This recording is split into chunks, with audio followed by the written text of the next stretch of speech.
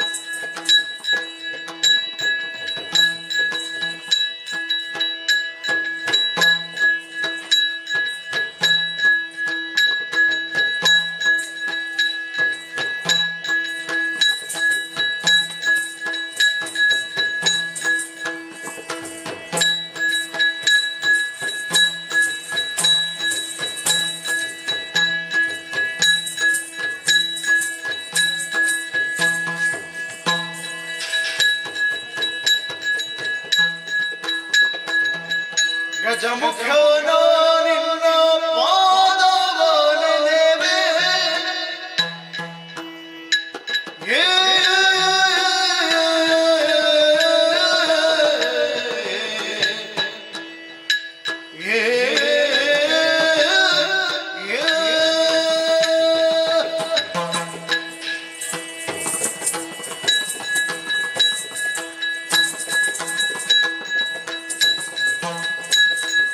ಗಜಮುಖನ ನಿನ್ನ ಪಾದವನೆನೆವೆ. ನಿಜವಾಗಿ ಕರುಣಿಸೋ ವರಗಳ ಪ್ರಭುವೇ. ನಿಜವಾಗಿ ಕರುಣಿಸೋ ವರಗಳ ಪ್ರಭುವೇ. ಗಜಮುಖನ ನಿನ್ನ ಪಾದವನೆನೆವೆ. ನಿಜವಾಗಿ ಕರುಣಿಸೋ ವರಗಳ ಪ್ರಭುವೇ.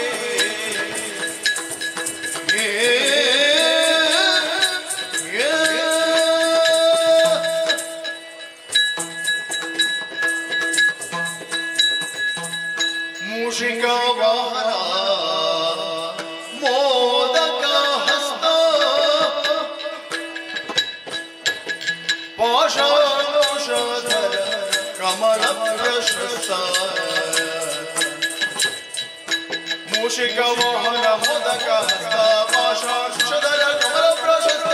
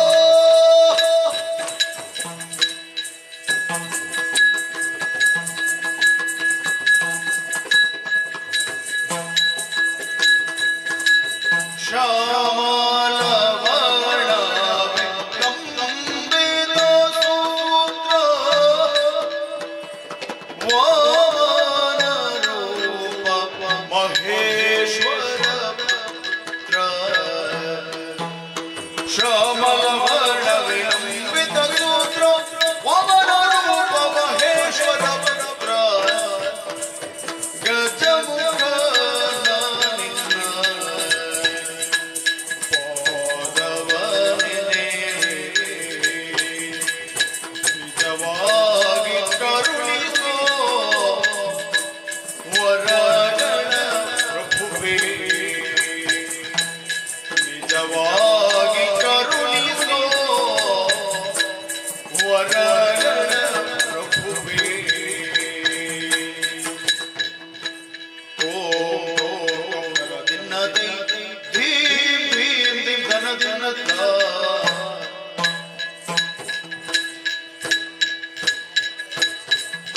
ತದೈ ದಿನ ದೈ ತದೈ ದಿನ ದೈ ತದೈ ದಿನ ದೈ ದೈ ದಿನ ದಾ ದಿನ ದೈ ದಿನ ದಾ ದಿನ ದೈ ದಿನ ದಾ ದಿನ ದೈ ದೈ ದತ್ತ.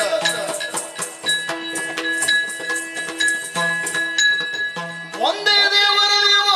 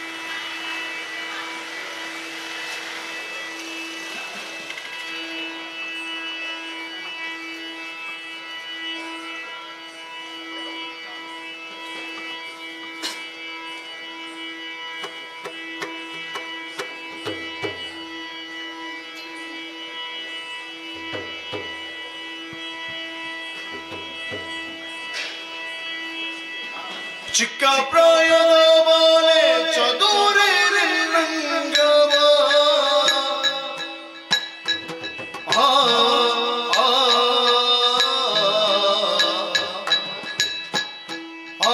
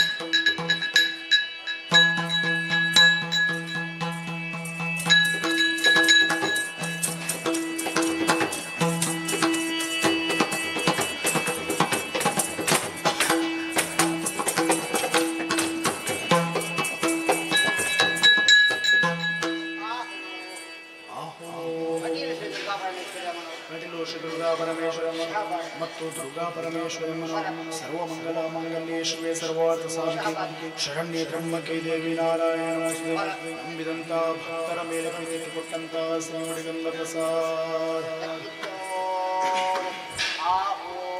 ಆಹೋ ಮೇಳದಲ್ಲಿ ವಾಸವಾಗಿರುವ ಶ್ರೀ ಮಹಾಗಣಪತಿ ದೇವರು ಮತ್ತು ಮಹಾಗಣಪತಿ ದೇವರು ಗಜಾನನ ಭೂತಗಣ ಸೇವಿತಂ ಕವಿತ್ತಾಜಂಬಬಲ ಸಾರವಕ್ಷಕಂ ಉಮಾಸ್ತಂಭಕ ವಿನಾಶಕಾರಂ ನಮಾಮಿ ಮಹೇಶ್ವರಾಪಾದಪಂಕಜಂ ನಂಬಿದಂತ ಭಕ್ತರ ಮೇಲೆ ಪ್ರೀತಿ ಕೊಟ್ಟಂತ ಶ್ರೀಮಡಿಗಂಧ ಪ್ರಸಾದ ಆಹೋ ಪುತ್ತಿಗೆಯಲ್ಲಿ ವಾಸವಾಗಿರುವಂತಹ ಶ್ರೀ ಸೋಮನಾಥೇಶ್ವರ ದೇವ ಮತ್ತು ಸೋಮನಾಥೇಶ್ವರ ದೇವ ನಂಬಿದಂತ ಭಕ್ತರ ಮೇಲೆ ಪ್ರಸಾದ ಆಹೋ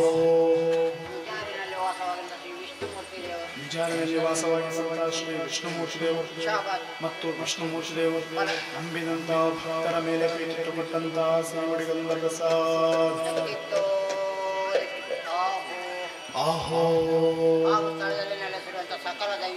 ಸ್ಥಳದಲ್ಲಿ ನೆಲೆಸಿರುವಂತಹ ಸಕಲ ದೈವಗಳು ಮತ್ತು ಸಕಲ ದೈವ ದೇವರು ನಂಬಿದಂತ ಭಕ್ತರ ಮೇಲೆ ಪ್ರೀತಿ ಕೊಟ್ಟಂತಹ ಶ್ರೀಮಡಿಗಂಧ ಪ್ರಸಾದ ಆಹೋ ಒಡತೂರು ಮತ್ತು ಶ್ರೀ ಸನತ್ ಕುಮಾರ್ ಶೆಟ್ಟಿಯವರು ಮತ್ತು ಸನತ್ ಕುಮಾರ್ ಶೆಟ್ಟಿಯವರು ಭಕ್ತಿಗಾರರು ಶಾಲೆಗಾರರು ಮಜುಗಾರರು ನಮ್ಮ ಮೇಲೆ ಪ್ರೀತಿ ಕೊಟ್ಟಂತ ತಟ್ಟೇಶ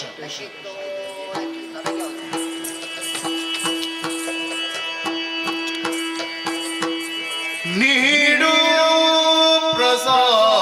ಪ್ರಸಾದವನು ಮಹಾದೇವಿ ಪಾಡುತ್ತ ಬೇಡುವೆನು ಮಹಾದೇವಿ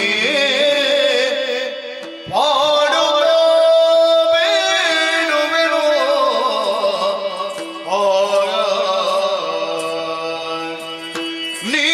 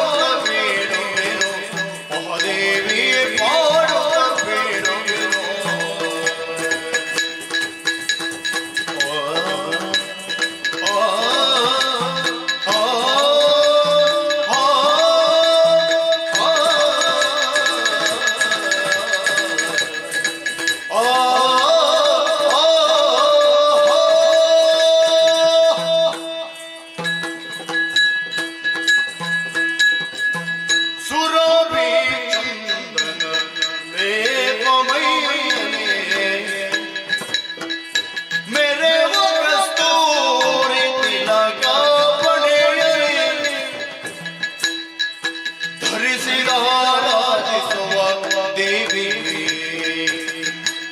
ಸುಪ್ರಸಾದವ ನೀಡು ಚಿನ್ಮಯಿ ಸುಪ್ರಸಾದವ ನೀಡು ಚಿನ್ಮಯಿ ಸುರಭಿ ಚಂದನಲೆ ಮಮಯಲೆ ಮೆರೆವಗೆ ಸುರಿತಿಲ ಗಮನೆಯಲಿ ಧರಿಸಿದ ರಾಜಿಸುವ ದೇವಿಯ ಸುಪ್ರಸಾದವ ನೀಡು ಚಿನ್ಮಯಿ ಹೂವಿನ ಪೂಜೆಯಿಂದ ಪ್ರಸನ್ನಳೆ ಇವುದು ಕುಸುಮ ಗಂಧ ಪ್ರಸನ್ನಳೆ ಇವುದು ಕುಸುಮ ಗಂಧ ಹೂವಿನ ಪೂಜೆಯಿಂದ ಪ್ರಸನ್ನಳೆ ಇವುದು ಕುಸುಮ ಗಂಧ ನೀಡು ಪ್ರಸಾದ ಮಹಾದೇವಿ ಪಾಡುತ್ತ ಬೇಡುವೆನು ಮಹಾದೇವಿ ಪಾಡುತ್ತ ಬೇಡುವೆನು ಓಂ ಓಂ ದೊಂ ದನ ದಿನ ಧೀಂ ಧೀಂ ಧೀಂ ಧೀಂ ದನ ದಿನ ಧ.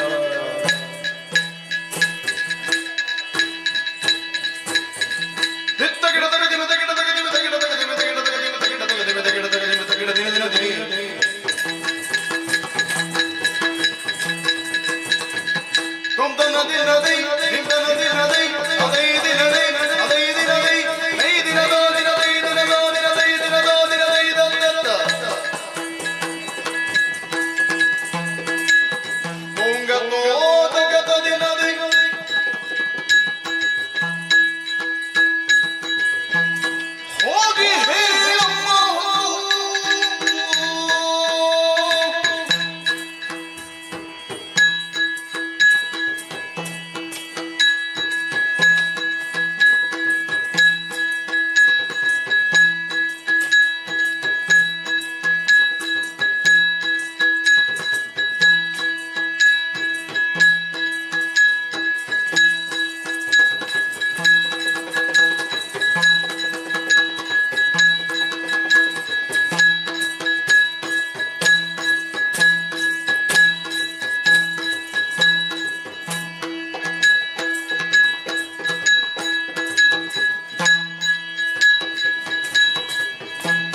ಕಣ್ಣವನ್ನು ಕಳುಹಿಸಿ ಬಾರದೆ ನಾಗೆ ಬನ್ನಿಸಿ ಮಾತನಾಡಲು ಸೇರದೆ ನಾಗೆ ಬನ್ನಿಸಿ ಮಾತನಾಡಲು ಸೇರದೆ ನಾಗೆ ಹೋಗಿ ಹೇಳಮ್ಮ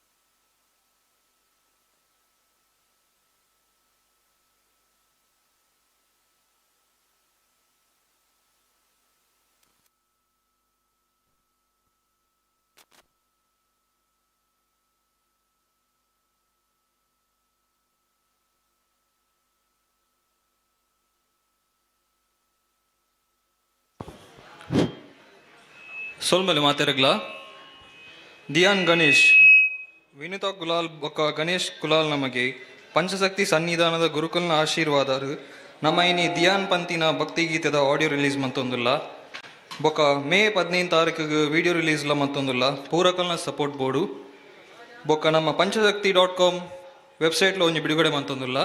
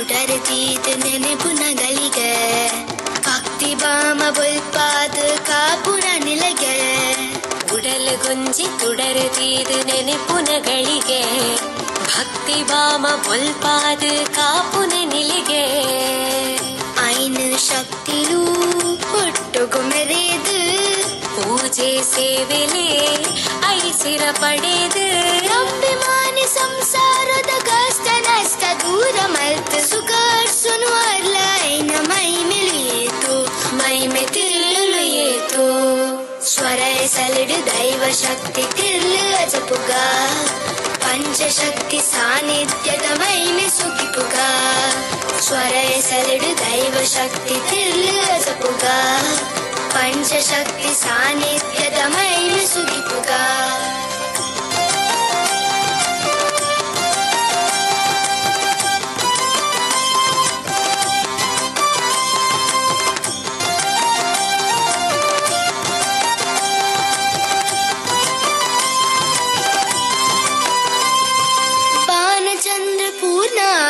ಇರನ ಪೊರ್ಲ ಮೋನೆ ಸೇರ್ದು ಅಮ್ಮ ದುರ್ಗೆ ಇರಿನ ರೂಪ ಕಾಂತಿ ಬೆಳಗಿಯೇ ಧೂಪ ದೀಪ ಪುರ್ಪ ಪರ್ದು ಇರಿನ ಪುಣ್ಯ ಸೇವೆ ಗಂಧ ಅರ್ಪಿಸಾದ ಶುದ್ಧ ನಡೆದ ಅಡ್ಡ ಪೂರಿಯೇ ಸಂಕಷ್ಟ ಜತ್ತಲು ದೂರ ಪೋಪುಂಡು ಸುಖ ಶಾಂತಿ ನೆಮ್ಮದಿ ನಿಚ್ಚ ಮುರಿಪುಂಡು ದುರ್ಗ ಪರಮೇಶ್ವರಿನ ಮೆಜಾರ ಕ್ಷೇತ್ರಡು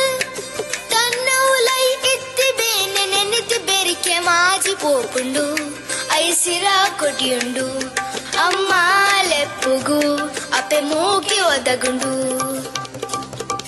ಸ್ವರ ಸಲಿಡು ದೈವ ಶಕ್ತಿ ತಿರ್ಲು ಅಜಪುಗ ಪಂಚಶಕ್ತಿ ಸಾನ್ನಿಧ್ಯದ ಮೈಮೆ ಸುಗಿಪುಗ ಸ್ವರ ಸಲಿಡು ದೈವ ಶಕ್ತಿ ತಿರ್ಲು ಅಜಪುಗ ಪಂಚಶಕ್ತಿ ಸಾನ್ನಿಧ್ಯದ ಮೈಮೆ ಸುಗಿಪುಗ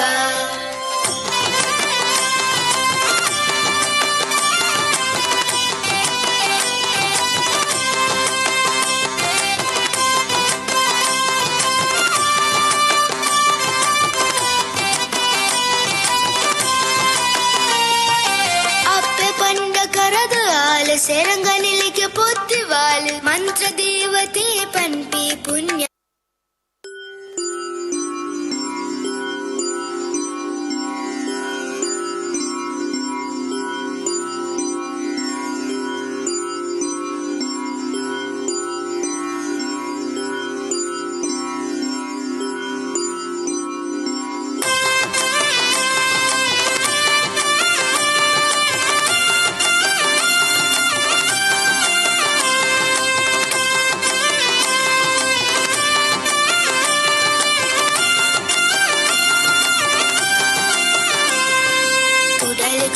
ತುಡರತೀದ ನೆನೆಪುನಗಳಿಗೆ ಭಕ್ತಿ ಬಾಮ ಬೊಲ್ಪಾದ ಕಾಪುರ ನಿಲಗೆ ಉಡಲು ಗೊಂಜಿ ತುಡರತೀದ ನೆನೆಪುನಗಳಿಗೆ ಭಕ್ತಿ ಬಾಮ ಬೊಲ್ಪಾದ ಕಾಪುನ ನಿಲಿಗೆ ಐನು ಶಕ್ತಿಲು ಒಟ್ಟುಗು ಮೆರೆದು ಪೂಜೆ ಸೇವೆಲೆ ಐಸಿರ ಪಡೆದು ಅಭಿಮಾನಿ ಸಂಸಾರದ ಕಷ್ಟ ನಷ್ಟ ದೂರ ಮಲ್ತು ಸುಖರ್ಸುನು ಅರ್ಲ ಐನ ಮೈ ಮೆಲಿಯೇತು ಮೈ ಮೆ ತಿರ್ಲು ಏತು ಸ್ವರ ಸಲಿಡು ದೈವ ಶಕ್ತಿ ತಿರ್ಲು ಅಜಪುಗ ಪಂಚಶಕ್ತಿ ಸಾನ್ನಿಧ್ಯದ ಮೈಮೆ ಸುಖಿಪುಗ ಸ್ವರ ಸಲಿಡು ದೈವ ಶಕ್ತಿ ತಿರ್ಲು ಅಜಪುಗ ಪಂಚಶಕ್ತಿ ಸಾನ್ನಿಧ್ಯದ ಮೈಮೆ ಸುಖಿಪುಗ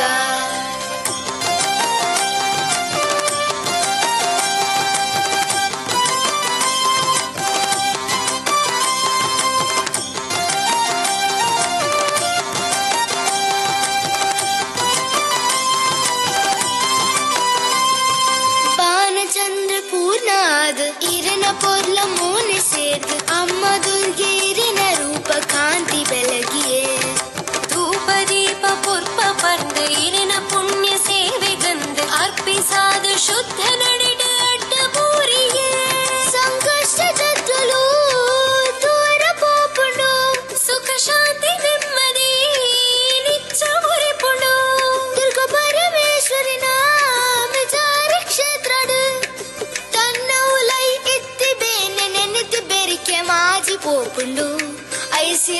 పొడియుండు అమ్మ లెప్పుగు అపె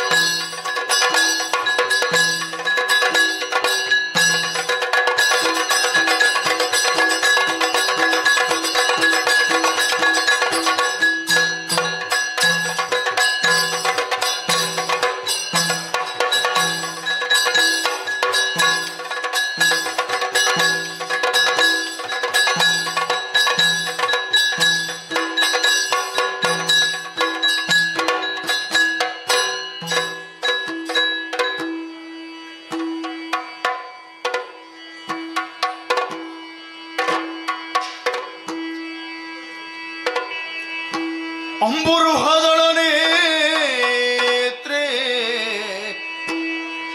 ಶ್ರೀ ದುರ್ಗಾಂಬಿಕೆಯ ಬಲಗೊಂಡು ಭಕ್ತಿಯೊಳು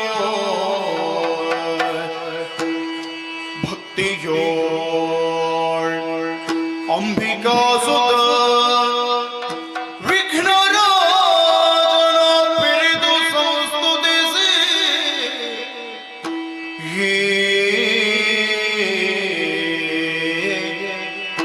ಅಂಬುನಿಧಿಯ ಕೈ ಮುಗಿದು ಅಂಬುಜಾಸನ ಬಾಣಿಯರ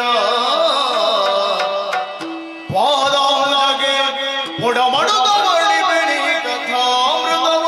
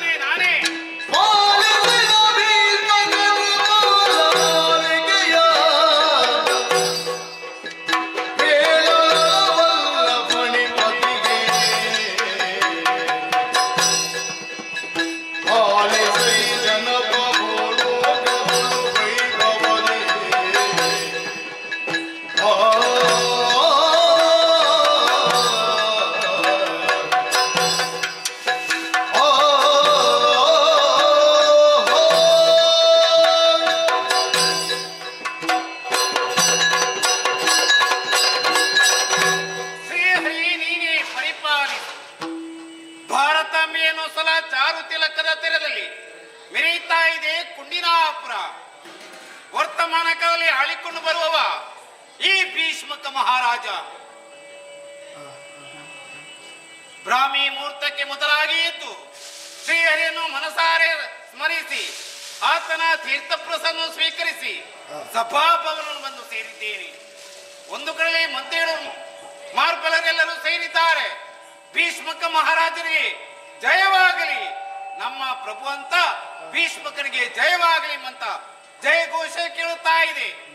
ಯಾಕೆ ಆ ರೀತಿಯಂತ ಆಡಳಿತವನ್ನು ಪ್ರಜೆಗಳಿಗೆ ಕೊಟ್ಟಿದ್ದೇನೆ. ಕ್ಷಾಮ ಡಾಮರಗಳೆಂಬುದೇ ಇಲ್ಲ. ಎಲ್ಲರೂ ಕೂಡ ಕ್ಷೇಮದಲ್ಲಿ ಸುಖದಲ್ಲಿ ದಿನವನ್ನು ಕಳೆಯುತ್ತಾ ಇದ್ದಾರೆ.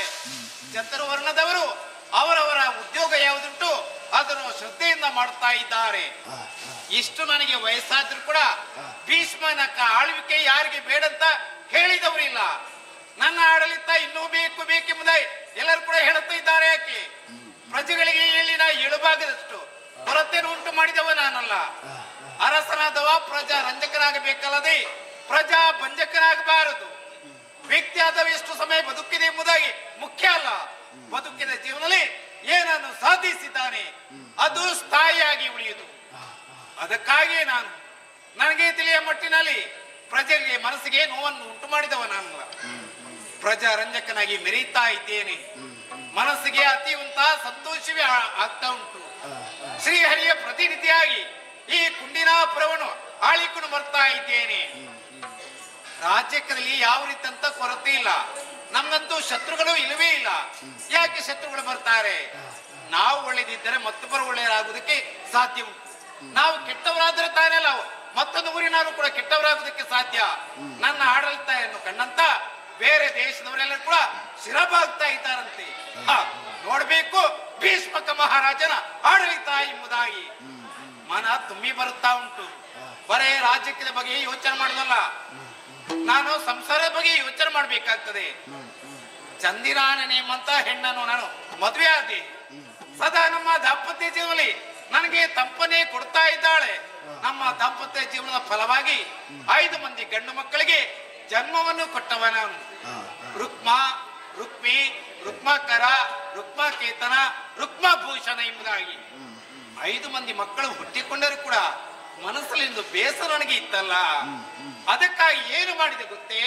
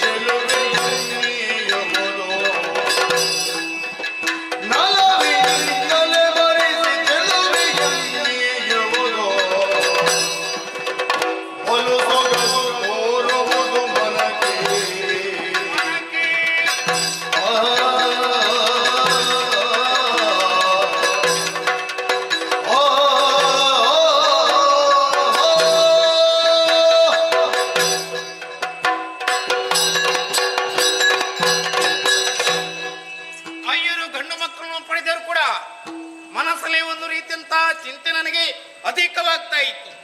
ಯಾಕೆ? ಒಂದು ಮನೆಯಿಂದ ಹೆಣ್ಣನ್ನು ನಾನು ಮದುವೆ ಆಗಿದ್ದೇನೆ, ಆ ಋಣ ಮಾತ್ರ ಹಾಗೆ ಉಂಟಲ್ಲ ಎಂಬುದಾಗಿ. ದಾನಗಳಲ್ಲಿ ಶ್ರೇಷ್ಠವಾದ್ದು ಕನ್ಯಾದಾನ. ಅದನ್ನು ಮಾಡಬೇಕು ತಾನೇ. ಅದನ್ನು ಮಾಡಬೇಕಾದ್ರೆ ಸುತೆ ಉದಿಸಬೇಕು. ನನಗೆ ಹೆಣ್ಣು ಮಗಳು ಇಲ್ಲ. ಅದಕ್ಕಾಗಿ ಕುಲಪುರೋಹಿತರು ಹೇಳಿಂತ ಮಾತು, ಹೆಣ್ಣನ್ನು ಪಡೆಯುವಂತ ಭಾಗ್ಯ ಉಂಟು ಮಹಾರಾಜ. ಅದಕ್ಕಾಗಿ ಮಹಾಲಕ್ಷ್ಮಿ ವ್ರತವನ್ನು ಮಾಡಬೇಕು ಎಂಬುದಾಗಿ ಭಕ್ತಿಯಿಂದ ಶ್ರದ್ಧೆಯಿಂದ ಮಹಾಲಕ್ಷ್ಮಿ ವ್ರತವನ್ನು ಕೈಗೊಂಡವ ನಾನು. ಅದರ ಮೂಲಕವಾಗಿ ನಾನು ಹೆಣ್ಣು ಮಗುವನ್ನು ಪಡೆದೆ. ಆಕೆಗೆ ರುಕ್ಮಿಣಿ ಎಂಬಂತ ಹೆಸರನ್ನು ಕೂಡ ಇರಿಸಿದೆ. ಒಂದು ದಿವಸ ಸುರಮುನಿಗಳಂತ ನಾರದರು ಬಂದು ಹೇಳಿಂತ ಮಾತು, ಈಕೆ ಸಾಕ್ಷಾತ್ ಲಕ್ಷ್ಮೀ ದೇವಿ, ಮುಂದಕ್ಕೆ ಶ್ರೀಹರಿಯನ್ನು ಈಕೆ ಮದುವೆ ಆಗ್ತಾಳೆ ಎಂಬುದಾಗಿ ಬೆಳೆಯುತ್ತಾ ಇದ್ದಾಳೆ. ಏನು ನಯ, ಏನು ವಿನಯ, ವಿದ್ಯೆಯನ್ನೆಲ್ಲ ಕರಗತ ಮಾಡಿಕೊಂಡಿದ್ದಾಳೆ. ಆದರೆ ಒಂದು ವಯಸ್ಸಿಗೆ ಬಂದ ಹೆಣ್ಣನ್ನು ಅರಮನೆಯಲ್ಲಿ ಇಟ್ಟುಕೊಳ್ಳುವುದಕ್ಕೆ ಆಗ್ತದಾ? ಮತ್ತೊಂದು ಕಡೆಗೆ ಮದುವೆ ಮಾಡಿ ಕೊಡ್ಬೇಕಲ್ಲ. ಆವಾಗ ಮನಸ್ಸಿಗೆ ಸಂತೋಷವೇ ಆಗ್ತದೆ. ಹೆಣ್ಣನ್ನು ಪಡೆದಂತ ತಂದೆ ತಾಯಿಗಳು ಆಸೆ ಪಡೆದು ಕೂಡ ಹಾಗೆ. ನಾವು ಬದುಕುವಾಗಲೇ ಹೆಣ್ಣನ್ನು ಮತ್ತೊಬ್ಬನ ಕೈಗೆ ಕೊಟ್ಟರೆ ಮತ್ತೆ ಕಣ್ಣು ಮುಚ್ಚಿದರೆ ನಮಗೆ ಮೋಕ್ಷ ಸಾಮ್ರಾಜ್ಯ ಸಿಗ್ತದೆ ಎಂಬುದಾಗಿ. ಈಕೆಯನ್ನು ಯಾರಿಗೆ ಮದುವೆ ಮಾಡಿ ಕೊಡುವುದು? ಅಂತಿಂತವರಿಗೆ ಕೊಡುವುದಲ್ಲ, ಕೊಡ್ಬೇಕಂತವನಿಗೆ ಕೊಡ್ಬೇಕು. ಅನವರತ್ತು ಶ್ರೀ ಶ್ರೀಹರಿಯನ್ನು ಧ್ಯಾನಿಸ್ತಾ ಇದ್ದಾಳೆ. ಶ್ರೀಹರಿಯೇ ಶ್ರೀಕೃಷ್ಣನಾಗಿ ಈ ಭೂಲೋಕದಲ್ಲಿ ಅವತಾರ ತಾಳಿದ್ದಾನೆ. ನನ್ನ ಮನಸ್ಸಲ್ಲಿ ಕೂಡ ಆಸೆ ಆಗಿ ಗೋಪಾಲ ಕೃಷ್ಣನಿಗೆ ಕೊಡಬೇಕು ಎಂಬುದಾಗಿ ಆಕೆಗೆ ಮನಸ್ಸುಂಟು, ನನ್ನ ಮನಸ್ಸು ಕೂಡ ಹಾಗೆ. ಏನೇ ಆಗಲಿ ಸ್ವಯಂವರ ಎಂಬುದಾಗಿ ರುಕ್ಮಿಣಿಗೆ ಆಗ್ಲೇಬೇಕು. ಆ ಮೂಲಕವಾಗಿ ಸಂತೋಷದಿಂದ ದಿನವೂ ನನಗೆ ಕಳೆಯೋದಕ್ಕಾಗ್ತದೆ. ಮತ್ತೆ ಯಾವ ರೀತಿಯಂತ ಚಿಂತೆ ಇಲ್ಲ. ಮತ್ತೆ ಹುಡುಗರಲ್ಲ, ವಯಸ್ಸಿಗೆ ಬಂದವರು ಮತ್ತೆ ಅವರು ಮದುವೆ ಆಗ್ತಾರೆ. ಅದರ ಬಗ್ಗೆ ನನಗೆ ಚಿಂತೆ ಅಲ್ಲ. ಏನೇ ಆಗಲಿ ನನ್ನ ಮಗಳಂತ ರುಕ್ಮಿಣಿಗೆ ಸ್ವಯಂವರ ಶ್ರೀಹರಿ ಅಂತ ಆ ಶ್ರೀಕೃಷ್ಣನಿಗೆ ಕೊಡುವುದು. ಅದಕ್ಕಾಗಿ ಮದುವೆಗೆ ಬೇಕಂತ ವ್ಯವಸ್ಥೆ ಮಾಡ್ಬೇಕಲ್ಲ. ಈಗಲೇ ಬೇಕಂತ ಸಿದ್ಧತೆಯನ್ನು ಮಾಡುವುದಕ್ಕಾಗಿ ಮಂತ್ರಿಯವರೆಲ್ಲ ಹೇಳಿಬಿಡ್ತೇನೆ.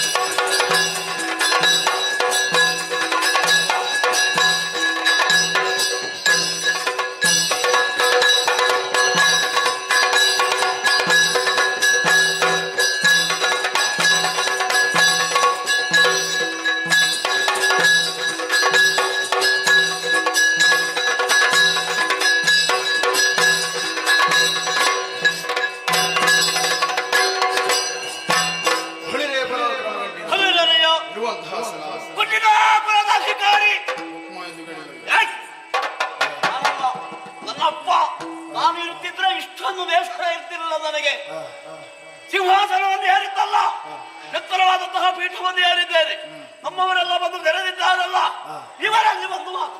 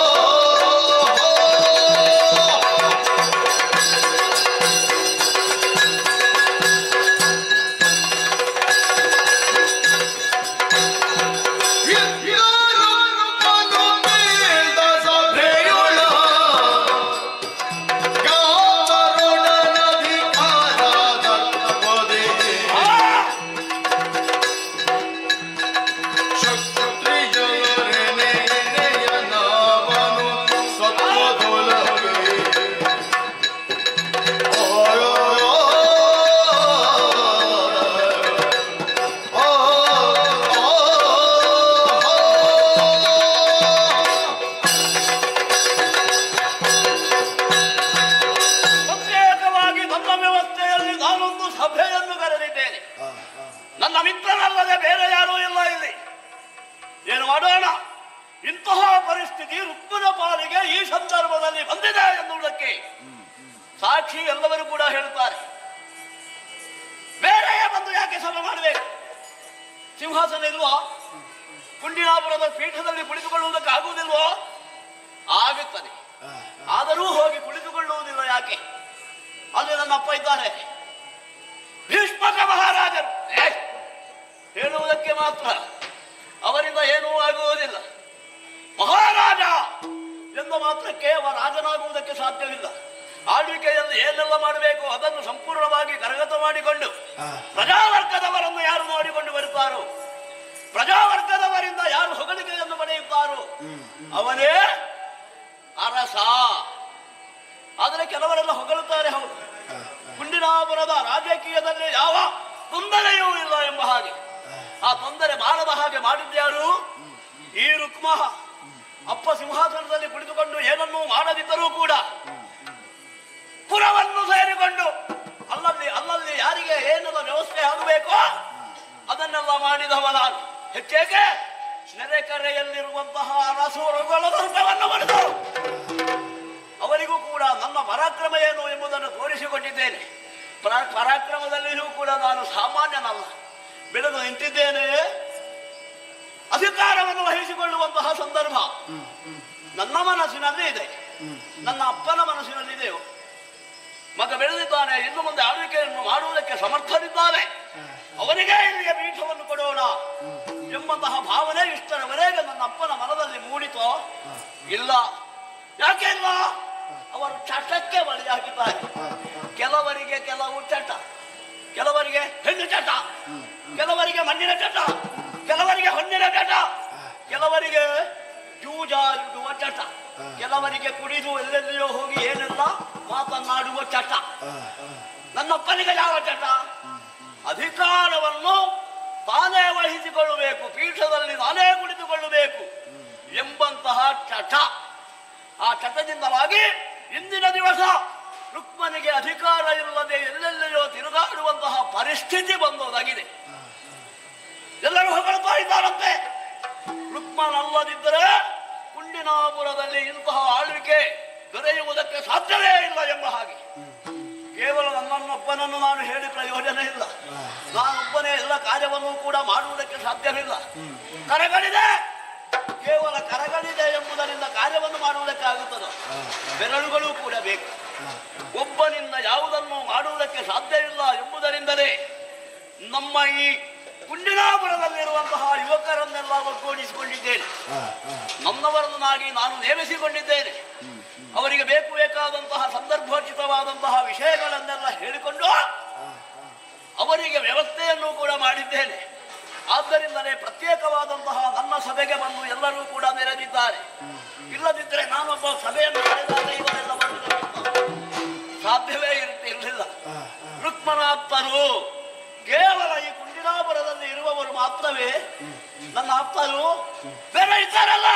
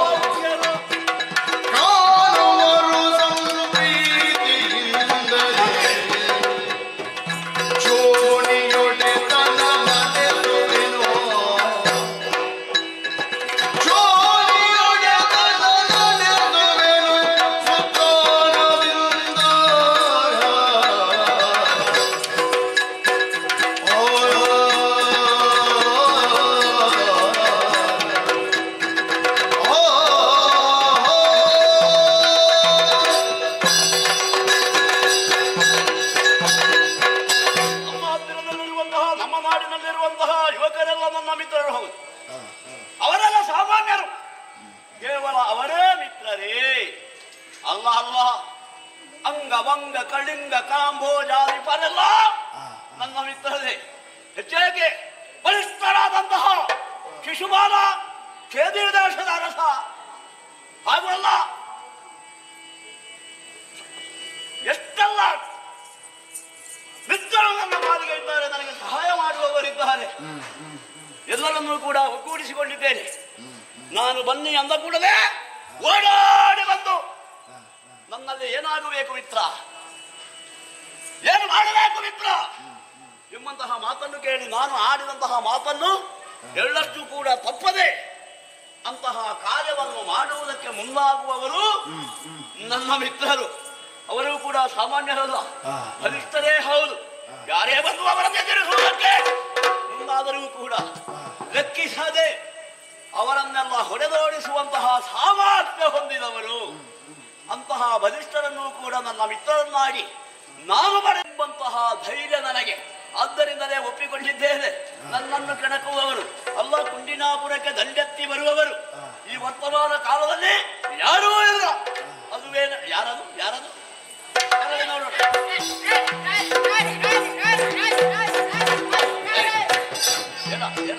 ಏನಾಯ್ತು ಏನಾಯ್ತು ನನಗೆ?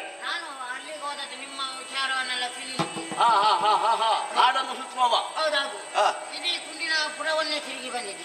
ಕುಂಡಿನಾಪುರದಲ್ಲಿ ಏನೆಲ್ಲ ಹೇಳ್ತಾರೆ ನನ್ನನ್ನು? ನಿಮ್ಮನ್ನು ಹೇಳ್ಬೇಕು ನೀವು, ವಿಶೇಷ ನನ್ನನ್ನೇ ಹೊಗಳ್ತಾರೆ. ನಿಮ್ಮನ್ನೇ ಹೋಗುದು ನಿಮಗೆ ಸಮವೇ ಇಲ್ಲ ಅಂತ. ಏಯ್, ಯಾರು ಹೇಳಿದ್ದ? ಅಲ್ಲೆಲ್ಲ ಹೋಗಿ ಹೇಳ್ತಾ ಇದ್ದಾರೆ ಸರಿ ಉಂಟು. ಸಮಾನತೆಯುಳ್ಳವರು ಬೇರೆ ಯಾರು ಇಲ್ಲ. ನಿಮಗೆ ಜೋಡಿ ಇಲ್ಲ ಅಂತ. ಏಯ್, ಜೋಡಿ ಇಲ್ಲ ಅಲ್ವ? ಜೋಡಿ. ಜೋಡಿ ಇಲ್ಲ ಹಾಗೆ ಎಲ್ಲ ಹೇಳ್ತಾ ಇದ್ದಾರೆ. ಹೌದಾ? ಮತ್ತೆ ಒಂದು ಕಡೆ ನೋಡ್ತೇನೆ ರಾಯರೇ, ನಿಮ್ಮದೊಂದು ಭಾವಚಿತ್ರ ಇಟ್ಟಿದ್ದಾರೆ. ಹೌದಾ? ಭಾವಚಿತ್ರ? ಅದೇ ಭಾವಚಿತ್ರ ಇಟ್ಟದ್ದು ಮಾತ್ರವಲ್ಲ, ಅದಕ್ಕೆ ಹೂವಿನ ಹಾರ ಹಾಕಿದ್ದಾರೆ. ಚೆಂಡು ಚೆಂಡು ಹೂವಿನ ಹಾರ, ಮತ್ತೆ ಬತ್ತಿ ಇಟ್ಟಿದ್ದಾರೆ.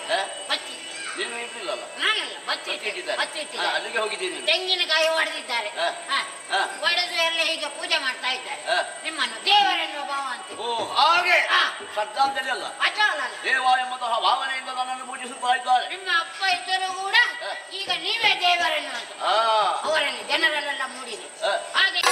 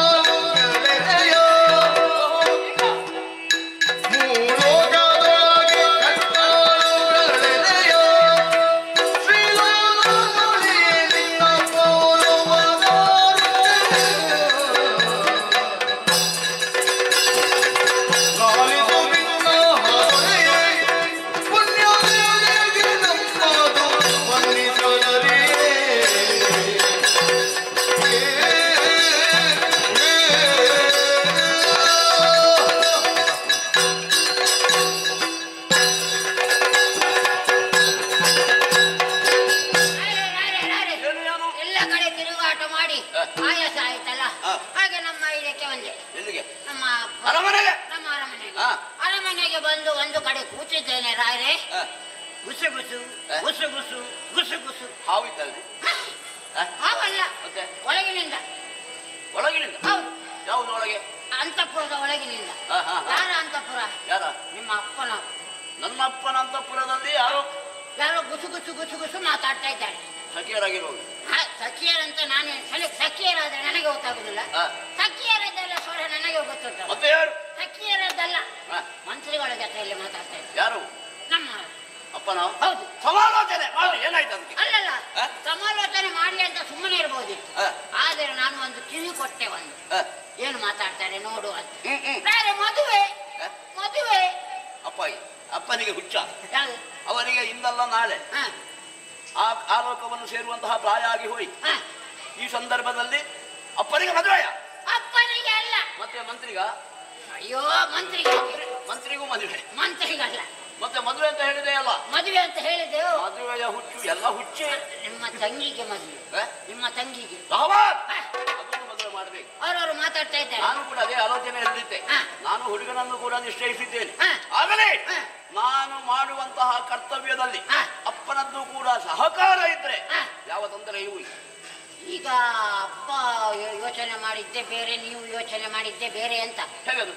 ಅಪ್ಪ ಬೇರೆ ಒಂದು ಹುಡುಗನನ್ನು ನಿಶ್ಚಯ ಮಾಡಿ ಆಗಿದೆ. ಯಾರವ ಹುಡುಗ? ನಿಮ್ಮ ಕೃಷ್ಣ.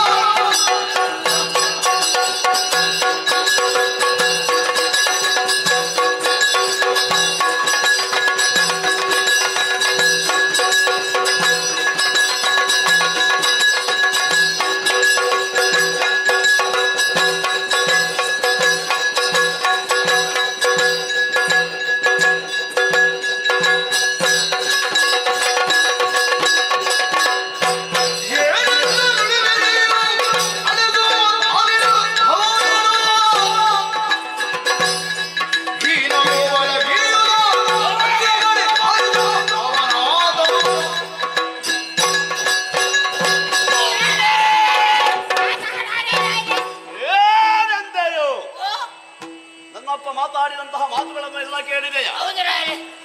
ಈ ಸಂದರ್ಭದಲ್ಲಿ ಅವರು ಮಾತಾಡಿದಂತಹ ಮಾತುಗಳು ಸತ್ಯವೇ? ಸತ್ಯ ಸತ್ಯ. ಆ ಗೋಪಾಲಕಗೆ ನನ್ನ ತಂಗಿಯನ್ನು ಕೊಟ್ಟು ಮದುವೆ ಮಾಡುವುದಕ್ಕೆ ನಿಶ್ಚಯಿಸಿದ್ದಾರೆ. ಹಾಗಾದ್ರೆ ನಮಗೆ ಯೋಗ್ಯತೆ ಇಲ್ವೇ? ನನ್ನ ತಂಗಿ ರುಕ್ಮಿಣಿಗೆ ಬೇರೆ ವರ ಸಿಕ್ಕುವುದಿಲ್ವೇ? ಅವನೇ ಆಗಬೇಕಾ? ಕೇವಲ ಗೋಪಾಲಕ ಗೋವುಗಳನ್ನು ಕಾಯುವಂತ ಮಾಡುವಂತಹ ಆ ಕಳ್ಳನಿಗೆ ನನ್ನ ತಂಗಿಯನ್ನು ಕೊಡುತ್ತೇನೆ ಎಂಬ ಹಾಗೆ ನನ್ನ ಅಪ್ಪ ತೀರ್ಮಾನವನ್ನು ಮಾಡಿದ್ದಾರೆ ಎನ್ನುವಾಗ ಅವರಿಗೆ ಪ್ರಾಯ ಹೆಚ್ಚಾಯಿತು ಅಂತ ಎಲ್ಲರಿಗೂ ಗೊತ್ತಾಗುತ್ತದೆ, ನನಗೂ ಗೊತ್ತಾಗುತ್ತದೆ. 60ರ ಮೇಲೆ ಅರೆಮರುಳಂತೆ ನನ್ನಪ್ಪನಿಗೆ ಮರಳು ಪ್ರಾರಂಭವಾಗಿದೆ. ಇಲ್ಲದಿದ್ದರೆ ಇಂತಹ ಅವ್ಯವಸ್ಥೆಯನ್ನು ಮಾಡುವುದಕ್ಕೆ ಖಂಡಿತವಾಗಿಯೂ ಅವರು ಮನ ಮಾಡುತ್ತಿರಲಿಲ್ಲ. ಅಪ್ಪನನ್ನು ಯಾರೋ ಮಂಕು ಮರಳು ಮಾಡಿದ್ದಾರೆ. ಇಂತಹ ವಿಚಾರದಲ್ಲಿ ಮುನ್ನಡೆಯುವುದಕ್ಕೆ ಸಾಧ್ಯವೇ ಇಲ್ಲ. ಯಾರೋ ಕಿವಿ ಊದಿ ಇಂತಹ ಮದುವೆಯನ್ನು ಈ ರೀತಿಯಾಗಿ ಮಾಡಿ ಎಂಬ ಹಾಗೆ ಹೇಳಿದ್ದ ಕಾರಣ ನನ್ನ ತಂಗಿಯನ್ನು ಗೋಪಾಲಕಗೆ ಮದುವೆ ಮಾಡುವುದಕ್ಕೆ ತೀರ್ಮಾನ ಮಾಡಿದ್ದಾರೆ. ಮಂತ್ರಿ ಹೇಳಿಕೊಟ್ಟಿರ್ಬಹುದು, ಅಪ್ಪನ ಜೊತೆಯಲ್ಲಿ ಕೆಲವರಿದ್ದಾರಲ್ಲ ತಲೆ ತಿನ್ನುವವರು, ಅವರು ಏನೋ ಹೇಳಿಕೊಟ್ಟಿದ್ದಾರೆ. ಅವರು ಹೇಳುವುದು ಯಾಕೆ? ಏನಾದರೂ ಸಿಕ್ಕುತ್ತದೋ ನಿಮ್ಮಂತಹ ಭಾವನೆಯಿಂದ ಏನಾದರೂ ಹೇಳಿ ಅವರ ಕೈ ತುಂಬ ಹಿಡಿದುಕೊಂಡು ಹೋಗುವಂತಹ ವ್ಯಕ್ತಿಗಳು. ಆದ್ದರಿಂದಲೇ ಈ ವಿಚಾರದಲ್ಲಿ ಅಪ್ಪ ಒಪ್ಪಿಗೆಯನ್ನು ಕೊಟ್ಟಿದ್ದಾರೆ ಅಂತ ಕಾಣುತ್ತದೆ. ಬಿಡಬಹುದೇ? ಬಿಡಬಹುದೇ?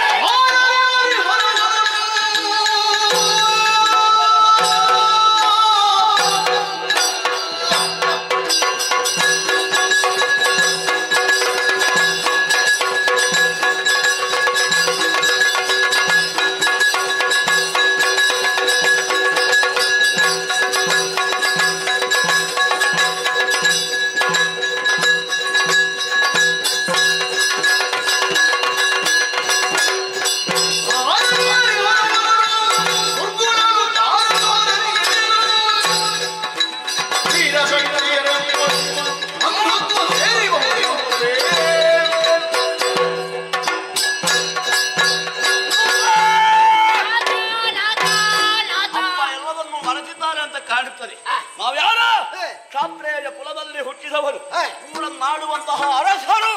ನಮ್ಮ ಯೋಗ್ಯತೆ ಏನು ಎಂಬುದನ್ನು ನಮ್ಮ ತಂದೆ ಮರೆತು ಇಂತಹ ವ್ಯವಹಾರಕ್ಕೆ ಕೈ ಹಾಕಿದ್ದಾರೆ ಎಂಬುದೇ ಸತ್ಯ.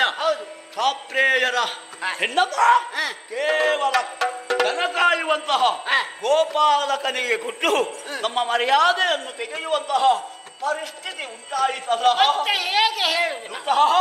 ಇಷ್ಟರವರೆಗೆ ರಾಜಕೀಯವಾಗಿ ನಾನು ಬೇಕಿತ್ತು. ಈ ನಮ್ಮ ಈ ಕುಂಡಿಲಾಪುರವನ್ನು ಎಷ್ಟು ಚೆನ್ನಾಗಿ ನೋಡಿಕೊಂಡು ಬಂದಿದ್ದೇನೆ. ಯಾರಿಗೂ ಕೂಡ ನಮ್ಮ ಆಳ್ವಿಕೆಯಲ್ಲಿ ತೊಂದರೆ ಇಲ್ಲ ಎಂಬುದನ್ನು ನಾನು ತೋರಿಸಿಕೊಟ್ಟಿದ್ದೇನೆ. ಅಪ್ಪ ಏನು ಮಾಡಿದ್ದಾರೆ? ಏನು ಮಾಡಲಿಲ್ಲ. ಸಿಂಹಾಸನದಲ್ಲಿ ಕುಳಿತುಕೊಂಡದ್ದು ನಾನೇ ಅರಸ ಎಂದು ಹೇಳಿಸಿಕೊಂಡದ್ದು ಮಾತ್ರ. ಅವರು ಯಾವ ಕರ್ತವ್ಯವನ್ನು ನಿಭಾಯಿಸಿದ್ದಿಲ್ಲ. ಕರ್ತವ್ಯವನ್ನು ಮಾಡುವುದಕ್ಕೆ ಅವರಿಗೆ ಹೇಳುವುದಕ್ಕಾಗುತ್ತದೆ. ಕಾಡು ಬಾಬಾ ಅನ್ನುತ್ತದೆ, ಕಾಡು ಹೋಗು ಅನ್ನುತ್ತದೆ. ಉಂಟಾ? ಹಾಗಾದರೆ ನಾನು ಇಷ್ಟೊಂದು ಕಷ್ಟಪಟ್ಟು ಉಳಿಸಿದಂತಹ ಮರ್ಯಾದೆಯನ್ನು ನನ್ನಪ್ಪ ತೆಗೆಯುವುದಕ್ಕೆ ಮುಂದಾಗುತ್ತಾರೆ ಅನ್ನುವಾಗ ಅದನ್ನು ವಿಚಾರಿಸದೇ ಇದ್ರೆ ಎಲ್ಲರೂ ಕೂಡ ನನ್ನನ್ನು ಹುಚ್ಚ ಅಂತ ಹೇಳುವುದಿಲ್ಲ. ಅಂತಹ ಮಾತು ಯಾರ ಬಾಯಿಂದಲೂ ಬರಬಾರದು. ನಾನು ಏನೂ ಅಲ್ಲ ಎಂಬುದನ್ನು ಯಾರೂ ಕೂಡ ಹೇಳಬಾರದು. ಅನರ್ಥ ಆದಾಗ ಅದನ್ನು ವಿಚಾರಣೆ ಮಾಡಿ ಅದಕ್ಕೆ ಸೂಕ್ತವಾದಂತಹ ಮಾರ್ಗದರ್ಶನವನ್ನು ಕೊಡಬೇಕಾದ್ದು ನನ್ನ ಕರ್ತವ್ಯ. ಆದ್ದರಿಂದ ಎಲ್ಲಿದ್ದಾರಪ್ಪ? ಅಪ್ಪ ಎಲ್ಲಿದ್ದಾರೆ?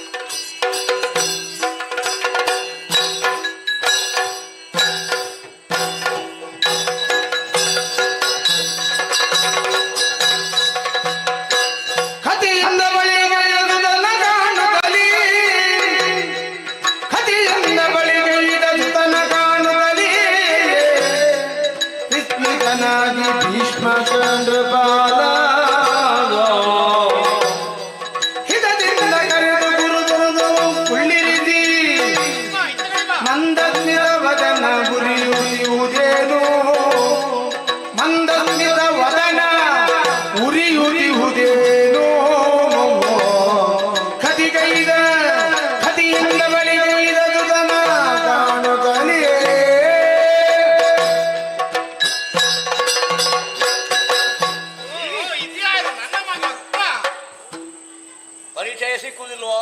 ಪರಿಚಯ ಈಗ ನನಗೆ ಸಿಕ್ಕಿತ್ತು. ಇಷ್ಟು ದೊಡ್ಡದಾದ ಮೇಲೂ ನಿಮಗೆ ನಾನು ಯಾರು ಎಂಬುದು ಗೊತ್ತಾಗಲಿಲ್ವಾ?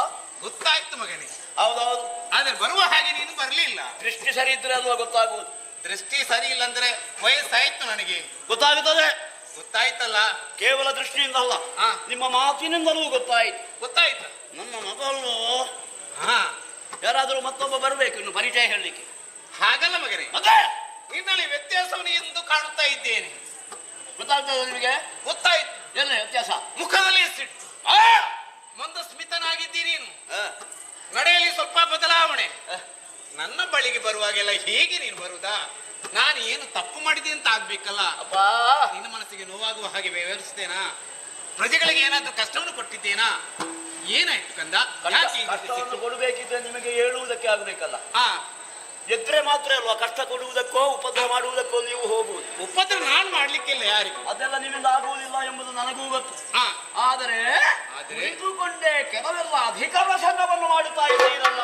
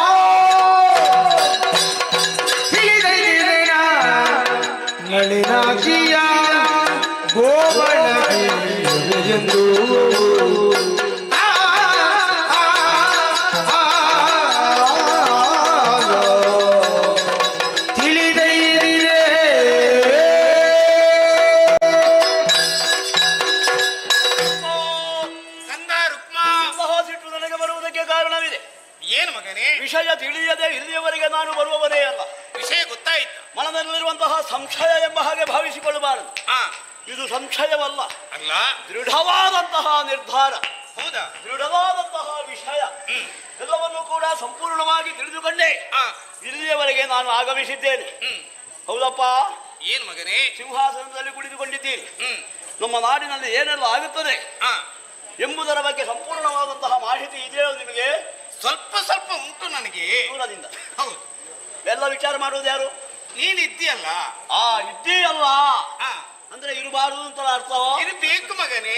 ನಾನು ಇದ್ದೇನೆ. ಹೌದು, ಯುವರಾಜ ಅಲ್ವಾ? ಎಲ್ಲವನ್ನು ಕೂಡ ಸರಿಯಾಗಿ ನೋಡಿಕೊಂಡು ಬರ್ತಾ ಇದ್ದೇನೆ. ಹಾ, ಆದರೆ ಆದರೆ ಯಾವುದಾದರೂ ಒಂದು ವ್ಯವಹಾರವನ್ನು ಮಾಡುವಾಗ ಹಾ, ಹೆಗಲತ್ತರಕ್ಕೆ ಬೆಳೆದಂತಹ ಮಗ ಇದ್ದಾನೆ, ಅವರಲ್ಲಿ ಒಂದು ವಿಷಯ ಕೇಳಬೇಕು. ಹಾ, ನಿಮ್ಮಂತಹ ಮನಸ್ಸು ನಿಮಗೆ ಮೂಡಲಿಲ್ಲ ಅಂತ ಕಾಣುತ್ತದೆ. ನಿನ್ನಲ್ಲಿ ಕೇಳದ ಯಾವುದು ವ್ಯವಹಾರ ನನ್ನದಿಲ್ಲ. ಇಷ್ಟರವರೆಗೆ ಇರಲಿಲ್ಲ, ಇಲ್ಲ. ಈಗ ಅಧಿಕ ಪ್ರಸಂಗ ಮಾಡಿದ್ದೀರಾ ಅಂತ. ಅಧಿಕ ಪ್ರಸಂಗ ಸುದ್ದಿಯನ್ನು ಕೇಳುವಾಗ ಹಾಗೆ ಅನ್ನಿಸುತ್ತಾ ಇದೆ. ಹೌದಾ? ಹಾಗೆ ಮಾಡಲಿಲ್ಲ. ಮಾಡ್ಲಿಲ್ಲ ಅಪ್ಪ ಮಗನೇ. ನಮ್ಮ ಯೋಗ್ಯತೆ ಏನು? ನಾವು ಕ್ಷತ್ರಿಯರು. ನಮ್ಮ ಘನಸ್ಥಿತಿ ಏನು? ಮತ್ತೆ ಅದಕ್ಕೆ ಸರಿಯಾದಂತಹ ವ್ಯವಹಾರವನ್ನೇ ನಾವು ಮಾಡಬೇಕಲ್ಲ. ಮಾಡ್ಲೇಬೇಕು. ಅದಕ್ಕೆ ವಿರುದ್ಧವಾದಂತಹ ವ್ಯವಹಾರವನ್ನು ಮಾಡಿದ್ರೆ ಹಾ, ನಮ್ಮ ಮುಖಕ್ಕೆ ನಾವೇ ಮಸಿ ಬಳಿದಂತ ಆಗುತ್ತದೆ. ಮತ್ತೊಬ್ಬರು ಛೀ ಥೂ ಅಂತ ಹೇಳುವ ಹಾಗೆ ನಾವು ವ್ಯವಹರಿಸಬಾರ್ದು. ಹಾಗೆ ಆಯ್ತಲ್ಲ? ಹಾಗೆ ಇನ್ನೊಬ್ಬರು ಉಗುಳುವಂತಹ ಪರಿಸ್ಥಿತಿ ನಿಮ್ಮಿಂದ ಉಂಟಾಗಿದೆ. ಈ ವಯಸ್ಸಲ್ಲಿ ಅಂತ ಕೃತ್ಯರು ಎಸಗಿದೇನಾ? ಎಸಗಲಿಲ್ವಾ? ಇಲ್ಲಿ ಗೊತ್ತೇ ಆಗ್ಲಿಲ್ವಾ? ನಿನಗೆ ಗೊತ್ತಾಗ್ಲಿ ಒಗ್ಗಟ್ಟುತನಾಗಿ ಮಾತನಾಡ್ತಿದ್ದೆ. ನನ್ನಲ್ಲಿ ಸುಳ್ಳು ಹೇಳ್ತೀರಾ?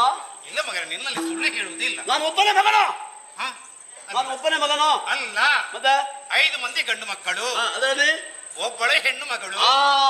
ಗಂಡು ಮಕ್ಕಳು ಹಾಗೆ ಇರ್ಲಿ. ಹಾ, ನನ್ನಿಂದ ಮತ್ತೆ ಏನೆಲ್ಲ ಮಾಡ್ತಾ ಇದ್ದಾರೆ, ಹ್ಮ್, ಅವರಿಗೆ ಬೇಕಾದಂತಹ ವ್ಯವಸ್ಥೆಯನ್ನು ಕೂಡ ನಾನೇ ಮಾಡುತ್ತೇನೆ. ಮಾಡ್ತೀನಿ. ಅದೇನೇ ಹಾ, ನನ್ನ ತಂಗಿ ರುಕ್ಮಿಣಿ ಹಾ, ಪ್ರಾಯ ಎಷ್ಟಾಯ್ತು?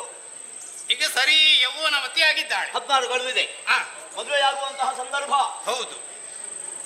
ಅದರ ಬಗ್ಗೆ ಆಲೋಚನೆ ಮಾಡುವುದಕ್ಕೆ ಅಣ್ಣನಾದಂತಹ ನಾನಿದ್ದೇನೆ.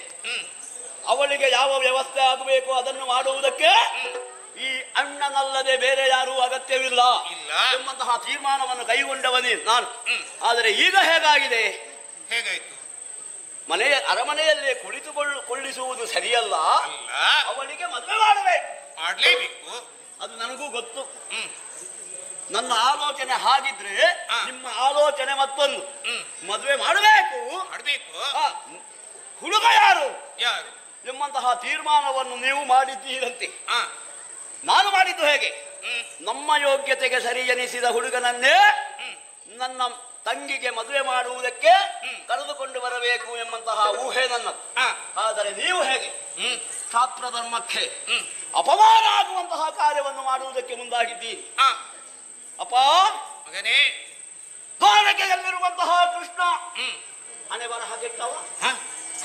ಅವನಿಗೆ ನಿಮ್ಮ ಮಗ ನನ್ನ ತಂಗಿಯಾದಂತಹ ರುಕ್ಮಿಣಿಯನ್ನು ಮದುವೆ ಮಾಡಿ ಕೊಡುತ್ತೇನೆ ಎಂಬ ಹಾಗೆ ನೀವು ಯಾರಲ್ಲಿಯೋ ಹೇಳುತ್ತಾ ಇದ್ದೀರಂತೆ. ಅದನ್ನು ಕೇಳಿಯೇ ಇಲ್ಲಿಯವರೆಗೆ ನಿಮ್ಮನ್ನು ವಿಚಾರಿಸುವುದಕ್ಕೆ ಬಂದಿದ್ದೇನೆ. ನೀವು ಹೇಳಿದ್ದು ಹೌದಾ ಅಲ್ಲ ಸುಳ್ಳ? ಸತ್ಯವ ಸುಳ್ಳ? ಹೇಳಿದ್ದು ಹೌದಾ? ಇದಕ್ಕೆ ನಿನಗೆ ಸಿಟ್ಟ? ನಿತ್ಯ ಮೂರ್ತಿಯ ಪುತ್ರಿಯೋ ಭಕ್ತಿಯೋ ಅರ್ಚಿಸುವುದಾ?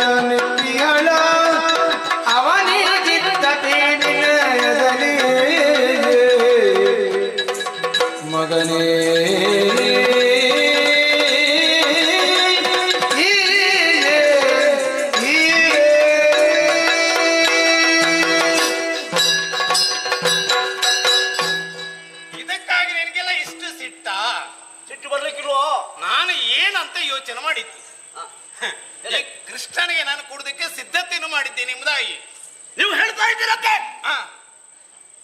ಗೊತ್ತಾಗಿದೆ ನನಗೆ. ನಂದನ ಕಂದನಂತ ಕೃಷ್ಣನಿಗೆ ನಂದನ ಕಂದ ಆಗಿರ್ಬೋದು. ಯಾಕೆ ನಾನು ಅದಕ್ಕಾಗಿ ಮನ ಮಾಡಿದ್ದೇನೆ ಎಂಬುದಾಗಿ ಯೋಚನೆ ಮಾಡು. ಯಾಕೆ?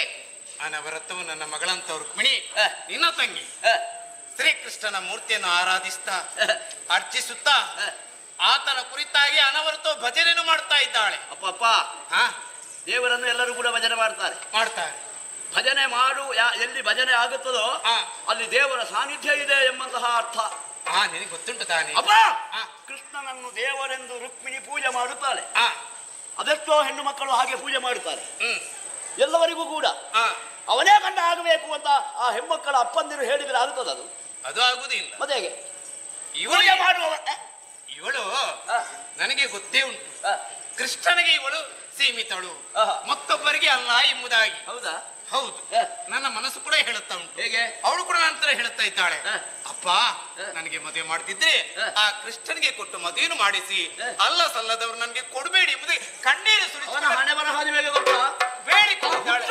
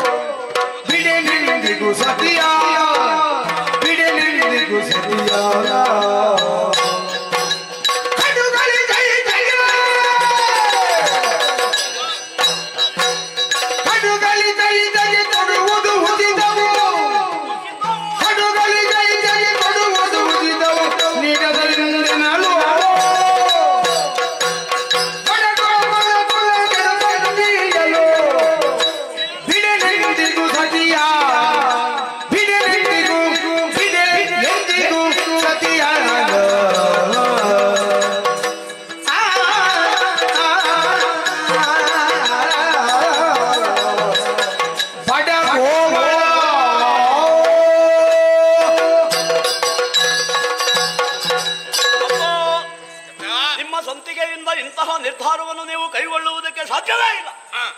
ಯಾರೋ ಬಂದು ನಿಮ್ಮ ತಲೆಯನ್ನು ತಿಂದರು. ಆ ಗೋಗಳ ಅಂದರೆ ದೇವ ಎಲ್ಲರೂ ಪೂಜೆ ಮಾಡುತ್ತಾ ಇದ್ದಾರೆ. ಅದು ನನ್ನ ತಂಗಿಗೂ ಕೂಡ ಹಾಗೆ. ನನಗೆ ಗೊತ್ತಿಲ್ಲ, ಗೊತ್ತಿರುತ್ತಿದ್ರೆ ಆ ಕೃಷ್ಣನ ಮೂರ್ತಿ ಉಂಟಲ್ಲ ಅದನ್ನು ತೆಗೆದು ವಿಸರ್ಜಿಸಿದೆ. ನನಗೆ ಗೊತ್ತಿಲ್ಲದ ಹಾಗೆ ಪೂಜೆ ಮಾಡುತ್ತಾಳೆ. ಅವಳಿಗೂ ಕೂಡ ಯಾರೋ ಬಂದು ಹೇಳಿದ್ದಾರೆ ಕೃಷ್ಣ ಹಾಗೆ ಕೃಷ್ಣ ಹೀಗೆ ಅವ ದೇವ ಎಂಬ ಹಾಗೆ. ಹಾಗೆ ರುಕ್ಮಿಣಿ ಪೂಜೆ ಮಾಡುತ್ತಾ ಇದ್ದಾಳೆ. ಆದ್ರೆ ನೀವು ಕೂಡ ಯಾರು ಯಾರ ಮಾತನ್ನು ಕೇಳಿ ಆ ಕೃಷ್ಣ ಅವ ಪರಮಾತ್ಮ ಎಂಬ ಹಾಗೆ ಹೇಳುತ್ತಾ ಇದ್ದೀರಲ್ಲ, ಅವನ ಮೇಲೆ ಎಷ್ಟೆಲ್ಲ ಅಪವಾದ ಉಂಟು ಗೊತ್ತಾ? ಜಾತಿ ಕೂಡ ಹಾಗೆ, ನಿಕೃಷ್ಟ ಜಾತಿ, ಗೋವಳ ಜಾತಿಯಲ್ಲಿ ಹುಟ್ಟಿದ ಆತ ಕ್ಷಾತ್ರೇಯ ಧರ್ಮಕ್ಕನುಗುಣವಾಗಿ ನನ್ನ ತಂಗಿಯನ್ನು ಮದುವೆಯಾಗುತ್ತಾನೆ ಎಂದು ಹೇಳಿ ಬಂದರೂ ಖಂಡಿತವಾಗಿಯೂ ಕೊಡಲಾರೆ. ನಿಮ್ಮದು ಏನೂ ಇಲ್ಲ ಈಗ. ಹೌದಾ? ಕೇವಲ ಒಂದು ಅಷ್ಟೇ ನಿಮ್ಮದು. ಅಷ್ಟಕ್ಕೆ ಮಾತ್ರ. ಈ ಆಳ್ವಿಕೆಯ ಒಳಗೆ ಏನೆಲ್ಲ ಆಗಬೇಕು, ಏನೆಲ್ಲ ಮಾಡಬೇಕು ಅದು ಈ ರುಕ್ಮನಿಗೆ ಮೀಸಲು. ರುಕ್ಮ ಹೇಳಿದ ಹಾಗೆ ನಡೆಯಬೇಕು. ನಾನೇನು ಸಣ್ಣ ಮಗುವಲ್ಲ, ಅಲ್ಲ, ಬೆಳೆದಿದ್ದೇನೆ, ಎತ್ತರಕ್ಕಿದ್ದಿ, ಕೇವಲ ಯುವಕ ಅಲ್ಲ, ಯವನಾವಸ್ಥೆಯಿಂದ ವೃದ್ಧಾಪ್ಯಗೆ ಮರಳುವಂತಹ ಸನ್ನಿವೇಶ ಇದು. ನನ್ನ ಬಗ್ಗೆ ಸ್ವಲ್ಪವೂ ನೀವು ಆಲೋಚನೆ ಮಾಡಿದ್ದಿಲ್ಲ. ಅದು ಬಿಡಿ, ನಾನು ಮಾಡಿಕೊಳ್ಳುತ್ತೇನೆ. ತಂಗಿಯ ಭವಿಷ್ಯವನ್ನು ಹಾಳು ಮಾಡುವುದಕ್ಕೆ ಖಂಡಿತವಾಗಿಯೂ ನಾನು ಬಿಡಲಾರೆ. ಅವಳನ್ನು ಯಾರಿಗೆ ಕೊಡಬೇಕು ಗೊತ್ತಾ? ಅದನ್ನು ನಾನು ತೀರ್ಮಾನ ಮಾಡಿ ಆಗಿದೆ. ಪರಾಕ್ರಮಿ, ರೂಪವಂತಹ ಅವ ಅಂದ್ರೆ ಎಲ್ಲರೂ ಕೂಡ ನಡುಗುತ್ತಿದ್ದಾರೆ. ಹೌದಾ?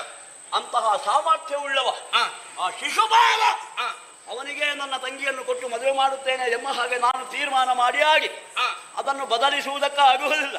ನಿಮ್ಮ ನಿರ್ಧಾರ ಉಂಟಲ್ಲ, ಅದನ್ನು ಬಿಟ್ಟು ಬಿಡಿ. ಕೃಷ್ಣನ ಬಗ್ಗೆ ಏನಂತ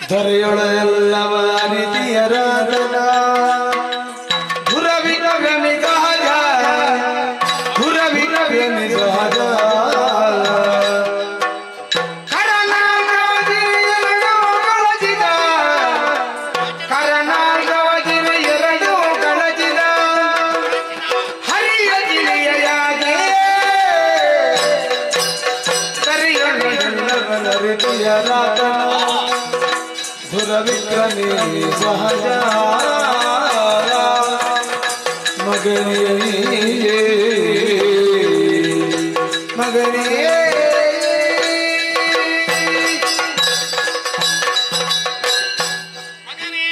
ಏನು ಕೃಷ್ಣನ ಬಗ್ಗೆ ಅಲ್ಲಸಲ್ಲದ ಆರೋಪವನ್ನು ಹೇಳುತ್ತಾ ಇದ್ದಿ? ಇದ್ದದನ್ನೇ ಹೇಳಿದ್ದೇನೆ. ಅವ ಹಾಗೆ ಮಾಡಿದ್ದಾನೆ, ಹೇಗೆ ಮಾಡಿದ್ದೇನೆ ಎಂಬುದ ಧರೆಯಲ್ಲಿ ಆತನನ್ನು ಸಾಕ್ಷಾತ್ ಪರಮಾತ್ಮ ಎಂಬುದ ಎಲ್ಲರೂ ಕೂಡ ತಿಳಿದುಕೊಂಡಿದ್ದಾರೆ. ಎಲ್ಲರೂ ಕೂಡ ತಿಳಿದುಕೊಂಡ್ರೆ ನಾನು ಕೂಡ ಧರೆಯಲ್ಲಿ ಇಲ್ವಾ? ನೀನು ತಿಳಿದುಕೊಂಡಿದ್ದೇನೋ? ನೀನು ತಿಳಿದುಕೊಳ್ಳಬೇಕಿತ್ತು. ಕಂಸನ ಕಡೆಯವರು ತಿಳಿದುಕೊಂಡಿದ್ದಾರೋ? ಕೆಲವರು ತಿಳಿದುಕೊಂಡಿದ್ದಾರೆ, ಒಳ್ಳೆಯವರು. ಮಾಘಧರ ಪಕ್ಷದವರು ತಿಳಿದುಕೊಂಡಿದ್ದಾರೋ? ಕೆಟ್ಟವರಿಗೆಲ್ಲ ಅರ್ಥವೇ ಆಗುದಿಲ್ಲ. ಎಲ್ಲವರು ಒಳ್ಳೆಯವರಿಗೆ, ಜ್ಞಾನವರು ಯಾರು ಇಲ್ಲ. ಜ್ಞಾನಿಗಳಿಗೆ ಕೊಂಡಾಡಿದ್ದಾರೆ. ಅವರವರ ಮನಸ್ಸಿಗೆ ಹೊಂದುವ ರೀತಿಯಲ್ಲಿ ಅವರವರು ವರ್ತಿಸುತ್ತಾರೆ ಅಷ್ಟೇ. ಜಗನ್ನಾಟಕದ ಸೂತ್ರಧಾರಿ ಅಂತ ಶ್ರೀಕೃಷ್ಣನೇ ಈ ಧರೆಯಲ್ಲಿ ಇದ್ದಾನೆ ಎಂಬುದಾಗಿ ನಾವು ಹೆಣ್ಣನ್ನು ಮದುವೆ ಮಾಡಿ ಕೊಡುವಾಗ ಯೋಚನೆ ಮಾಡ್ಬೇಕಾಗ್ತದೆ. ಹೌದಾ? ನಾನು ಯೋಚನೆ ಮಾಡಿದ್ದೇನೆ. ಈ ಹಿಂದೆ ನಾರದರು ಬಂದು ಹೇಳಿಂತ ಮಾತು ಯಾವುದು? ಸಾಕ್ಷಾತ್ ಲಕ್ಷ್ಮಿ ನಿನ್ಗೆ ಮಗಳಾಗಿ ರುಕ್ಮಿಣಿಯಾಗಿ ಉದಿಸಿ ಬಂದಿದ್ದಾಳೆ, ಮುಂದಕ್ಕೆ ಶ್ರೀಹರಿಯನ್ನು ಮದುವೆ ಆಗ್ತಾಳೆ. ಶ್ರೀಹರಿಗೆ ಕೊಟ್ಟು ಮದುವೆ ಮಾಡಿ, ಕೃಷ್ಣನಿಗಲ್ಲ. ಶ್ರೀಹರಿಯನ್ನು ಮದುವೆ ಆಗುದಾಗ ಮಗನೇ, ಶ್ರೀಹರಿ ಅಂದ್ರೆ ಯಾರು? ಯಾರು? ಶಿವನಾರಾಯಣ. 7 ಅವತಾರ ಕಳೆದು ಹೋಯಿತು. ಇದು 8ನೇ ಅವತಾರ ಕೃಷ್ಣ ಅವತಾರಾಗಿ ಉದಿಸಿದ್ದಾನೆ. ಯಾರು ಹೇಳಿದ್ದಾರೆ? ಯಾರು ಹೇಳಿದಂತಹ ಮಾತನ್ನೇ ಕೇಳುವುದಲ್ಲೇ. ಜ್ಞಾನಿ ನಿಧಿಗಳಂತ ನಾರದರು ಹೇಳಿಂತ ಮಾತದ್ದು ಸುಳ್ಳಾಗುವುದಕ್ಕೆ ಸಾಧ್ಯ ಉಂಟಾ? ಹೌದಾ? ನಾರದರು ತಿಳಿದುಕೊಂಡಿದ್ದಾರೆ. ನಾರದನಿಗೂ ತಲೆ ಸರಿ ಇಲ್ಲ. ಯಾಕೆ? ಶಾಪಗ್ರಸ್ತ ಅವ, ಆದ್ದರಿಂದ ತಲೆಗೆಟ್ಟು ಹೋಗಿದೆ. ಶಾಪವನ್ನೇ ವರವನ್ನಾಗಿ ಪಡೆದುಕೊಂಡಿದ್ದಾನೆ. ಅದುವೇ ಪಡೆದುಕೊಂಡದ್ದು ಆ ಲೋಕ ಕಲ್ಯಾಣಕ್ಕಾಗಿ. ಶಾಪವನ್ನು ಪರಿಗ್ರಹಿಸಿಕೊಂಡಿದ್ದಾನೆ. ಅದನ್ನು ವರವಾಗಿ ನಾನು ಪಡೆದುಕೊಂಡಿದ್ದೇನೆ ಎಂದು ಹೇಳಿದ್ದಾನೆ. ಆ ಶಾಪದ ನಿಮಿತ್ತ ಅವನ ತಲೆಯೆಲ್ಲ ಕೆಟ್ಟು ಹೋಗಿದೆ. ಯಾರ್ಯಾರನ್ನು ಸಿಕ್ಕಿಸಿ ಹಾಕಿ ಯಾರ್ಯಾರಿಗೆ ಜಗಳ ಉಂಟು ಮಾಡಿ ಜಗಳ ಕಂಟಕನಾರದ. ಈಗ ನೀನು ಯಾರಿಗೆ ಕೊಡ್ಬೇಕಂತ? ಯಾರ್ಯಾರನ್ನು ಕೊಲ್ಲಿಸಿ ಮಗನೇ ಅಂತಹ ನೀನು ಯಾರಿಗೆ ಕೊಡ್ಬೇಕಂತ ತೀರ್ಮಾನ ಮಾಡಿದ್ದಿ? ಶಿಶುಪಾಲನಿಗೆ. ಶಿಶುಪಾಲನ ವಿಷಯ, ಅವನ ವಿಷಯ ನಿನ್ ಗೊತ್ತುಂಟಾ? ಏನು? ಅವ ಹುಟ್ಟುವಾಗ ಎಲ್ಲರಾಗಿ ಇರ್ಲಿಲ್ಲ. ಅದು ಗೊತ್ತು ನನಗೆ. 3 ಕಣ್ಣಿತ್ತು. ಹೌದಂತೆ. 4 ಕೈ ಇತ್ತು. ಆವಾಗ ತಾಯಿ ಕಣ್ಣೀರು ಸುರಿಸಿದಳಂತೆ. ಶ್ರೀಹರಿಗೆ ಎಷ್ಟು ಕೈ? ಅವನಿಗೆ 4. ಶಿವನಿಗೆ ಎಷ್ಟು ಕಣ್ಣು? 3. ನಾರಾಯಣ ಒಬ್ಬನೇ. ಆ, ಇವ ಹಾಗಲ್ಲ. ಆ. ನಾರಾಯಣನೂ ಹೌದು, ಪರಶಿವನೂ ಹೌದು. ಪರಶಿವನಲ್ಲಿ 3 ಮಗನೇ, ಪರಶಿವನಿಗೆ 3 ಕಣ್ಣು ಶಾಶ್ವತವಾಗಿ ಉಂಟು. ಇನ್ನು ಬ್ರಹ್ಮನೂ ಆಗುತ್ತಾನೆ. ಆಗ್ತಾನೆ. ನನ್ನ ತಂಗಿಯನ್ನು ಕೊಟ್ಟ ಮೇಲೆ ಬ್ರಹ್ಮ ಆಗುತ್ತಾನೆ. ಅದು ಇದು ಮಾಡ್ತಾನಲ್ಲ. ಅವರಲ್ಲಿ ಕಣ್ಣು ಉಂಟಾ, ಕೈ ಉಂಟಾ? ಈಗ ಇಲ್ಲ, ಆಗಾಯ್ತು. ಶ್ರೀಕೃಷ್ಣ ಆತನನ್ನು ಎತ್ತಿಕೊಂಡಾಗಲೇ ಎಚ್ಚರಂತ ಕಣ್ಣು ಮತ್ತು ಕೈಗಳು ಮಾಯವಾಗಿ ಹೋಯ್ತಂತೆ. ಅವಾಗ ಅಮ್ಮ ಕಣ್ಣೀರು ಸುರಿಸಿಕೊಂಡು ಬೇಡಿಕೊಂಡಳಂತೆ. ಈ ಕೃಷ್ಣ ಇದ್ದಾನಲ್ಲ, ಹಾ, ಅವ ಇಂದ್ರಜಾಲ ಪ್ರದರ್ಶನ ಮಾಡುವವ. ಯಾರು ಹೇಳಿ? ನನಗೆ ಗೊತ್ತಾಯ್ತು. ಅಲ್ಲ, ಅವನು ಮುಟ್ಟಿದ ಕೂಡಲೇ ಆ ಶಿಶುಪಾಲನ ಹೆಚ್ಚಿಗೆ ಇದ್ದಂತಹ ಕೈ ಹಾಗೂ ಕಣ್ಣು ಅದು ಮಾಯ ಆಗುವುದು ಹೇಗೆ? ಹಾ, ಇಂದ್ರಜಾಲ ಮತ್ತೇನು? ಹಾಗಲ್ಲ ಮಗನೇ. ಅಲ್ವಾ? ಅವನ ಅಮ್ಮ ಕಣ್ಣೀರು ಸುರಿಸುವಾಗ ನಾರದರು ಒಂದು ಸಮಾಧಾನ ಮಾತನ್ನು ಹೇಳಿದ್ರಂತೆ. ಕಣ್ಣೀರು ಸುರಿಸಬೇಡಮ್ಮ, ಬಂದವರ ಕೈಗೆ ನಿನ್ನ ಮಗುವನ್ನು ಕೊಡು. ಈ ನಾರದನಿಗೆ ಬೇರೆ ಕೆಲಸವೇ ಇಲ್ಲ. ಹಾ, ಎಲ್ಲಿಗೂ ಬೇಕಾದ್ರೂ ಅವ ಸಿದ್ಧನಾಗುತ್ತಾನೆ. ಯಾವುದನ್ನು ಹೇಳುವುದಾದರೂ ಅವನೇ ಬಂದು ಹೇಳುತ್ತಾನೆ. ಹಾ, ಪಾಪಿ ಮಗ. ಅವನಿಗೆ ಅವ ಪಾಪಿ ಅಲ್ಲ, ನಮ್ಮವರ ಮರ್ಯಾದೆ ತೆಗೆದ ಸಲಹೆ ಕೊಡುವವ. ಹಾಗೆ ಕೃಷ್ಣ ಅತ್ತೆ ಹೆತ್ತಂತ ಸುದ್ದಿಯನ್ನು ಕೇಳಿದವ ಭಾವನ ನೋಡಿದ ಕೈ ಹೋದನು.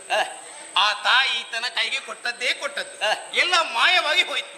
ಆವಾಗ ಕಣ್ಣೀರು ಸುರಿಸಿಕೊಂಡು ಬೇಡಿಕೊಂಡಂತೆ, ನನ್ನ ಮಗನ ಕೊಲ್ಬೇಡ ಎಂಬುದಾಗಿ.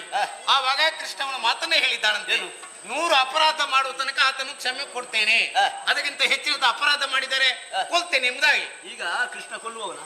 ಅವ ಶಿಶುಪಾಲನ ವಧೆಗೆ ಶ್ರೀಕೃಷ್ಣನೇ ಕಾರಣ. ಅವನ ಹಣೆ ಬರಹ ಎಲ್ಲ ನನಗೆ ಗೊತ್ತು. ನೋಡು, ಮಾಗದನಲ್ಲಿ ಯುದ್ಧ ಮಾಡಿ ಎಷ್ಟು ಸಲ ಓಡಿದ್ದಾನೆ ಪಾಪಿ. ಓಡ್ಬೇಕಾಗ್ತದೆ. ಬೇಕಾಗ್ತದ? ಮಾಗದ ಶಾಶ್ವತವಾಗಿ ಉಳಿದಾನ? ಸಿಕ್ಕುತ್ತಿದ್ರೆ ಸತ್ತೇ ಹೋಗ್ತಿಲ್ಲ. ಅಲ್ಲ, ಉಳಿದಾನ? ಉಳಿಲಿಲ್ಲಲ್ಲ. ಈಗ ನೀನು ಯೋಚನೆ ಮಾಡು ಮಗನೇ. ಈಗ ಶಿಶುಪಾಲನ್ನು ಕೃಷ್ಣ ವಧಿಸ್ತಾನೆ. ರುಕ್ಮಿಣಿಯ ನಾವು ಮದುವೆ ಮಾಡಿ ಕೊಟ್ಟರೆ ನನ್ನ ಮಗಳು ನಿನ್ನ ತಂಗಿ ವಿಧವೆಯಾಗಿ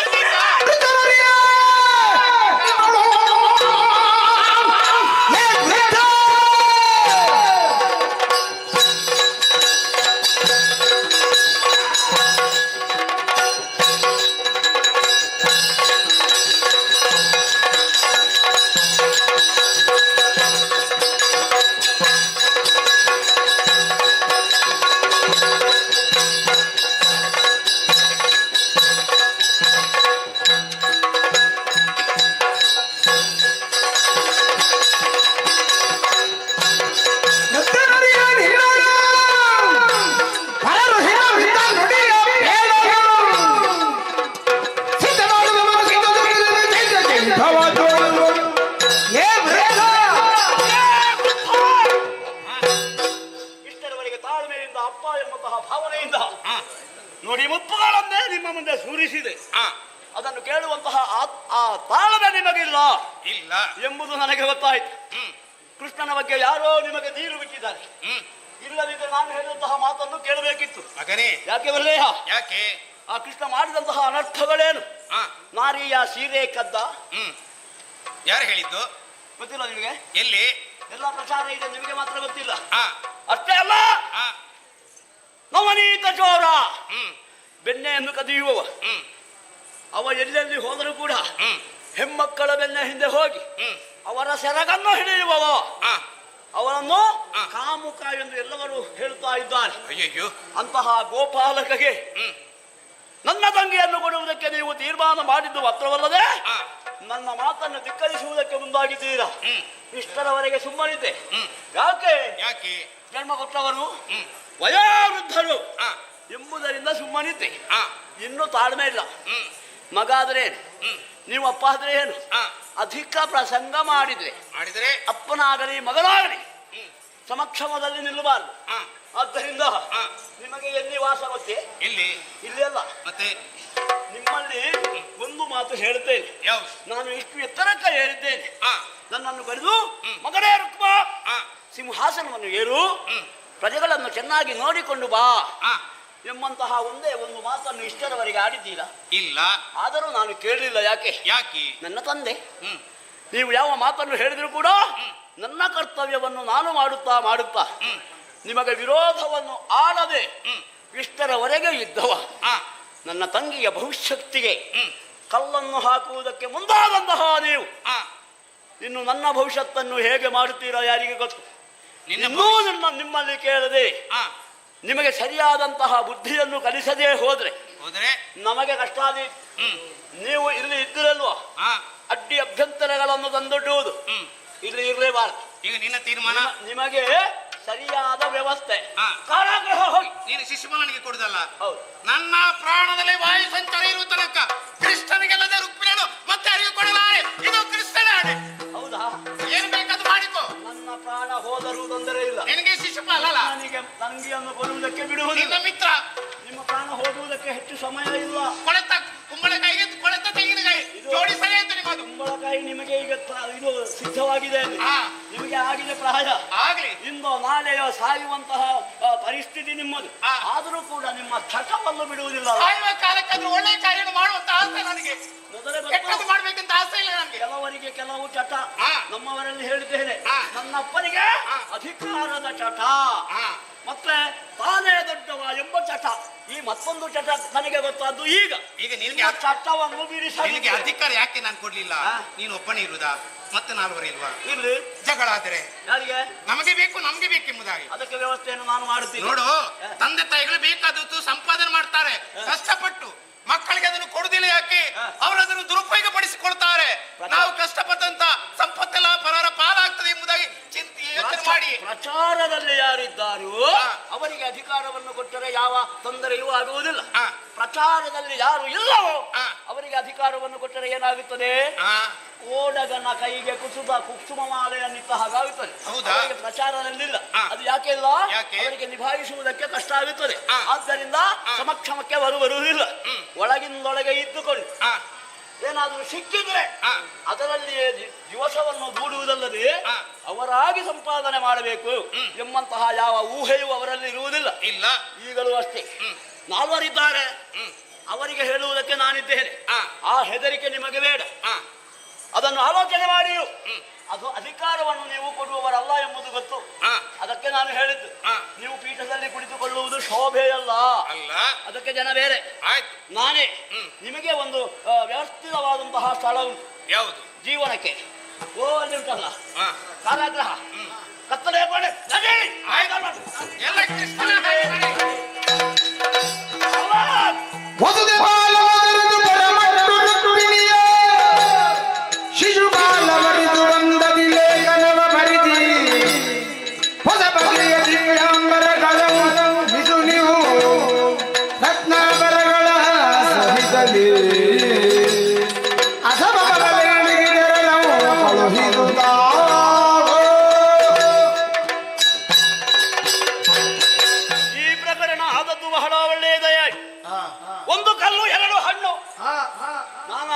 ಕೇಳುತ್ತಿದ್ದೆ, ಏನು ಮಾಡೋಣ? ಈ ಪ್ರಕರಣವನ್ನು ನನ್ನ ಎಡೆಗೆ ಸಿಕ್ಕಿದ್ದರಿಂದ ಅದರ ಜೊತೆಯಲ್ಲಿ ಇದು ಕೂಡ ಲಾಭವಾಯಿತಲ್ಲ. ಯಾವುದು? ಅಧಿಕಾರ ಅಪ್ಪ ಕತ್ತಲೆಯ ಕೋಣೆಯಲ್ಲಿಯೇ ಇರಲಿ, ಇನ್ನು ಹೊರಗೆ ಬರಬಾರದು. ಬಾರದ ಹಾಗೆ ಅದಕ್ಕೆಲ್ಲ ವ್ಯವಸ್ಥೆಯನ್ನು ನಾನು ಮಾಡಿದ್ದೇನೆ. ತಂಗಿಯ ಮದುವೆ ಅದು ನಾನೇ ಮಾಡಿಸಬೇಕು. ಯಾರ ಜೊತೆಯಲ್ಲಿ? ಶಿಶುಪಾಲನ ಜೊತೆಯಲ್ಲಿ. ಆದಷ್ಟು ಬೇಗ ಒಂದು ಬೋಧೆಯನ್ನು ಬರೆದು ಟಿಪ್ಪಣಿಗನಾಗಿಯೇ ಇಲ್ಲಿಗೆ ಬರಬೇಕು ಎಂಬಂತಹ ವಾರ್ತೆಯನ್ನು ಕಳುಹಿಸಿಕೊಡಿ.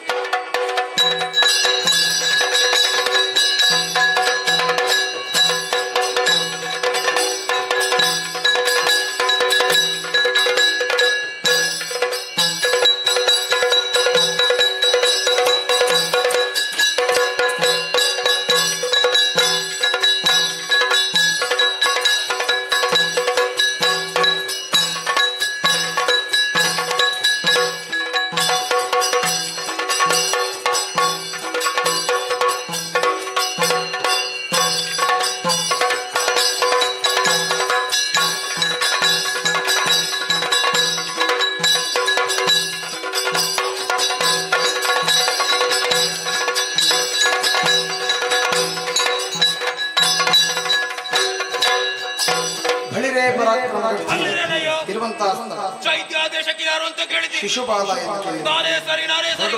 ಕಾರ್ಯಕಾರಣ ಆಲಿಸಬೇಕು.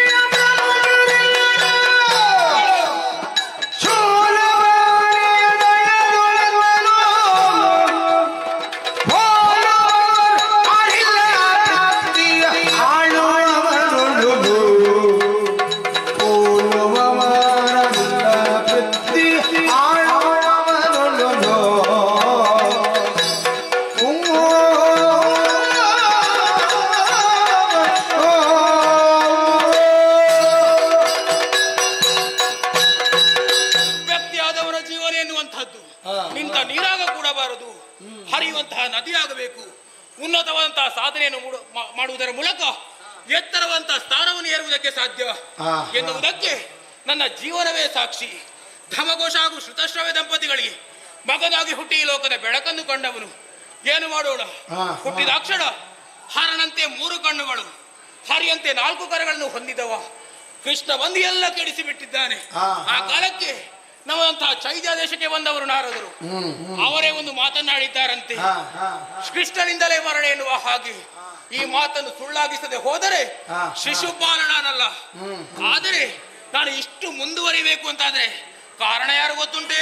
ಸತ್ವವಂತನು ಮಗದ ಭೂಮರೇ, ನಿತ್ಯ ಬಲನದಿ ತಂದ ಭಕ್ತನು.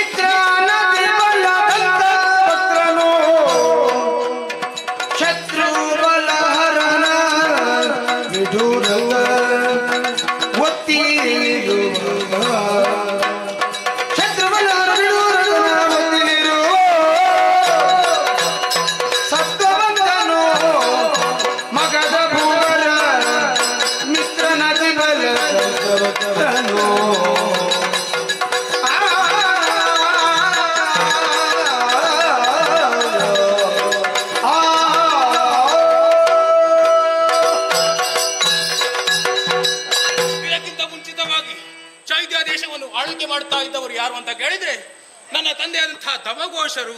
ಈ ಕಾಲಕ್ಕೆ ಮಗನಾದಂತಹ ನನಗೆ ಆಳ್ವಿಕೆಯನ್ನು ಮಾಡಿಕೊಂಡು ಬಾ ಕಂದ ಎನ್ನುವ ಹಾಗೆ ಅಧಿಕಾರವನ್ನು ಬಿಟ್ಟುಕೊಟ್ಟಿದ್ದಾರೆ. ಅಷ್ಟು ಮಾತ್ರವಲ್ಲ, ಯಾವುದೇ ರೀತಿಯಂತಹ ಕೊರತೆ ಇಲ್ಲ. ನನ್ನಂತಹ ಪ್ರಜೆಗಳಿಗೆ ಯಾವುದೇ ರೀತಿಯಂತಹ ಕೊರತೆಯನ್ನು ಮಾಡಿದವನಲ್ಲ. ಈ ಕಾಲಕ್ಕೆ ಜನಬಲ, ದೈವಬಲ ಎಲ್ಲವನ್ನು ಹೊಂದಿದ್ದೇನೆ. ಅದಕ್ಕಿಂತಲೂ ಹೆಚ್ಚಿನದಾಗಿ ಇಷ್ಟು ವಿಜೃಂಭಿಸಬೇಕಾದ್ರೆ ನನ್ನ ಮಿತ್ರರು ಕಾರಣರಿದ್ದಾರೆ. ಮಗಧ ದೇಶದ ಮಗಧ ಹಾಗೂ ಪುಂಡ್ರ ದೇಶದ ಪೌಂಡ್ರಕ ಹಾಗೂ ನನ್ನ ತಮ್ಮನಂತ ದಂತವಕ್ರ ಇವೆಲ್ಲರೂ ನನಗೆ ಸಹಕಾರಿಗಳಾಗಿ ಒದಗಿ ಬಂದಿದ್ದಾರೆ. ಎಲ್ಲವೂ ನನ್ನ ಕೈ ಸೇರಿದೆ. ಆದ್ರೆ ಒಂದು ಕೊರತೆ ಇದೆ, ಮದುವೆ ಎನ್ನುವುದಾಗ್ಲಿಲ್ಲ. ರಾಜಕೀಯ ಕಾರ್ಯದಲ್ಲಿ ಯಾವುದೇ ರೀತಿಯಂತ ಕೊರತೆ ಆಗ್ಲಿಲ್ಲ, ಮದುವೆ ಆಗ್ಲಿಲ್ಲ ಎನ್ನುವಂತಹ ಬೇಸರ ಒಂದೇ ಉಂಟು. ಹಾಗಾಗಿ ಯಾರು ನನ್ನನ್ನು ಕಾಣುವುದಕ್ಕೆ ಬಂದಿದ್ದಾರಂತೆ. ಯಾರು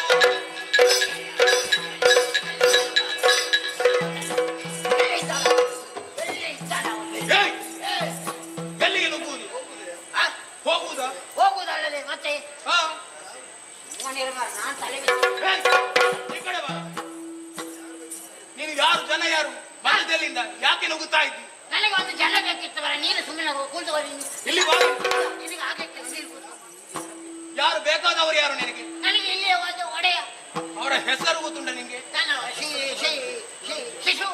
ಶಿಶುಪಾಲ. ಶಿಶುಪಾಲ ಮಕ್ಕಳ ನೋಡಿದ್ಯಾ ನೀನು ಅವರು? ನಾನು ನೋಡಿಲ್ಲ. ಅದಕ್ಕೆ ನೀನು ಒಳಗೆ ಹೋಗುತ್ತಾ ಇರು. ಹೌದು. ಈ ಮಕ್ಕಳ ಹತ್ರ ಎಲ್ಲ ಮಾತಾಡುದಿಲ್ಲ ನಾನು. ಈ ಕಡೆ ಬಾ. ಯಾರು ಹೇಳಿದ್ದು? ನೋಡಿದ್ಯಾ ನೀನು? ಇಲ್ಲ ನೋಡ್ಲಿಲ್ಲ. ಭಾವಚಿತ್ರ ಆದ್ರೂ ನೋಡಿದ ನೆನಪುಂಟ? ಹೋಗಿದ್ದಾರೆ ಅವರು. ತಲೆ ಕಡಿತಾರೆ ಪಾಪಿ. ಅಲ್ಲ ಕೇಳಿದ್ದು, ನೀವು ಬರುವುದು ಅಪರೂಪ ಅಲ್ಲ, ಹಾಗೆ ಎಲ್ಲಿಯಾದ್ರೂ ನೋಡಿದ ನೆನಪುಂಟ ಅಂತ ಕೇಳಿದ್ದು. ನೋಡ್ಲಿಲ್ಲ. ಹಾ, ಶಿಶುಪಾಲ ಅಲ್ವಾ? ನಿನ್ನ ಕಣ್ಣ ಮುಂಭಾಗದಲ್ಲಿ ನಿಂತವರು ನಾನೇ ಶಿಶುಪಾಲ. ಸತ್ತು ಹೋಗ್ಲಿ. ತಲೆ ಕಡಿತಾರೆ. ಏನು ನಿಮ್ಮ ಮನೆಗೆ ಹೋಗಿದ್ದೇನೆ ನಾನು? ನಿಮಗೆ ಆವಾಗ ದರ್ಶನ ಬರ್ತದ? ಅಲ್ಲ, ಸತ್ತು ಹೋಗ್ಲಿಕ್ಕೆ ಅಂತ ಹೇಳ್ತಿದ್ದೆ. ಮತ್ತೆ ಅದನ್ನು ಹಿಡಿದು ಹೀಗೆ ಮಾಡ್ತಾ ಇರ್ತೀರಿ. ಏನು ನಿಮ್ಮ ಪುರಕ್ಕೆ ದಾಳಿ ಮಾಡಿದ್ದೇನಾ? ಅದಲ್ಲ, ಮತ್ತೆ ನನ್ನ ಬುದ್ಧಿಗೆ ಸತ್ತು ಹೋಗಿ ಅಂತ. ನಿನ್ನ ಬುದ್ಧಿಗೆ? ಹೌದೌದು. ಅಲ್ಲ, ಬರುವುದಕ್ಕೊಂದು ಕಾರಣ ಬೇಕಲ್ಲ? ಹೌದಪ್ಪ. ಏನುಂಟು? ಅಲ್ಲ, ನಾನು ಈಗ ಬರುವಾಗ ಎಲ್ಲರೂ ಪುಗೆ ಅಂತ ಹೇಳ್ತಾ ಇದ್ದಾರೆ. ಅದ್ಯಾಕೆ ಪುಗೆ ಹಾಕಿದ್ದು? ಪುಗೆ ಎನ್ನುವ ಹಾಗೆ. ಪುಗೆ ಹೌದೌದು, ಅದು ಜಯಘೋಷ. ನಿಮ್ಗೆ ಪುಗೆ ಹಾಕಿದ್ದಲ್ಲ? ಅಲ್ಲ, ಜಯಘೋಷ ಹಾಕಿದ್ದು. ಜಯಘೋಷ. ನಾನು ಅಲ್ಲೆಲ್ಲ ಬಂದದ್ದು. ಎಲ್ಲಿಂದ? ನೀವು ಕೂತ್ಕೊಳ್ಳಿ. ಮಹೇಂದ್ರ ನಮ್ಮ ನಾಡು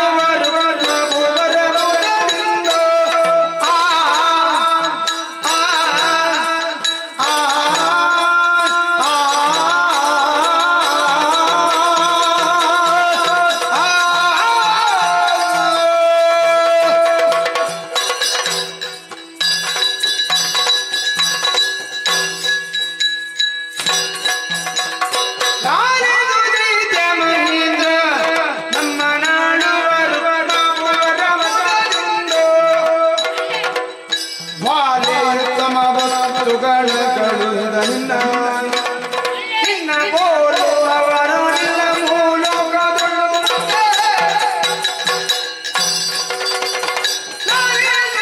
ಜಮಹಿಂದ ನಮ್ಮ ಅಳುವಲು ಮಗುವರ ಮುಖದಿಂದ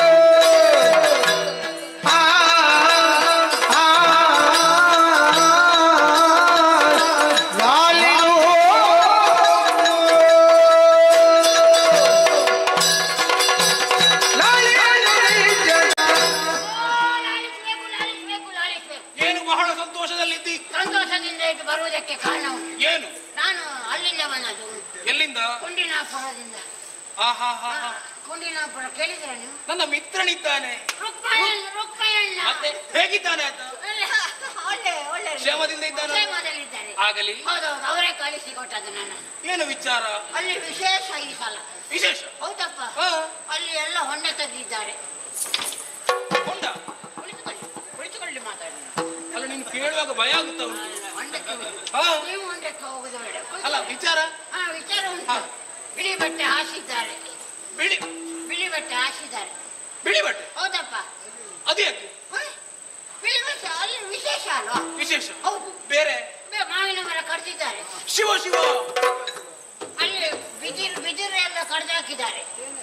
ನೀನು ಒಗಟಾಗಿ ಮಾತನಾಡಬೇಡ, ಸರಿಯಾಗಿ ಹೇಳು. ಒಗಟಲ್ಲ, ಮತ್ತೆ? ಅಲ್ಲಿ ಆದದ್ದೇ ಹೇಳುದು ನಾನು. ಆದದ್ದು? ಹೌದಾ? ಯಾರಿಗೆ ಏನಾಯ್ತು ಯಾರು? ಅಲ್ಲಿ? ಎಲ್ಲಿ ಯಾರು ಹೋದ್ರು? ಹೋದ? ಹಾ. ಎಲ್ಲಿಗೆ ಹೋದದ್ದು? ಅಲ್ಲ, ನೀನು ಹೇಳುವಂತ ವಿಚಾರ ಆಗುಂಟು. ಹೋದದ್ದು ಇವತ್ತು ಬಂದದ್ದ. ಹೌದಾ? ಹೋದದ್ದು. ಅಲ್ಲ, ವಿಚಾರ? ಇನ್ನೆಲ್ಲಿಗೆ ಹೋಗುದು? ಇವತ್ತು ಬಂದ್ರೆ ನೀನು ಹೋಗುದಂತೆ. ಅಲ್ಲ, ಯಾರು ಸತ್ರು ಅಂತ? ಸತ್ತದಲ್ಲ, ಮತ್ತೆ? ಅಲ್ಲಿ ಮದುವೆ ಶುಭ ಕಾರ್ಯಕ್ರಮ. ಹೌದಪ್ಪ. ಆಹಾಹಾ. ಅಲ್ಲೇ ಯಾರಿಗೆ ಮದುವೆ ಅಂತ? ಅದು ನಾನು ಹೇಳಲೇ ಇಲ್ಲಲ್ಲ ಯಾರಿಗೆ ಹೌದೌದು. ಅಂತ. ಅದು ರುಕ್ಮಯ್ಯಣ್ಣ ಇದ್ದಾರಲ್ಲ, ಅವರಿಗಲ್ಲ, ಮತ್ತೆ? ಅವರ ತಂಗಿಗೆ ಮದುವೆ. ತಂಗಿಗೆ? ಹೌದಪ್ಪ. ಮದುವೆ ಮಾಡಿಬಿಟ್ರಲ್ಲ? ಅಲ್ಲ, ಮಾಡಿಬಿಡ್ಲಿಲ್ಲ, ಮತ್ತೆ? ಆಗಲಿಲ್ಲ ಮದುವೆ. ಅಲ್ಲ, ದಿನವೂ ನಿಗದಿಪಡಿಸಿದ್ದಾರಲ್ಲ? ದಿನ ನಿಗದಿಪಡಿಸಿದ್ದಾರೆ ಮತ್ತೆ? ಎಲ್ಲ. ಈಗ ಅವರು ನಿಶ್ಚಯ ಮಾಡಿದಷ್ಟೇ. ಅಲ್ಲ, ಆತ ನನಗೆ ಕೊಡ್ತೇನೆ ಅಂತ ಹೇಳಿದ್ದ. ಈಗ ಅದೇ ಅಲ್ವಾ, ಅಲ್ಲಿಗೆ ಸುತ್ತಿ ಅಲ್ಲಿಗೆ ಬಂದದ್ದೀಗ. ಹೌದಾ? ನಿಮಗೆ ಮದುಮಗ ನೀವೇ. ಹಾ. ಹೌದು, ರುಕ್ಮಿಣಿಯನ್ನು ನಿಮಗೆ ಕೊಡುವುದಾಗಿ ನಿಶ್ಚಯ ಮಾಡಿ. ಸಂತೋಷದ ವಿಚಾರವನ್ನು ಹೇಳಿದ್ದಿ. ಹಾ. ಹಾಗಾಗಿ ಓಲೆ ಉಂಟು, ಓಲೆ. ಓಲೆ? ಹೌದು, ಎಲ್ಲಿ ಉಂಟು? ಓಲೆ ಕೊಟ್ಟಿದ್ದಾರೆ, ಅದು ಹೌದಾ? ಅಲ್ಲಿ. ಇಟ್ಟಿದ್ಯಾ? ಹೌದು. ಇರ್ಲಿ, ವಿಚಾರವನ್ನು ತಿಳಿಸಿದ್ಯಲ್ವಾ? ಹೌದು. ಸಂತೋಷದ ವಿಚಾರವನ್ನು ತಿಳಿಸಂತ ನನಗೆ ಹಾ. ಈ ಸಲ ಏನಾದ್ರೂ ಒಂದು ಕೊಡ್ಬೇಕೆನ್ನುವ ಹಾಗೆ ತೀರ್ಮಾನ ಮಾಡಿದ್ದೇನೆ. ಕೆಲವರೆಲ್ಲ ಹೇಳ್ತಾ ಇದ್ದಾರೆ, ಹಾ. ಅವ ಬಂದ ಮೇಲೆ ಕೊನೆಯವರೆಗೆ ಹಾಕಿ ಅಂತ ಅವನು. ಹಾ? ಹೌದು. ಹೌದಾ? ಹೌದಪ್ಪ. ನಾನು ಹಾಗೆ ಮಾಡುವುದಿಲ್ಲ. ಹಾ. ಸಂತೋಷದ ವಿಚಾರವನ್ನು ಹೇಳಿದಂತ ನನಗೆ ಹಾ. ಏನಾದ್ರೂ ಒಂದು ಕಾಣಿಕೆ ಉಡುಗೊರೆಯನ್ನು ಕೊಡಬೇಕೆನ್ನುವ ಹಾಗೆ ತೀರ್ಮಾನ ಮಾಡಿ. ಕಾಣಿಕೆ ಕೊಡ್ತೀರಾ? ಹೌದು. ಆಗ ನನ್ನ ಕೈಯಲ್ಲಿಯೇ ಕೊಡಿ ನನಗೆ. ಹಾ? ನೀವು ಬೇರೆ ಮೇಲೆ ನನಗೆ. ಹೌದಾ? ಅಲ್ಲ, ನಮ್ಮ ಭಂಡಾರದಲ್ಲಿ ಜನ ಇದ್ದಾರೆ. ಬಂಡ ಅವ್ರು ಬೇಡ ನನಗೆ. ನಾನು ಹೇಳಿದ್ದೇನೆ, ಹಾ, ನನಗೆ ಅವ್ರು ಬೇಡ. ನೀನು ಏನು ಬೇಕು ಕೇಳ್ತೀಯಾ ಹಾ. ಅದನ್ನು ಕೊಡ್ತಾರೆ. ಅವ್ರು ಕೊಡ್ತಾರೆ. ನೋಡಿ, ಈಗ ಸಾಂಕೇತಿಕವಾಗಿ ಸ್ವಲ್ಪ ಕೊಟ್ಟಿದ್ದೇನೆ. ಒಳಗಿದ್ದು ಒಳಗೆ ಇರ್ತೇನೆ ನಾನು.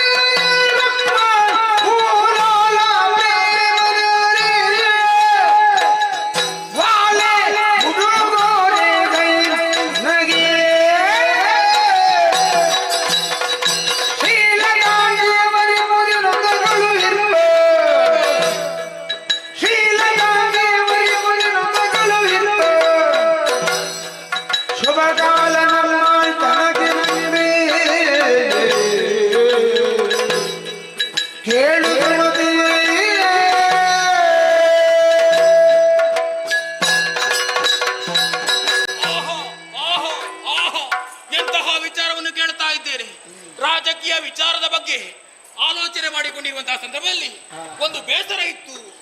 ಮದುವೆ ಆಗಲಿಲ್ಲ ಎನ್ನುವ ಹಾಗೆ ಆ ಕಾಲಕ್ಕೆ ನನ್ನ ಮಿತ್ರ ಅಂತ ರುಕ್ಮ ದೂತರನ್ನು ಕಳಿಸಿಕೊಟ್ಟಿದ್ದಾನೆ. ಒಂದು ಶುಭ ವಿಚಾರವನ್ನು ತಿಳಿಸಿದ್ದಾನೆ. ಅವನ ತಂಗಿಯನ್ನು ನನಗೆ ಮದುವೆ ಮಾಡಿಕೊಡುವುದು ಎನ್ನುವ ಹಾಗೆ ಸಂತೋಷದ ವಿಚಾರ. ಹಾಗಾಗಿ ದಿಬ್ಬಣ ಸಹಿತ ಹೋಗಬೇಕು. ನಡೆಯುತ್ತೇನೆ.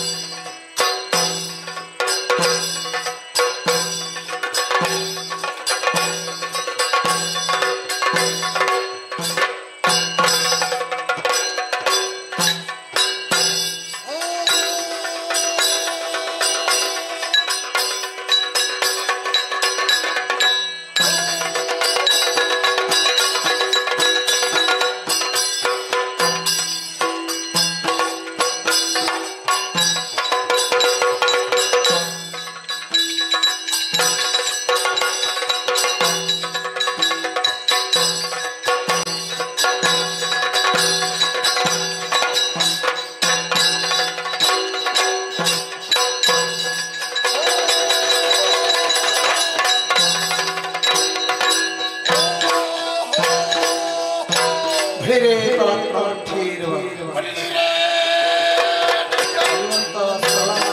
ಮಗಧ ದೇಶಕ್ಕೆ ಯಾರೆಂದು ಕೇಳಿದ್ದೀರಿ? ಮಾಘದ ಎಂದು ಕೇಳಿದಲ್ಲಿ ಹಾಗೆಂದುಕೊಳ್ಳಬಹುದು. ಹೊರಡುವಂತಹ ಕಾರ್ಯಕಾರಣ ಅನೇಕವಿದೆ, ಆಲಿಸಬೇಕು.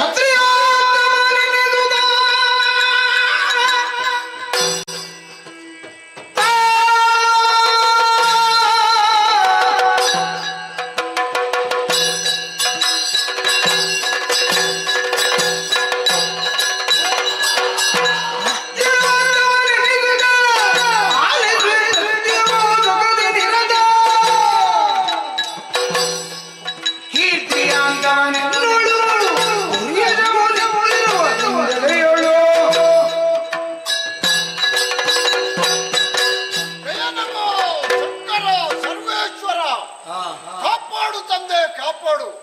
ಎಂದಿನಂತೆ ಎಂದು ಕೂಡ ನಿತ್ಯ ಕರ್ಮಗಳೆಲ್ಲ ಪೂರೈಸಿ ರಾಜ ಸಿಂಹಾಸನವನ್ನು ಏರಿಕೊಂಡಿದ್ದೇನೆ.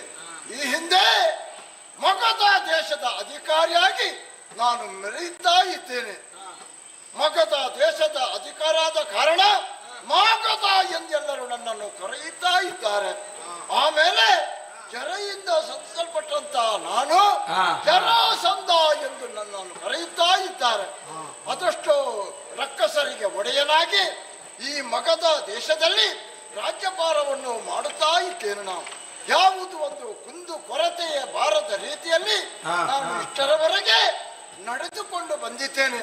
ನಾನು ಬರುವಾಗಲೇ ನನ್ನ ಯೋಗ್ಯತೆಯನ್ನು ತಿಳಿದು ನಮ್ಮವರು ಎಲ್ಲರೂ ಜಯಘೋಷವನ್ನು ಆಡುತ್ತಾ ಇದ್ದಾರೆ.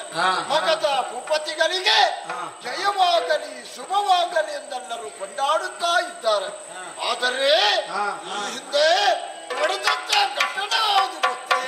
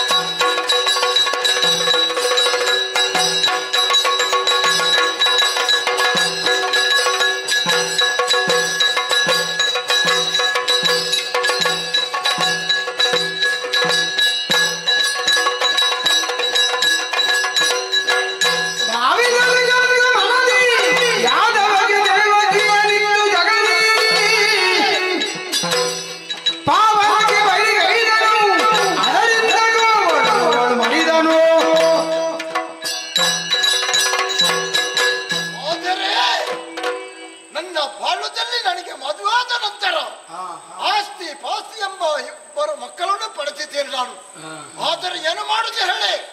ಪ್ರಾಯಕ್ಕೆ ಬಂದಂತ ನನ್ನ ಮಕ್ಕಳನ್ನು ಪಟ್ಟಬಲ್ಲ ಕಂಸನಿಗೆ ಮದುವೆ ಮಾಡಿ ಕೊಟ್ಟೆ. ಆಮೇಲೆ ಕಂಸ ಯಾದವರ ಪೈಕಲ್ಲಿ ಮದುವೆ ಆದ. ಆತನ ತಂಗಿ ಯಶೋಧೆ, ಆದರೂ ಅದರಲ್ಲಿ ಕೃಷ್ಣ, ಆದರೂ ಅದು ಬಿಡಿ. ಆಮೇಲೆ ನನ್ನ ಮಗನ ಗಂಡನನ್ನು ಕೊಂದವ ಕೃಷ್ಣ ಬಲರಾಮರು ಎಂದು ತಿಳಿದಿದೆ. ಆದರೆ ಏನು ಮಾಡುವುದು? ಬಿಡಬಾರ್ದೆಂಬ ಉದ್ದೇಶದಿಂದ ಅವರಲ್ಲಿ ಕಾಳಗವನ್ನು ಮಾಡುವುದಕ್ಕಾಗಿ ಮುಂದೆ ಹೋದೆ. ಆದರೂ ಕಾಳಗದಲ್ಲಿ ನನ್ನಲ್ಲಿ ಸೋತು ಹೋಗಿದ್ದಾರೆ. ಒಂದ ಎರಡ 17 ಬಾರಿ ಅವರಲ್ಲಿ ಯುದ್ಧವನ್ನು ಮಾಡಿದೆ. ಕೈ ಸೋತು ಓಡಿ ಹೋಗಿದ್ದಾರೆ. ಯಾವ ಕಡೆ ಇದ್ದಾರೆಂದು ವರ್ತಮಾನವನ್ನು ನಾನು ತಿಳ್ಕೊಂಡಿದ್ದೇನೆ. ಸರದಿಯ ಮಧ್ಯದಲ್ಲಿ ಮನೆ ಮಾಡಿ ಇದ್ದಾರಂತೆ. ನೋಡುವ ಒಂದಲ್ಲ ಒಂದು ದಿವಸ ನನ್ನ ಕೈಗೆ ಸಿಕ್ಕಿದ್ದಾರೆ. ಆದರೆ ಸಿಂಹಾಸನವನ್ನು ಏರಿದ ಕ್ಷಣವೇ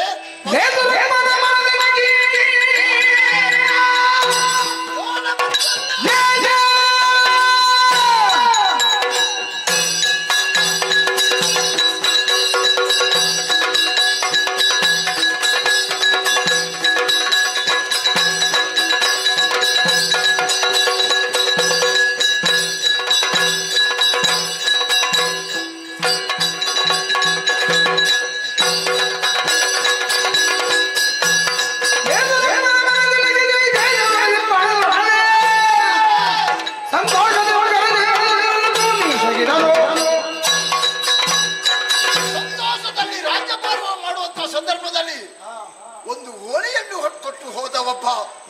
ಇದು ಯಾವ ಕಡೆ ಎಂದು ತಿಳಿದ ಕ್ಷಣವೇ ಕುಂಡಿನಾಪುರದ ರುಕ್ಮಿಣಿಗಳಿಗೆ ಮಾಡುವ ನಮಸ್ಕಾರ. ಹಾಗೆ ನನ್ನ ತಂಗಿಯಾದ ರುಕ್ಮಿಣಿಗೆ ಸ್ವಯಂವರ ಎಂದು ತೀರ್ಮಾನವನ್ನು ಮಾಡಿದ್ದಾನೆ. ಯಾರಿಗೆ ಕೊಡುವುದು ಎಂದು ಯೋಚನೆ ಮಾಡುವಾಗ ಅದರಲ್ಲೇ ಬರೆದಿದ್ದಾನೆ ಶಿಶುಪಾಲನಿಗೆ ಅಂತ. ಶಿಶುಪಾಲ ನನ್ನ ಮಿತ್ರ, ಹಾಗೆ ರುಕ್ಮ ನನ್ನ ಮಿತ್ರನೇ. ಆದ್ದರಿಂದ ಓಲೆಯನ್ನು ಕಂಡಾಕ್ಷಣವೇ ನೀವು ಆದಷ್ಟು ಬೇಗ ನನ್ನ ಪುರವನ್ನು ಸೇರಬೇಕು ಎಂದು ಓಲೆಯನ್ನು ಬರೆದಿದ್ದಾನೆ. ಆದ್ದರಿಂದ ಸೈನ್ಯ ಸಮರತರಾಗಿ ನಾವು ಹೋಗಬೇಕಾದದ್ದು ಧರ್ಮ. ಯಾಕೆಂದರೆ ಅಲ್ಲಿಗೆ ಬಲರಾಮ ಕೃಷ್ಣರು ಬಂದೇ ಬರ್ತಾರೆ. ಆಗ ಒಂದು ಕೈ ನಾನು ಅವರನ್ನು ನೋಡ್ತೇನೆ. ಆದ್ದರಿಂದ ನೇರವಾಗಿ ಕುಂಡಿನಾಪುರ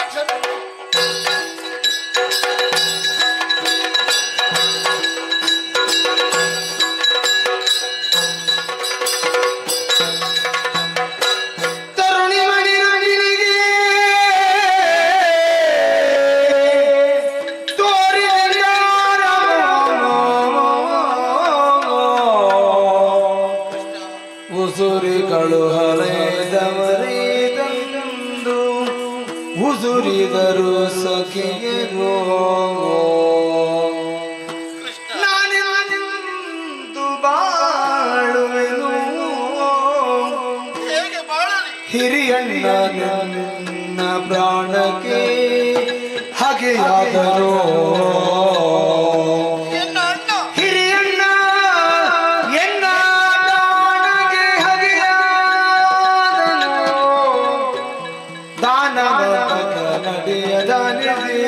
ಫಲಗಾಣಲಾಗಿಂದು ದಾನವಂತಕ ನಡೆಯ ಜಾನಿಸಿ ಬಲ ಕಾಣಲಾಗಿ ಕರಿಯ ಯಾರಿಗೂ ಕರಿಯ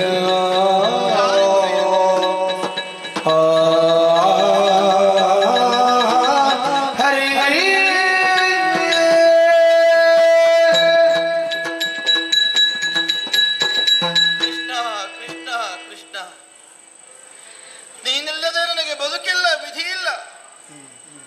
ನನ್ನ ಬಾಳ ಭವಿತವ್ಯವನ್ನು ರೂಪಿಸಬೇಕಾದವರು ನೀನು. ನನ್ನ ಬಾಳೆಂಬ ಮಂದಿರದ ಸೂರ್ಯ. ನನ್ನ ಬದುಕನ್ನು ಬೆಳಗಿಸುವುದಕ್ಕೆ ಬರಬೇಕಾದವರು ನಿನ್ನ ಕರ್ತವ್ಯ. ಹೀಗೆ ಭಾವಿಸಿ ನಿನ್ನ ಅಡಿಗಳಿಗೆ ಶರಣಾಗತಳಾಗಿ ಇಂದಲ್ಲ ನಾಳೆ ನಿನ್ನ ಸೇರುವ ಸುದಿನವದು ಕೈಗೂಡುತ್ತದೆ. ಆ ಯೋಗ ಭಾಗ್ಯ ನನಗೆ ದಕ್ಕುತ್ತದೆ ಎನ್ನುವ ಹಾಗೆ ನಿರೀಕ್ಷೆಯಲ್ಲಿ ಕಾಲವನ್ನು ಕಳೆಯುತ್ತಿದ್ದವಳು. ಆದರೆ ಇಂದು ನನ್ನ ಬದುಕಿನ ತುರಿಯ ಸ್ಥಿತಿ, ನನ್ನ ಬದುಕಿನ ಪರೀಕ್ಷೆಯ ಸ್ಥಿತಿ. ಇಂತಹ ದಿನಗಳನ್ನು ಕಳೆಯುವುದಕ್ಕೆ ಹೆಣ್ಣಾದವಳಿಗೆ ಸಾಧ್ಯ ಉಂಟೆ? ಇಲ್ಲ. ಮದುವೆ ಎಂಬ ಸಂಸ್ಕಾರ ಹೆಣ್ಣಾದವಳ ಬದುಕಿನಲ್ಲಿ ಒಮ್ಮೆ ಆಗುವಂತಹದ್ದು. ಯಾವಳೇ ಆಗಿರಲಿ ಪ್ರಪಂಚದಲ್ಲಿ, ಕಡು ಬಡತನದ ಮನೆಯಲ್ಲಿಯೇ ಹುಟ್ಟಿರಲಿ, ಸಿರಿವಂತಿಕೆಯ ಸುಪ್ಪತ್ತಿಗೆಯಲ್ಲಿ ಕಾಲವನ್ನು ಕಳೆದಿರಲಿ, ಆದರೆ ಹೆಣ್ಣಾದವಳು ಯಾವನೂ ತನ್ನ ಬಾಳ ಸಂಗಾತಿಯಾಗಿ ಒದಗಿ ಬರ್ತಾನೆಯೋ ಅವನ ಕುರಿತಾಗಿ ಕನಸ ಗೋಪುರವನ್ನೇ ಕಟ್ಟಿಕೊಂಡಿರ್ತಾಳೆ. ನನಗೆ ಗಂಡನಾಗಿ ಒದಗುವವನು ಬರುವವನು ಇಂಥವನೇ ಆಗಿರಲಿ, ಅವನಿಂದ ನನ್ನ ಬದುಕು ಸುಖವನ್ನ ಹೊಂದಲಿ. ಹೀಗೆ ಭಾವಿಸಿದರೆ ಹೆಣ್ಣಿಗದು ಅಪರಾಧವಲ್ಲ.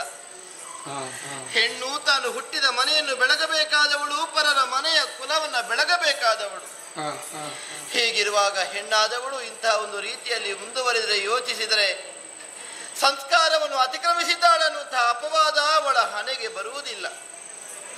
ನಾನೂ ಹಾಗೆ ಈ ರುಕ್ಮಿಣಿಗೆ ಕೃಷ್ಣನೇ ಪತಿ ಇದ್ದಾನೆ, ಜಗತ್ಪತಿಯೇ ಪತಿಯಾಗಿ ಒದಗಿ ಬರ್ತಾನೆ ಅನ್ನುವ ಭಾವದಿಂದಲೇ ಕಾಲವನ್ನು ಕಳೆಯುತ್ತಿರುವವಳು. ಇಂದು ನಿನ್ನೆಯಿಂದಲ್ಲ, ಎಳವೆಯ ಅವಸ್ಥೆಯಿಂದ ತೊಡಗಿ ಇಂದಿನವರೆಗೆ ಪ್ರಾಯ ಪ್ರಬುದ್ಧಳಾದ ಈ ಸ್ಥಿತಿಯಲ್ಲಿ ಕೃಷ್ಣನನ್ನ ಬಿಟ್ಟು ಅರೆ ಗಳಿಗೆ ಅರೆ ಕ್ಷಣ ಮತ್ತೊಬ್ಬನ ಕುರಿತಾಗಿ ನಾನು ಯೋಚಿಸಿದ್ದಿಲ್ಲ. ಮಾನಸಿಕವಾಗಿ ಕೃಷ್ಣನನ್ನೇ ಪತಿ ಎಂದು ಸ್ವೀಕರಿಸಿದ್ದೇನೆ. ಅಡಿಗಡಿಗೂ ತಂದೆಯಲ್ಲಿ ಆದರೂ ಅಷ್ಟೇ ಕೃಷ್ಣನಲ್ಲದೆ ನನಗೆ ಬೇರೆ ಗತಿ ಇಲ್ಲ ಅನ್ನುವುದನ್ನು ಸ್ಪಷ್ಟವಾಗಿ ಆಡಿದ್ದೇನೆ. ಆದರೆ ಕೃಷ್ಣನಲ್ಲಿ ನನ್ನ ಅಣ್ಣನಿಗೆ ಎಂತಹ ವೈರವೋ ಯಾಕೆ ಹಾಗೆಯೋ ಗೊತ್ತಿಲ್ಲ. ಇಲ್ಲ ಸಲ್ಲದ ಆರೋಪದ ವಾಕ್ಯಗಳನ್ನಾಡುವ ಮೂಲಕವಾಗಿ ಗೋವಳನಿಗೆ ನನ್ನ ತಂಗಿಯನ್ನು ಕೊಡಲಾರೆ, ಕೊಡಲೊಲ್ಲೆ ಹೀಗೆ ಹಾಡಿ ಕಟುವಾಗಿ ನಿರ್ಧಾರವನ್ನೇ ಕೈಗೊಂಡನಲ್ಲ. ಕದ್ದಾರೇನಂತೆ ಬೆಣ್ಣೆ ಕದ್ದದ್ದು ಬೇರೇನೂ ಅಲ್ಲ. ಆದರೂ ಕಳ್ಳನೆನ್ನುವ ಅಪವಾದ. ಹಲ್ಲಸನದ ಕೆಲಸಗಳನ್ನು ಮಾಡಿದವನಲ್ಲ ಕೃಷ್ಣ. ಕೃಷ್ಣ ಏನನ್ನ ಮಾಡಿರುವನೋ ಅದೆಲ್ಲವೂ ಲೀಲೆ, ಕೃಷ್ಣ ಲೀಲೆ. ಇದನ್ನು ಅರ್ಥವಿಸಿಕೊಳ್ಳುವುದಕ್ಕೆ ನನ್ನ ಅಣ್ಣ ಮುಂದಾಗಲಿಲ್ಲ. ಹೋಗಿ ಹೋಗಿ ದುಷ್ಟನಾದ, ಸಂಸ್ಕಾರ ಹೀನನಾದ ಜಯದೇಶನಿಗೆ ತಂಗಿಯನ್ನು ಕೊಡ್ತೇನೆ ಹಾಗೆ ಮನಸ್ಸು ಮಾಡಿಬಿಟ್ಟನಲ್ಲ. ಅಂತಹ ಬಾಳುವೆ ಹೆಣ್ಣಾದವಳಿಗೆ ಬೇಕೆ? ದಾನವಾಂತಕನಿಗೆ ಶರಣಾಗತಳಾಗಿ ಇಲ್ಲಿಯವರೆಗೆ ಯಾವ ಕನಸನ್ನ ಹೊತ್ತು ಉಳಿದೇನು ಅದು ನನಸಾಗ್ತದೆ, ಕರಟಿ ಕಮರಿ ಹೋಗ್ತದೆ ಅಂತಾದ್ರೆ ಇಲ್ಲ. ನಾನು ಹೇಗೆ ಬಾಳಲಿ? ಯಾಕೆ ಬಾಳಲಿ? ಮುಂದೆ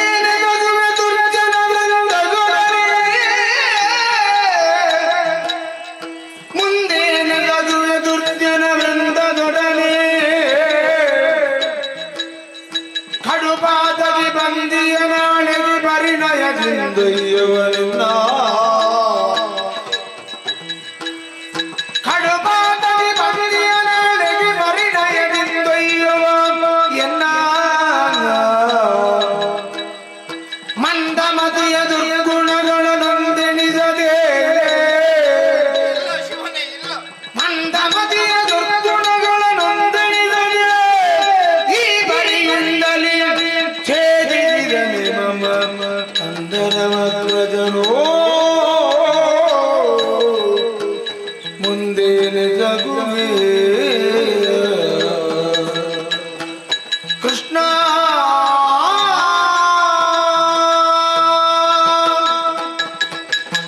ಕರ್ಷತೈತಿ ಕೃಷ್ಣ ಸಕಲವನ್ನು ಎಲ್ಲವನ್ನು ಆಕರ್ಷಿಸಬಲ್ಲ ಸ್ವಭಾವವನ್ನು ಹೊಂದಿದವ. ಅದೇ ಹೌದು ಅಂತಾದ್ರೆ ಹೇಗೆ ನನ್ನ ಮನಸ್ಸನ್ನ ಸೂರೆಗೊಂಡೆಯೋ ಅಂತೆ ನನ್ನ ಅಗ್ರಜನ ಮನಸ್ಸನ್ನ ಸೂರೆಗೊಳ್ಳುವುದಕ್ಕೆ ಆಗದೆ ಉಳಿಯುತ್ತೆ ದೇವ. ನನ್ನ ಅಣ್ಣ ಮಾಡಿದ್ದು ಕೇವಲ ಒಂದು ಘನ ಕಾರ್ಯವಲ್ಲ, ಘನವಾದ ಕೃತ್ಯವದು. ಹೇಸಿಗೆ ಹುಟ್ಟಿಸುವಂತಹ ಕೆಲಸ. ತನ್ನ ತಂಗಿಯಾದ ರುಕ್ಮಿಣಿಯನ್ನ ತನ್ನ ಗೆಳೆಯನಿಗೆ, ತಾನು ಒಪ್ಪಿದವನಿಗೆ, ತನ್ನ ನೆಚ್ಚಿದವನಿಗೆ ಕೊಡ್ತೇನೆ ಅಂತ ಮನಸ್ಸು ಮಾಡಿಬಿಟ್ಟನಲ್ಲ. ಅವನ ಗುಣ ನಿರ್ಗುಣಗಳನ್ನು ಯೋಚಿಸುವುದಕ್ಕಿಲ್ವೇ? ಅವನ ಅವಗುಣಗಳ ಕುರಿತಾಗಿ ಲಕ್ಷ್ಯ ಹರಿಸುವುದಕ್ಕಿಲ್ವೇ? ಯಾವುದನ್ನು ಯೋಚಿಸಲಿಲ್ಲ. ಸುಖ ಸುಮ್ಮನೆ ಕಾಲ ಕಳೆಯುತ್ತಾ ದುರ್ನೀತಿವಂತನಾಗಿ ದಿನ ಕಳೆಯುತ್ತಿರುವಂತಹ ಶಿಶುಪಾಲನಿಗೆ, ಜಯದೇಶನಿಗೆ ನನ್ನನ್ನು ಕೊಟ್ಟು ಬಿಡ್ತೇನೆ, ಮದುವೆ ಮಾಡಿಸಿ ಒಪ್ಪಿಸಿಕೊಡ್ತೇನೆ ಅನ್ನುವ ಹಾಗೆ ಹೇಗೆ ತೀರ್ಮಾನಿಸಿ ಬಿಟ್ಟ. ನನ್ನಲ್ಲಿ ಬಂದು ಕೇಳಿದ್ದಿಲ್ಲ, ನನಗೆ ಸನುಮತವೇ ನಿನಗೆ ಆದೀತೆ, ಹೀಗೊಂದು ಮಾತು ಬರಲಿಲ್ಲ. ಆದರೂ ಮದುವೆ ಎನ್ನುವ ತೀರ್ಮಾನ, ನನ್ನ ಬದುಕಿನ ಕುರಿತಾಗಿ ತೀರ್ಮಾನವನ್ನು ಕೈಗೊಳ್ಳುವುದಕ್ಕೆ ಅವನಿಗೆ ಅಧಿಕಾರವನ್ನು ಕೊಟ್ಟವರಾರು? ಹುಟ್ಟಿಸಿದ ಅಪ್ಪನೇ, ಹೆತ್ತ ತಾಯಿ ಯಾವುದೂ ಅಲ್ಲ. ಜನ್ಮ ಕೊಟ್ಟ ಅಪ್ಪ ಅಪ್ಪನಿಗಾದರೂ ನನ್ನ ಆಸೆ ಏನೆನ್ನುವುದನ್ನು ತಿಳಿದು ವ್ಯವಹರಿಸುವಂತಹ ವ್ಯವಧಾನ ಉಂಟು. ಆದರೆ ಇವನಿಗೆ ಅದೂ ಇಲ್ಲ. ದುಷ್ಟನಾದ, ದುರ್ನೀತಿವಂತನಾದ ಜಯದೇಶನ ಅವಗುಣಗಳನ್ನು ಎಣಿಸದೆ, ಲಕ್ಷಿಸದೆ ಅವನನ್ನು ಈ ಕಡೆಗೆ ಬರೆಸಿಕೊಂಡನಲ್ಲ.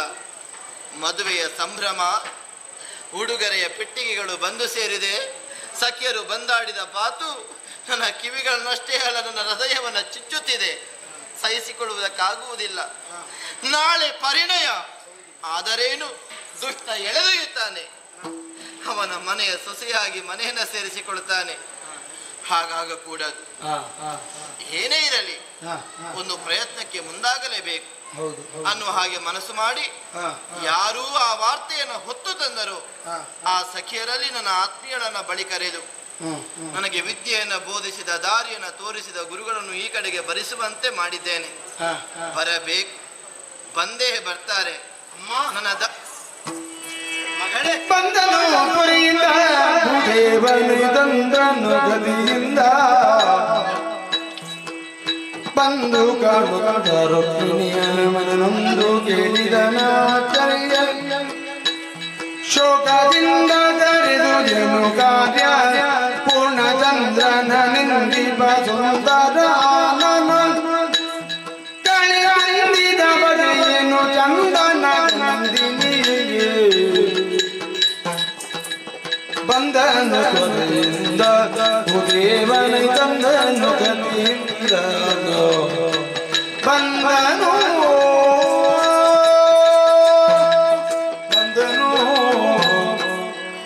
ಗುರುವರಿಯ ಬಂದಿದೆ, ಹೌದು, ಸಂತೋಷಗೊಂಡೆ. ನೀನು ಕರೆದಾಗ ಬಾರದೆ ಮತ್ಯಾರು ಕರೆಯಾಗ ಬರೆದಮ್ಮ ನಾನು. ಧನ್ಯಳಾದೆ. ಪುರವೆಲ್ಲ ಮದುಮಗಳಂತೆ ಶೃಂಗರಿಸಲ್ಪಟ್ಟಿದೆ. ವಸಂತ ಕಾಲದ ಜೇನು ನೊಣದಂತೆ ಎಷ್ಟು ಚುರುಕಾಗಿ ಜನರು ಸಂಭ್ರಮಿಸ್ತಾ ಇದ್ದಾರೆ. ಮದುವೆಯ ಸಂಭ್ರಮ. ಆದ್ರೆ ನೀನೊಬ್ಬಳು ನೆಲನೋಟಗಳಾಗಿದ್ದಿ ಕಣ್ಣೀರು ಸುರಿಸುತ್ತಿರುವೆ.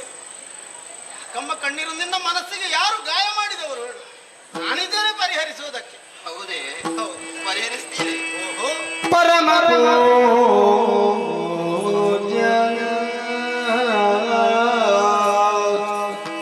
ಪುಣ್ಯ ಶರದಿಯ ಮರರಿಯ ಪರಮ ಪೂಜ್ಯ ಪುಣ್ಯ ಶರದಿ ಧರಣಿ ಅಮರರಿಯ ಕರುಣವಿರಿದಿ ಬಾಲ್ಯದಿಂದ ಹೊರೆದ ಸಕಲ ಬಗೆಯ ಕರುಣವಿರಿದಿ ಬಾಲ್ಯದಿಂದ ಹೊರೆದ ಸಕಲ ಬಗೆಯ ಹರಿಯ ಜನಿತೆ ಬಿತ್ತರಿಸಿದ ಗುರುವರೇಣ ನಿನ್ನ ಮರೆಯ ಪುಕ್ಕೆ ಹರಿಯ ಜನಿತೆ ವಿಸ್ತರಿಸಿದ ಗುರುವರೇಣ ನಿನ್ನ ಮರೆಯ ಪುಕ್ಕೆ ಕಷ್ಟ ಬರೆಯು ಹರಿಹೈ ಬರೆಯೋ ಎನ್ನ ತುರಿ ಇಂದ ಹರಿಯ ಜರಿಗೆ ವಿಸ್ತರಿಸಿದ ಗುರುವರೇಣ ನಿನ್ನ ಮರೆಯ ಪುಕ್ಕೆ ಕಷ್ಟ ಬರೆಯು ಹರಿದೆ ಬರೆಯೋ ಎನ್ನ ಪರಮ ಪೂಜ್ಯ ಪುಣ್ಯ ಶರದಿ ಧರಣಿ ಅಮರರೆಯ ಧರಣಿ ಅಮರರೆಯ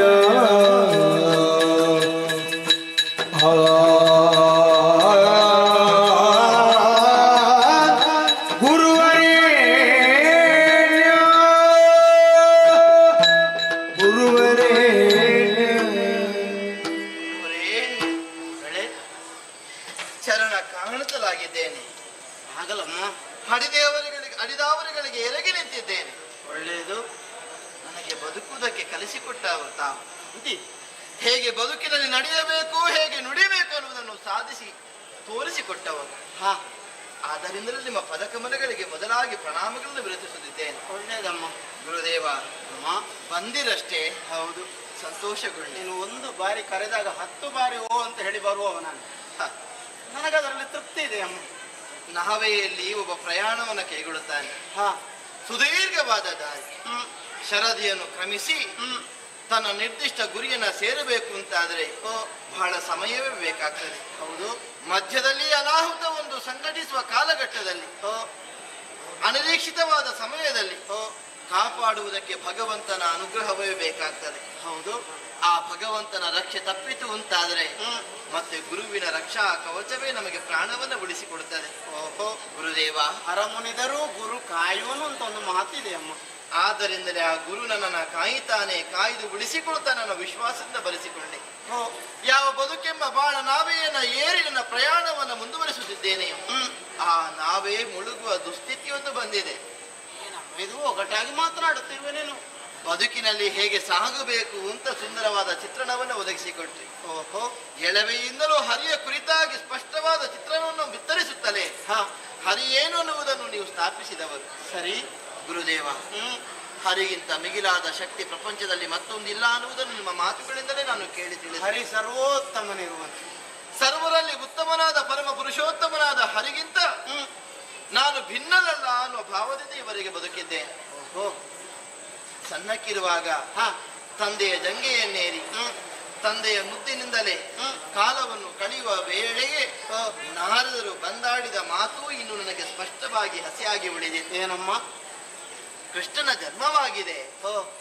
ಕೃಷ್ಣ ಇಂತಹ ವಿಷಯಗಳನ್ನೆಲ್ಲ ಸಾಧಿಸಿದ್ದಾನೆ. ಶಕಟ ಧೇನುಕರ ವಧೆಯು, ಪೂತನ ಸಂಹಾರವೋ, ಕಂಸನ ವಧೆಯು, ಚಾಣೂರ ಮುಷ್ಟಿಕರ ಮರ್ದನವು, ಹೀಗೆ ಬಗೆ ಬಗೆಯಾಗಿ ಕೃಷ್ಣ ಪರಮಾತ್ಮನ ಲೀಲೆಯ ಕುರಿತಾಗಿ ನಾರದರು ಆಡಿದ ಮಾತು ಅಡಿಗಡಿಗೂ ನನ್ನಲ್ಲಿ ಉಲ್ಲಾಸವನ್ನು ಹೆಚ್ಚಿಸುತ್ತಿತ್ತು. ಯಮನನ್ನು ದೆಸೆಗಿಳಿಸಿ ಗುರುಪುತ್ರನ ಆತ್ಮವನ್ನು ತಂದವನು. ಯೋಚಿಸಿ, ತಂದು ಒಪ್ಪಿಸಿದ್ದು ಮಾತ್ರವಲ್ಲದೆ ಮರುನಾಮಕರಣ ಪುನರ್ದತ್ತ. ಹೌದು, ಮಣಿಕರ್ಣ ಎಂಬ ಹೆಸರಿದೆ. ಮಣಿಕರ್ಣ ಎನ್ನುವ ಮೊದಲನೇ ಹೆಸರು ಹೋಯಿತು, ಪುನರ್ದತ್ತ ಅನ್ನೋ ಮತ್ತೊಂದು ಹೆಸರು ಸ್ಥಾಪಿತವಾಯಿತು. ಸತ್ತವರನ್ನು ಬದುಕಿಸಬಲ್ಲ. ಎಲ್ಲಿಯವರೆಗೆ ಕೇಳಿದರೆ ಪಡೆದ 6 ಮಕ್ಕಳನ್ನು ಕಳೆದುಕೊಂಡ ನತದಷ್ಟೇ ತಾಯಿ ದೇವಕಿ ದೇವಿ ನನ್ನ 6 ಮಂದಿ ಮಕ್ಕಳ ಮುಖ ನೋಡಬೇಕು, ದರ್ಶನದ ಸೌಭಾಗ್ಯವನ್ನು ಒದಗಿಸಿಕೊಡುವಂತೆ ಕೇಳಿದಾಗ ಒಲಿದು ಆ 6 ಮಂದಿಗಳ ಮುಖ ದರ್ಶನದ ಸೌಭಾಗ್ಯವನ್ನು ಒದಗಿಸಿಕೊಟ್ಟವ. ಹೌದಲ್ಲ? ಅಂತಹ ಕೃಷ್ಣನ ದರ್ಶನದ ಸೌಭಾಗ್ಯ ನನಗೆ ಸಿಗಲಿಕ್ಕಿಲ್ವೇ? ಈ ಭಾವದಿಂದಲೇ ನಾನು ಉಳಿದಿದ್ದೇನೆ. ಗುರುದೇವ, ಪುಣ್ಯ ಶರದಿಗಳು ತಾವು, ಗುರುವರೇಣ್ಯರು, ಧರೆಯ ಅಮರರು, ನಿಮ್ಮಿಂದ ನನ್ನ ಬದುಕು ಸುಗಮವಾಗ್ತದೆ, ಹಸನಾಗ್ತದೆ ಅನ್ನುವ ನಿರೀಕ್ಷೆಯನ್ನು ಹೊತ್ತು ಈ ಕಡೆಗೆ ಸಾಗಿ ಕರೆದಿದ್ದೇನೆ. ಬಲವಾದ ಕಾರಣವೇನೆ. ಏನಮ್ಮದು? ನಾಳೆ ನಾಳೆ ನಾಳೆ ಪರಿಣಯ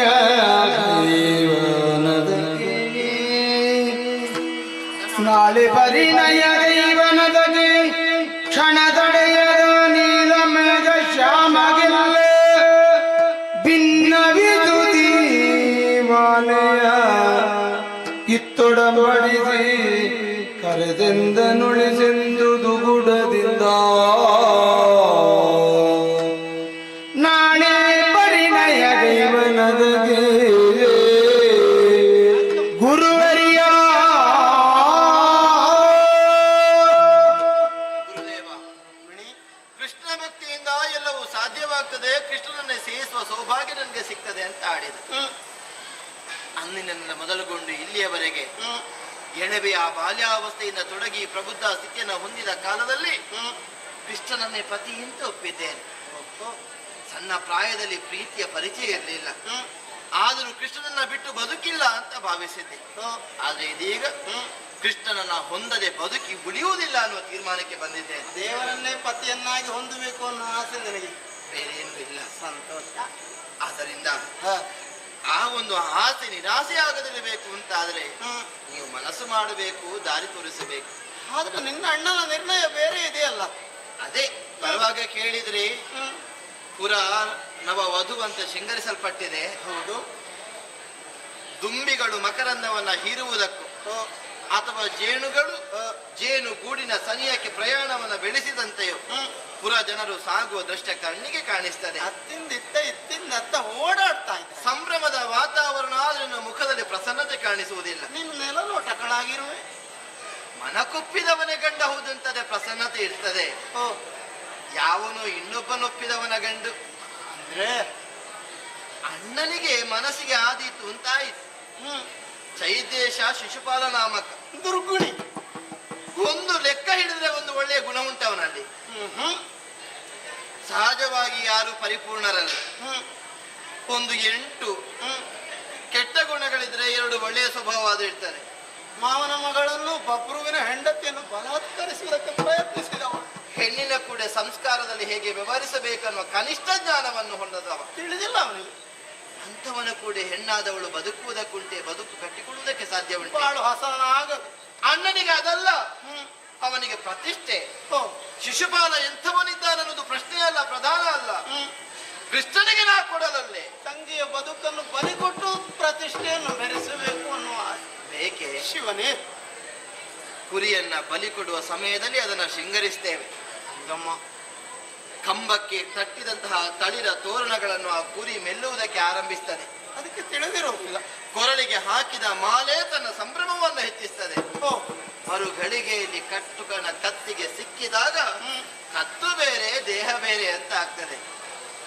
ನನ್ನ ಸ್ಥಿತಿಯೂ ಅಷ್ಟೇ. ಅಯ್ಯೋ, ಈ ಬಂಗಾರ, ಈ ಉಡ್ಯಾನ ಯಾವ ಸ್ಥಿತಿಗೆ ಹೇಳಿ, ನನಗೆ ಇದು ಪ್ರಧಾನ ಅಲ್ಲ. ಮತ್ತೆ ನನ್ನ ಬದುಕು ಬಂಗಾರವಾಗಬೇಕು ಅಂತಾದ್ರೆ ನೀಲ ಮೇಘ ಶ್ಯಾಮ ನನಗೆ ರಮಣನಾಗಿ ಒದಗಬೇಕು. ಅದಕ್ಕೆ ಬೇಕಾಗಿ ಬಹಳವಾಗಿ ಆಲೋಚಿಸಿ ಯೋಚಿಸಿ ನಾನೊಂದು ತೀರ್ಮಾನವನ್ನು ಕೈಗೊಂಡು ನಿಮಗೆಲ್ಲ ಬರೆಸಿದ್ದೇನೆ. ನಮ್ಮದು ಏನು? ಓಲಿ. ನನಗೆ ಅಕ್ಷರಾಭ್ಯಾಸ ಮಾಡಿಸಿದ್ದು ನೀವೇ ಅಲ್ವ?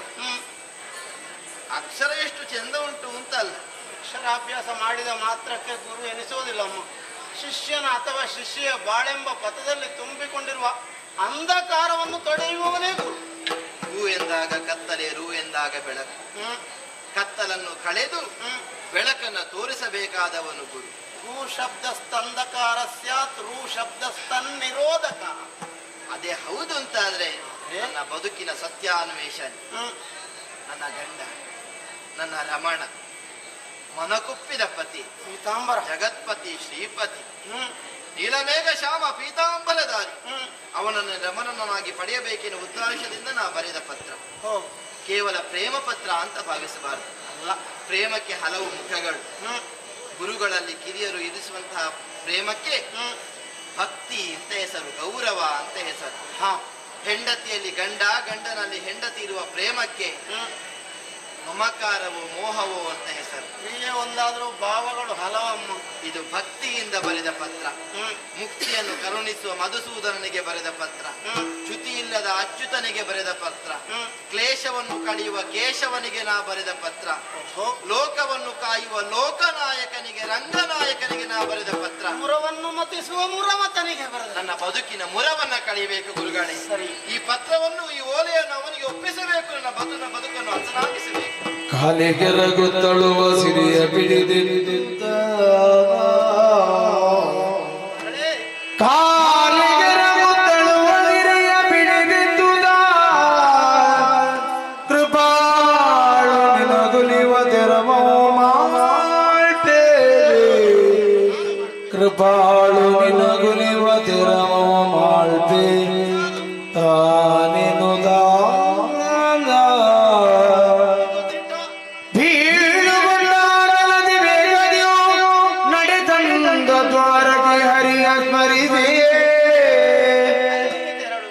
ನಡೆದಂಡ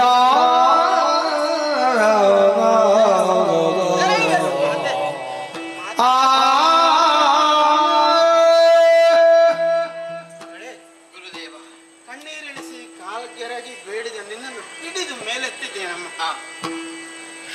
ನೀನು ಪೀತಾಂಬರನಿಗೆ ಪೊಡ ಮಾಡುವ ಹಾಗೆ ನಾನು ಮಾಡ್ತೇನೆ. ಸಾಗರ ಕನ್ನಿಕೆಯಲ್ಲೂ ಆಲಿಂಗಿಸುವ ತೋಳುಗಳಲ್ಲಿ ನಿನ್ನನ್ನು ಪಿಡಿದೆತ್ತಿ ಆಲಿಂಗಿಸುವಂತೆ ನಾನು ಮಾಡುವೆನಮ್ಮ, ನಾನು ಮಾಡುವೆ. ಸೌಭಾಗ್ಯ ಅಂತ ಭಾವಿಸ್ತೇನೆ. ಅವ ಸಾಮಾನ್ಯನಲ್ಲಮ್ಮ. ಲೌಕಿಕವಾಗಿ ಒಬ್ಬನೇ ಆಗಿ ಕಂಡ್ರು ಅನೇಕ ಕೋಟಿ ದಿವ್ಯ ರೂಪಗಳಿಂದ ಪ್ರಕಟನಾಗಬಲ್ಲ. ಅವನ ಬೌದ್ಧಿಕ ಸಾಮರ್ಥ್ಯ ಎಷ್ಟು ಅನ್ನುವುದು ತಿಳಿಯುವುದಕ್ಕೆ ಒಂದು ಘಟನೆ ಸಾಕ್ಷಿ ಅಮ್ಮ. ನಾಗದ ಹೋರಾಟಕ್ಕೆ ಬಂದ ಶ್ರೀಕೃಷ್ಣನ ಬಳಿ ಶ್ರೀಕೃಷ್ಣನು ಬಲರಾಮರು ಹೋರಾಡಿದ್ರು. ಕೊನೆಗೆ ಮಾಗದವನ ಪಕ್ಷದಿಂದ ಬಂದವನು ಕಾಲಯವನ. ಗಾರ್ಗ್ಯರ ಸೃಷ್ಟಿಯಾದವರ ಅವಸಾನಕ್ಕೆ ಅವನ ಸೃಷ್ಟಿಯಾಯಿತು. ಹೋರಾಡುತ್ತಾ ಇದ್ದ ಹಾಗೆ ನಿನ್ನ ಪತಿಯಾಗಲಿರುವ ಶ್ರೀಕೃಷ್ಣ ಬಲರಾಮನಲ್ಲಿ ಒಂದು ಮಾತು ಹೇಳಿದನಂತೆ, ಓಡಣ್ಣ ಓಡು, ಹೋರಾಟ ಬೇಡ, ಓಡು ಓಡು, ಈಗ ಕೊಲ್ಲು ಅಂತ ಹೇಳುವಾಗ ನೀನು ಓಡು ಅಂತ. ಓಡಿ ಓಡಿ ಹೋಗಿ ಒಂದು ಗುಹೆಯನ್ನು ಸೇರಿಕೊಂಡು ಅಲ್ಲಿ ಮುಚ್ಚುಕುಂದ ನಿದ್ರಾವಶನಾಗಿ ಮಲಗಿದ್ದ. ಗತಯುಗದವನು ದೀರ್ಘಕಾಲದ ದೇವಾಸುರರ ಮತನದಲ್ಲಿ ದೇವತೆಗಳಿಗೆ ಸಹಾಯ ಮಾಡಿ ದೇವತೆಗಳಿಗೆ ಅವನಿಂದ ನಿದ್ರೆ ಪ್ರಾಪ್ತವಾಗಿತ್ತು. ಇವರು ಮರೆಯಾದ್ರು. ಕಾಲಯವನ ಬೆನ್ನಟ್ಟುತ್ತಾ ಬಂದ ಗುಹೆಯೊಳಗೆ ಮಲಗಿದ್ದ ಮುಚುಕುಂದನನ್ನು ಕೃಷ್ಣನೆಂದೇ ಭ್ರಮಿಸಿ ಎಡಗಾಲಿನಿಂದ ಒತ್ತನಂತೆ. ಇದ್ದು ಕಣ್ಣು ಬಿಟ್ಟ ಮುಚುಕುಂದ ಅವನ ನೇತ್ರಾಗ್ನಿಗೆ ಕಾಲಯವನ ದಗ್ಧನಾಗಿ ಹೋದ. ಕೃಷ್ಣ ಆಗ ಬಲರಾಮನಲ್ಲಿ ಹೇಳ್ತಾನಂತೆ, ಕಾಲಯವನಿಗೆ ಮುಚುಕುಂದನಿಂದಲೇ ಮರಣ ಎಂಬುದು ಖಚಿತವಾಗಿರಲು ಮನ ಉಚಿತ ಸಮಯಕ್ಕಾಗಿ ಓಡು ಅಂದೆ ಅಂತ.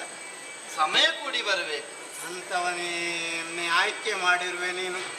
ಅವನನ್ನು ನಿನಗೆ ಒಲಿಯುವಂತೆ ನಾನು ಮಾಡುವೆನು ತಾಯಿ.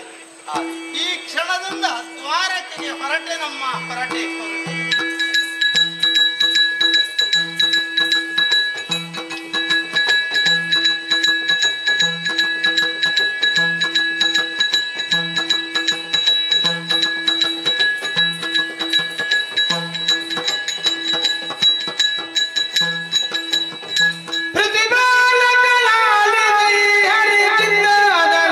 ಯೋಜಿಸಿದ ಜಗದಲ್ಲಿ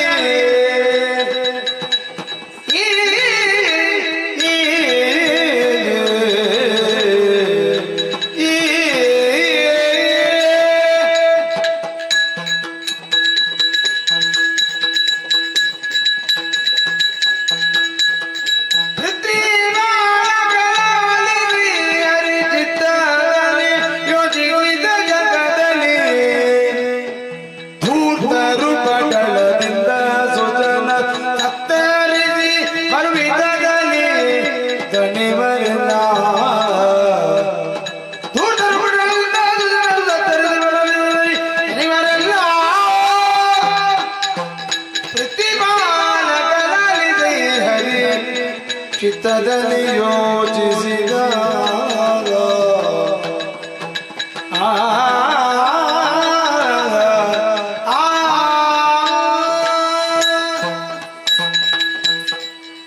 ವಸುಧಾ ವನಿತೆಯ ಹಣೆಯ ತಿಲಕದಂತೆ ರಂಜಿಸ್ತಾ ಇದೆ ನಮ್ಮದಾದಂತಹ ದ್ವಾರಕಾವತಿ.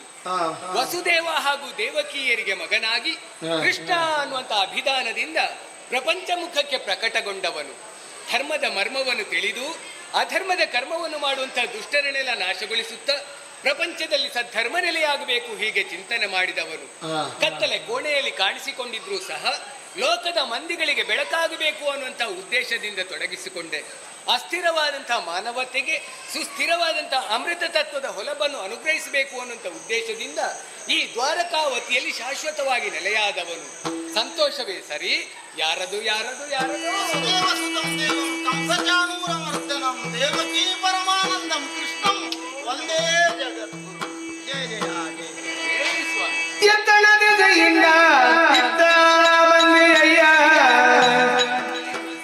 ಪೃಥ್ವಿ ಅಮರರೆಯ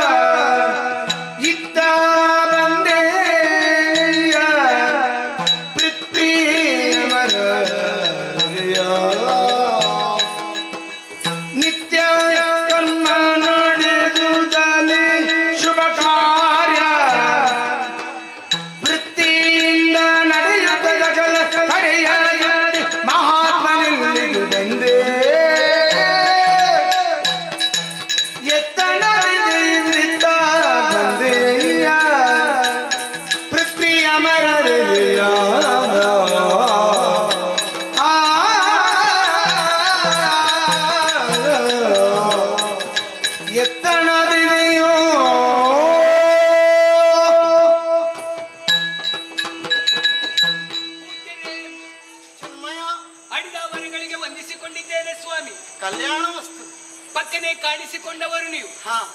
ಕರೆ ತಂದು ಕುಳಿತುಕೊಳ್ಳುವುದಕ್ಕೆ ಯಥಾಸಾಧ್ಯವಾದಂತಹ ಪೀಠ ದರ್ಭಾಸನವನ್ನು ಒದಗಿಸಿಕೊಟ್ಟಿದ್ದೇನೆ. ಕುಳ್ಳಿರಬೇಕು ಸ್ವಾಮಿ. ನೀನು ದೇವರಾದರೂ ನನ್ನನ್ನು ಕುಳ್ಳಿರಿಸಿ ಸತ್ಕರಿಸ್ತಾ ಇರುವೆ. ಅತಿಥಿ ದೇವೋ ಭವ ಹಾಗೊಂದು ಮಾತಿದೆ. ಮನೆಗೆ ಬಂದ ಅತಿಥಿಗಳು ದೇವರಿಗೆ ಸಮ. ಹೌದು. ಅನ್ನುವಂತಹ ಉದ್ದೇಶದಿಂದ ಸತ್ಕಾರ್ಯದಲ್ಲಿ ತೊಡಗಿಕೊಂಡವನು. ಸರಿ. ಈ ಲೋಕದಲ್ಲಿ ಕಣ್ಣಿಗೆ ಕಾಣುವ ದೇವರು ಯಾರು ಅಂತ ಕೇಳಿದ್ರೆ ಬ್ರಾಹ್ಮಣೋತ್ತಮರು. ಯಾವುದೇ ಒಂದು ಸ್ವಾರ್ಥ ಚಿಂತನೆ ಇಲ್ಲದೆ ಪೂಜೆ ಪುರಸ್ಕಾರ ಹೋಮ ಹವನಾದಿಗಳಲ್ಲಿ ತಮ್ಮನ್ನು ತಾನು ತೊಡಗಿಸಿಕೊಂಡು ಅನವರತವು ಲೋಕದ ಕ್ಷೇಮಕ್ಕಾಗಿಯೇ ದುಡಿಯುವವರು. ಹೌದು. ನಿಮ್ಮನ್ನು ಕಾಣುವಾಗ ಆಶ್ಚರ್ಯ ಆಯ್ತು ಸ್ವಾಮಿ. ಯಾಕೆ? ಈ ಹಿಂದೆ ನಿಮ್ಮನ್ನು ನಾನು ಎಲ್ಲಿಯೂ ಕಂಡವನಲ್ಲ. ಅಲ್ಲ, ಪ್ರಥಮವಾಗಿ ಕಾಣ್ತಾ ಇದ್ದೇನೆ. ನೇರವಾಗಿ ನನ್ನ ಬಳಿಯಾಗಿ ಬಂದವರು ನೀವು. ನನ್ನನ್ನೇ ಕಾಣಬೇಕು ಅನ್ನುವಂತ ಉದ್ದೇಶದಿಂದ ಬಂದಿರೋ ಅಥವಾ ಬೇರೆಲ್ಲಿಗಾದ್ರೂ ಹೋಗುವವರು ಹೀಗೆ ದಣಿವಾರಿಸಿಕೊಂಡು ಹೋಗುವಂತ ಬಂದಿರೋ ಏನು ಅಂತ ಅರ್ಥ ಆಗ್ಲಿಲ್ಲ. ಏನು ಕಾಣಿಸಿಕೊಂಡಿರಿ ಸ್ವಾಮಿ? ದೇವಾ ಅರಿದು ಮನದಂತರವನ್ನ ಬರಿದ ಕೇಳ್ವೆಯ ಚರಣದೇ ಮಗರನ್ನು ನಿರತ ಬರೆವ ಚಿನ್ಮಯ ಮರೆದು ತರುವವನು ನಿನ್ನ ಸ್ಮರಣೆಯಿಂದಲೇ ಕರಣಿಯೋ ನೋಡಿಗಳು ಮಾತರದವೇ ಅರಿತು ಮನದಂತರವನ್ನ ಬರಿದೇ ಕೇಳಿಯ ಚಿನ್ಮಯ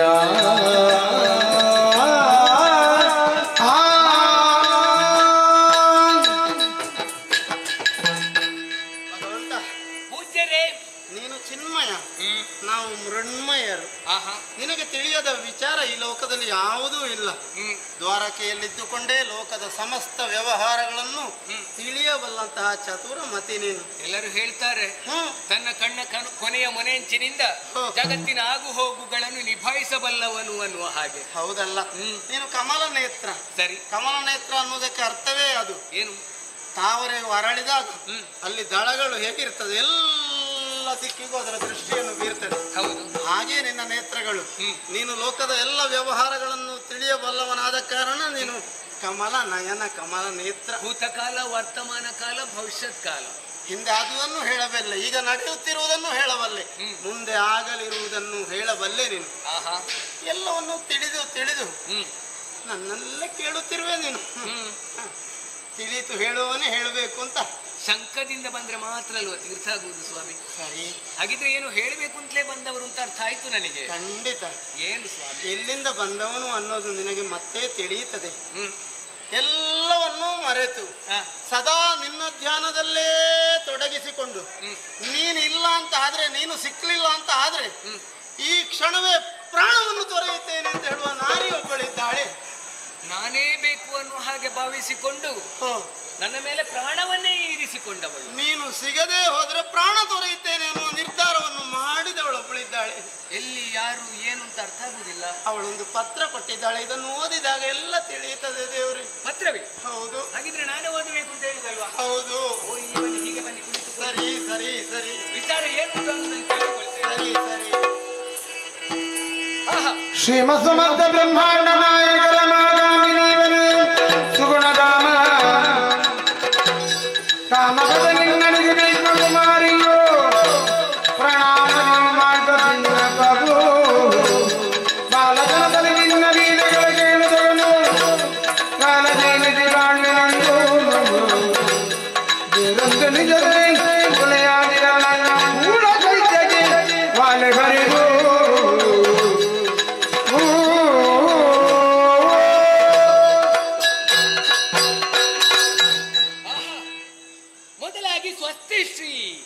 ಅನ್ನುವ ಹಾಗೆ ಶುಭ ಸೂಚಕವನ್ನೇ ಬರೆದಿದ್ದಾಳೆ. ಮನಸ್ಸಿನಲ್ಲಿ ಹುಟ್ಟಿದಂತ ಭಾವ ಭ್ರೂಣಗಳು ಅಕ್ಷರದೋಪಾದಿಯಲ್ಲಿ ಪ್ರಕಟಗೊಂಡಿದೆ ಅನ್ನುವುದು ಸತ್ಯ. ಅಂದವಾದಂತಹ ಮುತ್ತಿನಂತಹ ಅಕ್ಷರದಲ್ಲಿ ಬರೆದಿದ್ದಾಳೆ. ಕುಂಡಿನಾಪುರದ ದೊರೆ ಭೀಷ್ಮಕನ ಕುವರಿ ರುಕ್ಮಿಣಿ ಮಾಡುವ ಪ್ರಣಾಮಗಳು. ಹಾಗಿದ್ರೆ ರುಕ್ಮಿಣಿಯೇ ಬರೆದ ಓಲೆ ಅನ್ನುವುದು ಸ್ಪಷ್ಟವಾಗ್ತದೆ. ನನ್ನ ಜೀವಿತಾವಧಿಯಲ್ಲಿ ನಿನ್ನನ್ನೇ ಹೊಂದಿಕೊಳ್ಳಬೇಕು. ನಿನ್ನ ಬಾಲ ಲೀಲೆಗಳನ್ನೇ ಕಂಡು ಬೆಳೆದವಳು ನಾನು. ಆದ್ದರಿಂದ ನಿನ್ನನ್ನೇ ಹೊಂದಿಕೊಳ್ಳಬೇಕು ಅನ್ನುವಂಥ ಆಶೆಯನ್ನು ಹೊಂದಿದವಳು ನಾನು. ಆದರೆ ಏನು ಮಾಡೋಣ, ನನ್ನ ಅಣ್ಣನಾದಂಥ ರುಕ್ಮ ನನ್ನನ್ನು ಚೈತ್ಯೇಶನಿಗೆ ಕೊಟ್ಟು ಮದುವೆ ಮಾಡುವುದು ಅನ್ನೋ ಹಾಗೆ ತೀರ್ಮಾನಿಸಿದ್ದಾನೆ. ನನಗೆ ಅವನನ್ನು ಮದುವೆ ಆಗುವುದಕ್ಕೆ ಇಷ್ಟ ಇಲ್ಲ. ಆದ್ದರಿಂದಲೇ ನಿನ್ನನ್ನು ಹೊಂದಿಕೊಳ್ಳಬೇಕು ಅನ್ನೋ ಹಾಗೆ ಬಯಸಿದ್ದೇನೆ. ಮುಂದಕ್ಕೆ ಕಾಳಿ ಪೂಜೆಗೆ ನಾಳೆ ಬರುವ ನೆರವಿಯ ಗುಡಿಗೆ ಬಿಡಿದು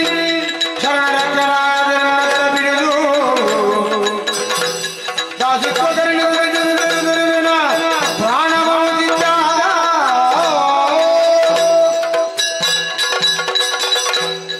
ನನ್ನ ಬಾಲ್ಯದಿಂದಲೇ ನೀನು ಮಾಡಿದಂತ ಸಾಧನೆಯ ಬಗ್ಗೆ ಚೆನ್ನಾಗಿ ತಿಳಿದುಕೊಂಡವಳು ನಾನು. ಆದ್ದರಿಂದ ನನ್ನ ಜೀವನದಲ್ಲಿ ಮದುವೆ ಅನ್ನುವಂಥ ಮಂಗಲ ಕಾರ್ಯ ನಡೀತದೆ ಅಂತ ಇದ್ರೆ ಅದು ನಿನ್ನ ಜೊತೆಯಲ್ಲೇ ಅನ್ನೋ ಹಾಗೆ ತೀರ್ಮಾನಿಸಿದ್ದೇನೆ. ಆದ್ರೆ ಏನು ಮಾಡುವ, ಪರಿಸ್ಥಿತಿ ವಿಕೋಪಕ್ಕೆ ತಲುಪಿದೆ. ಆದ್ದರಿಂದಲೇ ನಾನು ದೇವಿ ಪೂಜೆಗಾಗಿ ಕಾಳಿಕಾ ಗುಡಿಗೆ ಬರ್ತೇನೆ. ಸುಸಂದರ್ಭದಲ್ಲಿ ಒದಗಿ ಬಂದು ನನ್ನನ್ನು ನೀನು ಪರಿಗ್ರಹಿಸಬೇಕು. ಒಂದು ವೇಳೆ ನೀನು ಬಾರದೆ ಹೋದೆಂತಾದ್ರೆ ನಾನು ದೇಹತ್ಯಾಗ ಮಾಡ್ತೇನೆ ಅನ್ನೋ ಹಾಗೆ ಬರೆದಿದ್ದಾಳಲ್ಲ, ಇವಳನ್ನು ಬಿಡುವುದಕ್ಕೆ ಸಾಧ್ಯ ಉಂಟೆ?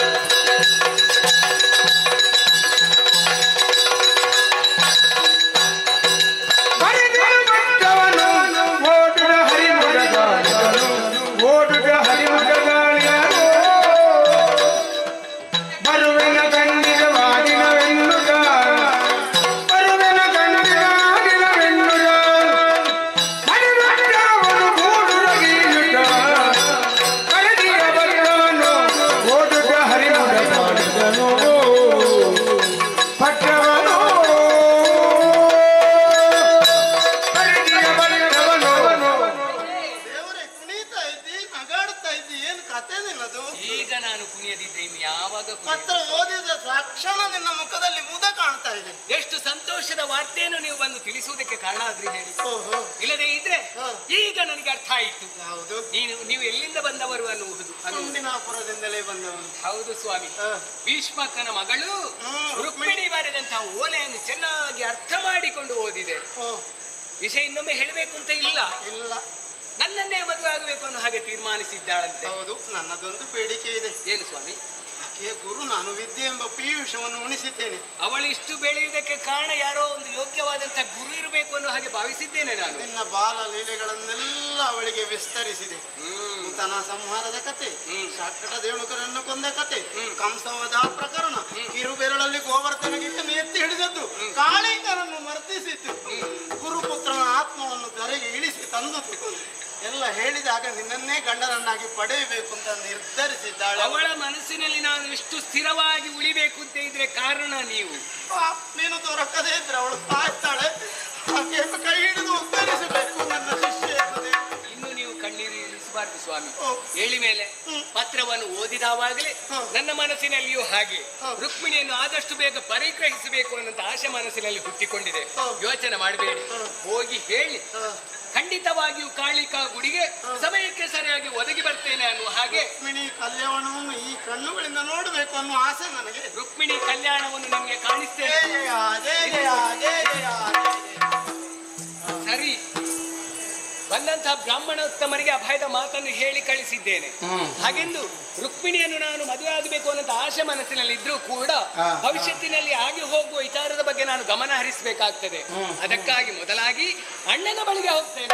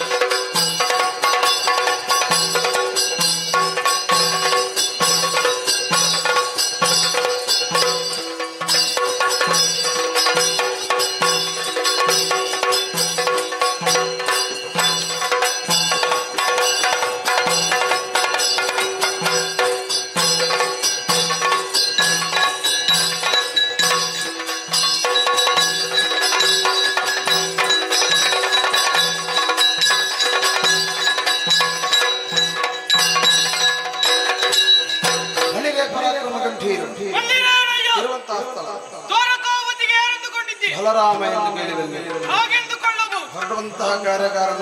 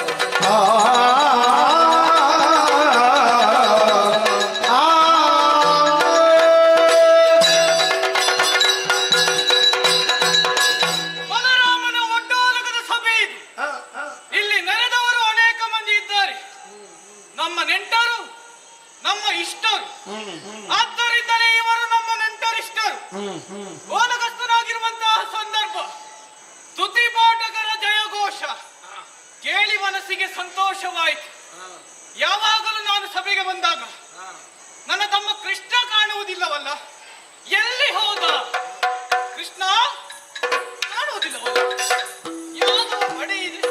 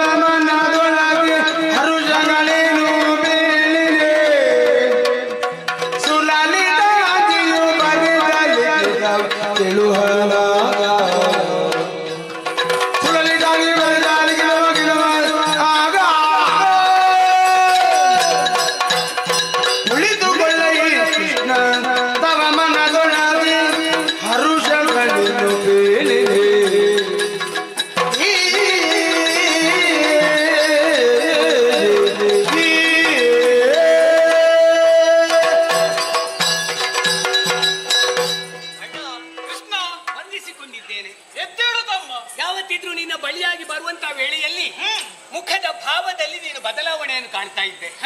ಆದ್ರೆ ಇವತ್ತು ಹಾಗಲ್ಲ, ನಗುಮುಖದಿಂದಲೇ ನಿನ್ನ ಬಳಿಯಾಗಿ ಬಂದಿದ್ದೇನೆ. ಓಲಗಸ್ತನಾಗಿರುವಂತಹ ಸಂದರ್ಭ, ಸಮಸ್ತ ಯಾದವ ಪಡೆಗಳೆಲ್ಲ ನೆರೆದು ಕುಳಿತುಕೊಂಡಿದ್ದಾರೆ. ಹೌದು.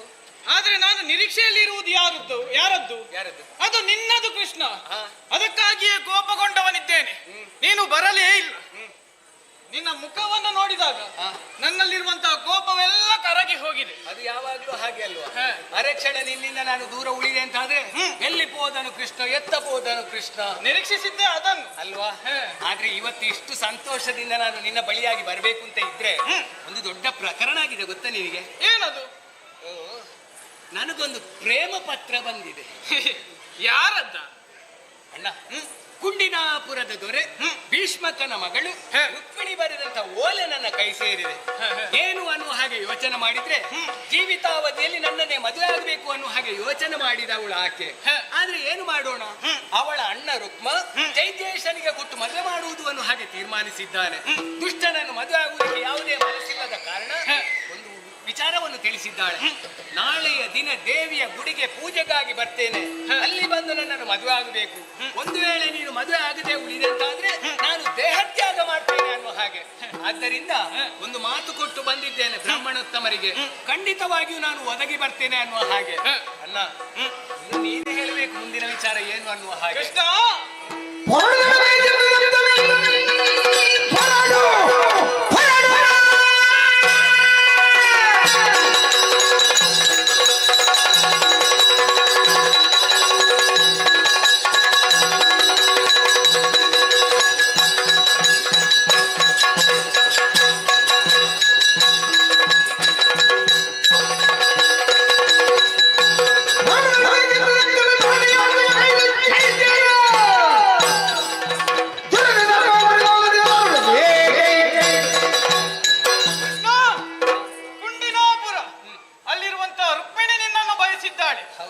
ಓಲೆಯನ್ನು ಬರೆದು ಕಳುಹಿಸಿದ್ದಾಳಂತಾದ್ರೆ ಅವಳಿಗೂ ನಿನ್ನ ಮೇಲೆ ಪ್ರೇಮ ಇದೆ ಎಂಬುದು ಸುಳ್ಳಲ್ಲ. ಎರಡು ಮನಸ್ಸು ಒಂದಾಗಿದೆ ಅನ್ನುವುದು ಸತ್ಯ.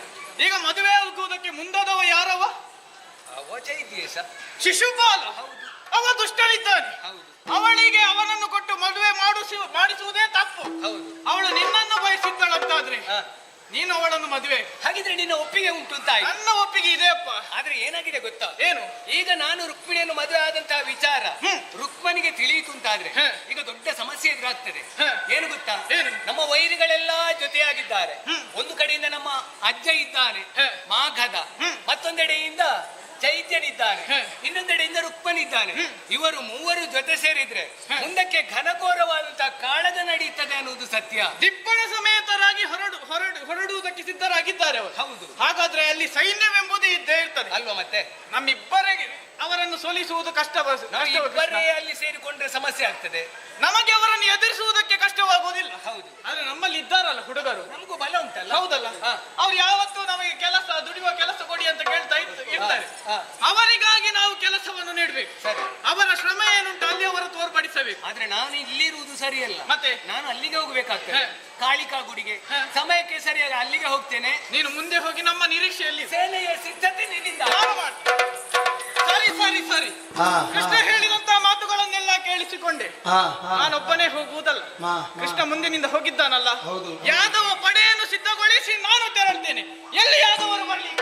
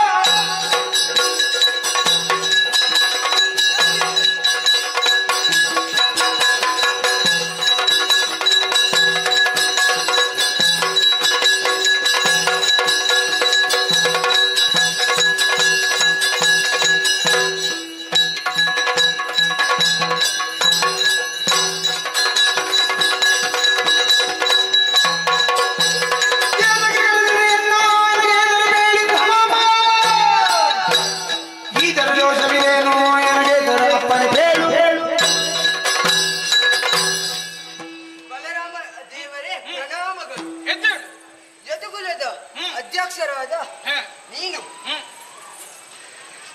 ನೀನು ನಿಮ್ಮನ್ನು ಕರೆಸುವುದಕ್ಕೆ ಬಲವಾದ ಕಾರಣವೇ ಇದೆ.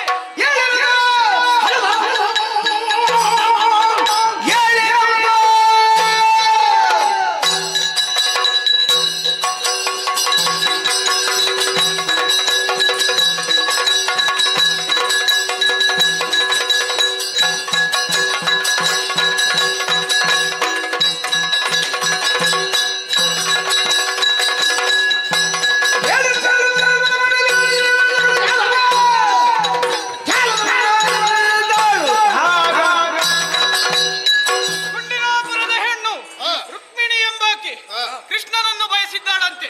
ಅದಕ್ಕೆ ಪತ್ರವನ್ನು ಬರೆದು ಕಳುಹಿಸಿದ್ದಾಳೆ. ಸೇನಾ ಸಮೇತರಾಗಿ ನಾವು ಹೊರಟು ನಿಂತಿದ್ದೇವೆ. ಯಾಕಾಗಿ ಅವಳನ್ನು ಕೃಷ್ಣನಿಗೆ ಮದುವೆ ಮಾಡಿಸಿಕೊಡುವುದಾಗಿ ಅಲ್ಲಿಗೆ ಹೋಗುತ್ತಾ ಇದ್ದೇವೆ. ಅಲ್ಲಿ ಯಾರಾದ್ರೂ ನಮ್ಮ ಕುರಿತಾಗಿ ಆಕ್ರಮಣವನ್ನು ಮಾಡಿದ್ರೆ ನೀವು ಏನು ಮಾಡ್ತೀರಿ?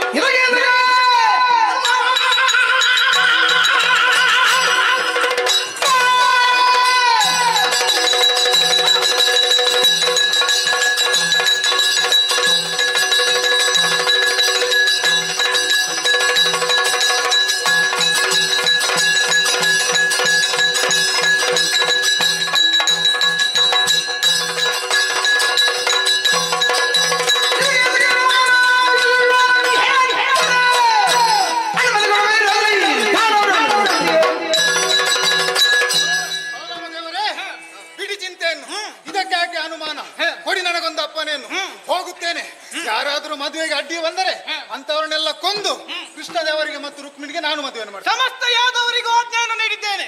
ಎಲ್ಲರಿಗೂ ನಿರೀಕ್ಷೆಯಲ್ಲಿ ಹೊರಡೋಣ.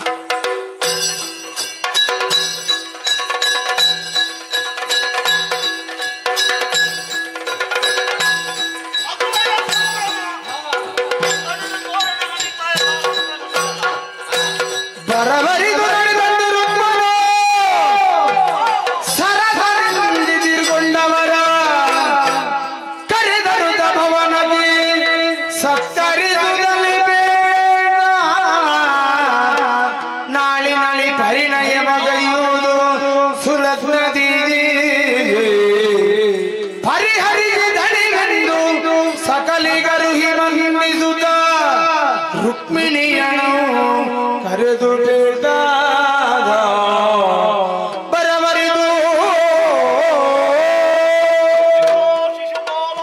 ಮಿತ್ರ ರುಕ್ಮ ಮಿತ್ರ ಬಹಳ ಸಂತೋಷವಾಯಿತು.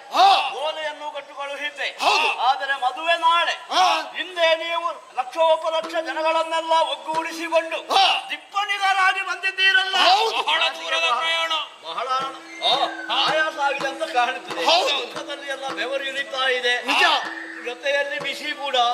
ಸೆಕೆ ವಿರಮಿಸಬೇಕು. ನೀವು ಅಗತ್ಯ. ನಿಮಗೆ ಬೇಕಾದಂತಹ ವ್ಯವಸ್ಥೆಯನ್ನೆಲ್ಲ ಮಾಡಿದ್ದೇನೆ. ಆಳುಗಳು ಕೂಡ ಇದ್ದಾರೆ. ನಿಮಗೆ ಏನು ಬೇಕು ಅವರಲ್ಲಿ ಹೇಳಿದ್ರೆ ಆಯ್ತು. ನನಗೆ ಪ್ರತ್ಯೇಕ ಬೇಕು. ಹೌದೌದು, ನಿನ್ನದೆಲ್ಲ ನನಗೂ ಗೊತ್ತಿಲ್ವಾ? ಅದು ಬೇಕು, ಇದು ಬೇಕು, ಅದನ್ನು ತಿನ್ನುವವ, ಇದನ್ನು ಕುಡಿಯುವವ, ಎಲ್ಲವೂ ಕೂಡ ಇದೆ. ಸರಿ, ನಮ್ಮಲ್ಲಿ ವ್ಯವಸ್ಥೆ. ಹೋಗಿ ಬಿಡಾರಕ್ಕೆ ಹೋಗಿ, ನಾಳೆ ಮದುವೆ.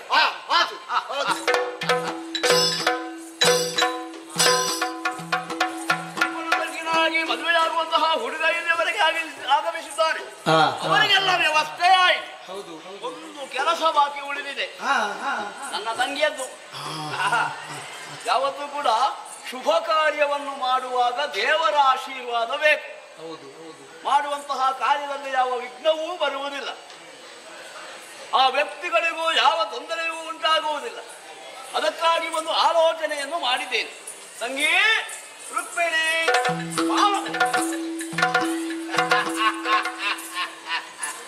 ನನ್ನ ಮುದ್ದಿನ ತಂಗಿ, ನಾಳೆಯ ಮದುಮಗಳು.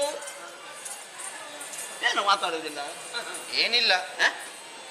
ಬೇಸರ ಬೇಸರ ಅಂತ? ಬೇಸರ ಇರುವುದು ಸ್ವಾಭಾವಿಕವೇ. ತವರು ಮನೆಯಿಂದ ಗಂಡನ ಮನೆಗೆ ಯಾವಳು ಹೋಗುತ್ತಾಳೋ ಅಲ್ಲಿ ಎಷ್ಟು ಸುಖ ಇದ್ದರೂ ಕೂಡ ತವರು ಮನೆಯಂತೆ ಆಗುವುದಿಲ್ಲ. ನನಗೆ ಸಂತೋಷ ಉಂಟಲ್ಲ, ಮತ್ತೆ ಕೊಡ್ಬೇಕಲ್ವಾ, ಕರ್ತವ್ಯ ಅಲ್ವಾ. ಗಂಡನ ಮನೆಗೆ ಕಳುಹಿಸಿಕೊಡ್ಬೇಕಾದ್ದು ನನ್ನ ಕರ್ತವ್ಯ. ಆದ್ದರಿಂದ ಆ ಕಾರ್ಯವನ್ನು ನಾನು ಮಾಡಿದ್ದೇನೆ. ಏನು ದುಃಖಿಸಬೇಡ. ಅಲ್ಲಿ ಹೋದಲ್ಲಿ ನಿನಗೆ ಯಾವ ತೊಂದರೆಯೂ ಆಗುವುದಿಲ್ಲ. ದೇವಿ ದೇವಿಯಂತೆ ಪೂಜೆ ಮಾಡ್ತಾನೆವ, ಬಹಳ ಒಳ್ಳೆಯವ. ನನ್ನ ಮಿತ್ರ ಅಲ್ವಾ? ಹೌದೌದು, ನಿನ್ನಷ್ಟೇ ಒಳ್ಳೆಯವನಿರ್ಬೋದು. ಶಿಶುಪಾಲ ಅದೇ ನಿನ್ನಷ್ಟೇ ಒಳ್ಳೆಯವನಿರ್ಬೋದು. ನನ್ನಿಂದಲೂ ಒಳ್ಳೆಯವ. ಅಷ್ಟೊಂದು ಪ್ರೀತಿಯಲ್ಲಿ ನೋಡಿಕೊಳ್ತಾನೆ. ಅದಲ್ಲ, ನಾಳೆ ಮದುವೆ. ಮಗಳೇ, ಮದುವೆ ಮಾಡಿ ಕೊಟ್ಟು ನಿನ್ನನ್ನು ಕಳುಹಿಸಿ ಕೊಡುವುದಲ್ಲ, ಮತ್ತೆ ನಿನ್ನ ಮುಂಜಾಗ್ರತೆ ಕೂಡ ನನ್ನ ಹೊಣೆಯಾಗಿದೆ. ಅದಕ್ಕೊಂದು ಆಲೋಚನೆಯನ್ನು ಮಾಡಿದ್ದೇನೆ. ಆವ ಬಲವಿಲ್ಲದಿರೆ ದೈವ ಬಲ ಹೊಂದಿರಲು ಅವನು ರಕ್ಷಿಸಲ್ಪಡುವ ಆಪತ್ತಿನಿಂದ. ಈ ಮಾತನ್ನು ಕೇಳಿದ್ದೇನೆ. ದೈವ ಬಲ ಹೊಂದಿದ್ರೆ ಯಾವ ಕಷ್ಟ ಬಂದರೂ ಕೂಡ ಕ್ಷಣ ಮಾತ್ರದಲ್ಲಿ ಪರಿಹಾರ ಆಗುತ್ತದೆ ಅಂತ ನಾವು ಯಾವಾಗಲೂ ಆರಾಧಿಸಿಕೊಂಡು ಬಂದಂತಹ ದೇವರು ಕಾಳಿಕಾ ಮಾತೆ, ಅವಳ ಅನುಗ್ರಹ ದಿನನಿತ್ಯವೂ ನಮಗೆ ಇದೆ. ನಾಳಿನ ಶುಭ ಕಾರ್ಯದಲ್ಲಿ ಸಂಪೂರ್ಣವಾದ ಅವಳ ಆಶೀರ್ವಾದ ನಿನ್ನ ಮೇಲೆ ಬರಬೇಕು. ಅದಕ್ಕಾಗಿ ಕಾಳಿಕಾ ಗುಡಿಗೆ ನೀನು ತೆರಳಿ ಅಲ್ಲಿ ಪೂಜೆಯನ್ನೆಲ್ಲ ಮಾಡಿ ಆಮೇಲೆ ಪ್ರಸಾದ ನನಗೂ ಕೊಡಬೇಕು. ಆಮೇಲೆ ನೀನು ಬರಬೇಕು. ಗೊತ್ತಾಯ್ತು? ಪ್ರಸಾದ ಸಿಕ್ಕಿದ್ರೆ ಕೊಡುವುದೇ ಅಲ್ಲ, ಸಿಕ್ಕಿದ್ರೆ ನನಗೆ ತರ್ತೇನೆ. ಅಂದ್ರೆ ಭಟ್ರೆ ಇಲ್ಲ ಅಲ್ಲಿ ಪೂಜೆ ಮಾಡುವ ಇದ್ರೆ ತರ್ತೇನೆ. ನೀನು ಹೋಗುವಾಗ ಎಲ್ಲ ಭಟ್ರುಗಳು ಅಲ್ಲಿ ಸಾಲಾಗಿ ನಿಲ್ಲುತ್ತಾರೆ. ಯಾಕೆ? ದಕ್ಷಿಣೆ ಬೀಳ್ತದಲ್ಲ. ನಾನು ಬಂದ್ರೆ ಪ್ರಸಾದ ಬಿಡ್ಲಿಕ್ಕೆ ತರುವುದು. ಒಬ್ಬನೇ ಹೋಗುವುದಲ್ಲ, ಕಳುಹಿಸಿ ಕೊಡುವುದು ಸರಿಯಾ? ಯಾರು ಬರ್ತಾರೆ? ಬೇಡ, ನಾನು ಬರಲಿಲ್ಲ. ನನಗೆ ಇಲ್ಲಿ ಎಲ್ಲ ವ್ಯವಸ್ಥೆ ಮಾಡ್ಬೇಕಲ್ಲ. ನೀನು ಬಂದ್ರೆ ವ್ಯವಸ್ಥೆ ಹಾಳಾಗ್ತದೆ. ಇಲ್ಲಿ ವ್ಯವಸ್ಥೆ ಹಾಳಾಗ್ತದೆ. ಇನ್ನೂ ಕೂಡ ಕೆಲವು ಕೆಲಸಗಳೆಲ್ಲ ಬಾಕಿದೆ ನೋಡು. ಇದ್ದಾರಲ್ಲ ಸೇವಕಿಯರು ಅನೇಕರಿದ್ದಾರೆ.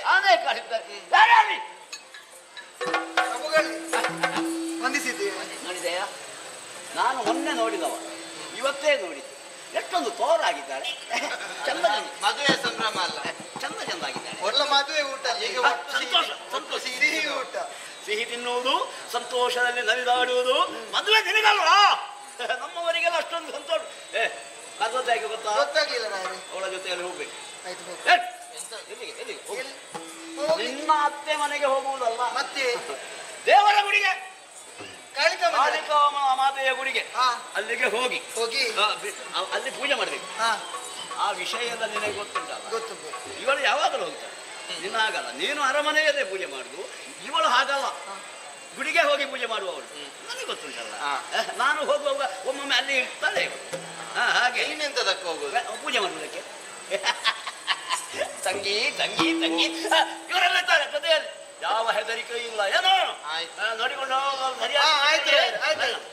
ಹೋಗ್ತೇನೆ, ಬರ್ತೇನೆ ಅಂತ ಹೇಳ್ಬೇಕು. ಹೋಗಿ ಬರ್ತೇನೆ. ದೇವರ ಆಶೀರ್ವಾದ ಪಡೆದೇ ಬರಬೇಕು. ಪ್ರಸಾದ ಪ್ರಸಾದ ಸಿಕ್ಕಿದೆ. ನನ್ನ ಮುದ್ದಿನ ತಂಗಿ, ನನ್ನ ಒಳ್ಳೆ ಅಣ್ಣ. ಹಾಗೆ ಹೂಹಾರವು ಅಲ್ಲಿ ಹಾಕಲಿಲ್ಲ, ತೋರಣ ಇಲ್ಲಿ ಕಟ್ಟಲಿಲ್ಲ. ಇದು ಯಾವಾಗ ಆಗುವುದಕ್ಕೆ?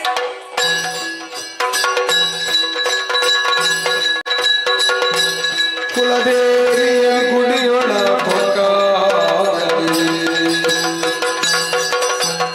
ಹಲವು ಮಗಳ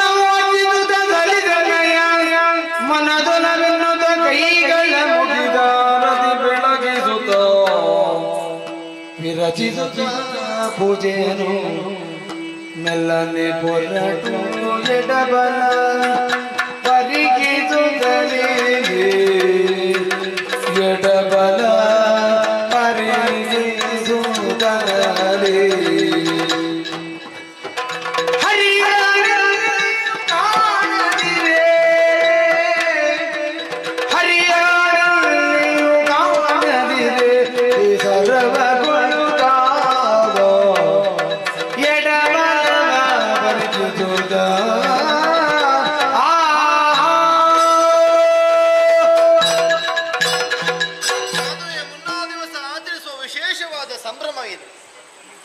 ನವವಧುವಾದವಳು ಕಾಳಿಕೆಯನ್ನು ಪೂಜಿಸತಕ್ಕದ್ದು ಆದ್ಯ ಕರ್ತವ್ಯ, ಸಂಸ್ಕಾರದ ಒಂದು ಭಾಗ.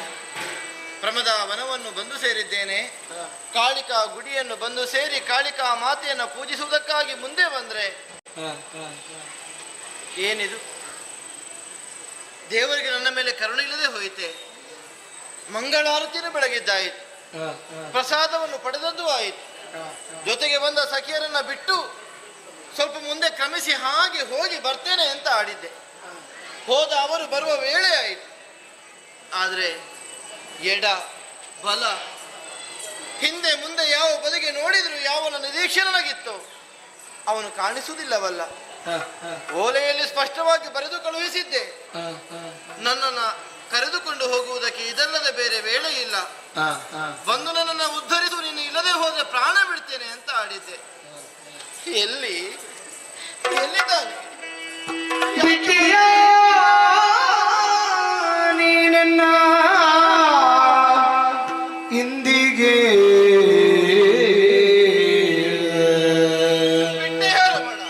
ಬಿಟ್ಟೆಯ ನನ್ನ ನಿಂದಿಗೆ ಗಿಟ್ಟೆ ನಿನ್ನನ್ನು ನಂಬಿ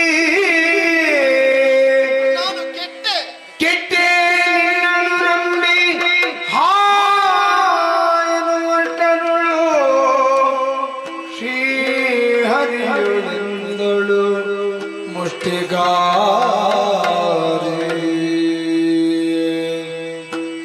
ಹರಿ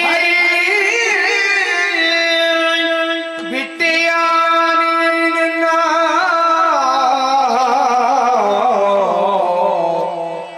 ಕೃಷ್ಣ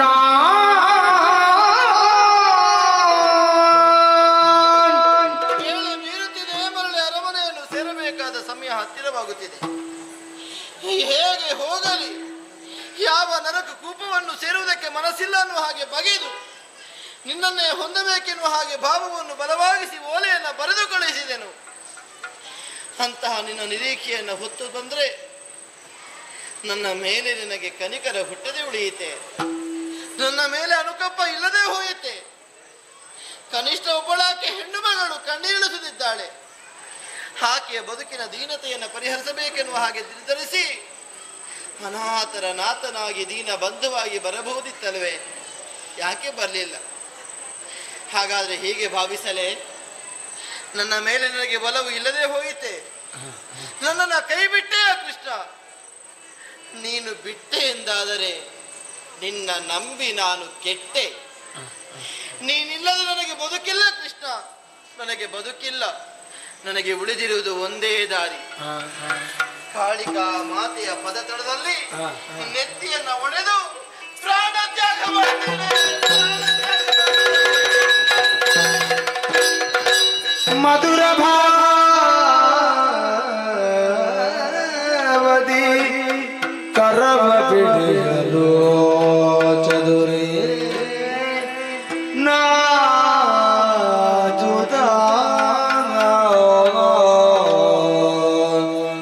ಹರಿಯ ಗಣ್ಣಳು ಮಧುರ ವದನದಿ ನುಡಿಯೇ ಮಾಧವ ತರಳೆ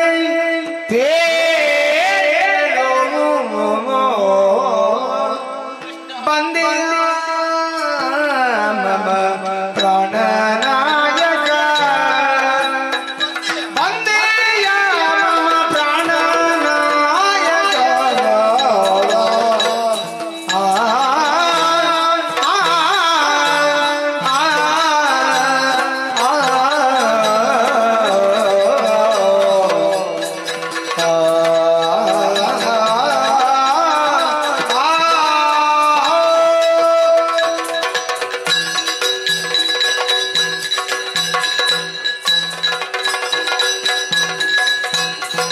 ಬಂದೆಯ ಮಮ ಪ್ರಾಣನಾಯಕ ಪ್ರಾಣನಾಯಕ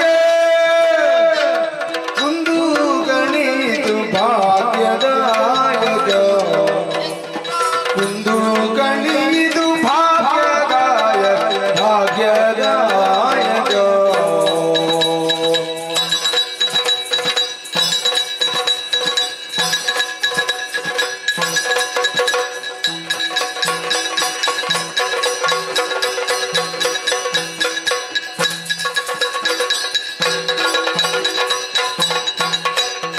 ಹೊಂದಿ ನಿನ್ನನ್ನು ನಿರತ ಸೇರಿದೆ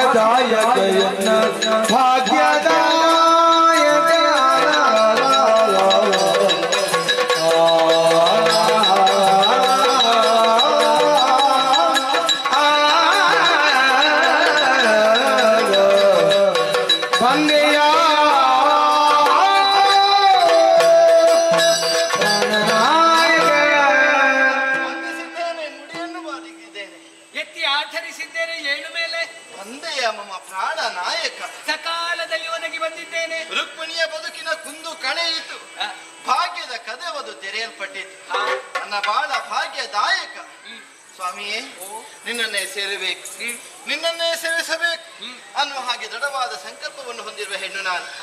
ನಿರತ ಸೇವಿಸುತ್ತಾರೆ ನಿನ್ನನ್ನು ಚೆನ್ನದಿಂದ ಬಾಳ ಹರಿಬದೆಯ ಧರ್ಮವನ್ನ ಸಾಗಿಸಬೇಕೆನ್ನುವ ಹಾಗೆ ಮನಸ್ಸುಂಟು. ಒಲಿದು ಅನುಗ್ರಹಿಸಬೇಕು ಕೃಷ್ಣ. ಪ್ರಾಣನಾಯಕಿ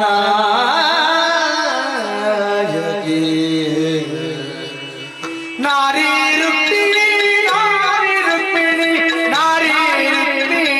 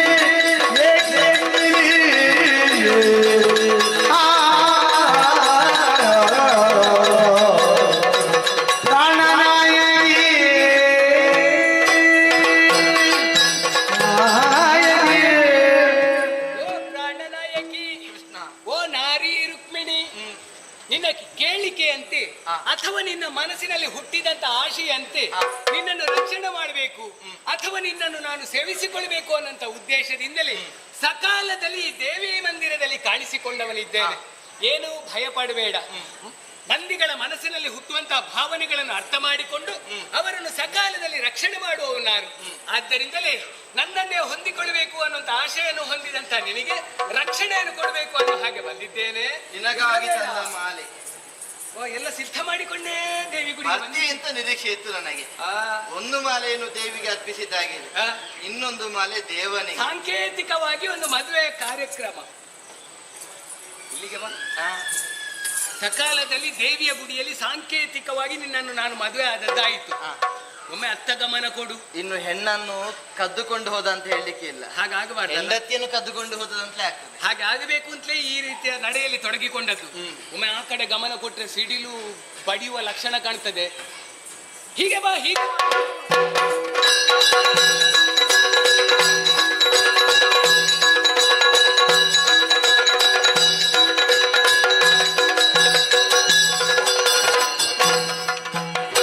ಕರೆದರಳು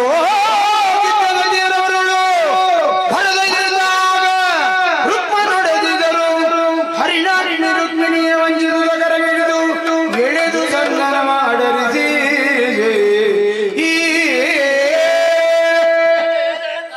ನಿಮಗೆ ಹೋದವರು ಬೇಗ ಬರಬೇಕು ಅಂತ ಗೊತ್ತಿಲ್ವಾ? ಈಗ ಬರುವುದಾ? ನಾನು ದಾರುದಾಡುವುದು ಏನು ಏನು ಯಾಕೆ ಹೆದರಿಕೆ? ಕಾಳಿಕ ಮಂದಿರಕ್ಕೆ ಹೋದ್ವಾ? ಹೌದು. ಇನ್ನು ದೇವಿಗೆ ಅಡ್ಡ ಬೀಳಿ ನಾವು ಹೇಳುವಾಗ ಬೀಳಿ ಹೇಳುವಾಗ ಕಪ್ಪಿನವ ಒಬ್ಬ ಬಂದು ರುಕ್ಮಿಣಿಯನ್ನು ಕದ್ದು ರಥದಲ್ಲಿ ಏರಿಸಿಕೊಂಡು ಅರೆ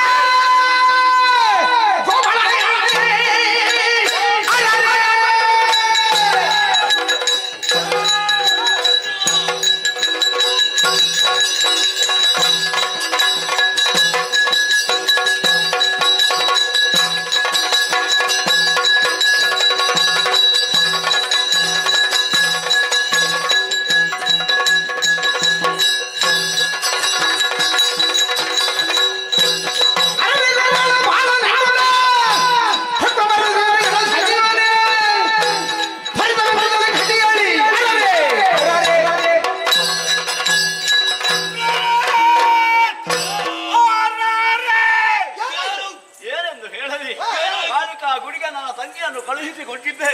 ಆ ಸಂದರ್ಭದಲ್ಲಿ ಆ ಗೋಪಾಲಕ ಕೃಷ್ಣ ಅಲ್ಲಿಗೆ ಬಂದರಂತೆ. ರುಕ್ಮಿಣಿಯನ್ನು ಕದ್ದು ಎಳೆದುಕೊಂಡು ಹೋದರಂತೆ.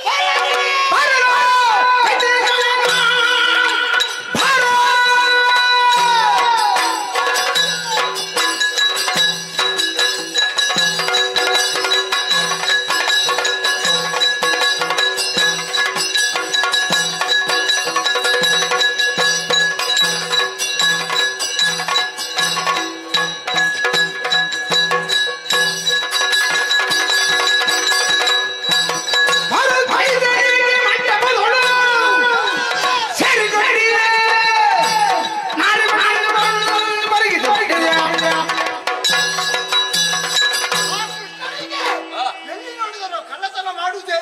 ಆದ್ದರಿಂದ ಈಗ ರುಕ್ಮಿಣಿಯನ್ನು ಕದ್ದುಕೊಂಡು ಹೋಗಿದ್ದಾನೆ. ಯೋಚನೆ ಮಾಡಬೇಡಿ.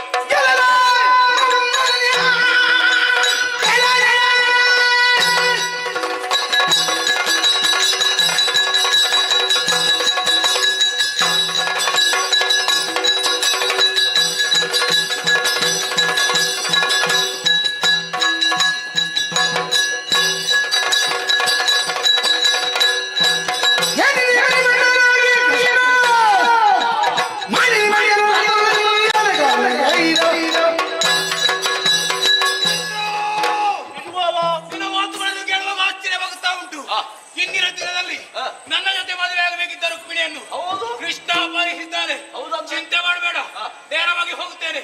ಕೃಷ್ಣನನ್ನು ಬಡಿದುರುಳಿಸಿ ರುಕ್ಮಿಣಿಯನ್ನು ನಿನ್ನ ಪಾದದೊಳಗೆ ನಾನಂದು ಹೋಗಿ ಬೇಗ ಅವು ಮುಟ್ಟಿ ಮಾಡುವುದು.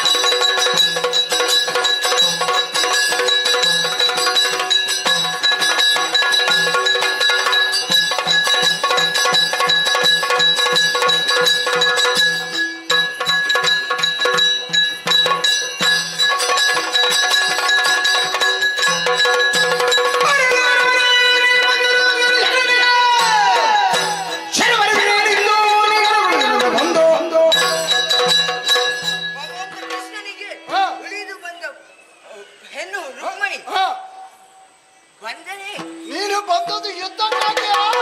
ನೋಡು.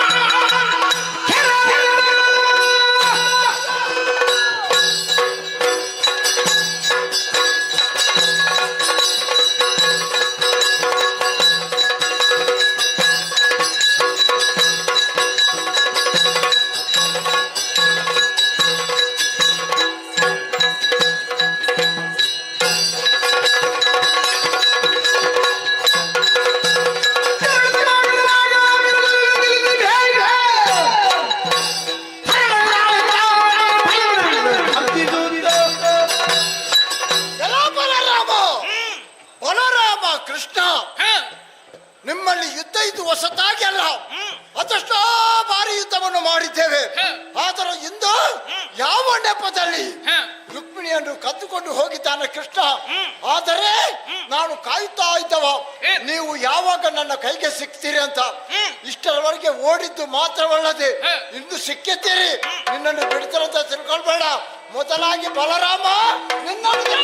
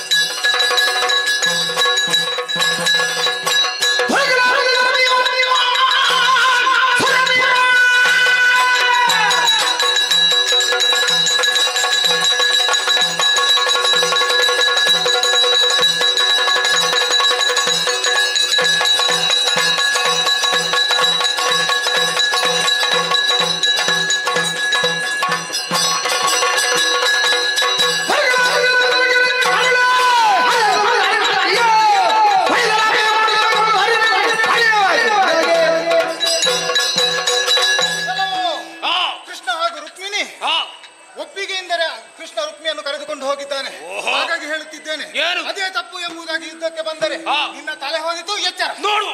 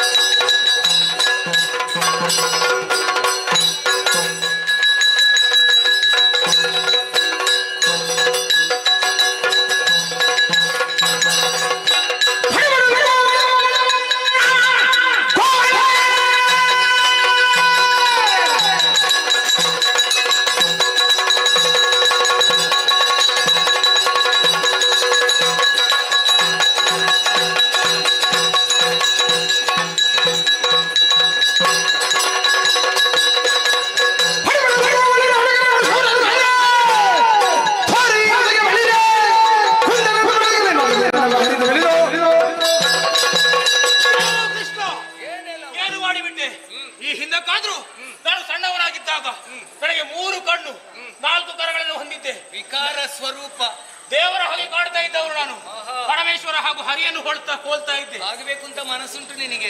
ಆ ಕಾಲಕ್ಕೆ ನನ್ನ ತಾಯಿ ನಿನ್ನ ಕೈಯಲ್ಲಿ ಇದ್ದಾಗ ನನ್ನ ಕರ ಹಾಗೂ ಕಣ್ಣು ಮಾಯವಾಗಿತ್ತು ಹೋಯಿತು. ಆ ಕಾಲಕ್ಕೆ ಅವಮಾನವೆಸಗಿದ್ದೆ. ಈ ಕಾಲಕ್ಕೆ ನನ್ನ ಜೊತೆ ಮದುವೆಯಾಗಬೇಕಿತ್ತ ರುಕ್ಮಿಣಿಯನ್ನು ಅಪಹರಿಸಿದ್ದೆ. ಒಳ್ಳೆಯ ಮಾತ್ರದಲ್ಲಿ ಬಿಟ್ಟು ಕೊಟ್ಟರೆ ಸರಿ, ಹಿಡಿದಂತ ಕಡಗದಿಂದ ತಲೆ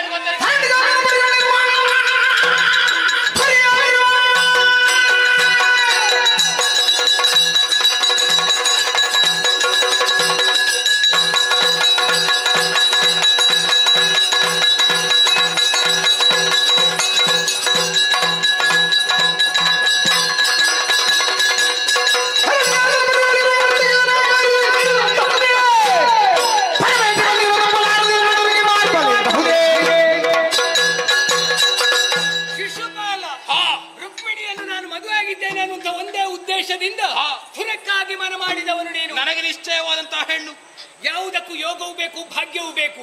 ರುಕ್ಮಿಣಿಯನ್ನು ಮದುವೆ ಆಗುವಂತ ಯೋಗ ನನಗಿತ್ತು. ನಿನಗೆ ಬಾಸಿಂಗವನ್ನು ಕಟ್ಟುವಂತ ಭಾಗ್ಯ ಮಾತ್ರ ಬಂದಿದೆ. ಯಾವುದಕ್ಕೂ ಮದುವೆ ಅನ್ನುವುದು ನಮ್ಮ ನಿರ್ಧಾರದ ಹಾಗಾಗುವುದಿಲ್ಲ. ಒಬ್ಬ ವ್ಯಕ್ತಿಯ ಹುಟ್ಟಿನಲ್ಲಿ ಇಂಥ ವಧುವಿಗೆ ಇಂಥ ವರ ಅನ್ನೋದು. ಅಪಹರಿಸಿದ್ರೆ ಯಾರು ಏನು ಮಾಡುವುದಕ್ಕಾಗುತ್ತದೆ? ಅಪಹರಿಸಿದಂತ ಹೇಳಿದ್ಯಾರು ನಿನಗೆ? ನಾನೇ ಹೇಳ್ತಾ ಮದುವೆ ಆಗಿಯೇ ಕರ್ಕೊಂಡು ಹೋದದ್ದು, ಅಪಹರಿಸಿದ್ದಲ್ಲ. ನಿನಗೊಂದು ವಿಷಯ ಗೊತ್ತಾ? ಏನು? ತಿರುಕನೊಬ್ಬ ಕಾಮಧೇನು ನನಗೆ ಬೇಕು ಅನ್ನೋ ಹಾಗೆ ಬಯಸಿದ್ರೆ ಅದು ಅವನ ಮೂಢತನ ಅಂತ ಆಗುತ್ತದೆ. ಅದು ಬಯಸಿದ್ರೆ ದೊರಕುವುದಕ್ಕೆ ಸಾಧ್ಯ ಇಲ್ಲ. ನಟ ನಟ ನಟ ನಟ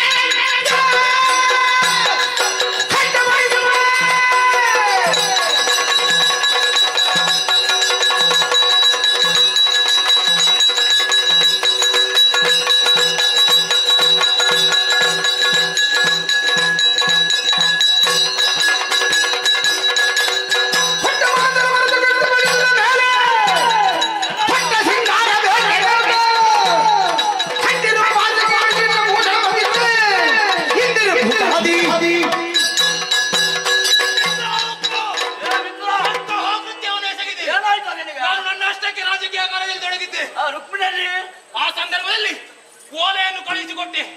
ರುಕ್ಮಿಣಿಯನ್ನು ನನಗೆ ಮದುವೆ ಮಾಡಿಸಿಕೊಡ್ತೇನೆ. ಬಹಳ ದಿನಗಳ ಹಿಂದೆ ಇಲ್ಲಿಗೆ ಬಂದು ಸೇರಿದವರು. ಈ ಕಾಲಕ್ಕೆ ಮದುವೆಯೂ ಇಲ್ಲ, ರುಕ್ಮಿಣಿಯೂ ಇಲ್ಲ, ಕೃಷ್ಣ ಕರೆದುಕೊಂಡು ಹೋಗಿದ್ದಾನೆ.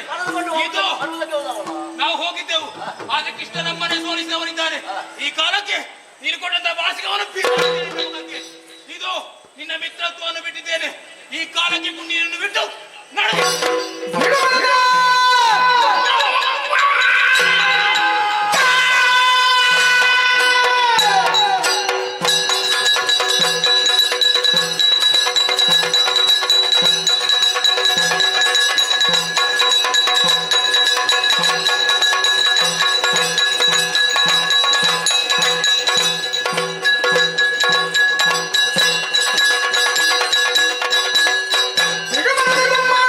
¡Vamos!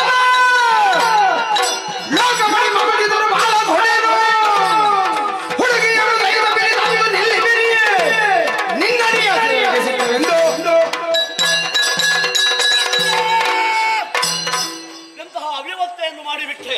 ನನ್ನ ತಂಗಿಯನ್ನು ಕದ್ದುಕೊಂಡು ಹೋದೆಯಾ? ಅಷ್ಟೇ ಅಲ್ಲ, ನನ್ನ ಮುಸುಡಿಗೆ ಬಾಸಿಂಗವನ್ನು ಎಸೆಯುವಂತೆ ಮಾಡಿದೆ.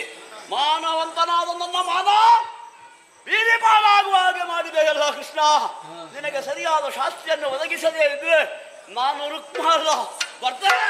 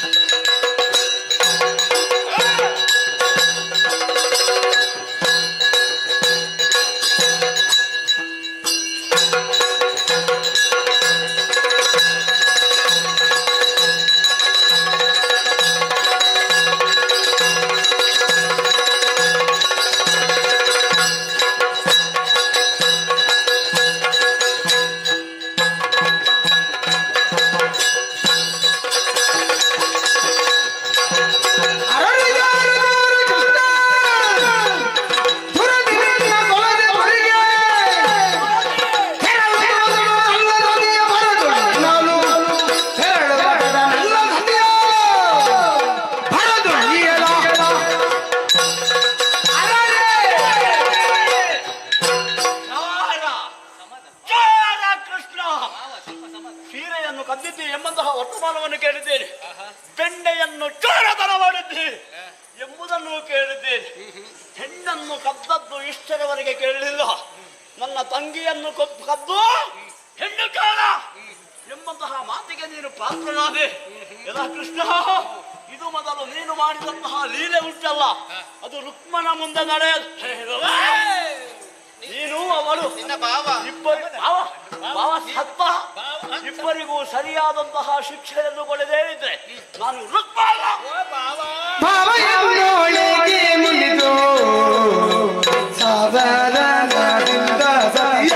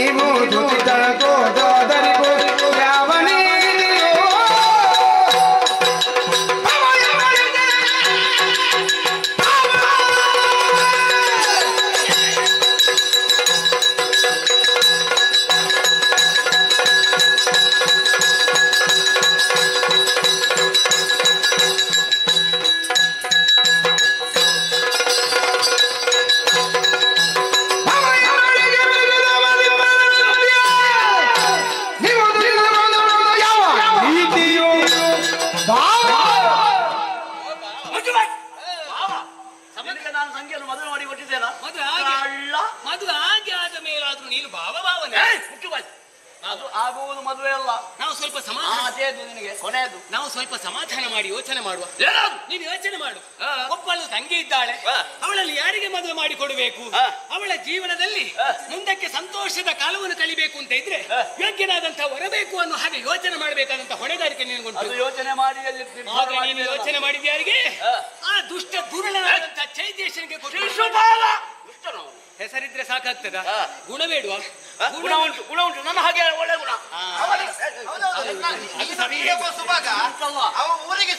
ಸರಿ ಹೇಳಿದೆ, ನನ್ನ ಹಾಗೆ ಒಳ್ಳೆ ಹೌದು.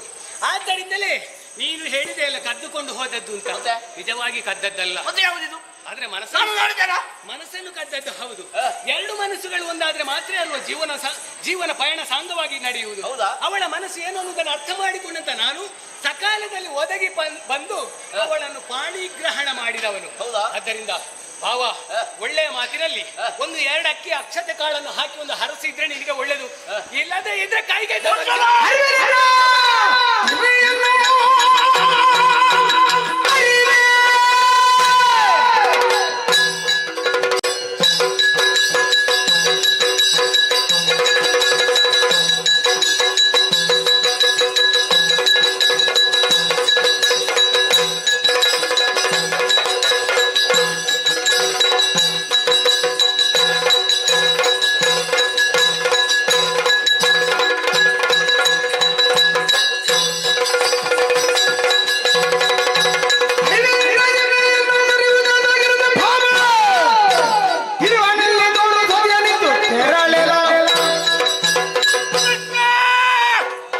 ಮಾತಿನ ಮೋಡಿಯಲ್ಲಿ ಎಲ್ಲದನ್ನೂ ಕೂಡ ನೀನು ಮೋಸ ಮಾಡುವವ ಎಂಬುದನ್ನು ನಾನು ಕೂಡ ತಿಳಿದುಕೊಂಡಿದ್ದೇನೆ. ಏನೋ ಗೊತ್ತಿಲ್ಲದವಳು ನನ್ನ ತಂಗಿ, ನನ್ನ ಮಾತು ಮುಕ್ತೆ ಯಾರೋ ಏನೋ ಹೇಳಿದಂತಹ ಮಾತನ್ನು ಕೇಳಿ ಇಂತಹ ಕಾರ್ಯವನ್ನು ಮಾಡುವುದಕ್ಕೆ ಮುಂದಾಗಿದ್ದಾಳೆ. ಆದ್ದರಿಂದಲೇ ಮುಕ್ತೆಗೆ ಒಂದು ಬಾಳು. ನೀನು ಅವಳ ತಲೆಯನ್ನು ತಿಂದು ನಾನೇ ಮದುವೆಯಾಗುತ್ತೇನೆ ಎಂದು ಹೇಳಿ ಈ ಸಂದರ್ಭದಲ್ಲಿ ಅಲ್ಲಿಗೆ ಬಂದ ಕೂಡಲೇ ಬರುತ್ತೇನೆ ಎಂಬಂತಹ ವಾರ್ತೆಯನ್ನು ಕೊಟ್ಟು ಅವಳು ಕಾಳಿಕಾಗುಡಿಗೆ ಬರುವಾಗ ನೀನು ಅಲ್ಲಿ ತಯಾರಾದೆ ಅವಳ ಮನಸ್ಸನ್ನು ತಿರುಗಿಸಿ ಮದುವೆಯಾಗುವುದಕ್ಕೆ ಮುಂದಾದೆಯಲ್ಲ. ನೀನು ಯಾರನ್ನೆಲ್ಲ ಮೋಸ ಮಾಡಿದ್ದಿ ಎಂಬುದೆಲ್ಲ ನನಗೆ ಗೊತ್ತು. ನಾರಿಯರನ್ನೆಲ್ಲ ಒಗ್ಗೂಡಿಸಿ ಅವರ ಜೊತೆಯಲ್ಲಿ ನಲಿಯುತ್ತಾ ಕುಡಿಯುತ್ತಾ ಕಾಲವನ್ನು ಕಳೆಯುವವನೇ ಕಪಟ ನಾಟಕ ರಂಗ. ಕಪಟ ಅಂದ್ರೆ ನಾಟಕವೇ, ನಾಟಕ ಅಂದ್ರೆ ಕಪಟವೇ. ಆ ಎರಡರಲ್ಲಿಯೂ ನಿನ್ನ ರಂಗತ್ವ ಉಂಟಲ್ಲ, ಆ ರಂಗದಲ್ಲಿ ನೀನು ಪ್ರದರ್ಶನ ಮಾಡುವಂತಹ ಆ ವೈವಿಧ್ಯತೆ ಅದನ್ನು ನೋಡಿ ಕೆಲವರೆಲ್ಲ ಮಂಕು ಮರುಳಾಗಿ ನೀನು ದೇವ ಎಂಬ ಹಾಗೆ ಹೇಳುತ್ತಾ ಇದ್ದಾರೆ. ನಾನು ಒಪ್ಪಿಕೊಳ್ಳುವುದಿಲ್ಲ. ಯಾಕೆ? ಪ್ರಪಂಚದ ಧರ್ಮದಂತೆ ನಿನ್ನ ನಡತೆ ಇಲ್ಲ. ಕೊನೆಯಲ್ಲಿ ಯಾರಾದರೂ ಹೆಣ್ಮಕ್ಕಳು ಸ್ನಾನವನ್ನು ಮಾಡಿದ್ರೆ ಸೀರೆಯನ್ನು ಕದ್ದುಕೊಂಡು ಹೋಗಿ ಮಂಗನ ಹಾಗೆ ಮರದಲ್ಲಿ ಕುಳಿತುಕೊಳ್ಳುವೆ ಅಂತೆ ಕೇಳಿದ್ದೇನೆ ನಾನು. ಯಾರಾದರೂ ಮಜ್ಜಿಗೆಯಿಂದ ತೆಗೆದಂತಹ ಬೆಣ್ಣೆಯನ್ನು ಮನೆಯ ಒಳಗೆ ಅಡಗಿಸಿಟ್ರೆ ಅಲ್ಲಿಗೆ ನೀನು ಹೋಗುತ್ತೀಯಂತೆ, ಆ ಬೆಣ್ಣೆಯನ್ನು ತಿನ್ನುತ್ತೀಯಂತೆ.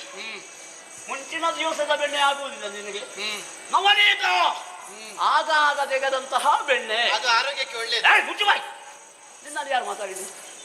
ಅದನ್ನೇ ನೀನು ಮುಕ್ಕುವವ. ನೀನು ಅರಸರ ಮಗ ಎಂಬುದರಿಂದ ಮನೆಗೆ ಹೋದ ಕೂಡಲೇ ನಿನ್ನನ್ನು ಓಡಿಸುವಂತಹ ವ್ಯವಸ್ಥೆಯನ್ನು ಯಾರೂ ಮಾಡುವುದಿಲ್ಲ. ಯಾಕೆ? ಅವರಿಗೆ ಹೆದರಿಕೆ.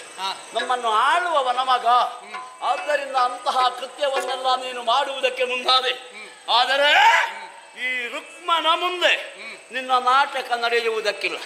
ನಿನ್ನ ಕಳ್ಳತನ ಯಾವತ್ತೂ ಕೂಡ ಇಲ್ಲಿ ನಡೆಯುವಂತಹ ಸಾಧ್ಯವೇ ಇಲ್ಲ. ಇದು ನೀನು ಮಾತಾಡುವುದಲ್ಲ, ಮತ್ತೆ ನೀನು ಗಳಹುವುದು. ಇದು ಗಳಹುದಾ? ಹೌದು. ವಿನಾಶಕಾಲೇ ವಿಪರೀತ ಬುದ್ಧಿ. ಅದು ನಿನಗೂ ಬರ್ತದೆ. ಸಮಯ ಸಂದರ್ಭ ಒದಗಿ ಬಂದಿದೆ ಬರ್ತಿಲ್ಲ ಅಂತ ಯಾರು ಹೇಳಿದ್ರು? ಮಾರುವ ಬೆಳಕು ಕ್ಷಣಕಾಲ ವಿಜೃಂಭಿಸ್ತದೆ, ಹೌದು. ಅಷ್ಟು ಮಾತ್ರಕ್ಕೆ ಅದು ಶಾಶ್ವತ ಅಂತ ಆಗುವುದಿಲ್ಲ. ನೀನು ಕೂಡ ವಿಜೃಂಭಿಸುವುದಕ್ಕೆ ಇಷ್ಟು ಹೊತ್ತು ವಿಜೃಂಭಿಸಿದ್ಯಾ? ತಲೆಯಲ್ಲಿ ಬರೀತಾನಂತಲ್ಲ ದೇವ ಬ್ರಹ್ಮ ಇಲ್ಲ ಅಂತ ಮಾಡಿಸಿ ಅಮ್ಮ ಈ ದಿವಸ ಏನು ಬರೆದಿದ್ದಾನೆ ಗೊತ್ತಾ? ಏನು?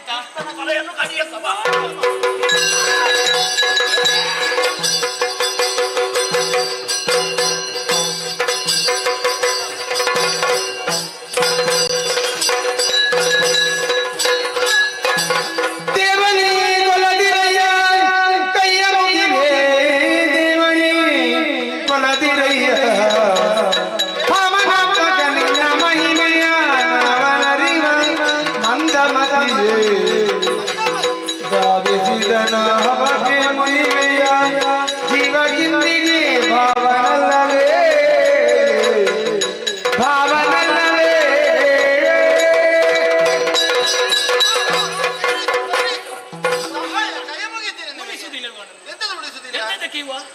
ಮೊದಲೇ ಮಂದಮತಿ ಮಂದಮತಿಯಿಂದ ಮಾತಾಡುವಾಗಲೇ ಗೊತ್ತಾಗಿದೆ ನನಗೆ. ಬೇಡ, ನಿಮ್ಮ ಭಾವನಲ್ವೇ? ಭಾವಂತ ಮತ್ತೆ ನೀನು ಹೇಳಿದ್ರೆ ಆಗ ನೀವೆಲ್ಲ ಆರಂಭಿಸಿದ್ದು ಬಾವಾ ಬಾವಾ ಬಾವಾ ಬಾವಾ ಅಂತ. ಭಾವಂತ ಆರಂಭಿಸಿದ ಹೌದು, ಮತ್ತೆ ಅವನ ಭಾವನೆ ನೋಡಿದ್ರೆ ನನಗೆ ಭಾವ ಅವನ ಅಲ್ವೇ ಅಲ್ಲ. ಅವನಿಗೆ ಏನೋ ಒಂದು ನಿಮ್ಮಲ್ಲಿ ಆಗುದಿಲ್ಲ, ಆಗಿ ಬರುವುದಿಲ್ಲ. ಆಗುದಿಲ್ಲ. ಯಾಕೆ ಆಗ್ಲಿಲ್ಲ? ಏನೋ ಒಂದು ವಿಷಯಕವಾಗಿ ಅದೇ ಪ್ರತಿಷ್ಠೆ ಪ್ರಶ್ನೆ ಇರಬಹುದು. ಹೌದು, ನನಗಿಂತ ಹೆಚ್ಚು ಅಂತ ಇರಬಹುದು. ಇವನನ್ನು ಉಳಿಯುವುದೇ ಪ್ರೇಮಿಸುವುದಕ್ಕೆ ಬಿಟ್ರೆ ಇನ್ನು ಪ್ರಪಂಚದಲ್ಲಿ ಯಾರು ಕೂಡ ಪ್ರೇಮಿಸಿ ಮದುವೆ ಆಗುವುದಕ್ಕಿಲ್ಲ. ಹಾಗಂತ ಅಲ್ಲ, ಹಾಗಾದ್ರೆ ಊರಿನವರೆಲ್ಲ ಹಾಗೆ ಆಗಬೇಕನ್ನೋದು ಧೋರಣೆ ಇವಲ್ಲ. ಅಲ್ಲ ಹಾಗೇನಿಲ್ಲ. ಇದು ನನ್ನ ಬದುಕು ಹಾಳಾಗದಂತೆ ಕಾಯುವುದಕ್ಕೆ ಇಷ್ಟೆಲ್ಲ ಪ್ರಕರಣ. ಅಯ್ಯೋ,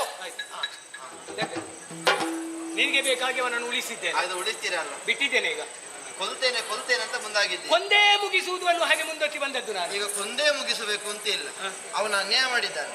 ಒಂದ ಎರಡು ಹಲವು ಮತ್ತೆ ಹಾಗಂತ ಅನ್ಯಾಯಕ್ಕೆ ತಕ್ಕ ಪ್ರಾಪ್ತಿ ಇರಬೇಕು.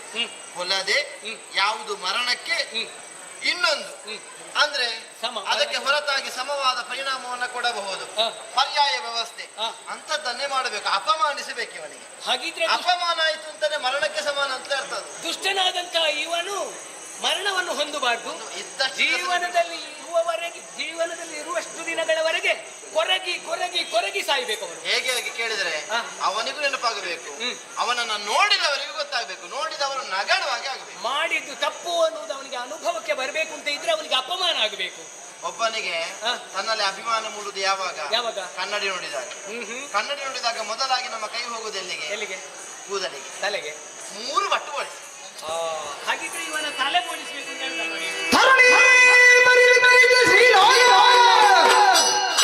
ಕಿರುನಗೆಯದು ಬರದಿರುಮಣ ಶಿಕೆಯ ಕಳೆದು ಖಡ್ಗದಲ್ಲಿ ಕಲ್ಲರಿಸಿ ಹೆಡೆ ಮುರಿ ಕರಿಯಲೆ ತಂದು ಗುಡಿಯ ಬಳಿಗೆ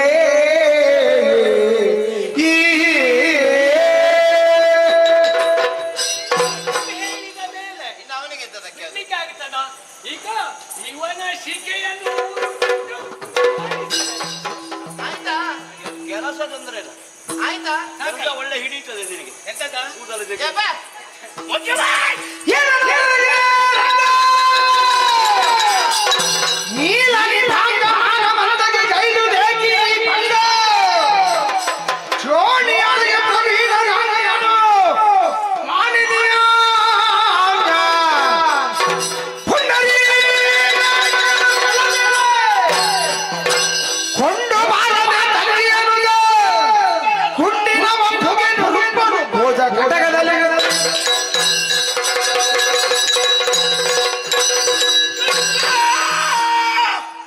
ಮಾನವನಿಗೆ ಸೋಲು ಗೆಲುವು ಎಂಬುದು ಇದ್ದದ್ದೇ. ಸೋತ ಮೇಲೆ ಅಪಹಾಸ್ಯ ಮಾಡುವುದು ಅದು ನಿನ್ನ ಕೇಳುತ್ತನ ಎಂಬುದನ್ನು ಅರ್ಥೈಸಿಕೋ. ನೀನು ತಪ್ಪು ಮಾಡಿದ್ದು ಇನ್ನು ನಿನಗೆ ಅನುಭವಕ್ಕೆ ಬರಬೇಕು. ನನ್ನ ತಂಗಿಯಿಂದವಾಗಿ ನಿನ್ನಿಂದ ಈ ರೀತಿಯಾದಂತಹ ಅಪಮಾನ ಊಟವನ್ನು ಸೇರಿಕೊಳ್ಳುತ್ತೇನೆ, ತಪಸ್ಸನ್ನು ಮಾಡುತ್ತೇನೆ, ಶಿವನನ್ನು ಮೆಚ್ಚಿಸಿ ಬೇಕಾದವರವನ್ನು ಪಡೆಯುತ್ತೇನೆ. ಆಮೇಲೆ ನನಗೆ ಆದಂತಹ ಅಪಮಾನಕ್ಕೆ ಸರಿಯಾದ ಪ್ರತೀಕಾರ ಮಾಡದಿದ್ರೆ ನಾನು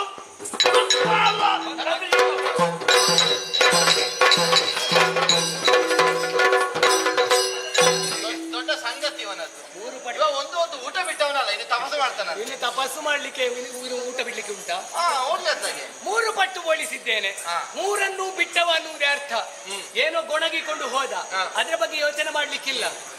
ರುಕ್ಮಿಣಿ ಕಲ್ಯಾಣ ಈಗ ಸಣ್ಣದ್ರಲ್ಲಿ ಆಗಿದೆ, ವಿಜೃಂಭಣೆಯಿಂದ ಆಗಬೇಕು ಅಂತ ಇದ್ರೆ ಅಲ್ಲಿ ಅಲ್ವಾ ಒಂದು ವ್ಯವಸ್ಥೆ ಆಗಬೇಕು. ಬಾ ಒಂದು ವಿಜೃಂಭಣೆ ನೋಡುವ.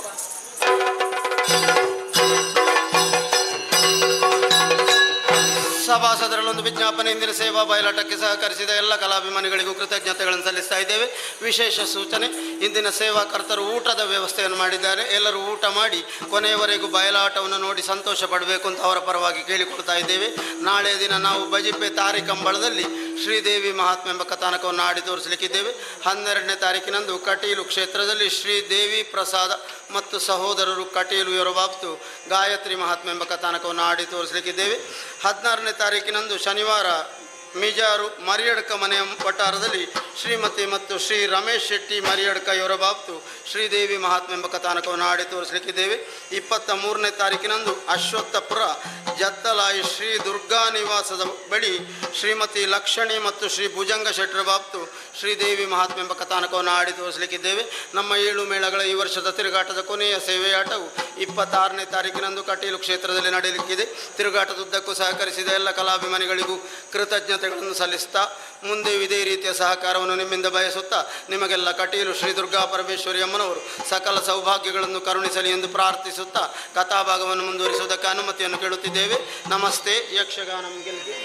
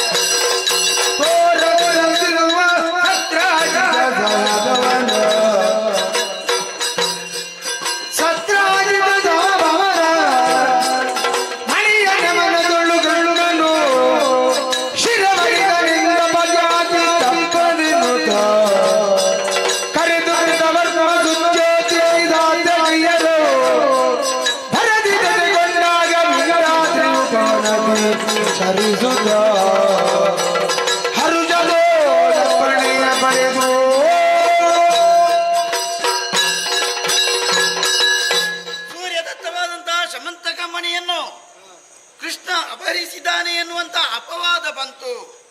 ನಾರದರ ಮುಖೇನವಾಗಿ ತಿಳಿದಂತ ನನ್ನ ಅಣ್ಣ ಬಳಿಗೆ ಕರೆದ ಗದರಿಸಿದ. ಆದರೆ ಆತನಲ್ಲಿ ನಾನು ಅನೇಕ ಬಾರಿ ಹೇಳಿದೆ, ಶಮಂತಕ ಮಣಿಯನ್ನು ನಾನು ಅಪಹರಿಸಲಿಲ್ಲ ಎಂಬುದಾಗಿ. ಎಷ್ಟೇ ಹೇಳಿದರೂ ಕೂಡ ಆತನಿಗೆ ತಿಳಿಯಲೇ ಇಲ್ಲ. ಕೊನೆಗೆ ತಂದೆ ತಾಯಿಯರ ಆಣೆಯಾಗಿ ಹೇಳಿದಾಗ ವಿಶ್ವಾಸ ಬಂತು. ಆ ಬಳಿಕ ಆತನ ಮಾತಿಗಾಗಿ ನನಗೆ ಬಂದಂತಹ ಕಳಂಕವನ್ನು ದೂರ ಮಾಡಬೇಕೆಂಬುದಾಗಿ ಆತ ಹೇಳಿದ. ಆದ ಕಾರಣದಿಂದಲೇ ಆತನ ಅಪ್ಪಣೆಯನ್ನು ಪಡೆದು ಹರುಷದಿಂದ ಬಂದಿದ್ದೇನೆ. ಆದರೆ ಆತ ಪ್ರಸೇನ ಹೋದದ್ದು ಹೇಗೆ? ಬೇಟೆಯಾಡೋದಕ್ಕಾಗಿ ಹೋದದ್ದು ತುರಗವನ್ನು ಏರಿ. ಆದ ಕಾರಣ ತುರಗದ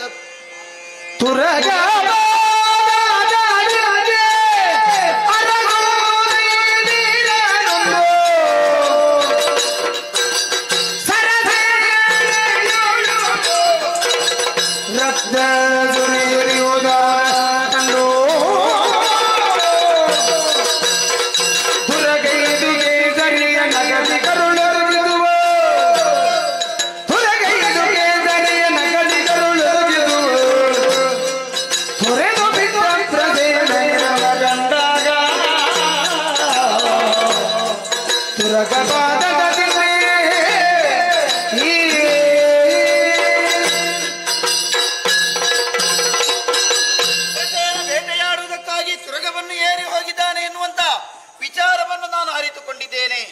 ಆದರೆ ಹಾಗೆ ಆತನನ್ನು ಹುಡುಕುವುದಕ್ಕೆ ಹೋಗುವುದಕ್ಕಾಗುವುದಿಲ್ಲ.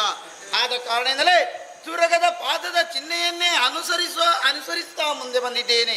ಮುಂದೆ ಬಂದು ನೋಡಿದೆ ಅಂತ ಆದರೆ ಪ್ರಸೇನ ರಕ್ತಸಿಕ್ತವಾಗಿ ಇಲ್ಲಿ ಪಡೆದು ಬಿದ್ದಿದ್ದಾನೆ. ಈತನ ಮರಣಕ್ಕೆ ಕಾರಣ ಯಾರು ಎಂಬುದಾಗಿ ನೋಡಿದರೆ ದೂರದಲ್ಲಿ ಸಿಂಹದ ಹೆಜ್ಜೆಯೊಂದು ಕಾಣಿಸ್ತಾ ಇದೆ. ಹಾಗಾದ್ರೆ ಈತನ ಬಳಿಯಲ್ಲಿದ್ದಂತಹ ಶಮಂತಕ ಮಣಿಯನ್ನು ಸಿಂಹವೇ ಅಪಹರಿಸಿದೆ ಎನ್ನುವುದು ಸತ್ಯ. ಹಾಗೆಯೇ ಸ್ವಲ್ಪ ಮುಂದುವರಿದು ನೋಡ್ತಾ ಇದ್ದೇನೆ, ಸಿಂಹವು ಬಡಿದು ಬಿದ್ದಿದೆ. ಅದರ ಬಳಿಯಲ್ಲಿದ್ದಂತಹ ಶಮಂತಕ ಮಣಿಯು ಅಪಹರಿಸಲ್ಪಟ್ಟಿದೆ. ಹಾಗಾದ್ರೆ ಸಿಂಹವನ್ನು ಕೊಂದದ್ದು ಯಾರು ಎಂಬುದಾಗಿ ಮುಂದುವರಿದು ನೋಡಿದೆ ಅಂತ ಆದ್ರೆ ಏನದು? ಬಲ್ಲು ಗಣಪದ ಜಿಲ್ಲೆಯಾದ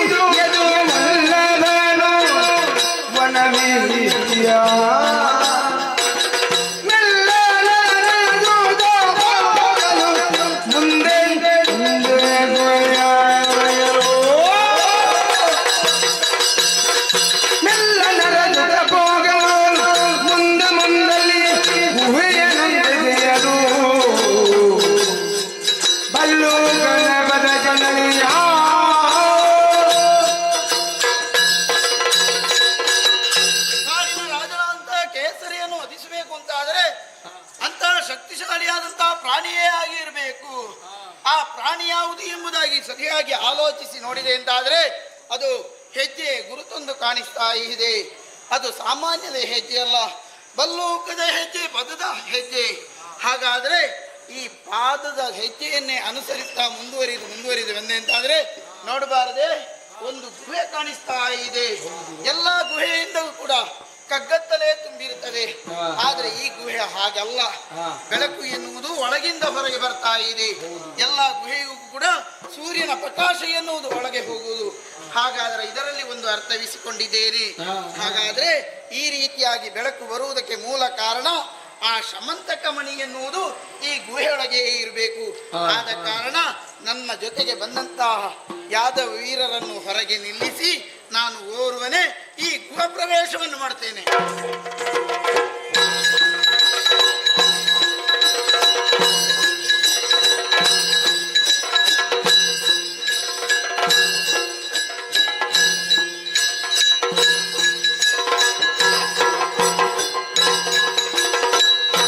ಶರದರುದರು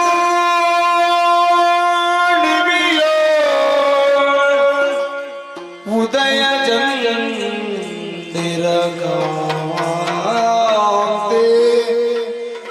ಸುರುಚಿರಾನನದಿಂದ ಶೋಭಿದುದ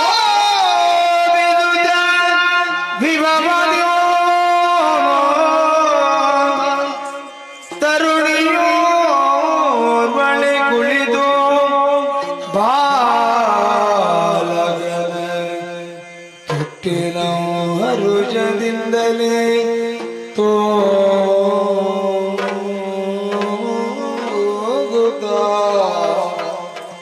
ತರುಣಿಯೊಳಗೆ ಕುಳಿದು ಬಾಲಗನ ತೊಟ್ಟಿನ ಹರುಷದಿಂದಲೇ ತೋಗುತ್ತ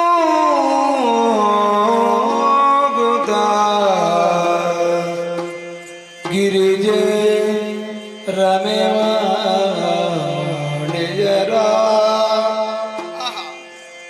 ಗಿರಿಜೆ ರಮೆ ವಾಣು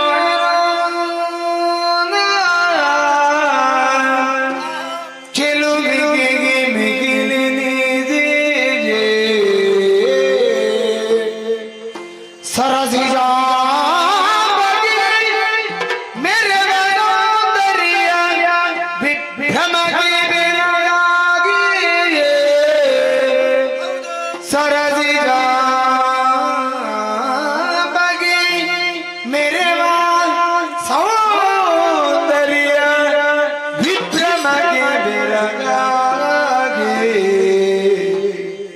ಹರಿಯೊಂದು ಶಿಲೆಯ ಮರೆಯಾಗಿರಲು ಹರಿಯೊಂದು ಶಿಲೆಯ ಮರೆಯಾಗಿರಲು ಪಾಡಿ ತೂಗುದಲಾಗಲು ಹರಿಯೊಂದು ಶಿಲೆಯ ಮರೆಯಾಗಿರಲು ಪಾಡಿ ತೂಗುದಲಾಗಲು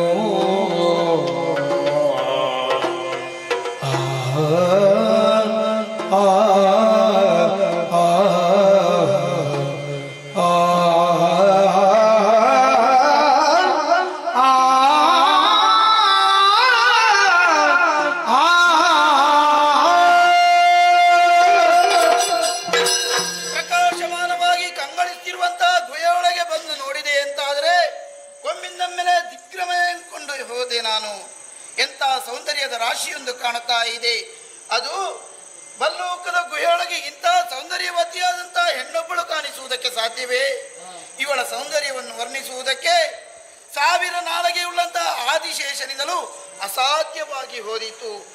ಹಾಗಾದ್ರೆ ಇಷ್ಟು ಚಂದ ಇವಳು ರಮೆ ಉಮೆ ಗಿರಿಜೆಯರಿಗಿಂತಲೂ ಮೇಲು ಇಂತಹ ಸೌಂದರ್ಯವತಿಯಾದಂತಹ ಹೆಣ್ಣೊಬ್ಬಳು ಇಲ್ಲಿದ್ದಾಳೆ ಅಂತಾದರೆ ಈ ಹೆಣ್ಣಿಗೂ ಆ ಬಲ್ಲೂಕನಿಗೂ ಸಂಬಂಧ ಏನು ಎನ್ನುವುದನ್ನು ತಿಳಿಯಬೇಕು. ಆದ ಕಾರಣ ಇವಳ ಮುಂದೆ ಹೋಗಿ ನಿಲ್ಲುವುದಲ್ಲ. ಹತ್ತಿರದಲ್ಲೇ ಕಾಣಿಸ್ತಾ ಇದೆ ಒಂದು ದೊಡ್ಡದಾದಂತಹ ಬಂಡೆ. ಆ ಬಂಡೆಯ ಮರೆಯಲ್ಲಿ ಕುಳಿತು ಏನಾಗ್ತದೆ ಎಂಬುದನ್ನು ತಿಳಿಯುತ್ತೇನೆ ನೋಡೋಣ. ಜೋ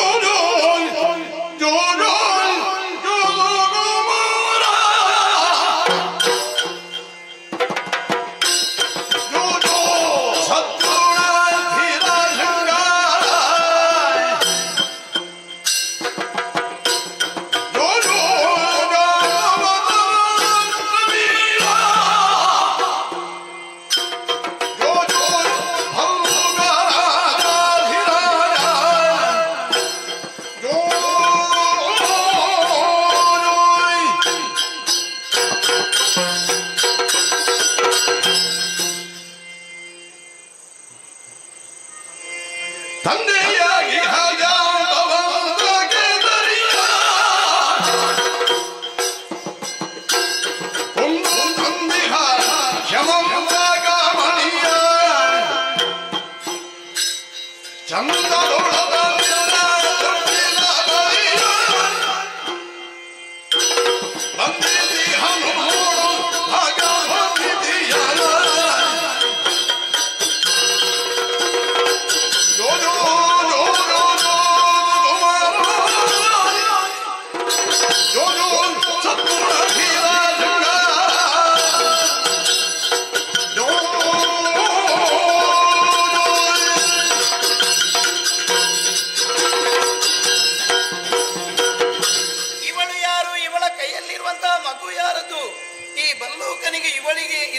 ಸಂಬಂಧ ಏನು ಎನ್ನುವುದನ್ನು ತಿಳಿಯುವುದಕ್ಕಾಗಿ ಬಂಡೆಯ ಮರೆಯಲ್ಲಿ ಕುಳಿತು ಇದ್ದವರು ನಾನು.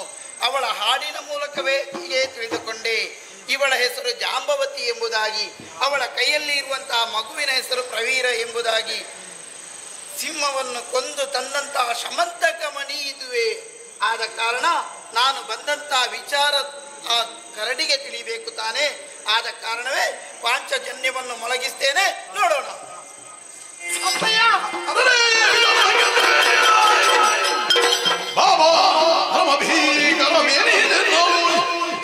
ಭರಿಸುತ್ತ ಜಾಂಬವನ್ನು ಪರಿಗೀರುವುದ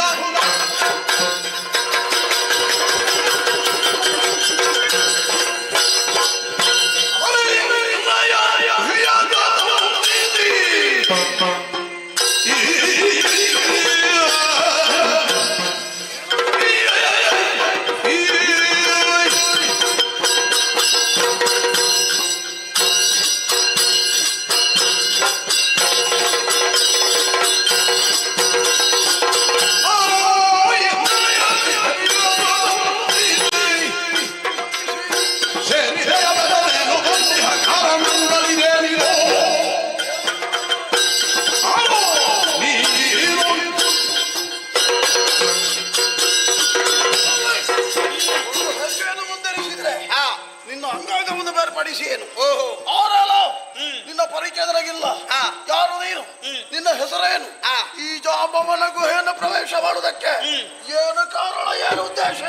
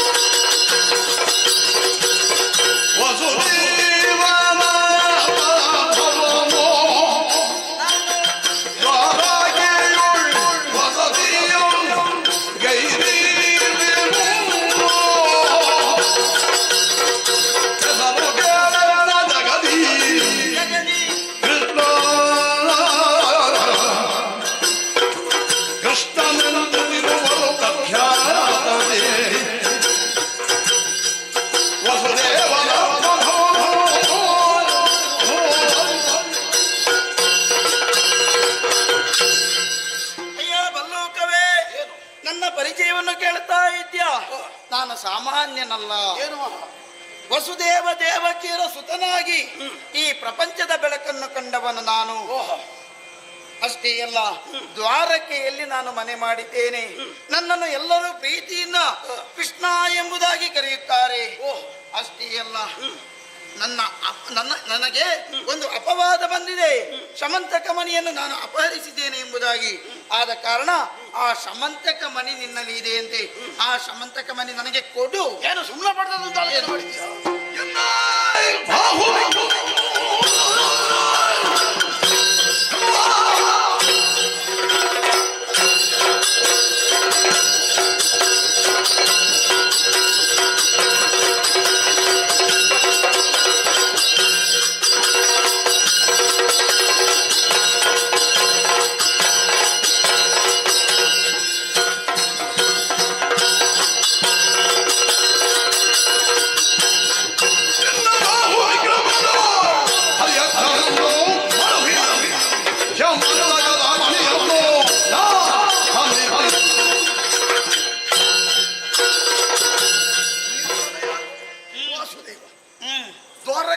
ನಿನ್ನ ಮನೆಯ. ಹೌದು.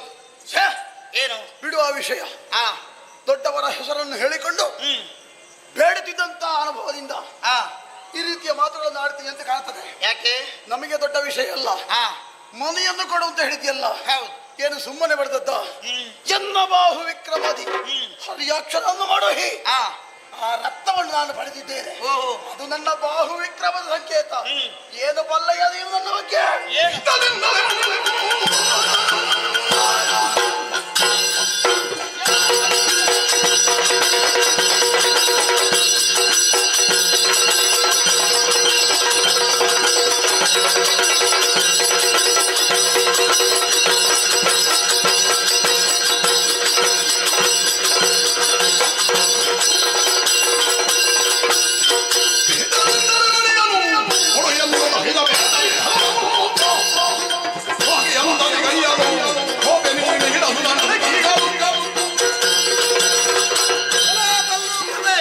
ಶಮಂತಕ ಮನೆಯನ್ನು ಕೊಂಡು ಹೋಗುವ ಉದ್ದೇಶದಿಂದಲೇ ಬಂದವನು ನಾನು. ಅದನ್ನು ಕೊಡುವುದಿಲ್ಲ ಅಂತ ಆದ್ರೆ ಎಲ್ಲ ಬಡ ಮೃಗವೇ ನಿನ್ನನ್ನು ತರೀತೇನೆ.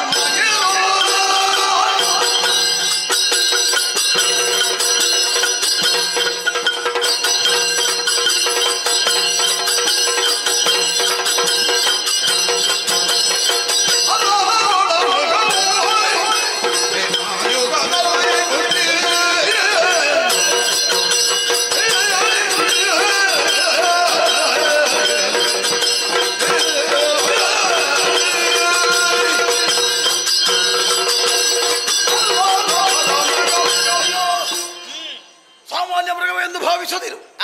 ತ್ರೇತಾಯುಗದಲ್ಲಿ ಹುಟ್ಟಿದವ. ಒಂದು ಕಾಲದಲ್ಲಿ ಅಂಬಿಕೆ ಶಿವನನ್ನು ಮದುವೆಯಾದಂತ ಕಾಲಕ್ಕೆ 19 ವರ್ಷದ ಪ್ರಾಯವನ್ನು ಹೊಂದಿದವ. ಆ ಮದುವೆಯ ಸಂದರ್ಭದಲ್ಲಿ ಈ ಪಾನೀಯದ ವ್ಯವಸ್ಥೆ ಉಂಟಲ್ಲ, ಅದಕ್ಕೆಲ್ಲ ನಾನೇ ಜನ ನನ್ನನ್ನು ನೇಮಿಸಿದ್ದಾರೆ. ಅಂಥ ಯೋಗ್ಯತೆಯನ್ನು ಆ ಕಾಲದಲ್ಲಿ ಪಡ್ಕೊಂಡೆ. ಆ ಬಳಿಕ ಈ ಸಮಯದಲ್ಲಿ ಬಡಮೃಗವಾಗಿ ಬೆಳೆದಿದ್ದೇನೆ. ನಿನ್ನ ಬಗ್ಗೆ ಆಲೋಚನೆ ಮಾಡಿದ್ರೆ ಬರೇ ಕನಿಷ್ಠ ಏ ಜಲ್ಲು ಏ ನೊರಜು ದ್ವಾಪರದಲ್ಲಿ ಹುಟ್ಟಿದಂತ ನೀನು ನನಗೆ ಪಾಠ ಮಾಡುವುದೇನೋ? ಎಲ್ಲಿಯಾದ್ರೂ ಮಣಿಯ ವಿಷಯದಲ್ಲಿ ಮುಂದುವರಿದ್ರೆ ತೆಗೆದು ತೋರಣಗಟ್ಟೆ.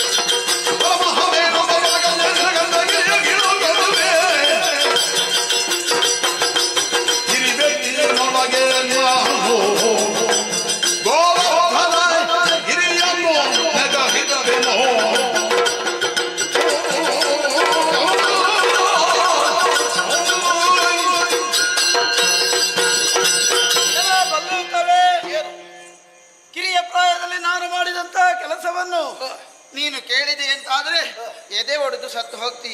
ಯಾವ ಕೆಲಸ? ಗೊಬ್ಬರ ಹೊರುವ ಕೆಲಸ ನಿನಗೆ? ಗೊಬ್ಬರ ಹೊರುವುದಲ್ಲ. ಯಾರಾದ್ರೂ ಮಕ್ಕಳು ಗೊಬ್ಬರ ಹೊರುವುದಕ್ಕೆ ಹೋಗ್ತಾರಾ? ಮಕ್ಕಳು ಹೊರಬೇಕು, ಅಭ್ಯಾಸ ಆಗ್ತದೆ. ಹೌದಾ? ಪಾಯ ಸಂಧಿ ಹೋದಂತ ಸಂದರ್ಭದಲ್ಲಿ ಕೆಲಸ ಹೇಳಿದ್ರೆ ಹೀಗೆ ಹೇಳುದು, ಆಗುವುದಿಲ್ಲ ಹೋಗುದಿಲ್ಲ. ಹೌದಾ? ಆದ್ರೆ ನಾನು ಮಾಡಿದಂತಹ ಕೆಲಸವನ್ನು ಸರಿಯಾಗಿ ಕೇಳು. ಏನು ಕೆಲಸ? ಈ ಪ್ರಪಂಚದಲ್ಲಿ ಎಲ್ಲರೂ ಸೇರಿ ಯಾವತ್ತೂ ಕೂಡ ದೇವೇಂದ್ರನಿಗೆ ಪೂಜೆ ಮಾಡ್ತಾ ಇದ್ರು. ಆ ದೇವೇಂದ್ರನಿಗೆ ಪೂಜೆ ಮಾಡುವುದು ಬೇಡ, ನಮಗೆ ಎಲ್ಲವೂ ಕೊಡುವುದು ಪರಿಸರ. ಆದ ಕಾರಣದಿಂದಲೇ ಪರಿಸರದಲ್ಲಿ ಇರುವಂತಹ ಗೋವರ್ಧನ ಬೆಟ್ಟಕ್ಕೆ ಅಥವಾ ಪರ್ವತಕ್ಕೆ ನಾವು ಪೂಜೆ ಮಾಡುವ ಎಂಬುದಾಗಿ ನಾ ಹೇಳಿದೆ. ಗಿರಿ ಪೂಜೆ. ಹೌದು, ಗಿರಿ ಪೂಜೆಗೆ ಮಾಡುವುದಕ್ಕೆ ಮುಂದಾದಾಗ ಸಿಟ್ಟುಗೊಂಡಂತಹ ದೇವೇಂದ್ರ ಮಳೆಯನ್ನು ಸುರಿಸುವುದಕ್ಕೆ ಮುಂದಾದ. ಇದರಿಂದ ಗೋಪಾಲಕರೆಲ್ಲರೂ ಭಯಭೀತರಾಗಿ ಓಡುವುದಕ್ಕೆ ಮುಂದಾದರು. ನೀವು ಯಾರು ಹೆದರಿ ಓಡುವುದು ಬೇಡ, ನಿಮಗೆಲ್ಲರಿಗೂ ಧೈರ್ಯವನ್ನು ಕೊಟ್ಟು ನೀವೆಲ್ಲರೂ ಇರುವುದಕ್ಕಾಗಿ ಒಂದು ಸುಸ್ಥಳವನ್ನು ನಾನು ನಿರ್ಮಿಸ್ತೇನೆ ಎಂಬುದಾಗಿ ಹೇಳಿ ಪರ್ವತವನ್ನು ಎತ್ತಿದೆ ನಾನು. ಅದು ಸಾಮಾನ್ಯ ಪರ್ವತ ಅಲ್ಲ. ಯಾವ ಪರ್ವತ? ಬೇರೆ ಅಲ್ಲ, ಯಾರಿಗೂ ಎತ್ತುವುದಕ್ಕೆ ಸಾಧ್ಯವಾಗದಂತ ಪರ್ವತವನ್ನು ನಾನು ಎತ್ತಿದ್ದೇನೆ. ಅದು ಹೇಗೂ ಗೊತ್ತೇ? ಅದು ನನ್ನ ಕಿರು ಬೆರಳಿನಿಂದ. ಓಹೋ, ಹೌದು, ಕಿರು ಬೆರಳಿನಲ್ಲಿ ಗೋವರ್ಧನಗಿರಿಯನ್ನು ಎತ್ತಿದ ಕಥೆಯ? ಹೌದು.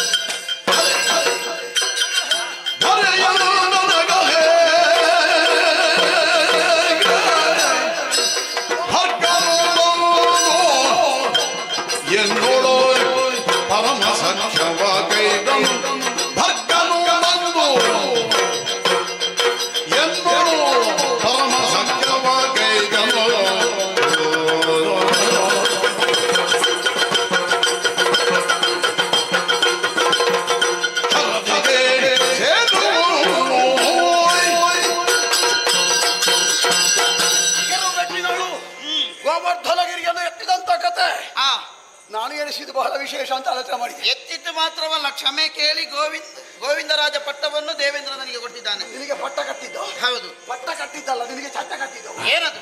ಎಂತದ್ದ? ಅದು ಯಾವ ಕತೆ? ಅದು ಸಾಧನೆಯ? ಅದು ಸಾಧನೆ ಅಲ್ಲ. ಅದಕ್ಕಿಂತ ದೊಡ್ಡ ಒಂದು ಸಾಧನೆ ಉಂಟು, ಮಾಡ್ತೀಯ? ಏನದು? ಸಾರ್ವಜನಿಕ ಅನ್ನೋ ಸಂದರ್ಭದಲ್ಲಿ ಕುಂಬಳಕಾಯಿ ಕಡಿಯುವುದು ಉಂಟು, ಬೇಕಾದಲ್ಲಿ ಅದು ಮತ್ತೆ ಕೊನೆಗೆ ಕಡಿಯುವ. ಅದು ದೊಡ್ಡ ವಿಶೇಷ. ಕಿರು ಬೆರಳಿನಲ್ಲೂ ಗೋವರ್ಧನಗಿರಿಯನ್ನು ಎತ್ತಿದಂತ ಕತೆ. ಬಿಡು ಬಿಡು ಬಿಡು. ನಮಗೆ ಕಿರು ಬೆಟ್ಟು, ಆಮೇಲೆ ಎಂತದ್ದು ನಿನ್ನದ್ದು ಅಜ್ಜಿ ಬೆಟ್ಟು, ಮತ್ತೆ ಎಂತದ್ದು ಮತ್ತೊಂದು ಬೆಟ್ಟು. ಅದು ಯಾವ ಬೆಟ್ಟು ಇಲ್ಲ, ಕಿರುಬೆಟ್ಟು ಮಾತ್ರ ಇರು. ಬಿಡ, ನಮಗೆ ದೊಡ್ಡ ವಿಷಯ ಅಲ್ಲ. ನಾನು ಮಾಡಿದಂತ ಸಾಧನೆ, ಈ ಜಾಂಬವ ಮಾಡಿದಂತ ಸಾಧನೆಯನ್ನು ಕೇಳಿದ್ರೆ ನಿನ್ನ ಎದೆ 1000 ಹೋಳಾಗಿತ್ತು. ಅಂತಹ ಹೋಳಾಗುವ ಎದೆ ನನ್ನಲ್ಲಿಲ್ಲ. ಇಲ್ವಾ? ಹಾಗಿದ್ರೆ ಸರಿಯಾಗಿ ಕೇಳಿಸಿ. ಏನು? ಶರದಿಗೆ ಸೇತುವೆ ಒಂದು ಕಾಲದಲ್ಲಿ, ಅಂದ್ರೆ ತ್ರೇತಾಯುಗ, ರಾಮನ ಮಡದಿಯಾದಂತ ಸೀತೆಯನ್ನು ರಾಮ ಕಳೆಗೊಟ್ಟಂತ ಗಳಿಗೆಯಲ್ಲಿ ಮರಳಿ ಸೀತೆಯನ್ನು ಪಡೆಯುವಂತ ಉದ್ದೇಶದಿಂದ ನೇರವಾಗಿ ಸೀತೆಯನ್ನು ಕದ್ದೊಯ್ದಂತ ರಾವಣ ಆ ಲಂಕಾಪುರದಲ್ಲಿ ಇರಿಸಿದ್ದಾನೆ. ವಿಷಯ ತಿಳಿದು ಅಲ್ಲಿಗೆ ಪ್ರಯಾಣವನ್ನು ಬೆಳೆಸಿದ. ನೀಳವಾಗಿರುವಂತಹ ಆ ಸಮುದ್ರಕ್ಕೆ, ಆ ಸಮುದ್ರವನ್ನು ದಾಟಬೇಕಂತಿದ್ರೆ ಸೇತುವೆಯ ಅಗತ್ಯವಿದೆ. ಹಾಗಾಗಿ ಆ ಸಮುದ್ರಕ್ಕೆ ಸೇತುವೆಯನ್ನು ಬೆಳೆಯಬೇಕು, ಸೇತುವೆಯ ನಿರ್ಮಾಣ ಆಗಬೇಕು. ಹೀಗೆ ಕೇಳಿಕೊಂಡಾಗ ಸಿದ್ಧರಾದ್ರಲ್ಲ ಕಪಿವೀರರಲ್ಲ, ರಾಮ ಸೇವೆಯಲ್ಲಿ ನಾವು ಕೂಡ ಪಾತ್ರಧಾರಿಗಳು. ಹಾಗಿರುವಂತ ನೆಲೆಯಲ್ಲಿ ರಾಮ ಸೇವೆಗೆ ಬೇಕಾಗಿ ಇರುವಂತಹ ದೊಡ್ಡ ದೊಡ್ಡ ಬಂಡೆ ಕಲ್ಲನ್ನೆಲ್ಲ ಹೊತ್ತುಕೊಂಡು ಶರದೆ ಬಳಿಯ ಇಳಿಸಿ ಆ ಸೇತುವೆಯ ನಿರ್ಮಾಣದಲ್ಲಿ ತೊಡಗಿದ್ರು. ಆದ್ರೆ ಸೇತುವೆ ಎನ್ನುವುದು ಅದು ಪೂರ್ಣತೆಯನ್ನು ಪಡೆಯಲಿಲ್ಲ. ಆ ಸಂದರ್ಭದಲ್ಲಿ ಕುಳಿತಂತ ಜಾಂಬವ ಪಕ್ಕನೆ ಎದ್ದು ನೋಡಿದಾಗ ಕಂಡಂತ ಒಂದು ಪರ್ವತ, ಅದುವೇ ಬೆಳ್ಳಿಯ ಬೆಟ್ಟ. ಆಮೇಲೆ ನನಗೆ ಗೊತ್ತಾಯ್ತು ಏನು ಅದು ಬೆಳ್ಳಿಯ ಬೆಟ್ಟ ಅಂತ. ಹಿಂದೆ ಮುಂದೆ ನೋಡಲಿಲ್ಲ. ಪರ್ವತದ ಬುಡಕ್ಕೆ ಎರಡು ಮೇಲೆ ಪ್ರಯತ್ನ ಪಟ್ಟವ. ಆ ಸಂದರ್ಭದಲ್ಲಿ ಎತ್ತಿದ್ದೇನು ಸರಿ, ಮೇಲಿಂದ ಒಂದು ಸ್ವರ ಕೇಳಿ ಬಂತಲ್ಲ, ಜಾಂಬವರೇ ಜಾಂಬವರೇ ಜಾಂಬವರೇ.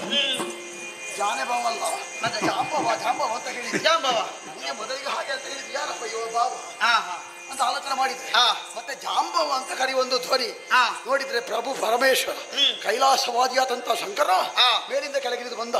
ಜಾಂಬವರೇ, ಏನು ಅಪರಾಧವನ್ನು ಮಾಡ್ತಾ ಇದ್ದೀರಿ? ಆದ್ರೂ ಕೂಡ ಪ್ರಮಾದ ಅಂತ ಮನ್ನಿಸ್ತೇನೆ. ನೀವು ಎತ್ತಿದ್ದು ಬೆಳ್ಳಿಯ ಬೆಟ್ಟ, ಈ ಶಂಕರನ ವಾಸಸ್ಥಳ. ಏನು ನನಗೆ ಮನೆ ಇಲ್ಲದ ಹಾಗೆ ಮಾಡ್ತೀರಾ? ಹಾಗಾಗಿ ಇಲ್ಲಿಗೆ ಬಿಡಬೇಕು. ಅದರ ಬದಲಾಗಿ ನಮ್ಮೊಳಗೆ ಸಖ್ಯವನ್ನು ಬೆಳೆಸಿಕೊಳ್ಳಬೇಕು. ಹಾಗಾಗಿ ಆ ವಿಷಯವನ್ನು ಹೇಳಿದಾಗ ನಾನು ಕೂಡ ಮನಸ್ಸು ಮಾಡಿದೆ. ಆ ಶಂಕರನೊಡನೆ ಸಖ್ಯವನ್ನು ಬೆಳೆಸಿಕೊಂಡು ಮತ್ತೆ ನಾನು ಮುಂದುವರಿದೆ.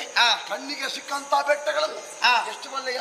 ಎಷ್ಟು? ಎರಡು ಕೈಗಳಲ್ಲಿ, ಮತ್ತೆರಡು ಭುಜದಲ್ಲಿ, ಮತ್ತೊಂದು ತಲೆಯಲ್ಲಿ, ಆಮೇಲೆ ಎರಡು ಜನ ಸೊಂಟದಲ್ಲಿ, ಮಣಗಾಲಿನ ಮೇಲೆ, ಎರಡು ಪಾದಗಳ ಮೇಲೆ ಆ ಬಂಡೆ ಕಲ್ಲನ್ನು ಹಿಡಿದುಕೊಂಡು ನಾನು ಪ್ರಯಾಣ ಮಾಡಿದ್ದು ನೀನು ಕಂಡೆಯ? ಹೇಗೆ ನೋಡಿದ್ಯಾ?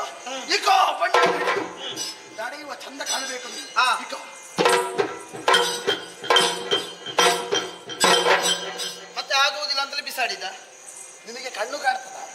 ಅದು ಸಮುದ್ರ. ಸಮುದ್ರವ? ನಾನು ಸಮುದ್ರಕ್ಕೆ ಕಲ್ಲನ್ನು ಬಿಡಿಸಾಡಿ. ನಾನು ಬಿಸಾಡಿದ ಪರಿಣಾಮದಿಂದ, ನಾನು ಪಟ್ಟಂತ ಶ್ರಮದಿಂದ ಸೇತುವೆ ನಿರ್ಮಾಣವಾಗಿ ಹೋಯಿತು. ಅಂತಹ ಕಾಲದಲ್ಲಿ ಅಂಥ ವಿಶೇಷ ಸಾಧನೆಯನ್ನು ಮಾಡಿದಂತ ಜಾಂಬವನ ಮುಂದೆ ನೀನು ಬರೇ ಕನಿಷ್ಠ. ಏನು ನೀನು ಏನು ನಿನಗೆ ಬದುಕಲಿಕ್ಕೆ ಆಸೆ ಇಲ್ವಾ? ತಂದ ಹಾಗೆ ಹಿಂದೆ ನಡೆದ್ರೆ ಹೋದಿತ್ತು, ಇಲ್ಲವಾದ್ರೆ ಹೋದ್ರೆ ನಿನ್ನ ಬೆನ್ನು ಪುಡಿ ಮಾಡಿ ಅನ್ನೋ ಗೊತ್ತಾಯ್ತಲ್ಲ.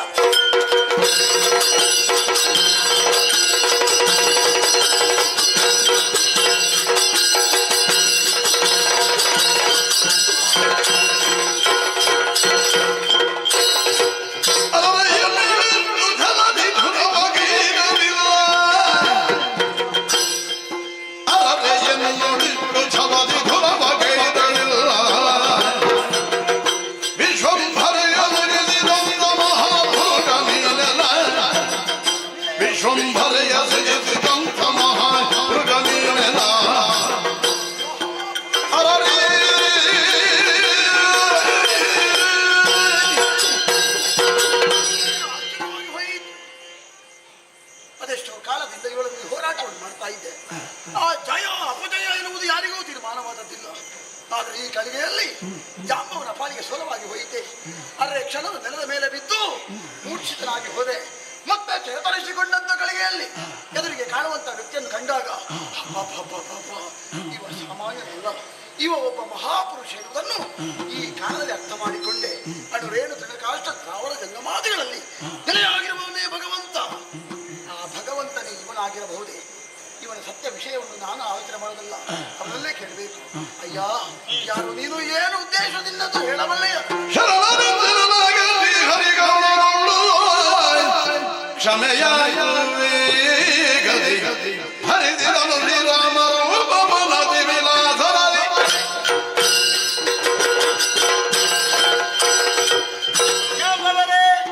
ನನ್ನೊಡನೆ ನೀವು ಸೋತಿದ್ದೀರಿ ಎಂಬುದಾಗಿ ಮರುಗಬೇಡಿ.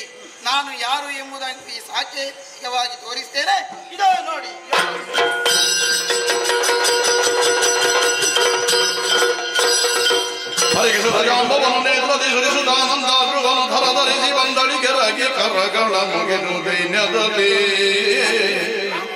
ರಾಮ ರಾಘವ ದಶರಥ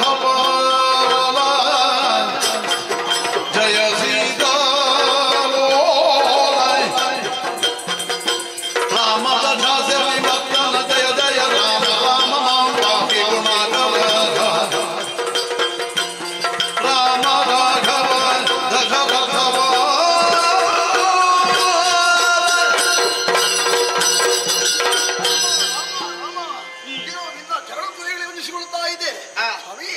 ನೀನು ಯಾರು ಎನ್ನುವುದನ್ನು ತಿಳಿಯದೆ ಒಂದು ಕಾಲದಲ್ಲಿ ಹೋರಾಟಕ್ಕೆ ಮುಂದಾದೆ. ನಿನ್ನನ್ನು ದಂಡಿಸಿದೆ, ಭಂಗಿಸಿದೆ, ನಿನ್ನ ಮೇಲೆ ಅಪವಾದವನ್ನು ಹೊರಿಸಿದೆ. ಅಪೋ ಎಲ್ಲವೂ ಅಕ್ಷಮ್ಯ ಅಪರಾಧ. ಆದರೂ ಕೂಡ ಮಾಡಿತು ಅಪರಾಧವಾದರೂ ಪ್ರಮಾದ ಎನ್ನುವಂತಂದ್ರೆ ಈ ಜಾಂಬವ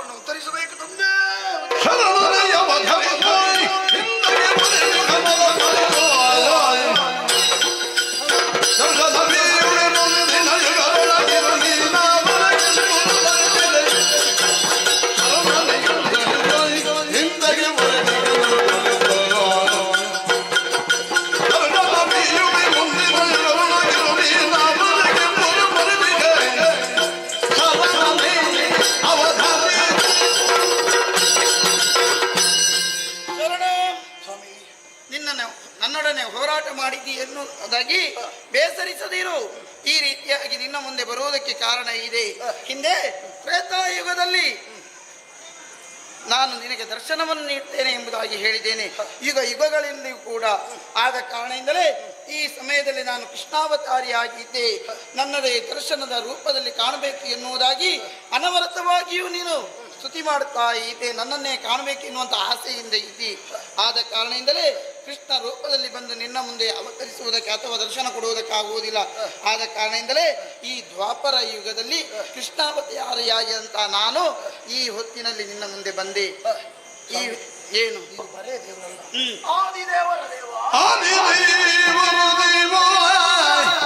ನಿನ್ನೊಡನೆಯೇ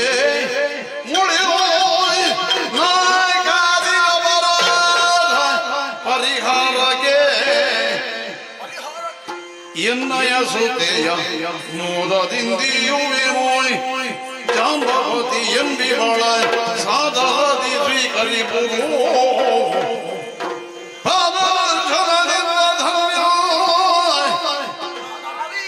ಪಾದದರ್ಶನದಿಂದ ಧನ್ಯತಾನೆಂದೆನು ಶ್ರೀಧರ ಮಣಿ ಸಹಿತ ಆದಿದೇವರ ದೇವರಿ ನಿನ್ನೊಡನೆ ಮುರಿದು ಕಾಲಿದ ಪರಾದ ಪರಿಹಾರಕ್ಕೆ ಎನ್ನಯ ಸುತೆಯ ಮೋದದಿಂದಿಯುವೆನು ಆದಿದೇವರ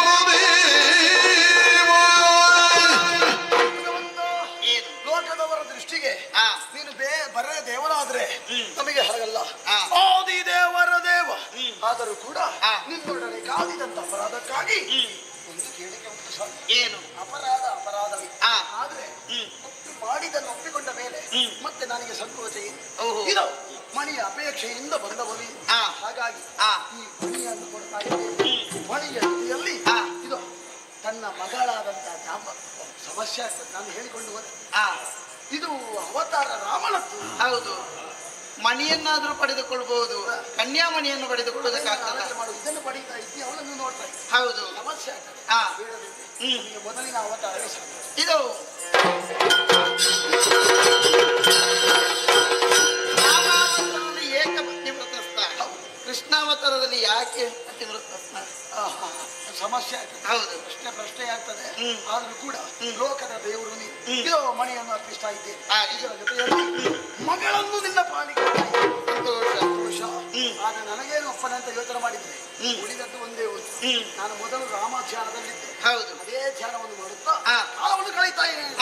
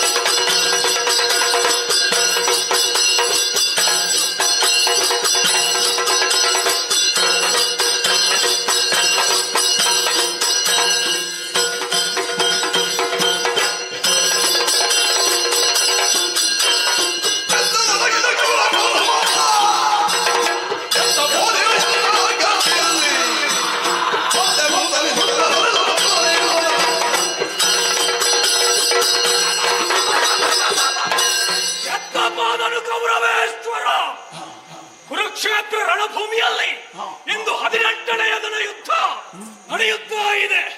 100 ಮಂದಿ ಕೌರವರನ್ನು ಕೊಂದು ಕೊಡ್ತೇನೆ ಎನ್ನುವ ಹಾಗೆ ಪ್ರತಿಜ್ಞೆಯನ್ನು ಮಾಡಿದವನಿದ್ದೇನೆ. 99 ಮಂದಿಯನ್ನು ತರಾಶಾಹಿಯನ್ನಾಗಿ ಮಾಡಿ ಕೊಂದು ಕೆಡಹಿದ್ದೇನೆ. ಉಳಿದಿರುವವನು ಕೌರವ. ಅವನನ್ನೊಮ್ಮೆ ನೋಡ್ಬೇಕೆನ್ನುವ ಹಾಗೆ ಗದಾಯುದ್ಧದ ಮುಖಾಂತರವಾಗಿ ರಣಕ್ಷೇತ್ರದಲ್ಲಿ ಯುದ್ಧವನ್ನು ಮಾಡುತ್ತಿರುವಂತಹ ಸಮಯ ನನ್ನಿಂದ ಪೆಟ್ಟು ತಿಂದು ಎಲ್ಲಿಗೋ ಓಡಿ ಹೋಗಿದ್ದಾನೆ. ಓ ಕೌರವ, ನೀನು ಎಲ್ಲಿಗೆ ಹೋಗು, ನಿನ್ನನ್ನು ಮಾತ್ರ ನಾನು ಬಿಡಲಾರೆ. ಆಕಾಶವನ್ನು ಏರಿ ಹಕ್ಕಿಯಾಗಿ ಹಾರಾಡು, ಅಲ್ಲಿಂದ ಕೆಳಗೆ ಉರುಳಿಸುವೆ. ಮಾತ್ರವಲ್ಲ, ಸಮುದ್ರವನ್ನು ಸೇರಿ ನೀನಾದರೂ ಸರಿ ನಿನ್ನನ್ನು ಬಿಡಲಾರೆ. ತಾಯಿಯ ಉದರವನ್ನ ಅಲ್ಲಿಂದ ಎಳೆದು ನಿನ್ನನ್ನು ಹೊರಗಿಸುವೆ ಎನ್ನುವ ಪ್ರತಿಜ್ಞೆ ಮೂಲಕ ಹೊರಟು ನಿಂತಿದ್ದೇನೆ. ತಪ್ಪಿಸಿಕೊಂಡಿದ್ದಾನಲ್ಲ, ಎಲ್ಲೇ ಇರಲಿ ನನ್ನ ಕೈಗೆ ಸಿಕ್ಕಿದರೆ ಅವನನ್ನು ಬಿಡುತ್ತೇನೆ. ಈ ರೌದ್ರಮುಖಿ ಗದಾದಂಡದಿಂದ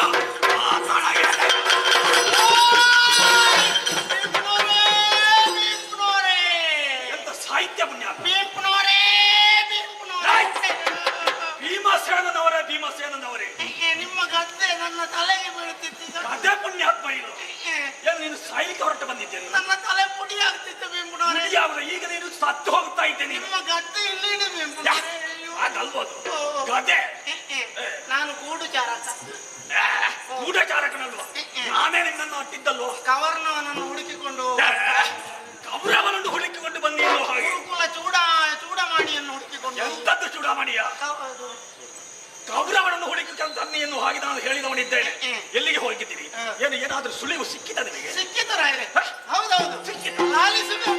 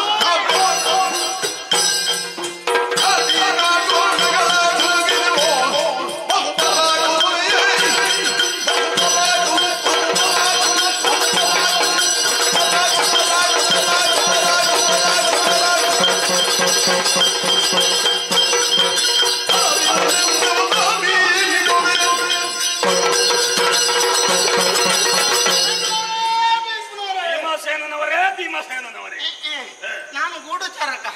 ಹೋಗು, ಅವನನ್ನು ಹುಡುಕು, ನನಗೆ ನನ್ನ ಅರಿಯನ್ನು ತೋರಿಸು. ಎಂತದ್ದ? ಎಂತದ್ದು? ಅರಿ ವೈರಿಯನ್ನು ತೋರಿಸು. ನೀವು ಹೇಳಿದ್ದೀರಿ, ಹೀಗೆ ಹೋದ್ರೆ ಹುಡ್ಕಲಿಕ್ಕೆ ಆಗ್ತದ? ಆಗ್ತದ? ಭೀಮಪ್ಪನವರ ಗೂಢಚಾರಕ ಅಂತ ಗೊತ್ತಾದ್ರೆ ಅವರು ತಪ್ಪಿಸಿಕೊಂಡ. ಅದಕ್ಕೆ ಬೇಕಾಗಿ ಒಳ್ಳೆಯ ಉಪಾಯ ಉಂಟು. ನಿಮ್ಮ ಜನ ಹೌದು, ಅದಕ್ಕೆ ಬೇಕಾಗಿ ವೇಷ ಮಾಡಿದ್ದು. ನೋಡಿದ್ರ ಶಬರಾಯರ ವೇಷ, ಕಿರಾತರ ವೇಷ. ಶಬರರ ವೇಷ? ಶಬರರ ವೇಷ ಅಂದ್ರೆ ಒಬ್ಬನೇ ಹೋಗ್ಲಿಕ್ಕೆ ಆಗ್ತದೆ? ಆಗುದಿಲ್ವಲ್ಲ. ಅದಕ್ಕೆ ಬೇಕಾಗಿ ಈಟೀಟ್ ಮಂದಿ ಕೂಡಿಕೊಂಡು ಓಟ್ ಹಾಕಿ ಓಟ್ ಹಾಕಿ ಓಟ್ ಹಾಕಿ. ಎಂತದ್ದ? ಇಷ್ಟಿಷ್ಟು ಮಂದಿ ಒಟ್ಟಾಗಿ ಒಟ್ಟಾಗಿ ಒಟ್ಟಾಗಿ ಹೊಲದ ಕಡೆಗೆ ಹೋದೆವು. ಹೋಗಿ ಹೋದದ್ದು ಸುಮ್ಮನೆ ಇರಲಿಲ್ಲ. ಏನು ಮಾಡಿದ್ರಿ? ಊಟ ಹಾಕಿ ಊಟ ಹಾಕಿ ಊಟ ಹಾಕಿ ತಲೆಯನ್ನು ಹೋಗಿದಾಗ ತಗೊಳ್ಳಿ ಬಿಪ್ಪನವ್ರಿ, ಎಂತದ್ದು? ಮೊಲದ ಹೆಂಡು ಸಿಕ್ಕಿಬಿಡ್ತು. ಹೌದೇ? ಹೌದು. ಆಮೇಲೆ ಜಿಂಕೆ ಮರಿ ಸಿಕ್ಕಿಬಿಡ್ತು.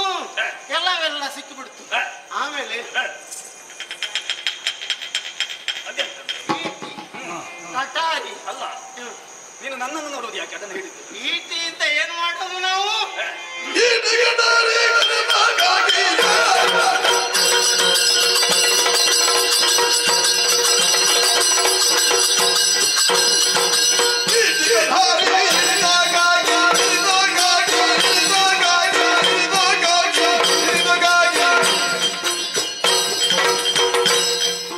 Hey!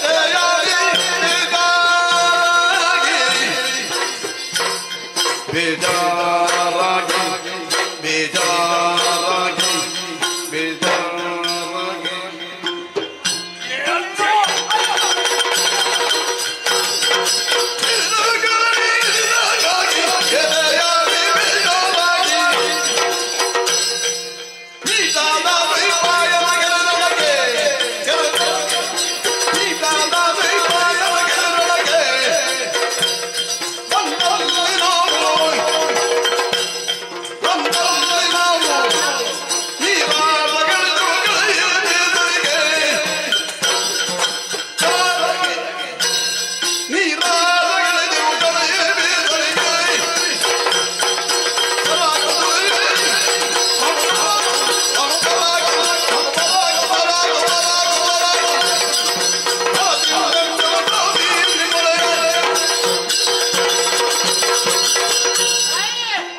ಆಮೇಲೆ ಕತ್ತಿ, ಕೊಟ್ಟಾರಿ, ಕಟಾರಿ ಕಟಾರಿ, ಕೆತ್ತಿ, ಎಂತದ್ದು ಕತ್ತಿ ಈಟಿ ಕಟಾರಿ ಹಿಡ್ಕೊಂಡೆವು.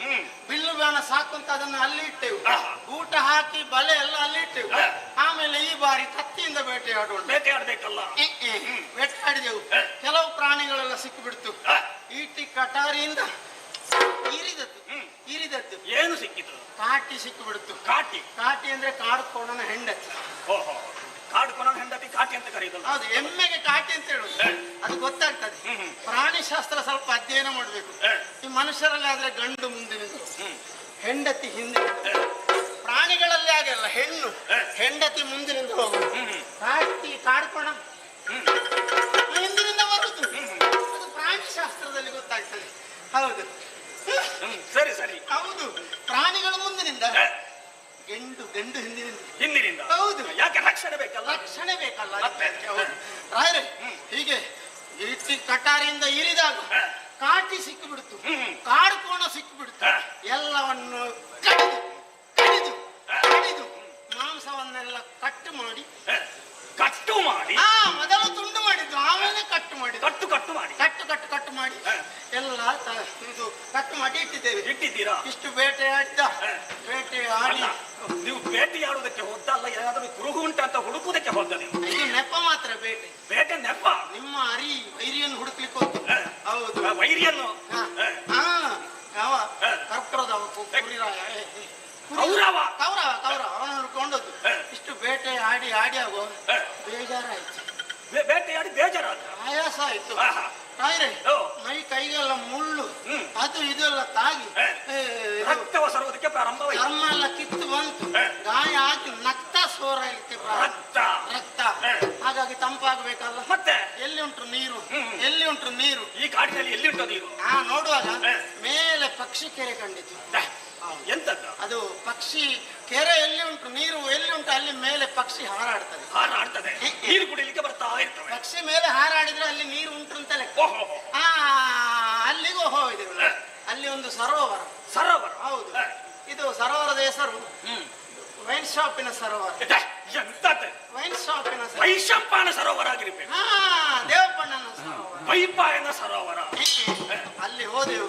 ನೀರಿಗೆ ಇಳಿದು ನೀರಾಟ ಆಡಿ ಆಡಿ ಆಡಿ ಆಡಿ ಆಡಿ ನೀರು ಕುಡಿದು ಮೇಲೆ ಬಂದೆವು. ಮೈಯೆಲ್ಲ ತಂಪಾಯ್ತು. ತಂಪು ಬಾಯಾರಿಕೆ ಹೋಯ್ತು. ನೀರಡಿಕೆ ಹೋಯ್ತು.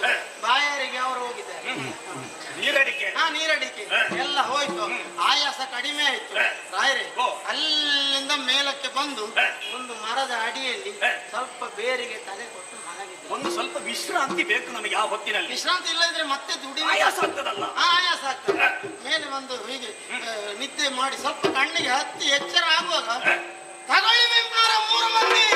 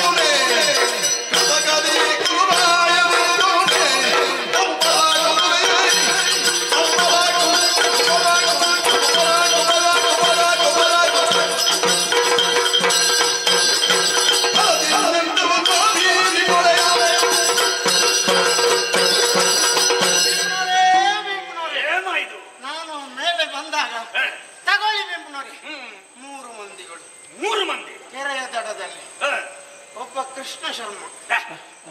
ಎಂತದ ನಿನ್ನ ಶಂಭು ಶರ್ಮ ಅಲ್ಲ, ಪರಿಚಯ ಉಂಟ ನಿನಗೆ? ಉಂಟು. ಅವ ದ್ವಾರಕೆಯವ ಕೃಷ್ಣ ಶರ್ಮ. ಕೃತವರ್ಮ. ನೀವ್ ಹೇಳಿದ್ದು ಸರಿ. ಮತ್ತೊಬ್ಬ ಕೆಪ್ಪಾಚಾರ್ಯ, ಕೃಪಾಚಾರ್ಯರಾಗಿ ಅದು ವಿದ್ಯೆ ಹೇಳಿಕೊಟ್ಟ ಗುರುಗಳು. ಆಮೇಲೆ ಮತ್ತೊಬ್ಬ ಅಶ್ವತ್ಥಾಮರ. ಅಶ್ವತ್ಥಾಮರಾಗಿರ್ಬೇಕು. ದ್ರೋಣಾಚಾರ್ಯರ ಮಗ. ಹೌದು, ಅಶ್ವತ್ಥಾಮ ದ್ರೋಣಾಚಾರ್ಯರ ಮಗ. ದ್ರೋಣಾಚಾರ್ಯರ ಅವರ ಅವಸರ ಪುತ್ರ. ಅವರ ಕಾಸ ಮಗ. ಅವರದ್ದೇ ಮಗ ಕಾಸ ಮಗ ಅಂತ ಮತ್ತೊಂದು ಮಗ ಉಂಟ, ಸಾಕು ಮಗ ಅಂತ ಇರ್ತಾರೆ. ಹಾಗೆ ಹೇಳಿದ್ರು.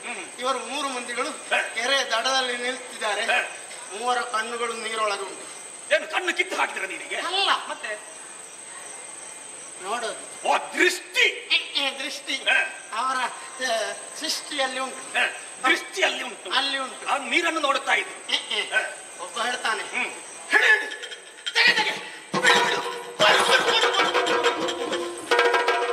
ಎಂತದ್ದ ನೀರನ್ನು ನೋಡಿ ಹಾಗೆ ಮಾತಾಡ್ಬೇಕಾದ್ರೆ ಏನಾದ್ರೂ ತಲೆ ಸರಿ ಇಲ್ಲದಿರ್ಬೇಕು. ಹಿಡಿ ಹಿಡಿ ನಂಬುಗೆ. ಓ ಹೌದು. ಬಿಡು ಬಿಡು ಚಿಂತೆಯ. ಕೊಡು ಕೊಡು ನೇಮ. ನಾವಿದ್ದೇವೆ, ನಿನಗೆ ನಾವು ಛಾಯ ಕೊಡ್ತೇವೆ. ಎಂತದ್ದ ಸಹಾಯ ಕೊಡ್ತೇವೆ ಅಂತ ಹೇಳಿದ್ದಾಗಿರ್ಬೇಕು. ಮೇಲೆ ಬಾ, ಮೇಲೆ ಬಾ, ಮೇಲೆ ಬಾಪ ಬಾಪ ಬಾಪ ಮೇಲೆ ಬಾ ಅಂತ. ಮೇಲೆ ಬಾ ಅಂತ. ಹೌದು, ನೀರನ್ನು ನೋಡಿ ಕರೆಯುತ್ತಾ ಇದ್ರು. ಕೂತು ಕೂತು ಕೂತು ಕೂತು ಮಾತನಾಡ್ತಾವ್ರೆ ಇವರು. ಘಟದಲ್ಲಿ ನಿಂತು ನೀರನ್ನು ನೋಡಿ ಮಾತಾಡ್ತಾ ಇದ್ರ. ಹೌದು. ಹಾಗಾದ್ರೆ ನೀರಲ್ಲಿ ನೋಡಿ ಮಾತಾಡ್ಬೇಕಾದ್ರೆ ನೀರೊಳಗೆ ಯಾರಾದ್ರೂ ಇದ್ದಿರ್ಬೇಕಲ್ಲ. ಅಷ್ಟೊತ್ತಿಗೆ ನೀರಿನ ಒಳಗಿದ್ದ ಗುಳುಗುಳು. ಎಂತದ್ದು ಪುಣ್ಯಾತ್ಮ, ನೀರಲ್ಲಿ ಕಪ್ಪೆ ಇರಬೇಕು, ನೀರು ಕಪ್ಪೆ, ಅದರಲ್ಲಿ ಗುಳ್ಳೆ ಬರ್ತಾ ಇರ್ಬೇಕು. ಗುಳ್ಳೆ ಇನ್ನೊಂದು ಸ್ವರ. ಸ್ವರವ ಮಾತನಾಡೋದು. ಎಂತದ್ದು ಸ್ವರ? ನಿಮ್ಮ ಛಾಯವನ್ನು ನಂಬಿ ನನಗೆ ನೀರೇ ಗತಿ ಆಯ್ತು. ನಿಮ್ಮ ಸಹಾಯವನ್ನು ನಂಬಿ. ಹೌದೌದು.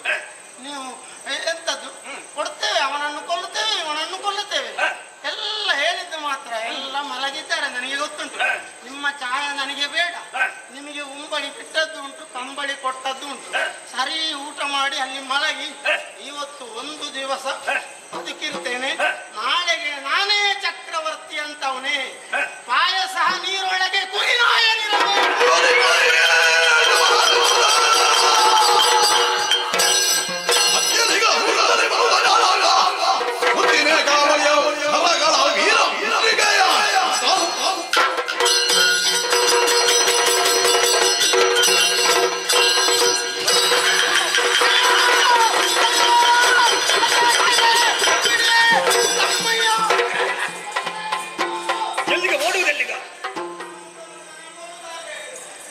ಓಡುವುದೆಲ್ಲಿಗ? ಇಲ್ಲಿ ಬಾ, ಇಲ್ಲಿ ಬಾ, ಇಲ್ಲಿ ಬಾ. ಕೊಲ್ಲುವುದಕ್ಕೆ ಹಿಡಿದುಕೊಂಡದ್ದಲ್ಲ, ನನಗೆ ಉತ್ಸಾಹ ಬಂದದ್ದು. ಇಂತಹ ಸಂತೋಷದ ವಾರ್ತೆಯನ್ನು ನೀನು ತಂದಿದ್ಯಲ್ಲ, ಇನ್ನು ತಡ ಮಾಡುವುದು ಎನ್ನುವ ಹಾಗೆ ಆಲೋಚನೆ ಮಾಡುತ್ತಾ ಇದ್ದೇನೆ. ಇಂತಹ ಸುವಾರ್ತೆಯನ್ನು ತಂದಂತಹ ನಿನ್ನನ್ನು ಹೀಗೆ ಸುಮ್ಮನೆ ಬಿಡುವುದೇ? ಸುಮ್ಮನೆ ಸುಮ್ಮನೆ ಬಿಡಬಹುದೇ? ಇಲ್ಲಿ ಬಾ. ದೊಡ್ಡವರಿಗೆ ಉಪಕಾರ ಮಾಡಬಾರದು. ಏನು ನಿನ್ನನ್ನು ಕೊಲ್ಲುವುದಕ್ಕೆ ಹೊರಟದ್ದು ನಾನು? ಗದೆಯನ್ನು ಎತ್ತಿ ಆಗಲ್ಲ. ಸಂತೋಷದಿಂದಲೇ ನಿನ್ನನ್ನು ಸ್ವೀಕಾರ ಮಾಡುವುದಕ್ಕೆ ನಾನು ಬಂದಿದ್ದೇನೆ. ಸಂತೋಷದ ವಾರ್ತೆಯಲ್ಲೇ ಹುಡುಕುತ್ತಾ ಹೊರಟವ ನಾನು. ಸಂತೋಷ ಆಗುವ ಇಷ್ಟು ದೊಡ್ಡ ಸ್ವರ. ಮತ್ತೆ ನಿನಗೆ ಸಿಟ್ಟು ಬಂದ್ರೆ ಯಾಕೆ ಸಂತೋಷ ಗೊತ್ತುಂಟಾ? ಯಾವತ್ತು ನಾನು ಕೌರವವನ್ನು ಹುಡುಕುತ್ತಾ ಇದ್ದೇನೋ ವಿಷಯ ನನಗೆ ಗೊತ್ತಾಯ್ತು. ನಿನ್ನನ್ನು ಹೀಗೆ ಸುಮ್ಮನೆ ಬಿಡುವುದಿಲ್ಲ. ನಿನಗೆ ಬೇಕಾದ ವ್ಯವಸ್ಥೆ ಮಾಡ್ತೇನೆ. ಈಗ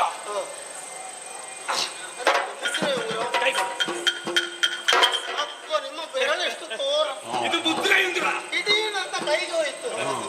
ಈಗ ಇಲ್ಲಿ ಇಲ್ಲಿ ಎಡದ ಕೈಯ ಉಂಗುರ. ಏನು ಹಾಕುದಿಲ್ಲ ನನಗೆ? ಒಳ್ಳೆ ಪರಿಮಳ ಸುಗಂಧ ದ್ರವ್ಯ ಎಲ್ಲ ಹೀಗೆ ಎರಡು ಕೈಗೆ ಮತ್ತೆ ಈಗ ಕಡಗ ಅದು ಕೈಗೆ ಧರಿಸುವಂತ. ನನ್ನ ಹೆಂಡತಿ ಹಾರಬೇಕು ಹಾರಬೇಕು ಅಂತ ಹೇಳ್ತಾರೆ. ಎಂತದ್ದು? ಕೊರಳಿಗೆ ಕೊರಳಿಗೆ.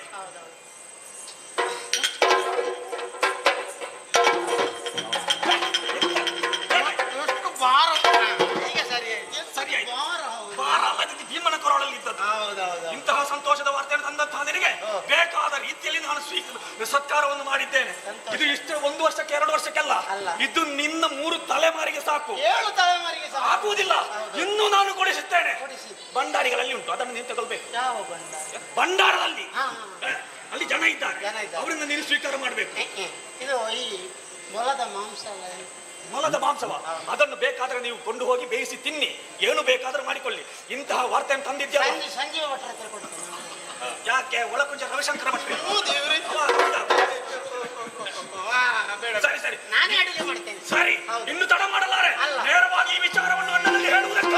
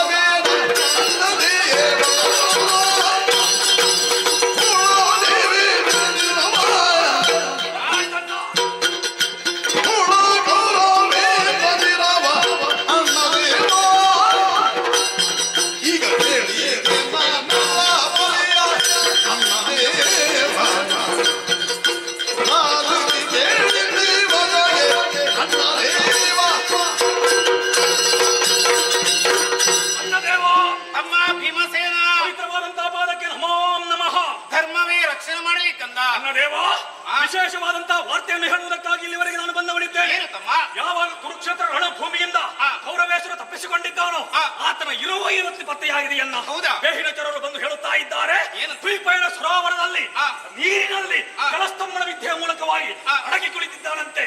ಈಗಿಂದೀಗಲೇ ಹೋಗಿ ಆತನನ್ನು ಎಬ್ಬಿಸಿ ಬಡಿಯದೆ ಹೋದೆಯನ್ನಾದರೆ ಅಲ್ಲಿಂದ ತಪ್ಪಿಸಿಕೊಂಡಾಡು. ತಡ ಮಾಡುವುದಲ್ಲ, ನಡೆಯೋಣ. ನಾವಾಗಿ ಮುಂದುವರಿಯುವುದು ಸರಿಯಲ್ಲ. ಧರ್ಮವನ್ನು ಅರಿತುಕೊಂಡವರು ಇಷ್ಟವರೆಗೆ ಕೃಷ್ಣನ ನಿರ್ದೇಶನ ಹೇಗುಂಟು ಹಾಗೆ ನಡೆದುಕೊಂಡು ಬಂದವರು. ಯಾವುದಕ್ಕೂ ಭಗವಂತನನ್ನು ಸ್ಮರಿಸಿಕೊಳ್ಬೇಕು. ಅವನ ನಿರ್ದೇಶನ ಸಲಹೆ ನಮಗೆ ಬೇಕಾಗಿದೆ. ಕೃಷ್ಣ ಗೋವಿಂದ ಅಚ್ಯುತ ಅನಂತ ಕೇಶವ ಮಾಧವ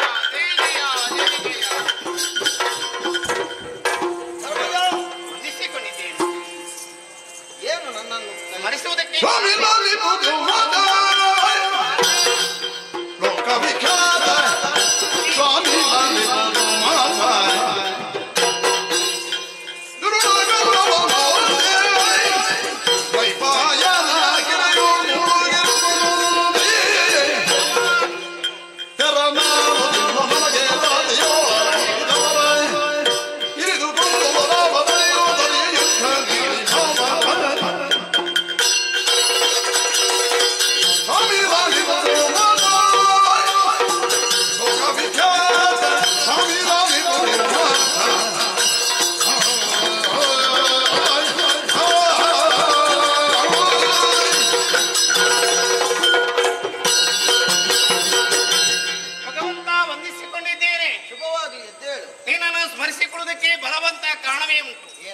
ಭೀಮನಿಂದ ಪೆಟ್ಟು ತಿಂದಂತ ಸೋತು ಓಡಿದಂತ ಕೌರವ ದ್ವೈಪಾಯನ ಸರೋವರದಲ್ಲಿ ಅಡಗಿ ಕುಳಿತುಕೊಂಡಿದ್ದಾನೆ ಎಂಬುದಾಗಿ ಬೇಹಿನಚಾರರು ಬಂದು ಭೀಮನಲ್ಲಿ ಹೇಳಿದ್ದಾರೆ.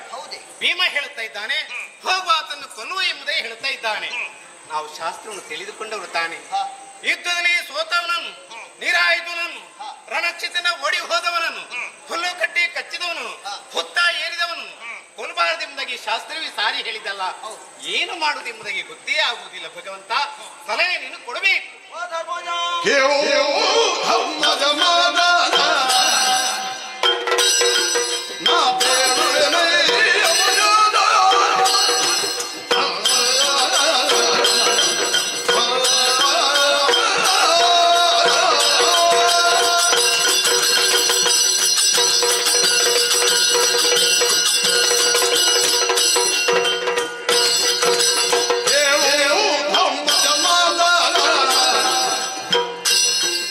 Hallelujah.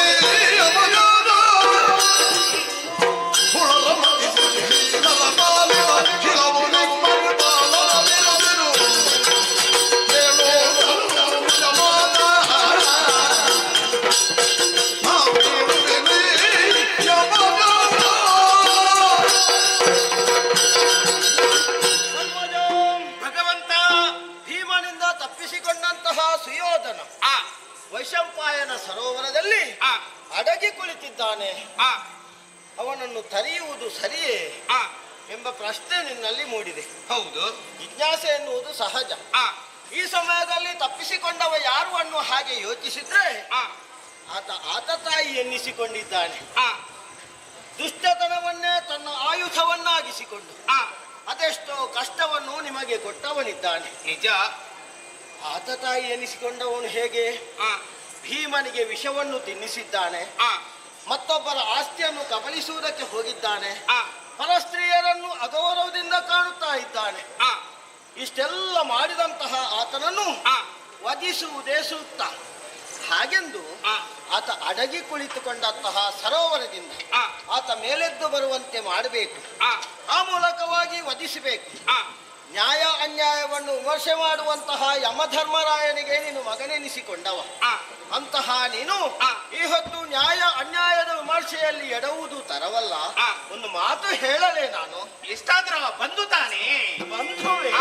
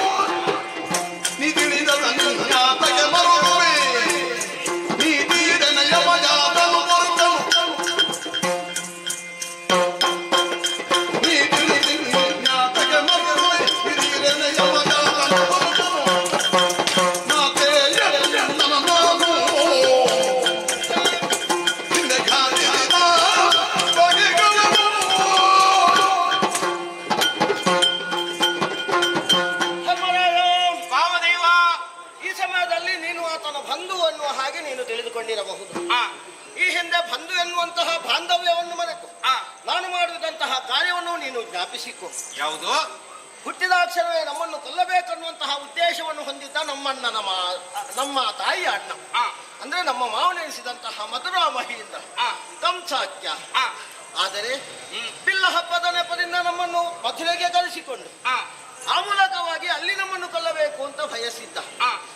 ಆತ ಬಯಸಿದಂತಹ ಬಯಕೆಯನ್ನೆಲ್ಲ ತೀರಿಸಿದವರು ನಾವು. ಹೇಗೆ ಬಲ್ಲೆಯ? ಹೇಗೆ?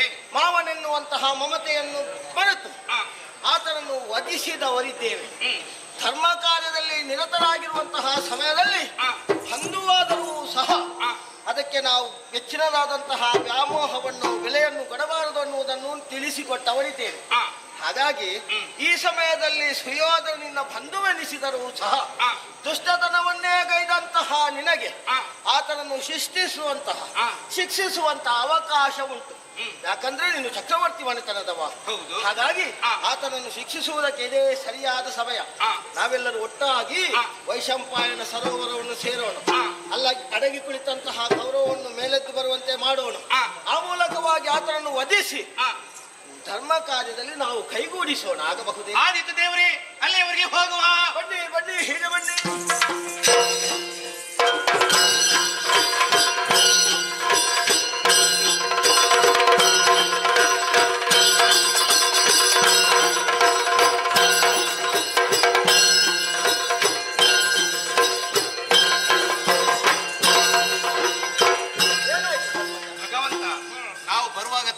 ಹೋಯ್ತಲ್ಲ. ನಾನು ಆಗಲೇ ಹೇಳಿದ್ದೇನೆ ತಡ ಮಾಡಬಾರದು, ಬೇಗ ಹೋಗ್ಬೇಕಂತ. ಇವನ ಧರ್ಮದಲ್ಲಿ ಇಲ್ಲಿ ಬಾಕಿ ಅಂತಲ್ವ ನಾವು. ಹೌದು, ನೀನು ಈಗ ಬಂದು ಹೇಳಿದ್ದಲ್ವ ತಡ ಆಗಿತ್ತು ಅಂತ. ಮತ್ತೆ ಆಗಲೇ ಹೇಳಿದ್ದೇನೆ. ಅವ ಇಲ್ಲಿಂದ ತಪ್ಪಿಸಿಕೊಂಡು ಓಡಿದ್ದಾನೆ. ಅಲ್ಲಿಗೆ ಕೃಷ್ಣ ಬರ್ಬೇಕು ಅಂತ ಹೆಜ್ಜೆಯನ್ನು ನೀನು ನೋಡಿ ತಪ್ಪಿಸಿಕೊಂಡಿದ್ದಾನಂತ ಹೇಳುವುದಾ? ಅದು ಪಿಶಾಚ ಹೆಜ್ಜೆ ಅಂತ ಹೇಳ್ತಾನೆ. ಹೌದಾ? ಹೌದು. ಹೆಜ್ಜೆಯನ್ನು ಹಿಂದಿಟ್ಟುಕೊಂಡು ಸರೋವರವನ್ನು ಪ್ರವೇಶ ಮಾಡಿದ್ದಾನೆ. ಯಾಕೆ ಬಲ್ಲೆಯ? ಯಾಕೆ? ಸರೋವರದಿಂದ ಎದ್ದು ಹೋಗಿದ್ದಾನೆ ಅನ್ನೋ ಹಾಗೆ ಮತ್ತೊಬ್ಬರ ಭಾವನೆ ಇರಬೇಕು ಅನ್ನೋ. ಹೌದೌದು. ಹಾಗಾಗಿ ಸರೋವರದಲ್ಲಿ ಅಡಗಿ ಕುಳಿತಿದ್ದಾನೆ. ಈಗ ಅವನನ್ನು ಮೇಲೆ ಕರಿಬೇಕಲ್ಲ. ಕರೆಯುವುದಕ್ಕೆ ಸೂಕ್ತ ಯಾರು ಅಂತ ನೋಡಿದ್ರೆ ನೀನೇ ಸರಿ. ನೋಡು, ಅವನನ್ನೊಮ್ಮೆ ಕರೀತೇನೆ.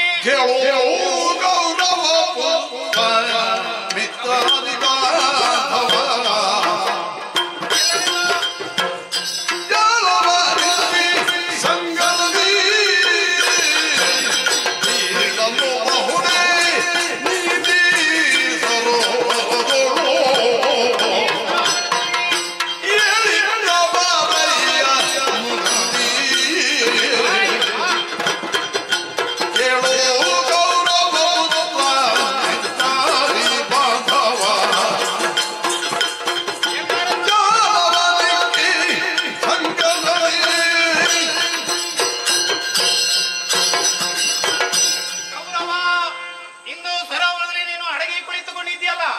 ಇದು ನನಗೆ ಭೂಷಣ ಎಂಬುದಾಗಿ ತಿಳಿದುಕೊಂಡಿದೆ. ಮಹಾ ಉನ್ನತಿಯನ್ನು ಪಡೆದಂತಹ ಶಶಿವಂಶವು ನಿನ್ನಿಂದಲೇ ಹೀನವಾಯಿತು ಎಂಬುದಾಗಿ ಅಪವಾದ ನನಗೆ ಬಂದಿತ್ತು. ಅಂದು ಭಗವಂತನನ್ನು ಸಂಧಾನಕ್ಕಾಗಿ ನಾವು ಕಳುಹಿಸಿಕೊಟ್ಟವರು. ಅರ್ಧ ರಾಜ್ಯವನ್ನಾದರೂ ಬಿಟ್ಟುಕೊಡು, ಅದು ಅಲ್ಲದಿದ್ದರೆ 5 ಗ್ರಾಮ ಆದರೂ ಪಾಂಡವರಿಗೆ ಕೊಟ್ಟು ಪಾಂಡವ ಪ್ರತಿಷ್ಠಾಪನಾಚಾರಿ ಎಂಬುದಾಗಿ ಹಿಡಿದನು ಪಡೆ ಎಂಬುದಾಗಿ ಹೇಳಿದವರು ನಾವು. ಅದಕ್ಕೂ ನೀನು ಬಗ್ಲಿಲ್ಲ. ಯುದ್ಧವೇ ಬದ್ಧ ಎಂಬುದಾಗಿ ತಿಳಿದುಕೊಂಡಂತ ನೀನು ಪುತ್ರ ಮಿತ್ರ ಇತ್ಯಾದಿ ಎಲ್ಲರನ್ನು ಕಳೆದುಕೊಂಡವ ನೀನು. ಇಂದು ಒಬ್ಬಟ್ಟಿಗೆ ಆಗಿದ್ದಿ ನೀನು. ಆ ಅಡಗೆ ಕುಳಿತುಕೊಂಡಿದ್ಯಲ್ಲ, ಚಂದ್ರವಂಶದಲ್ಲಿ ಹುಟ್ಟಿದಂತ ನೀನು ಅಡಗೆ ಕುಳಿತುಕೊಳ್ಳುದಲ್ಲ. ಬಾ ಮೇಲೆದ್ದು ಬಾ, ಯುದ್ಧ ಮಾಡು.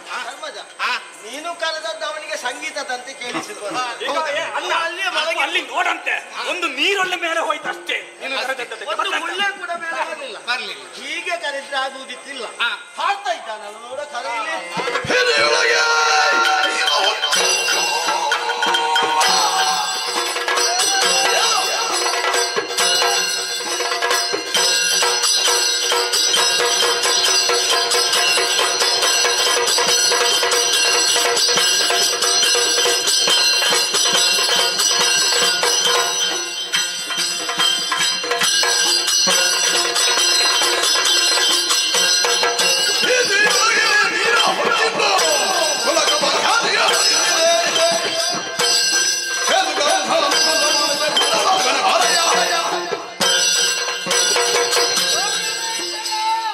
ಅಕ್ಷರಾವತಿ ಅಧಿಕಾರಿ ಕೌರವೇಶ್ವರ ಗುರುಕುಲ ಚೂಡಾಮಣಿ ನೀನು ಇವತ್ತು ರಣರೇಡಿಯಾಗಿ ಮೀನಿನಂತೆ ನೀರಿನೊಳಗೆ ಅಡಗಿ ಕೂತಿದ್ದೀವಿ. ನೀನು ಆವಾಗ 1 ಗ್ರಾಮ್ ಸೂಜಿ ಮನೆ ಊರುವಷ್ಟು ನಮಗೆ ಪಾಲು ಕೊಡುವುದಿಲ್ಲ ಪಾಂಡವರಿಗೆ ಎಂದು ಹೇಳಿದವ. ಕ್ಷತ್ರಿಯ ವಂಶದಲ್ಲಿ ಹುಟ್ಟಿದವ ಇವತ್ತು ರಣಹೇಡಿ ಅಂತ ನೀರಿನೊಳಗೆ ಕೂತಿದ್ಯಲ್ಲ. ನಿನ್ನನ್ನು ಕರೆಯುವ 3 ವರ್ಷದ ಗಂಡ ಪಾಕ ಯಜಮ ಪಾಕ. ನೀನು ಕರೆದದ್ದು ಒಳ್ಳೆದಾಗಿದೆ. ಹೌದು, ಆದ್ರೆ ಅವನಿಗೆ ಕೇಳಿಸ್ಲಿಲ್ಲ ಅಂತ ಪಥ್ಯವೇ ನೀರಿನಿಂದ ಒಂದು ಕಪ್ಪೆ ಮಾತ್ರ ಮೇಲೆ ಬಂದದ್ದು, ಎಂತದ್ದು ತಾಗಲಿಲ್ಲ. ಅದು ಏನು ಅರ್ಥ ಆಗ್ಲಿಲ್ಲ. ಈಗ ಬೇಡ ನೋಡು, ನಕುಲ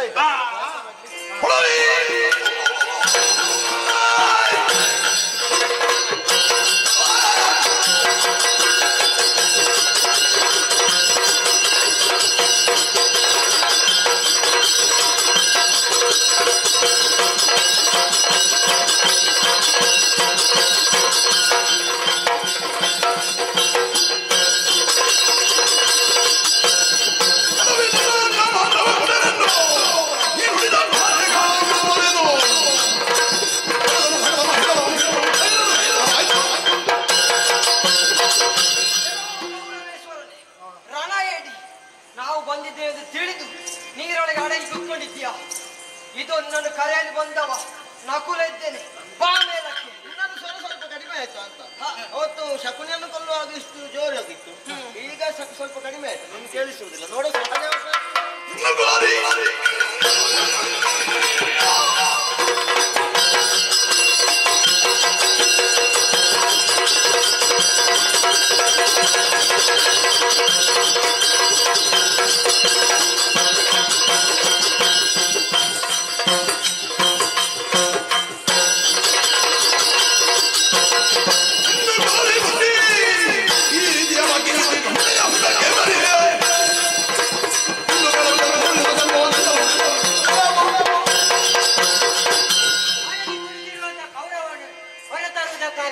ಸಹದೇವ ಬಂದಿದ್ದೇನೆ. ಕೌರವ ನೀರಿನಿಂದ ಎದ್ದು ಬಾ, ಹೊರಗಡೆ ಬಾ. ಇನ್ನೊಂದು ಸಾಕಾಗ್ಲಿಲ್ಲ. ಈಗ ನೋಡು, ಒಮ್ಮೆ ನಾನೇ ಪ್ರಯತ್ನ ನಾನೇ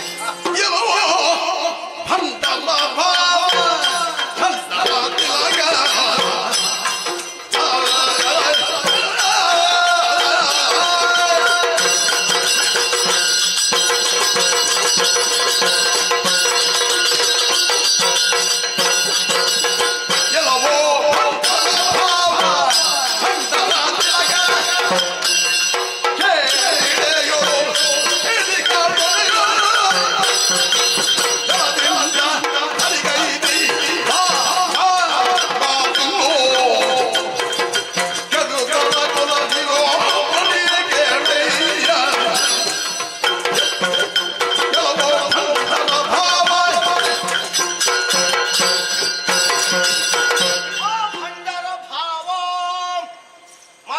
ಹಾಗಾಗಿ ಹೆಂಡತಿಯ ಮನೆಯಲ್ಲಿ ವಾಸಿಸುವವರನ್ನು ಭಂಡ ಅಂತ ಹೇಳ್ತಾರೆ. ನಿನ್ನ ಭಾವ ಜಯದ್ರಥ ನಿನ್ನ ತಂಗಿಯನ್ನು ಮದುವೆಯಾಗಿ ಇಲ್ಲಿಯೇ ವಾಸ ಮಾಡಿದ್ದಾನೆ. ಹಾಗಾಗಿ ಅವನಿಗೆ ನೀನು ಭಾವ ನೆನೆಸಿದವ. ಓ ಭಂಡರ ಭಾವ, ಷಂಡರ ಕುಲ ತಿಲಕ, ಮೇಲೆದ್ದು ಬಾ. ಕೌರವ ಛಲಕ್ಕಿರಿವನಲ್ಲದೆ ನೆಲಕ್ಕಿರಿಯುವವನಲ್ಲ ಅಂತ ಹೇಳಿದಂತ ನೀನು ಮಾತು. ಹಾಗಾಗಿ ಈ ಹೊತ್ತು ನಿನ್ನಲ್ಲಿ ಅಂತಹ ಛಲ ಉಂಟು ಅಂತಾದ್ರೆ ನೀನು ಜಲದಲ್ಲಿ ಯಾಕೆ ಅಡಗಿ ಕುಳಿತುಕೊಂಡಿದ್ದಿ? ಮೇಲೆದ್ದು ಬಾ. ಕೌರವರಲ್ಲಿ ನೀನು ಅವನೇ ಉಳಿದವನು. ಹಾಗಾಗಿ ಪಾಂಡವರಲ್ಲಿ ಯುದ್ಧವನ್ನು ಮಾಡು, ನಿನ್ನ ಜಯವನ್ನು ಸಾಧಿಸು, ಆ ಮೂಲಕವಾಗಿ ನೀನೇನು ಅನ್ನುವುದನ್ನು ಸಾಧಿಸು. ಏನು ಬಿಸಿ ತಾಗ್ಲಿಲ್ಲ ಅವನಿಗೆ. ನಾನು ಕರೆದ್ರೂ ಆಗುವುದಿಲ್ಲ. ಹಾಗಾದ್ರೆ ಇವನನ್ನು ಕರೆಯಬೇಕಾದವನೇ ಕರೆಯಬೇಕೆನ್ನುವುದು ಯಾರು ಯಾಕೆ ಭೀಮ ಭಾವ ಇದ್ದಾನೆ.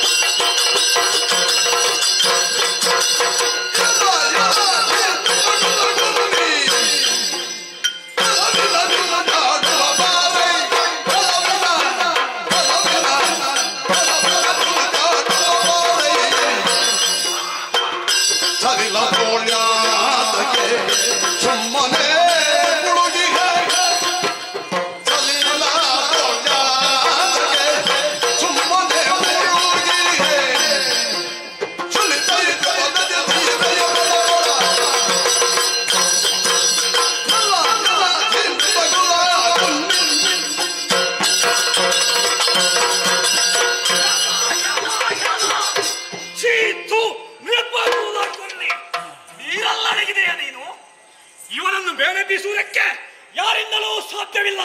ಅದಕ್ಕೆ ಪ್ರತಿರೂಪವೋ ಎನ್ನುವ ಹಾಗೆ ಈ ಭೀಮಸೇನ ಸಿದ್ಧವಾಗಿ ನಿಂತಿದ್ದಾನೆ.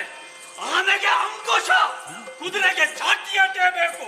ಅದಕ್ಕಾಗಿ ಭೀಮ ಎದ್ದು ನಿಂತು ಇದೋ ನಿನ್ನನ್ನು ಕರೆಯುತ್ತಾ ಇದ್ದಾನೆ.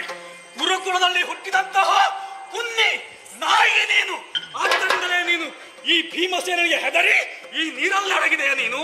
ನಿನಗೆ ನೆನಪಿಲ್ಲವೇ ಅಂದು ಕಳವಿನ ಜೋಜಾಟವನ್ನು ಆಡಿದೆಯಲ್ಲ, ನಮ್ಮನ್ನೆಲ್ಲ ಕಾಡಿಗಟ್ಟಿದೆ, ದ್ರೌಪದಿಯ ಸೀರೆಯನ್ನು ಸೆಳೆದೆ, ವಿಷದ ಲಡ್ಡುಗೆಯನ್ನು ಕೊಟ್ಟು ನಮ್ಮನ್ನು ಕೊಲ್ಲುವುದಕ್ಕಾಗಿ ನೀನು ಒಣ ಮಾಡಿದೆ.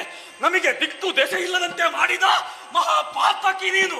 ಆದರೆ ಇಂದು ಭೀಮಸೇನಿಗೆ ಹೆದರಿ ಕುರು ದಾರಿಣಿಯಿಂದ ಓಡಿ ತಪ್ಪಿಸಿಕೊಂಡು ಬಂದು ಜಲಸ್ತಂಭನ ವಿದ್ಯೆಯ ಮುಖಾಂತರವಾಗಿ ನೀರಲ್ಲಿ ಅಡಗಿ ಕುಳಿತೆಯ.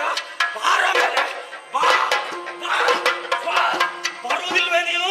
ನೀರಿನಿಂದ ನೀನು ಬೆಲೆ ಬರುವುದಿಲ್ಲ.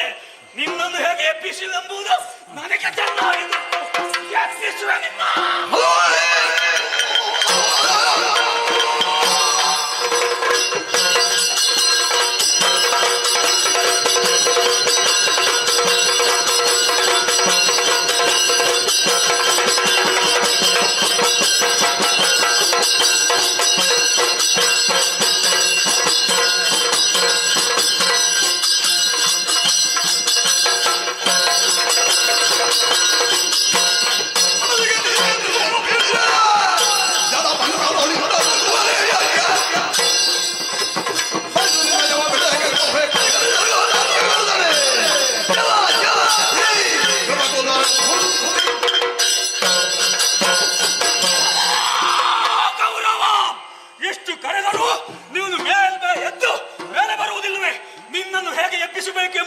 ಸರಿಯಾಗಿ ಭೀಮಸೇನ ಸೇನೆಯು ಗೊತ್ತು. ಎತ್ತಿದಂತ ಈ ರುದಿರಮುಖಿ ಗದಾದಂಡದಿಂದ ಈ ಸರೋವರಕ್ಕೆ ನಾನು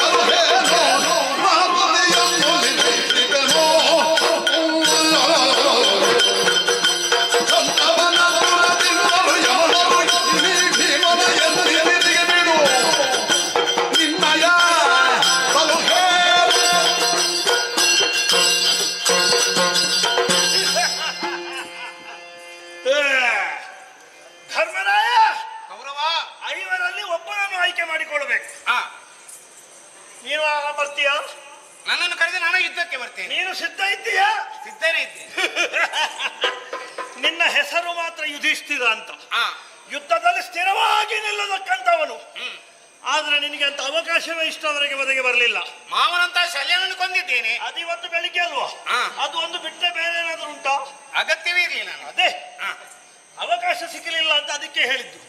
ಹಾಗಾಗಿ ಯಾವಾಗ ನೋಡಿದ್ರು ಮೊಸಳೆ ಕಣ್ಣೀರು.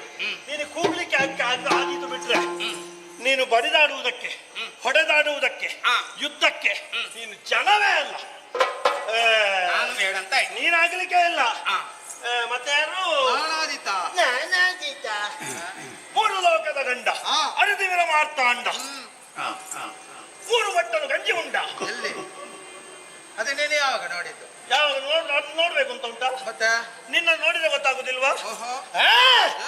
ನೀನು ಬಾರಿ ಬಾಳ ಆಯ್ಕೊಳ್ತಾ ಇದ್ದೀಯಂತೆ. 18 ದಿವಸಗಳ ಯುದ್ಧದಲ್ಲಿ, ಅಂದ್ರೆ ಇವತ್ತಿನ ಈ ತನಕದ ಯುದ್ಧದಲ್ಲಿ ಎಲ್ಲ ಸೇನಾಪತಿಗಳನ್ನು ಕೊಂದು ಕಳಿಸಿದಂತಹ ವೀರ ಅರ್ಜುನ ನಾನು ಎನ್ನುವ ಹಾಗೆ. ಹೌದಾ? ಧರ್ಮರಾಯನನ್ನು ಮತ್ತು ಭೀಮನನ್ನು ಈ ಪ್ರಪಂಚಕ್ಕೆ ಕೊಡುಗೆಯಾಗಿ ಕೊಟ್ಟ ನಂತರ ನಿನ್ನ ಅವೆಯಾಗಿರುವಂತಹ ಕುಂತಿಗೆ ಎಲ್ಲವೂ ಒಂದೇ ಇರುವ ಹಾಗೆ ಅಂತಹ ಒಂದು ಮಗ ಬೇಕು ಎನ್ನುವ ಹಾಗೆ ಪ್ರಾರ್ಥಿಸಿಕೊಂಡಂತೆ ದೇವೇಂದ್ರನನ್ನು. ಆ ಕಾಲಕ್ಕೆ ನೀನು ಕೊಡುಗೆಯಾಗಿ ಬಂದಿ. ಸರಿ, ನೀನು ಬಿಲ್ಗಾರಿಕೆಯಲ್ಲಿ ದೊಡ್ಡವನೇ, ಅದರಲ್ಲಿ ಯಾವುದೇ ಸಂಶಯ ಇಲ್ಲ. ಆದ್ರೆ ನನಗೆ ಬೇಕಾದುದು ಗದಾ ಯುದ್ಧ. ಹಾಗಾದ್ದರಿಂದ ಅದಕ್ಕೆ ನೀನು ಜನವೇ ಅಲ್ಲ. ಸ್ವಲ್ಪ ಹಿಂದೆ ಹೋಗು.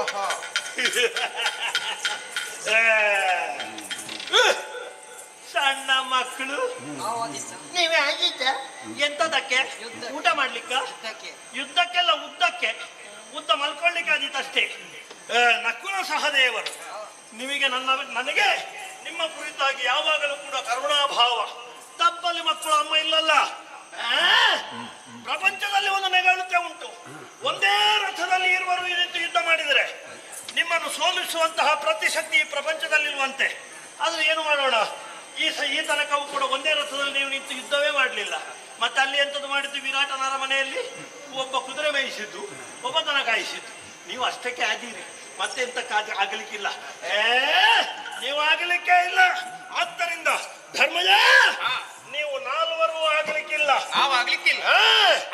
ಎರಡು ಪೆಟ್ಟು ಕೊಟ್ಟು 4 ಪೆಟ್ಟು ತಿನ್ಲಿಕ್ಕೆ ಯಾರಾದ್ರೂ ಅರ್ಹತೆ ಯೋಗ್ಯತೆಯನ್ನು ಹೊಂದಿದ್ರೆ ಅದು ಇವ ರಕ್ಕಸಿ ಗಂಡ.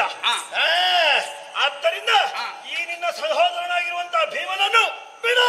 ಇವನನ್ನು ಯಾಕೆ ಆಯ್ಕೆ ಮಾಡಿದ್ದಿ?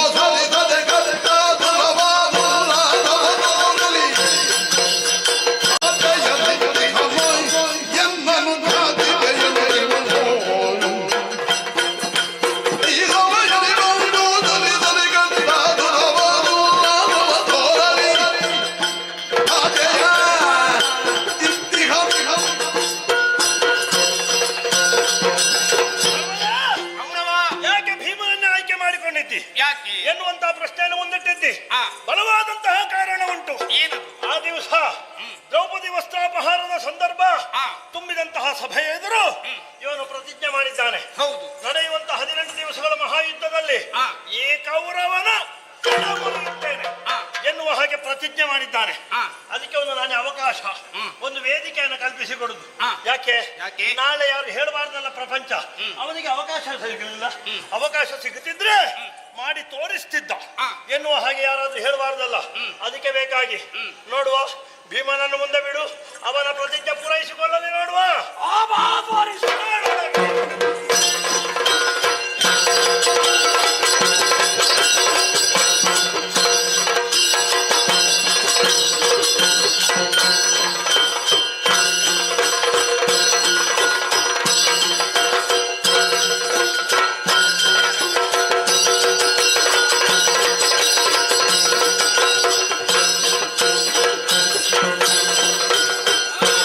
Oh,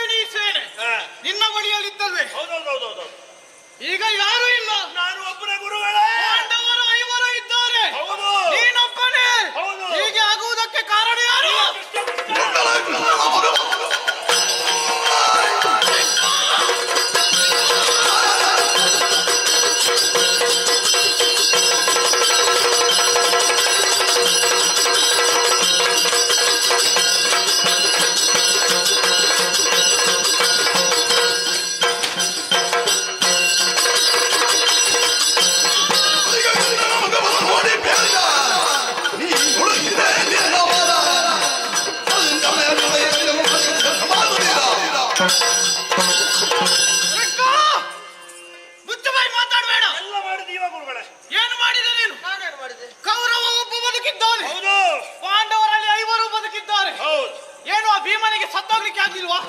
ಏನು ಅರ್ಜುನನಿಗೆ ಆಗ್ಲಿಲ್ವಾ? ನಕುಲ ಸಹದೇವರು ಅವನಿಗೆ ಸತ್ತೋಗ್ಲಿಕ್ಕೆ ಆಗ್ಲಿಲ್ವಾ? ನನ್ನ ಶಿಷ್ಯ ಒಬ್ಬನಿದ್ದಾನೆ, ಹೀಗೆ ಮಾಡಿದ ಬಿಡೋದಿಲ್ಲ.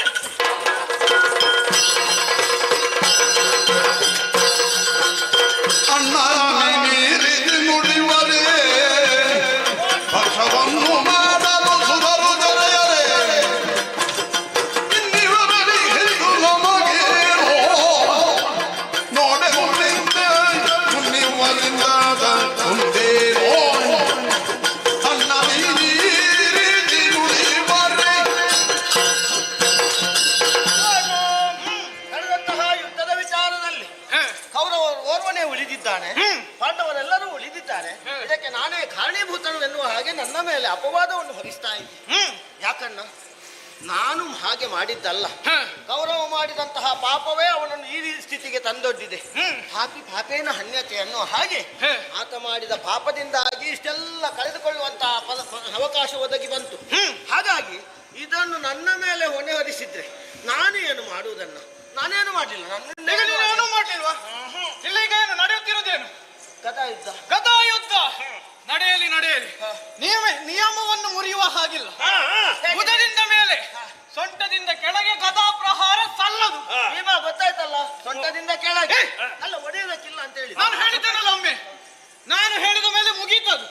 ನೀನು ಅವನಿಗೆ ಒತ್ತಿ ಒತ್ತಿ ಹೇಳುವುದಕ್ಕಿಲ್ಲ. ಈಗ ನಿಮ್ಮ ಅಧ್ಯಕ್ಷತೆ ಗುರುಗಳೇ, ಈ ಸಲ ನೀವು ನಿರ್ಣಾಯಕರು. ಒಂದು ಆಸನವನ್ನು ಸ್ವೀಕಾರ ಮಾಡಬೇಕು. ಹಾಗೆ ಹೌದೌದು. ಎತ್ತರದ ಆಸನ ಇಲ್ವಾ? ಎತ್ತರದ ಆಸನ, ಎತ್ತರದ ಆಸನ ನನಗೆ. ಅದನ್ನು ಇಲ್ಲಿಗಡಿ, ಅದನ್ನು ಇಲ್ಲಿಗಡಿ.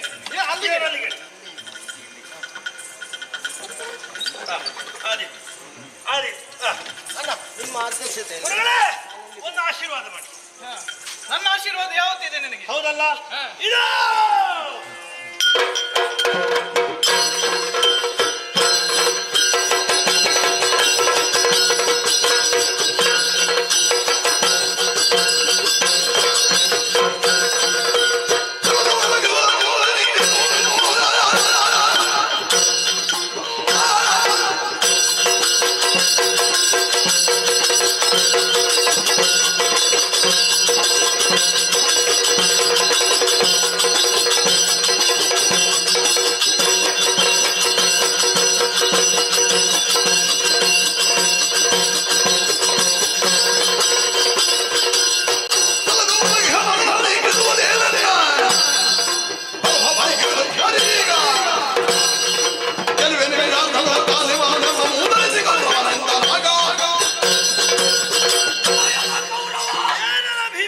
ಭೀಮಸೇನಿಗೆ ಹೆದರಿಕೊಂಡು ಜಲದಲ್ಲಿ ಅಡಗಿದಂತಹ ಶತ ಮೂರ್ಖ ಗದಾ ಯುದ್ಧಕ್ಕೆ ಸಿದ್ಧನಾಗಿದ್ದೇನೆ.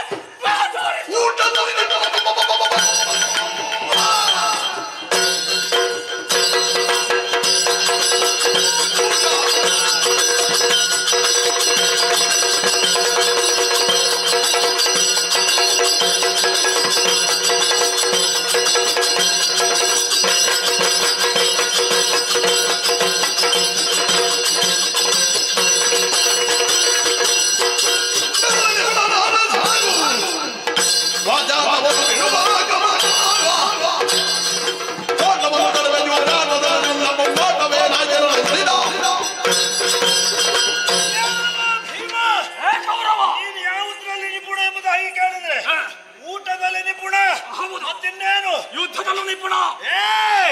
ಬಕಾಸುರನಿಗೆ ಮೀಸಲಿಸಿದಂತಹ ಬಂಡಿ ಅನ್ನವನ್ನು ಊಟ ಮಾಡಿದೆಯಾ? ಕೊಂದಿದ್ದೇನಲ್ಲ ಅವನನ್ನು. ಅಲ್ಲಿಯೇ ನೀನು ನಿಪುಣ ಎನ್ನುವ ಹಾಗೆ ಎನಿಸಿಕೊಂಡಿದ್ದಿ. ಆಮೇಲೆ ರಾಜಸೂಯಾದ್ವರದಲ್ಲಿ ಅಡುಗೆ ಹೊಣೆಗಾರಿಕೆ ನಿನ್ನಿತ್ತ. ಹಾಗಾಗಿ ಊಟದಲ್ಲಿ ನಿಪುಣ. ಇದು ಬಟ್ಟದಲ್ಲಿ ತುಂಬಿದಂತ ಅನ್ನವನ್ನ ಊಟ ಮಾಡಿದ ಹಾಗೆಲ್ಲ ನಿನ್ನನ್ನು ಪಡೆದುಕೊಳ್ತೇನೆ.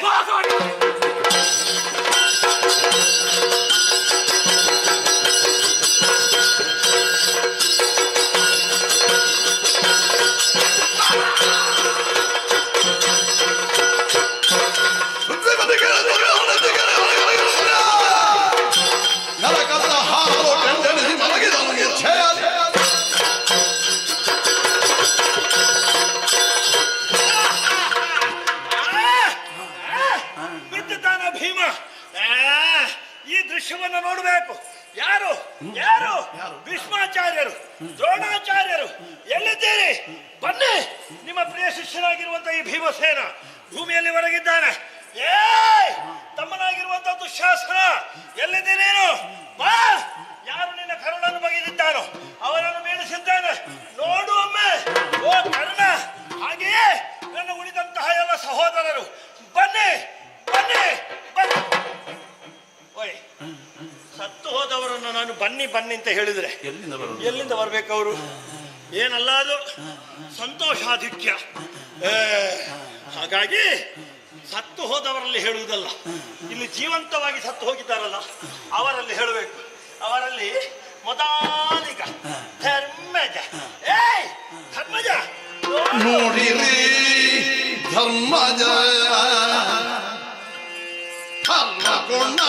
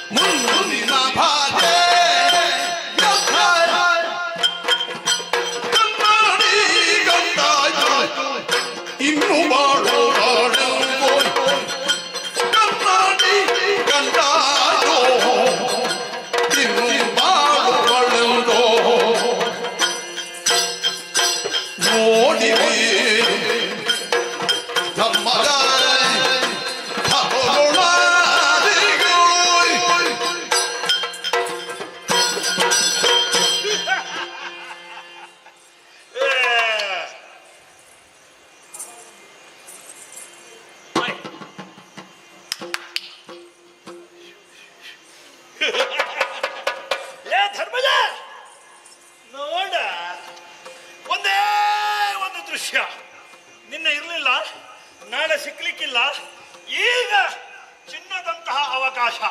ನೋಡು ನೋಡು ನೋಡು ನೋಡು, ಯಾರ ಮೇಲೆ ನೀನು ಪೂರ್ಣವಾದಂತಹ ನಂಬಿಕೆಯನ್ನು ಇರಿಸಿದ್ಯೋ ಅಂತಹ ಭೀಮ, ಬಂಡಿ ಭೀಮ, ರಕ್ಕಸಿಗಂಡ ನೋಡು, ಧರೆಯಲ್ಲಿ ಬಿದ್ದಂತ ಚಂದ ಚಂದ ಚಂದ, ಏನು ಚಂದ ಏನು ಅಂದ ನೋಡ. ಕಣ್ಣು ತುಂಬಿಸಿಕ. ಎಲ್ಲಿಂದ ಕಣ್ಣು ತುಂಬಿಸುವುದು? ಮುಖ ಬೇಕಲ್ಲ ನೋಡ್ಲಿಕ್ಕೆ. ಓಯ್ ಪಾರ್ಥ ಮಹಾಶಯರು, ಮೂರು ಲೋಕದ ಕಂಡ, ಅರೀತಿ ಮೀರ ಮಾರ್ತಾಂಡ. ಓಯ್ ಸ್ವಲ್ಪ ಇಲ್ಲಿ ನೋಡಿ ಸ್ವಾಮಿ, ಇಲ್ಲಿ ಸಹ ಒಂದು ಒಳ್ಳೆ ದೃಶ್ಯ ಉಂಟು ನೋಡಿ. ನಿಮ್ಮ ಅಣ್ಣಯ್ಯ ಭೀಮಸೇನರು ಹೊರಗಿದ ಬಿದ್ದ ಚಂದವನ್ನೊಮ್ಮೆ ನೋಡಿ ನೋಡಿ. ಇವನಿಗೆ ಸಹ ಮುಖ ಎತ್ತಲಿಕ್ಕಾಗುದಿಲ್ಲ. ಓಯ್ ಓ ಮಕ್ಕಳೇ, ನಕಲ ಸಹದೇವರುಗಳು, ನಿಮ್ಮದೆಂಥದ್ದಿಲ್ಲ ಬಿಡಿ. ಭೀಮಸೇನ ಏನಾದರೂ ಮಾಡಿದ್ರೆ ನಿಮಗೆ ಉಂಟು ಊಟ ಮಾಡಲಿಕ್ಕೆ, ಇಲ್ಲದಿದ್ರೆ ಅದೂ ಇಲ್ಲ ನೋಡಿ. ಇನ್ನು ಸಿಗ್ಲಿಕ್ಕಿಲ್ಲ ನೋಡಿ. ನೀವು ಯಾರನ್ನು ನಂಬಿಕೊಂಡಿದ್ದೀರೋ ಅಂತಹ ಭೀಮಸೇನ ಶತಕಜತ್ರಾಣಿ, ಅಂತಹ ಭೀಮಸೇನನನ್ನು ಈ ದುರ್ಯೋಧನ ಹೊಡೆದು ಬೀಳಿಸಿದ್ದಾನೆ ಭೂಮಿಗೆ. ಒಮ್ಮೆ ನೋಡಿ.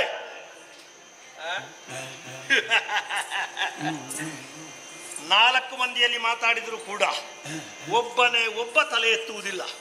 ಯಾಕೆ? ಹೇಗೆ ಅಂತ ಬೇಕಲ್ಲ ತಲೆ ಎತ್ತುವುದು. ತಲೆ ಬಿಸಿ ಚಿಂತೆ.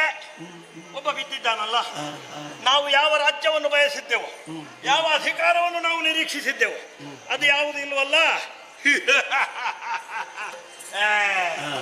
ಇವರಲ್ಲಿ ಹೇಳಿ ಪ್ರಯೋಜನ ಇಲ್ಲ, ಏನೂ ಪ್ರಯೋಜನ ಇಲ್ಲ. ಇವರನ್ನು ಗೊಂಬೆಗಳ ಹಾಗೆ ಆಟ ಆಡಿಸುವ ಒಬ್ಬ ಇದ್ದಾನೆ, ನಿರ್ದೇಶಕ. ನೋಡಿ, ಒಂದು ಬದಿಯಲ್ಲಿ ಕೂತು ಆಟ ನೋಡ್ತಾ ಇದ್ದಾನೆ ಕೃಷ್ಣ. ಓಯ್ ಕಪಟ ನಾಟಕ ರಂಗ ರಂಗ ರಂಗ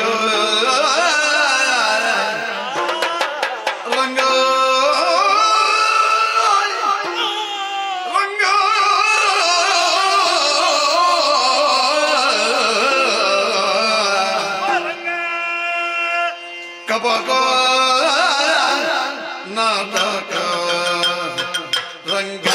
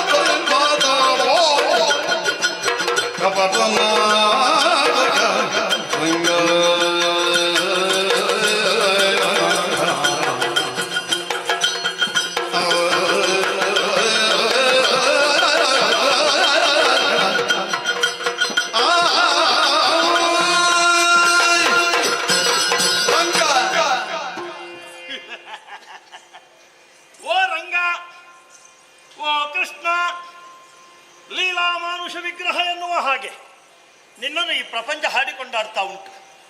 ಕಪಟ ನಾಟಕ ಸೂತ್ರಧಾರಿ.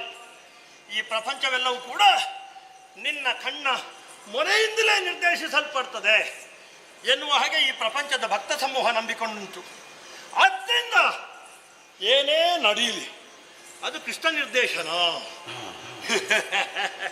ಕಾವ್ಯೇಶು ನಾಟಕಂ ರಮ್ಯಂ ಎನ್ನುವ ಹಾಗೆ ಒಂದು ಮಾತುಂಟು. ಅದಕ್ಕಿಂತ ಎಲ್ಲಕ್ಕಿಂತಲೂ ಮಿಗಿಲಾಗಿ ನಿನ್ನದ್ದಾದಂತಹ ನಾಟಕ. ಕೃಷ್ಣ, ಪಾಂಡವರ ಇವರನ್ನು ನಿನ್ನ ಕೈಯಾಯುಧಗಳನ್ನಾಗಿಸಿ ಪ್ರಪಂಚದಲ್ಲಿರುವಂತಹ ಧರ್ಮವನ್ನೆಲ್ಲ ನಾಶಪಡಿಸಿ ಆ ಮೂಲಕವಾಗಿ ಧರ್ಮ ಸಂಸ್ಥಾಪನೆಯನ್ನು ನಾನು ಮಾಡಿಕೊಡ್ತೇನೆ ಎನ್ನುವ ಹಾಗೆ ಪ್ರಪಂಚದಲ್ಲಿರುವಂತಹ ಎಲ್ಲ ಸಾತ್ವಿಕ ಶಕ್ತಿಗಳಿಗೆ ನೀನು ಅಭಯವನ್ನು ಕೊಟ್ಟವನು. ಆದರೆ ಎಂಥದ್ದಾಯ್ತು ನೋಡು. ಹೌದೌದೌದು, ನೀನು ಹೇಳ್ತಾನೆಲ್ಲ ಮಾಡಿದ್ದಿ, ಎಲ್ಲ ರಾಕ್ಷಸರನ್ನು ಕೊಂದಿದ್ದಿ, ಹೌದಾ? ಆದರೆ ನೋಡು, ನೀನು ಯಾರನ್ನು ಆಯುಧ ಅಂತ ತಿಳ್ಕೊಂಡಿದ್ಯೋ ಅಂತ ಭೀಮ ನೋಡ ನೋಡ ದರಾಶಾಹಿಯಾಗಿದ್ದಾನೆ. ಅವನ ಅಪ್ಪ ಅಂದರೆ ವಾಯುದೇವ ಈ ಪ್ರಪಂಚದ ಸಕಲರ ಪ್ರಾಣಕ್ಕೆ ಹೊಣೆಗಾರಿಕೆಯನ್ನು ಹೊಂದಿದವ. ಆದರೆ ಏನು ಮಾಡೋಣ, ವಿಪರ್ಯಾಸ ನೋಡಿ, ಅವನಿಗೆ ಅವನ ಮಗನಿಗೆ ಪ್ರಾಣವಾಯುವನ್ನು ಕೊಡುವುದಕ್ಕೆ ಸಾಧ್ಯವಾಗಲಿಲ್ಲ. ಈ ಕೌರವನ ಕೈಯಲ್ಲಿ ಹೊಡೆಸಿಕೊಂಡು ಆ ಮೂಲಕವಾಗಿ ಗತಪ್ರಾಣನಾಗಿದ್ದಾನೆ. ನೋಡ ನೋಡ ಎಲ್ಲಿಗೆ ನೋಡುದು ನೀನು. ಹಾಗಾಗಿ ನೀನು ಯಾರಿಗೆ ಜಯವನ್ನು ಒದಗಿಸಿಕೊಡ್ಬೇಕು ಎನ್ನುವ ಹಾಗೆ ಯೋಚನೆ ಮಾಡಿದ್ದೀಯೋ ಅಂತಹ ಜಯ ಈ ಹೊತ್ತಿಗೆ ಕನ್ನಡಿಯ ಗಂಟಾಗಿ ಹೋಯಿತು. ಕನ್ನಡಿಯ ಗಂಟು ಹಾಗೆ ಅಲ್ವ, ಕೈಗೆ ಸಿಕ್ಕುವುದಿಲ್ಲ, ನೋಡಲಿಕ್ಕೆ ಮಾತ್ರ. ಎಣಿಸಿಯೇ ಸಂತೋಷ ಪಡಬೇಕು, ಬಿಟ್ಟರೆ ಅನುಭವಿಸಲಿಕ್ಕೆ ಸಿಕ್ಕುವುದಿಲ್ಲ.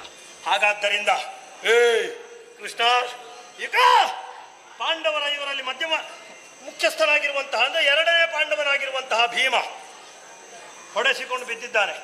ನೋಡುವ, ನಿನಗೆ ಏನಾದರೂ ಮಾಡಲಿಕ್ಕೆ ಕೂಡುದಿದ್ರೆ ಮಾಡಿ ನೋಡುವ. ಇಂದಿರೇ ಮುಕುಂದ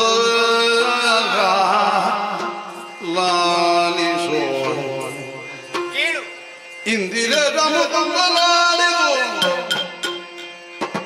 ಈ ವಾಯುರಿಂದ ಬದಲಿದು ಬಂದ ತೋರಿದು ಮಂದರಾಧರ ಮುನೀಂದ್ರ ವರದ ಸುರೇಂದ್ರ ಬಂದ ಖಗೇಂದ್ರ ವಾಹನ ಸಿಂಧು ಶೇಖರಿಗೆ ಇಂದಿರೇ ಈ ವಾಯು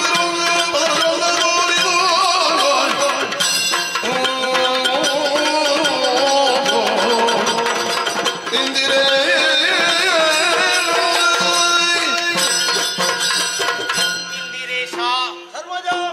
ಭೀಮಸೇನ ಧರೆಗೆ ಬಿದ್ದಿದ್ದಾನೆ. ವಾಯು ಸುತನಂತ ಈತನೇ ವಾಯು ಸಂಚಾರವೇ ನಿಂತು ಹೋಗಿದೆ. ಅಂದು ನಮ್ಮ ಅವ್ಯಗೆ ನೀನು ಮಾತನ್ನು ಕೊಟ್ಟವ, ಪಾಂಡವರನ್ನು ಪಂಚ ಪ್ರಾಣಂತೆ ರಕ್ಷಣೆ ಮಾಡಿಕೊಂಡು ಬರ್ತೇವೆ ಎಂಬುದಾಗಿ. ನೀನು ಕೇವಲ ಪಾರ್ಥ ಸಾರಥಿ ಅಲ್ಲ ಕೃಷ್ಣ, ಪಾಂಡವ ಪಂಚಕರ ಪ್ರಾಣದ ಸಾರಥಿ ನೀನು. ಪಾಂಡವರು ಬದುಕುತ್ತಿದ್ದರು ಕೃಷ್ಣನ ಅನುಗ್ರಹದಿಂದಾಗಿ. ಪಾಂಡವರಲ್ಲಿ ಒಬ್ಬ ಅಳಿದರೆ ಮತ್ತೆ ನಾಲ್ವರ ಜೀವನಕ್ಕೆ ಅರ್ಥ ಉಂಟೆ ಕೃಷ್ಣ. ಏನಿದು ನಿನ್ನ ಕೊಟ್ಟು ಬಿದ್ದಿದ್ದಾನಲ್ಲ. ಧರ್ಮರಾಯ, ನೀನೇ ಯಾಕೆ ದುಃಖಿಸ್ತ ಆಯ್ತು? ಯುದ್ಧದಿಂದಾಗಿ ಸ್ವಲ್ಪ ಹೊತ್ತು ಮೂರ್ಛಿತನಾಗಿದ್ದಾನಷ್ಟೇ. ನೋಡಬೇಕಾದ್ರೆ ಈಗ ಹೇಳ್ತಾನೆ.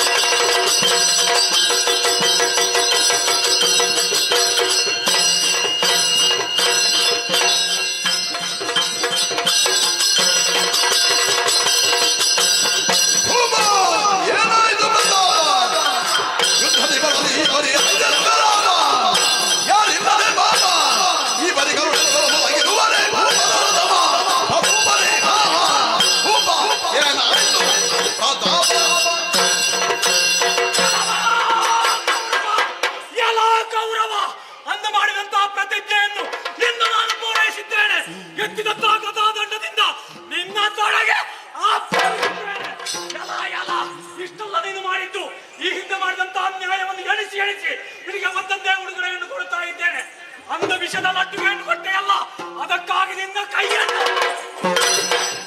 ಮಾತ್ರವಲ್ಲ, ನನ್ನ ಮನದಿ ಪಾಂಚಾಲೆಯ ಸೆರಗಿಗೆ ಕೈ ಇಕ್ಕಿ ದರದರದೊಂದು ಎಳೆದಲ್ಲ ಇದೋ ಅದಕ್ಕ ನಿನ್ನ ಕೈಯನ್ನು ಹಾಗೆ ನಿನ್ನ ಕಾಲುಗಳುಂಟಲ್ಲ, ಯಾವಾಗ ನೀನು ಯಾರಿಗೆ ಕಾಲು ಎತ್ತಿದ್ದನು ಹಿರಿಯರಿಗೆ ಅಂತಹ ಕಾಲುಗಳನ್ನೇ ಇಷ್ಟೆಲ್ಲ ಮಾಡಿದ್ದು ಈ ದೇಶಕ್ಕಾಗಿ, ಈ ಕುರುಕ್ಷೇತ್ರಕ್ಕೆ ಬೇಕಾಗಿ ಅಲ್ವೇ? ಕುರುದಾರಿಯಲ್ಲಿ ಅಡ್ಡವಾಗಿ ಬಿದ್ದಿದ್ದಿ, ನಿನಗೆ ಈ ಕಿರೀಟ ಬೇಕಲ್ಲ, ಇನ್ನು ಕಿರೀಟ ನಿನಗಲ್ಲ. ಇದೋ ಪರಂಪರಾಗತವಾಗಿ ಬಂದ ಮುತ್ತಿನ ಕಿರೀಟ ಅದು. ಯಾವುದಿದ್ವಾ? ಇವನ ತಲೆಯಲ್ಲಿ ಯಾಕೆ? ಈ ಮೂರ್ಖನ ತಲೆಯಲ್ಲಿ ಒಟ್ಟಿ ಅದು ನಮಗೆ ಇರಬೇಕು.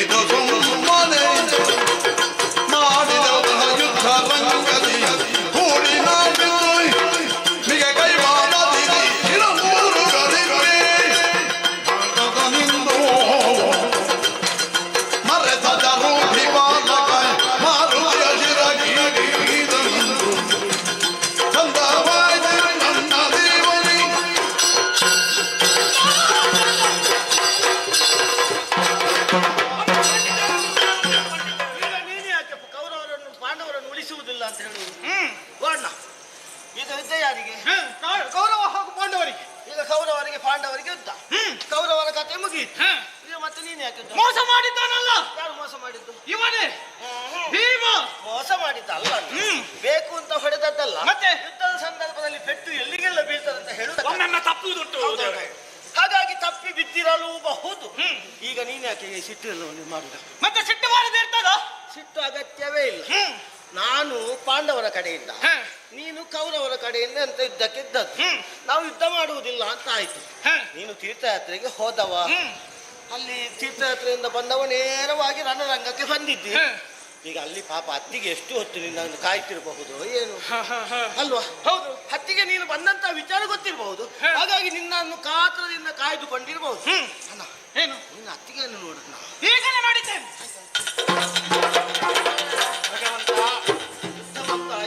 ಆಯ್ತು ಹಾಗೆಂದು ಸ್ವಲ್ಪ ವಿಶ್ರಾಂತಿ ಬೇಕು. ನೀವು ಯುದ್ಧ ಮಾಡಿದವ, ಹಾಗಾಗಿ ಬಿಡದೆಯನ್ನು ಸೇರಿಕೊಂಡು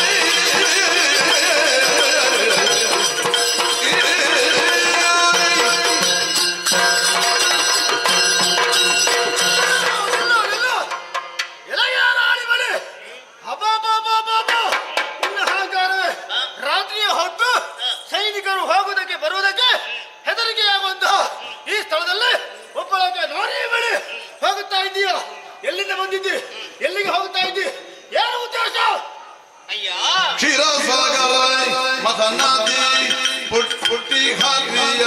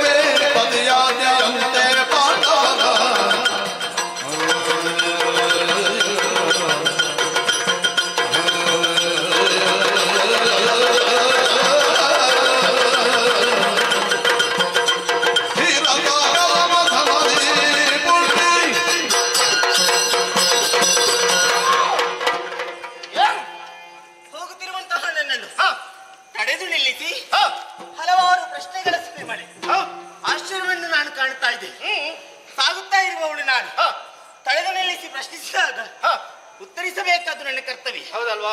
ಹೌದು. ಇದು ಕತ್ತಲೆಯ ಹೊತ್ತು. ಪುರುಷನಾದರೂ ಹೋಗುವುದಕ್ಕೆ ಹೆದರುತ್ತಾರೆ. ಅದರಲ್ಲಿಯೂ ಹೆಣ್ಣಾದಂತಹ ನೀನು ಸಾಗುತ್ತಾ ಇದೆಯಲ್ಲ, ಆ ಸಾಗುತ್ತಿರುವಂತಹ ಪಥ ಯಾವುದು ಇರುವ ಹಾಗೆ ವಿಚಾರಿಸ್ತಾ ಇದೀಯ. ಉತ್ತರಿಸ್ತೇನೆ. ನಾನು ಯಾರು ಅಂತ ಗೊತ್ತಾಗ್ಲಿಲ್ಲ. ಯಾರು? ಈ ಹಿಂದೆ ಸುರರು ಮತ್ತು ಅಸುರರು ಕ್ಷೀರವಾರಿದಿಯನ್ನು ವಧಿಸುವಂತಹ ಸಂದರ್ಭದಲ್ಲಿ ಹುಟ್ಟಿದವಳು ನಾನು. ಸಿರಿಲಕ್ಷ್ಮಿ ಅಂದ್ರೆ ನಾನೇ. ಅಂದಿನಿಂದ ಶ್ರೀಹರಿಯ ವಕ್ಷಸ್ಥಲದಲ್ಲಿ ಇದ್ದವಳು ನಾನು. ಪರಮಾತ್ಮನ ಪತಿಯನ್ನಾಗಿ ಮಾಡಿದವಳು ಪುಣ್ಯಾತ್ಮನು ನಾನು. ಅವರು ಹೇಳಿದಂತಹ ಮಾತನ್ನು ಪಾಲಿಸಿಕೊಂಡು ಬರುತ್ತಾ ಇರುವಂತಹ ಲಕ್ಷ್ಮಿ ಅಂದ್ರೆ ನಾನೇ. ಹಾಗಿದ್ರೆ ಇಂದು ಹೊರಕದಾದ್ರಿಯಲ್ಲಿ ಕೌರವರು ತಡೆಬಿಡದ ಬಿದ್ದಿದ್ದಾರೆ. ಏನು ಯಾಕಾಗಿ? ಅಧರ್ಮ ಮತವನ್ನು ತೊಳೆಯುತ್ತಾ ಇದ್ದಾರೆ.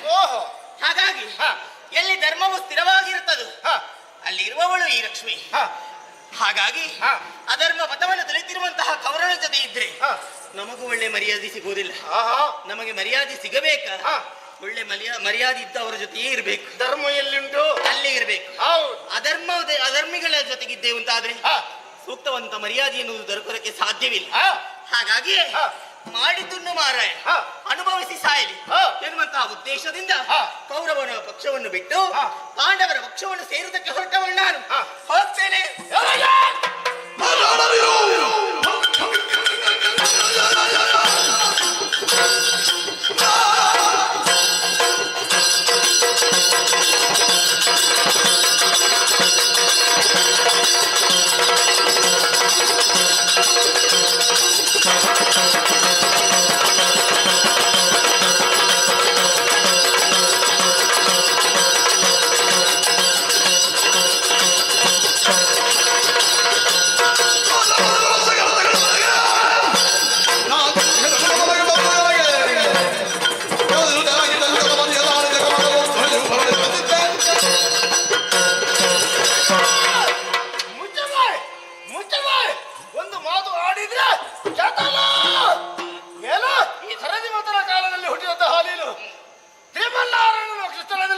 ಸ್ಥಳವನ್ನು ಪಡೆದು ವಾಸವಾಗಿದ್ದಂತಹ ನೀನು ಕೌರವನ ಪಕ್ಷವನ್ನು ಸೇರಿ ಅಲ್ಲಿ ಇದ್ದೆ.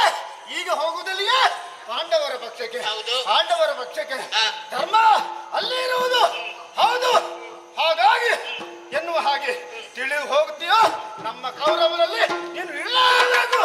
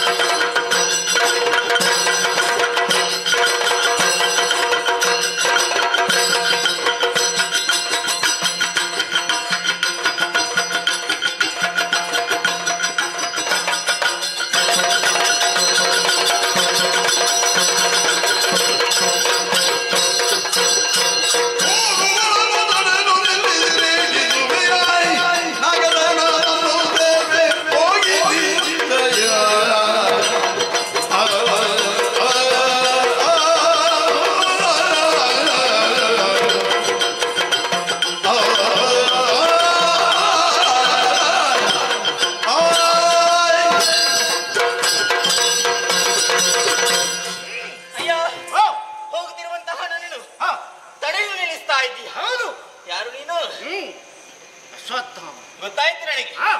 ನಿನ್ನನ್ನು ಕಾಣುವಾಗಲೇ ಅರ್ಥವಿಸಿಕೊಂಡೆ. ನೋಡಿದೀಯ, ಎಲ್ಲಿ ನೋಡಿದ್ರು ರಕ್ತ ಮಾಂಸಗಳೇ ಕಾಣುತ್ತಾ ಇದೆ. ಕಲುಷಿತವಾದಂತಹ ಯುದ್ಧ ಭೂಮಿ ಇದು. ನೀನು ಬ್ರಾಹ್ಮಣ ಕುಲದಲ್ಲಿ ಹುಟ್ಟಿದವನಲ್ಲ. ಬ್ರಾಹ್ಮಣರಿಗೆ ರಕ್ತ ಕಂಡ್ರೆ ಆಗುದಿಲ್ಲ. ನೀನು ನೋಡಿದ್ರೆ ರಕ್ತವನ್ನು ತುಳಿದುಕೊಂಡೇ ಹೋಗ್ತದೆ. ಮಾತ್ರವಲ್ಲ, ಕರದಲ್ಲಿ ಕತ್ತಿಯನ್ನು ಹಿಡಿದುಕೊಂಡಿದೀಯ. ಹೆಚ್ಚೇಕೆ ಹೋಗುತ್ತಿರುವಂತ ನಾನು ವಿಚಾರಿಸದಕ್ಕೆ ಬರ್ತಾ ಇದೆಯಲ್ಲ, ನಿನ್ನ ಬಗ್ಗೆ ನೀನು ಸ್ವಲ್ಪ ಆಲೋಚನೆ ಮಾಡಿಕೊಂಡಿದೀಯ. ನಿನ್ನ ಅಪ್ಪ ಸತ್ತು ಕೆಲವೇ ದಿನಗಳಾಯ್ತಷ್ಟೇ. ಅಪ್ಪನ ಯಾವುದೇ ಒಂದು ಕಾರ್ಯವನ್ನು ಪೂರೈಸದೆ ನನ್ನನ್ನು ಒಂದು ವಿಚಾರಿಸ್ತಾ ಇದೆಯಲ್ಲ, ಇದಕ್ಕೆ ಅಧಿಕ ಪ್ರಸಂಗ ಅಂತ ಹೇಳ್ತಾರೆ. ಹಾಗಾಗಿ ಸಾಗುತ್ತಿರುವಂತಹ ನನ್ನ ವಿಚಾರಿಸಿ ಅಂತಾದ್ರೆ ಇಲ್ಲಿ ಕಷ್ಟ ಎನ್ನುವುದು ಬಂದಿತ್ತು. ಬಂದ ಹಾಗೆ ಹೋದ್ರೆ ಹೊಳಿತು. ನಾನು ನನ್ನ ದಾರಿಯನ್ನು ತಿಳಿಯುತ್ತೇನೆ. ಸಾಗು ಆಚೆ.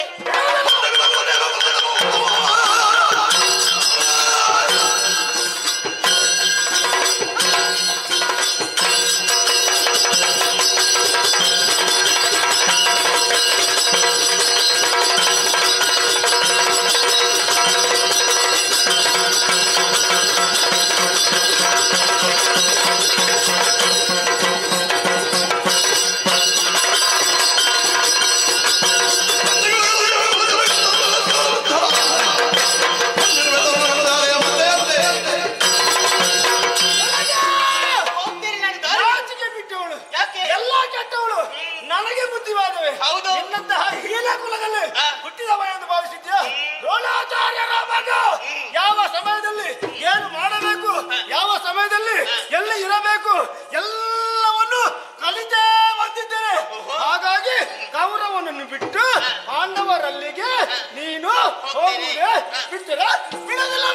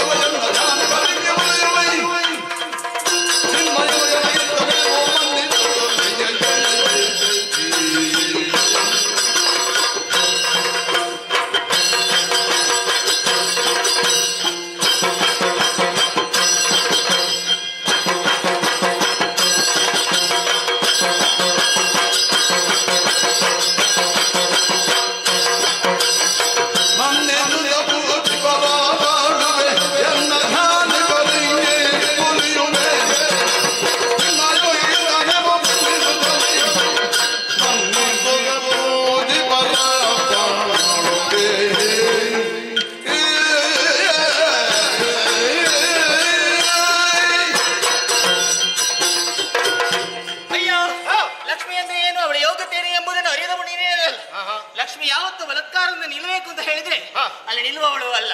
ಚಂಚಲ ಎನ್ನುವುದನ್ನು ಅರ್ಥವಿಸಿಕೊಂಡಿದೀಯ. ಚಂಚಲೆಯಾದಂತ ನನ್ನ ಸ್ಥಿರವಾಗಿರಿಸಿಕೊಂಡದ್ದು ಶ್ರೀಹರಿ. ಅವರ ಆಜ್ಞೆಯನ್ನು ಯಾವತ್ತೂ ಮೀರಿ ವಿಕ್ಕರಿಸಿ ವಹಿಸಿದವರು ನಾನಲ್ಲ. ಹಾಗಿರುವಾಗ ಅವರ ಆಜ್ಞೆಯಂತೆ ನಡೆದುಕೊಂಡು ಬರಬೇಕಾದ್ದು ನನ್ನ ಕರ್ತವ್ಯ. ಹಾಗಂತ ಲಕ್ಷ್ಮಿ ಇರುವುದು ಯಾರಲ್ಲಿ? ನೀನು ಕೂಡಿದಂತಹ ಬಂಗಾರದ ಬೆಟ್ಟಿಗೆಯಲ್ಲಿ ಅಲ್ಲ, ಮತ್ತೆ ನೀನು ಕಟ್ಟಿದಂತಹ ಬಂಗಲೆಯಲ್ಲಿ ಅಲ್ಲ. ಲಕ್ಷ್ಮಿ ಇರುವುದು ಯಾರಲ್ಲಿ? ಯಾರಾತನ ಮನಸ್ಸೆನ್ನುವುದು ಸ್ವಚ್ಛವಾಗಿರುತ್ತದೋ, ಯಾರಾತನ ಮನೆ ಎನ್ನುವುದು ಸ್ವಚ್ಛವಾಗಿರುತ್ತದೋ, ಅಲ್ಲಿ ಲಕ್ಷ್ಮಿ ಯಾವತ್ತು ಶಾಶ್ವತವಾಗಿ ನೆಲೆಯೂರುತ್ತಾಳೆ. ಹಾಗಿರುವಾಗ ಬಲಾತ್ಕಾರದಿಂದ ನನ್ನ ಸೆಳೆದುಕೊಂಡು ಹೋಗುವುದಕ್ಕೆ ಬಂದ್ರೆ ನಾನು ಯಾವತ್ತು ಅದಕ್ಕೆ ಉಳಿಯುವವಳಲ್ಲ. ಹೋಗು, ನಡೆ ನಡೆ.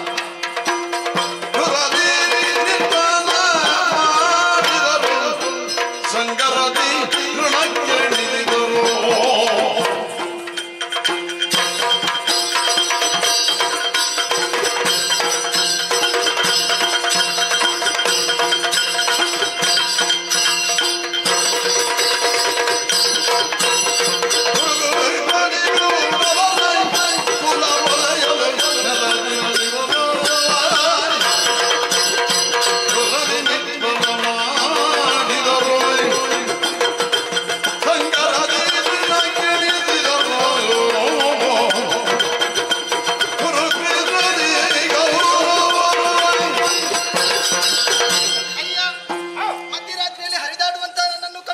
ನಾನಾ ಬಗೆಯ ಪ್ರಶ್ನೆಯನ್ನೇ ಮಾಡುವುದಕ್ಕೆ ಮುಂದಾಗ್ತಾ ಇದ್ದೀಯ. ನನ್ನ ಪರಿಚಯವನ್ನು ಕೇಳ್ತಾ ಇದ್ದೆ. ಯಾರು? ಪರಿಚಯ ಹೇಳಿಕೊಳ್ಳಬೇಕಾದದ್ದು ನನ್ನ ಆದ್ಯ ಕರ್ತವ್ಯವಾಗಿದೆ. ನಾನು ಬೇರಾರು ಅಲ್ಲ, 33,000 ಕೋಟಿ ದೇವತೆಗಳು, 66 ಕೋಟಿ ಅಸುರರು ಸೇರಿ ಪಾಲ್ಗಡಲ ಮತಿಸುವಂತಹ ವೇಳೆಯಲ್ಲಿ ಉದ್ಭವಿಸಿದವಳು ನಾನೇ, ಭುಜಲಕ್ಷ್ಮಿ ಇದ್ದೇನೆ.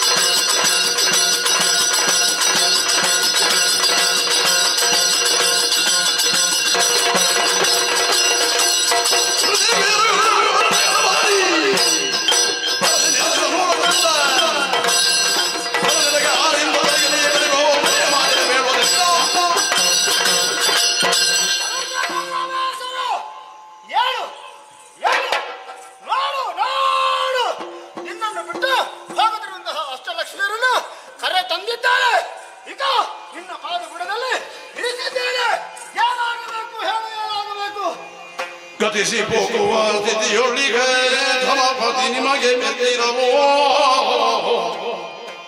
ಪಾಂಡು ಸುಧರದಿರದು ಎಂದು ಉಳಿದ ನವಿದ್ದ ಸನ್ನೆಯಲ್ಲಿ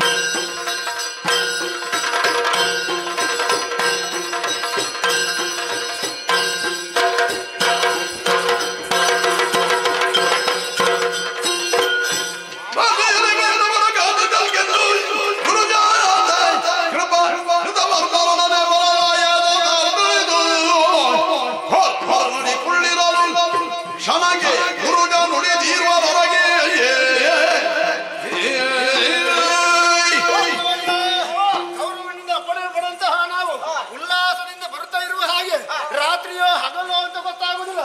ಸರಿಯಾಗಿ ನೋಡಿದವಾಗ ಇದು ರಾತ್ರಿ ಎನ್ನುವುದು ತಿಳಿಯಿತು. ಒಳಗೆ ಬಂದವರಿದ್ದೇವೆ, ಬರಬರ್ತಾ ಇಲ್ಲಿಯವರೆಗೆ ಬಂದಿದ್ದೇವೆ.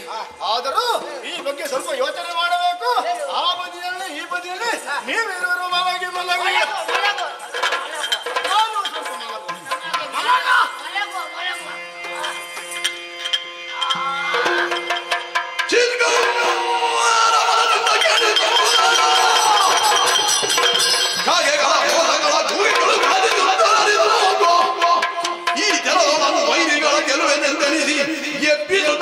ನಿರ್ಭಾಗ್ಯಂದ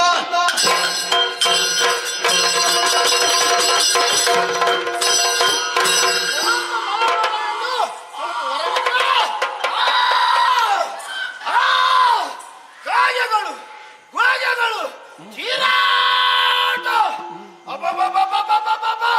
ನಿದ್ದೆ ಬರ್ತಾ ಇಲ್ಲ, ಏನು ಅಂತ ಗೊತ್ತಾಗುತ್ತಾ ಇಲ್ಲ. ಮಾವನನ್ನು ಎಬ್ಬಿಸಿ ಮಾತಾಡೋಣ.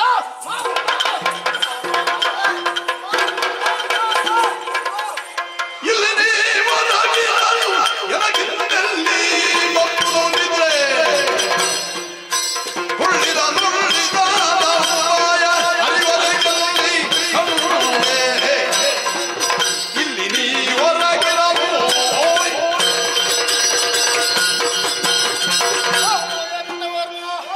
ನಿಮ್ಮನ್ನು ಮಲಗುವುದಕ್ಕೆ ಹೇಳಿ ಸ್ವಲ್ಪ ಮಲಗಿದೆ.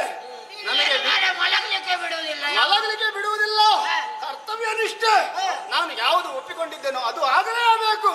ಆಗ ಸಮಯಕ್ಕೆ ಆಗದಿದ್ದರೆ ಮತ್ತೆ ಆಗಲಿಕ್ಕೆ ಇಲ್ಲ. ಈ ರಾತ್ರಿ ಸಮಯದಲ್ಲಿ ಮಲಗುವುದು ಬಿಟ್ಟು ಮತ್ತೇನು ಮಾಡುವುದಿಲ್ಲ. ರಾತ್ರಿ ಸಮಯದಲ್ಲಿ ನಮಗೆ ಆಗಬೇಕಾದಂತಹ ಕೆಲಸ ಹಗಲೋ ರಾತ್ರಿಯೋ ಮಧ್ಯರಾತ್ರಿಯೋ ಮಧ್ಯಾಹ್ನವೋ ಎನ್ನುವ ಹಾಗೆ ನಾವು ಯೋಚನೆ ಮಾಡಬಾರದು. ಕಾರಣ ಇದೆ. ಒಳಗೆ ಬಂದಂತಹ ನಾವುಗಳು ನೀವು ಮಲಗಿದವಾಗ ಕಾಗೆಗಳು ಕೂಗೆಗಳು ಪ್ರೇತಗಳು ಕೂಗಾಟ ಕೇಳಿ ಆಶ್ಚರ್ಯವಾಯಿತು. ನನಗೆ ಆ ಕೂಗಾಟದಲ್ಲಿ ಒಳ್ಳೆ ನಿದ್ರೆ ಬಂದದ್ದು. ಹೌದೌದೌದು, ಮಲಗಿದ ಕೂಡ ನಿದ್ದೆ ಬರ್ತದೆ. ಆದ್ರೆ ನಾನು ಮಾಡುವಂತಹ ಕರ್ತವ್ಯವನ್ನು ಅದು ಎಚ್ಚರಿಸಿದ ಹಾಗಾಯಿತು. ಕಾಗೆಗಳು ಕೂಗೆಗಳು, ಕಾಗೆಗಳಿಗೆ ಹಗಲು ಕಣ್ಣು ಕಾಣುವುದು, ಕೂಗೆಗಳಿಗೆ ರಾತ್ರಿ ಕಣ್ಣು ಕಾಣುವುದು. ರಾತ್ರಿಯಲ್ಲಿ ಕಾಗೆಗಳು ಮಲಗಿದಂತಹ ವೇಳೆ ಕೂಗೆಗಳು ಅವುಗಳನ್ನು ಕೊಲ್ಲುವುದಕ್ಕೆ ಸಂಚು ಹೊಡೆಯುತ್ತಾ ಇದೇ ಸಮಯವನ್ನು ಉಪಯೋಗಿಸಿಕೊಂಡಿದ್ದಾರೆ. ಒಳ್ಳೆಯ ಉಪಕಾಶ ಹೌದು, ಉಪಾಯ. ಹಾಗಿದ್ರೆ ನಾವು ಬಂದದ್ದು ವೈರಿಗಳನ್ನು ಕೊಲ್ಲುವುದಕ್ಕೆ ಬೇಕಾಗಿ ಯಾವ ರೀತಿಯಲ್ಲಿ ಕೊಲ್ಲಬೇಕು ಎನ್ನುವ ಹಾಗೆ ಯೋಚನೆ ಮಾಡಿದ್ರೆ ಮಧ್ಯರಾತ್ರಿಯ ಕಾಲದಲ್ಲಿ ಎಲ್ಲರೂ ಮಲಗಿದ್ದಾರೆ. ಈಗಾಗಲೇ ಅವರನ್ನು ಮುತ್ತಿಗೆ ಹಾಕಿ ತಲೆ ಕಡಿದು ಎಣಿಕೆಯನ್ನು ಸರಿಯಾದ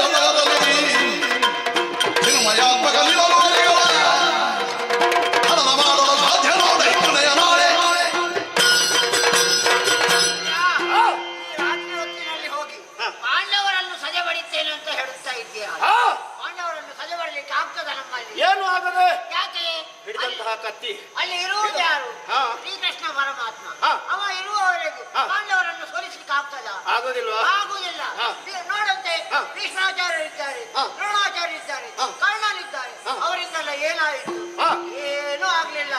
ಈಗ ನೀನೊಬ್ಬ ಏನು ಮಾಡ್ತಿ? ಬಾಬಾ ಮಲಗು ಮಲಗು.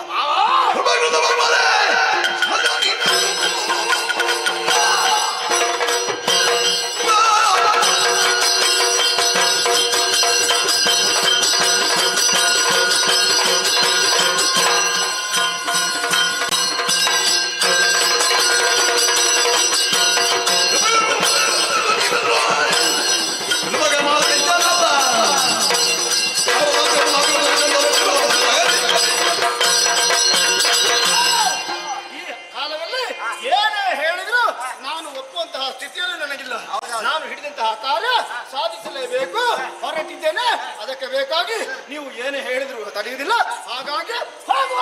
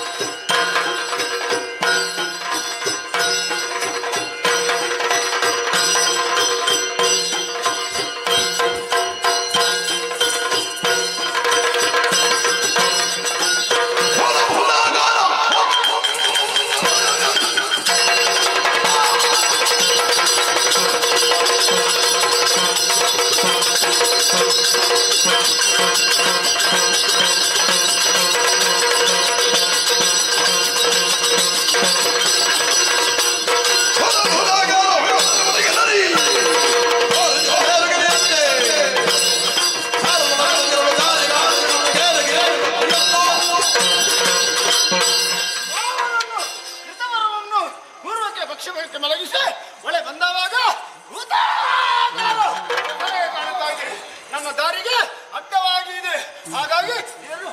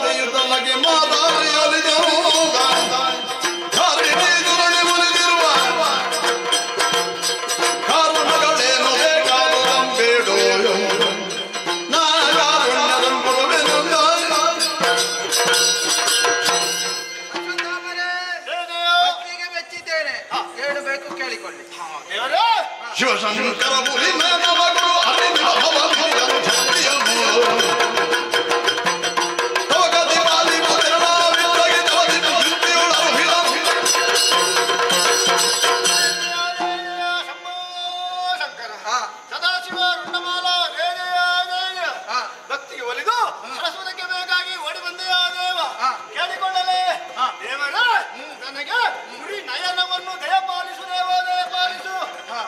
ಅಶ್ವತ್ಥಾಮರೇ, ನೀವು ಕೇಳಿದಾಗೆ ಊರಿನಯನವನ್ನು ಅನುಗ್ರಹಿಸಿದ್ದೇನೆ. ಆದ್ರೆ ಕ್ಷಣ ಮಾತ್ರ ಹಾಗೆ ವಿರೋಧಿಗಳನ್ನು ಗೆಲ್ಲುವುದಕ್ಕೆ ಆಯುಧಗಳನ್ನೆಲ್ಲ ಅನುಗ್ರಹಿಸುತ್ತೇನೆ. ಶುಭವಾಗಲಿ.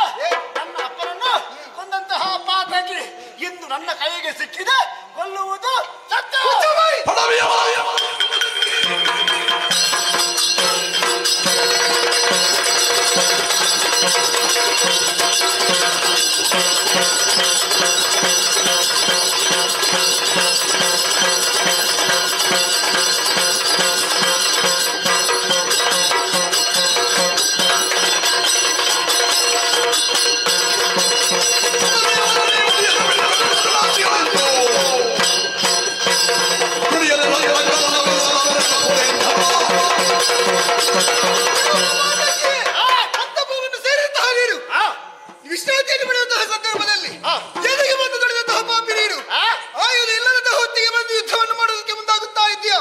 ಹಾಗಾಗಿ ಹೇಳ್ತಾ ಇದ್ದೇನೆ, ಆಯುಧವನ್ನು ಕೊಟ್ಟು ನೋಡಿ ಯುದ್ಧ ಮಾಡು.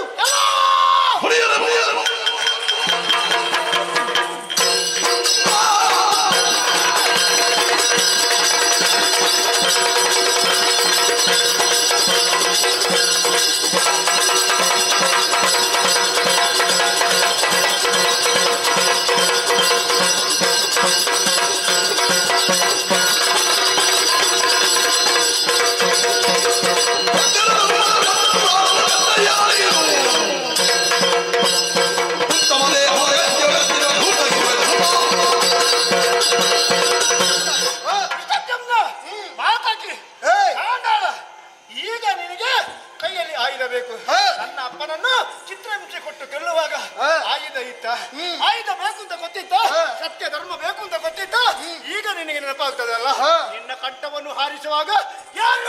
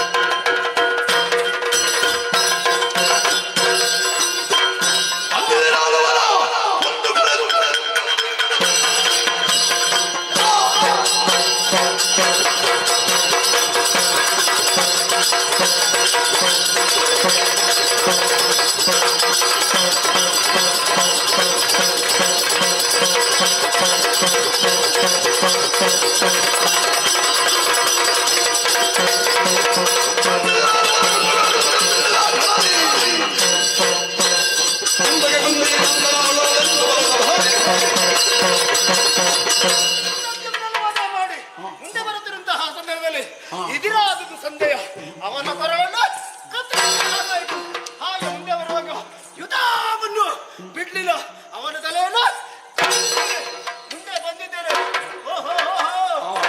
ಗೊತ್ತಾಯ್ತು. ಪಾಂಡವರು ಗಾಢಾನಿದ್ದೆಯಲ್ಲಿದ್ದಾರೆ. 5 ತಲೆ ಆಗಬೇಕು. ಅದನ್ನೇ ಹೊತ್ತುಕೊಂಡು ಆ ಕಡೆಗೆ ಹೋಗ್ತಾರೆ.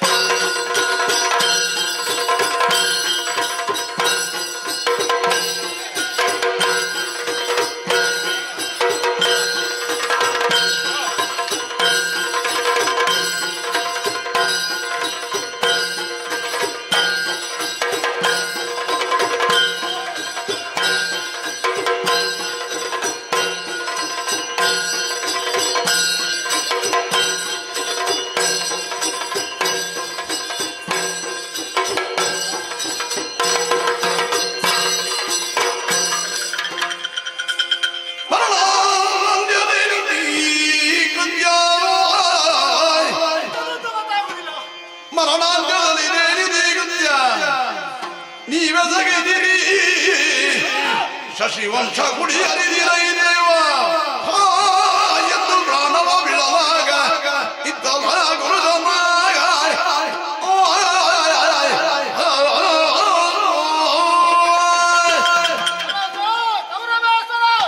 ನಿಮಗೆ ಕೊಟ್ಟ ಮಾತಿನ ಪ್ರಕಾರ ಹೋದೆ 5 ತಲೆಯನ್ನು ಕಡಿದು ತಂದಿದ್ದಾನೆ. ಅಲ್ಲಿ ಕಡ್ದಿದ್ದಾನೆ, ಇಲ್ಲಿಗೆ ತರಲಿಲ್ಲ. ಅಲ್ಲಿ ಇಟ್ಟಿದ್ದೇನೆ. ಅಲ್ಲಿಂದಲೇ ವಕ್ರದೃಷ್ಟಿಯಿಂದ ನೋಡು ನೋಡು ನೋಡು ನೋಡು. ಅಶ್ವತ್ಥಾಮ ಎಂತಹ ಕೃತ್ಯವನ್ನು ಎಸಗಿದೆ. ನಾನು ಹೇಳಿದ್ದಾದ್ರೂ ಏನು, ಪಾಂಡವರ ಶಿರವೇ ಕೀಳುವ ಹಾಗೆ ಅದೇ ನೀನು ಪಾಂಡವರ ಮಕ್ಕಳ ಶಿರವನ್ನೇ ಕಡಿದು ತಂದಿದ್ದಿ. ಚಂದ್ರವಂಶದ ಕುಡಿಗಳನ್ನೇ ನಾಶ ಮಾಡಿದ್ದಿ.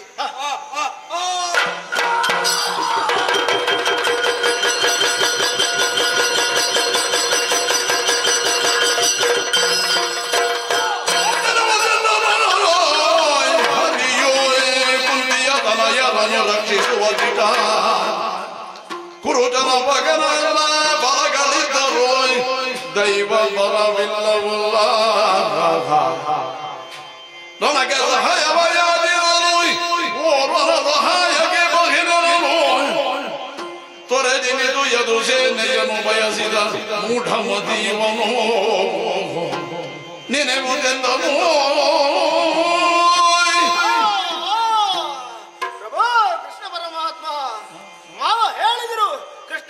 ಪಕ್ಷದಲ್ಲಿ ಇರುವಾಗ ಏನು ಮಾಡುವುದಕ್ಕೂ ಅಸಾಧ್ಯ.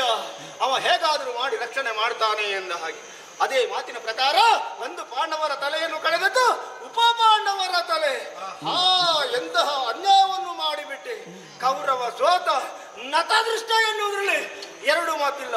ಯಾಕೆ ಅಂತ ಹೇಳಿದ್ರೆ ಎಲ್ಲ ಬಲಗಳು ಇದ್ರು ದೈವ ಬಲ ಒಂದು ಇವನಿಗೆ ಕಡಿಮೆಯಾಗಿ ಹೋಯಿತು. ಅದು ಒಂದು ಇರ್ತಿದ್ರೆ ಇವನನ್ನು ಗೆಲ್ಲುವಂತಹ ಪ್ರಪಂಚದಲ್ಲಿ ಯಾರೂ ಇಲ್ಲ. ಆದರೂ ಪಾಂಡವರ ಕುಲ ನಾಶವಾಗಬೇಕು ಎನ್ನುವ ಹಾಗೆ ಹೊರಟವ ನಾನು. ಯೋಚನೆ ಮಾಡಿದ್ರೆ ಅಭಿಮನ್ಯುವಿನ ಮಡದಿ ಸುಭದ್ರ ಉತ್ತರ ಅವಳ ಗರ್ಭದಲ್ಲಿ ಅಭಿಮನ್ಯು ಕುಡಿ ಬೆಳೆಯುತ್ತಾ ಉಂಟು. ದರ್ಭೆಯನ್ನು ಮಂತ್ರಿಸಿ ಇಲ್ಲಿಂದ ಅಲ್ಲಿಗೆ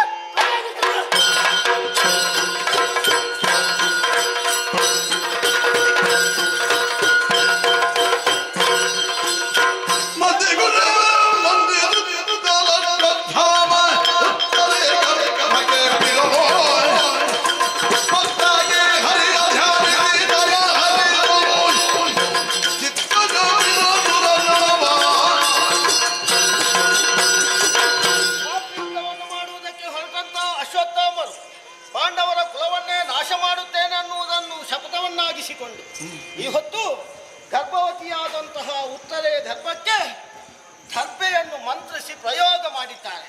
ಆ ಗರ್ಭ ಉಳಿಯಬೇಕು. ಹಾಗಾಗಿ ಸುದರ್ಶನವನ್ನು ಅಡ್ಡ ಹಿಡಿತೇನೆ ನೋಡೋಣ.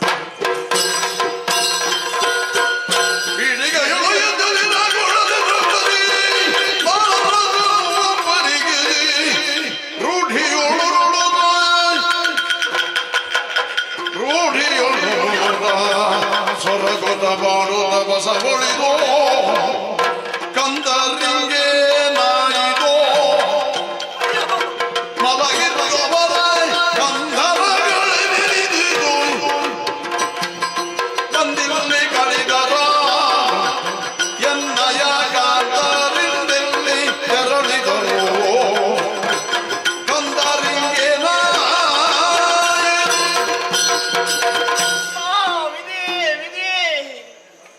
ದ್ರೌಪದಿಯ ಜೀವನದಲ್ಲಿ ಪ್ರೀತಿಯೇ ಒದಗಿ ಬರ್ತದೆ ಎನ್ನುವ ಹಾಗೆ ಕನಸಿನಲ್ಲಿ ಭಾವಿಸಿದವಳು ನಾನಲ್ಲ. ಶಶಿವಂಶವನ್ನು ಉದ್ಧರಿಸುವುದಕ್ಕಾಗಿ ನನ್ನ ಕರುಳಕೊಡಿಗಳು ಇವರು ನನ್ನೆದುರೇ ಮೆಳೆದು ಬಿದ್ದಿದ್ದಾರಲ್ಲ. ಅಯ್ಯೋ, ಈ ಸ್ಥಿತಿಯನ್ನು ಕಾಣುವುದಕ್ಕಿಂತ ನನಗಾದರೂ ಮರಣ ಬರ್ತಾ ಇದ್ರೆ ಅದನ್ನು ಸಂತೋಷವಾಗಿ ನಾನು ಸ್ವಾಗತಿಸ್ತಾ ಇದ್ದೆ. ತನ್ನೊಡಲ ಸಂಕಟವನ್ನು ಹೇಳಿಕೊಳ್ಳುವುದಕ್ಕೆ ನನ್ನ ರಸನೂ ಇಲ್ವಲ್ಲ, ಯಾರಲ್ಲಿ ಹೇಳಿ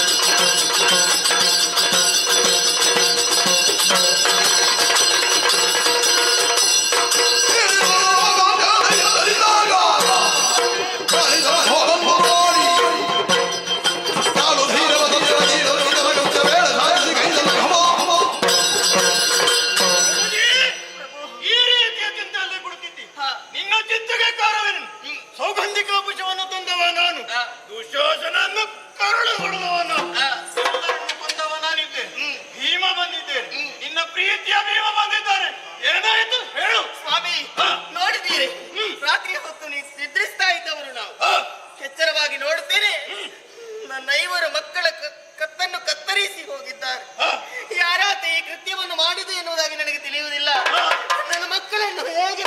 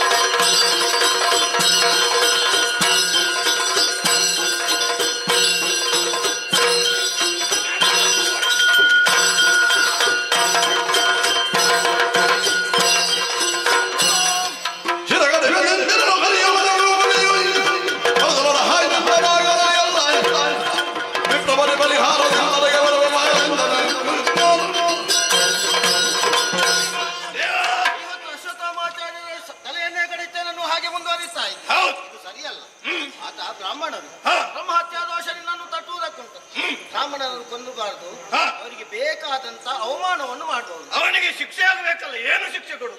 ಆತನ ಶಿಕೆಯನ್ನು ತೆಗಿದ್ರೆ ಅದಕ್ಕಿಂತ ಬೇರೆ ಅವಮಾನ ಮತ್ತೊಂದಿಲ್ಲ. ಹಾಗಾಗಿ ಆತನ ಶಿಕೆಯನ್ನು ಬೇಕಾದ್ರೆ ಕತ್ತರಿಸಿ. ಹೌದಾ?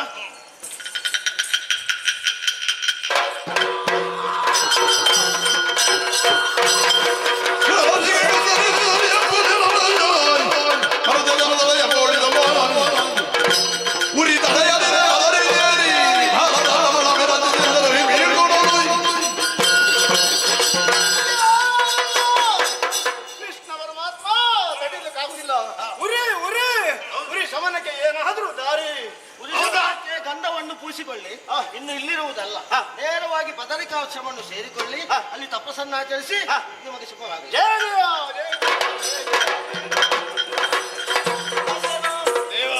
ನೋಡಿದೆಯಾ, ಅಶ್ವತ್ಥಾಮಾಚಾರ್ಯರಿಂದ ಎಷ್ಟೆಲ್ಲ ರಕ್ತಪಾತವಾಯಿತು, ರಕ್ತರಾತ್ರಿಯೇ ಆಗಿ ಹೋಯಿತು.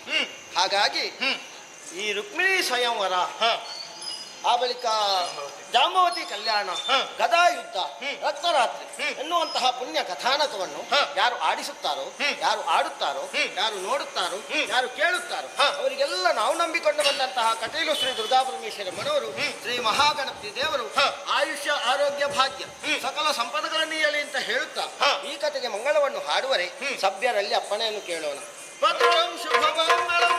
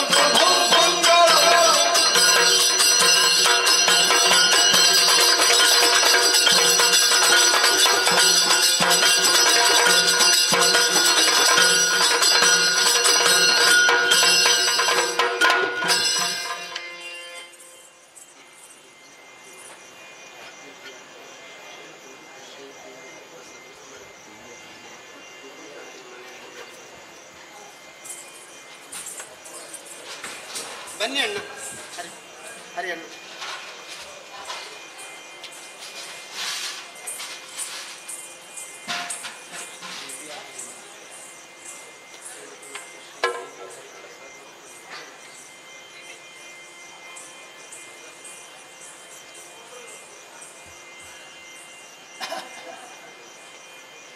ಬನ್ನಿ.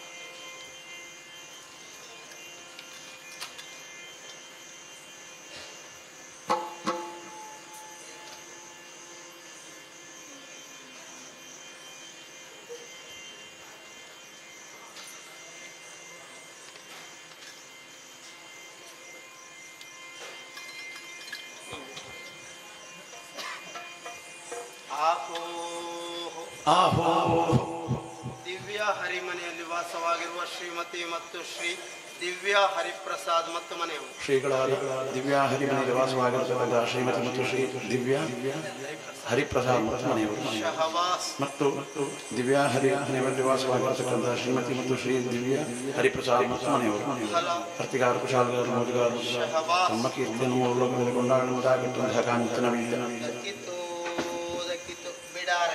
ದೇವರ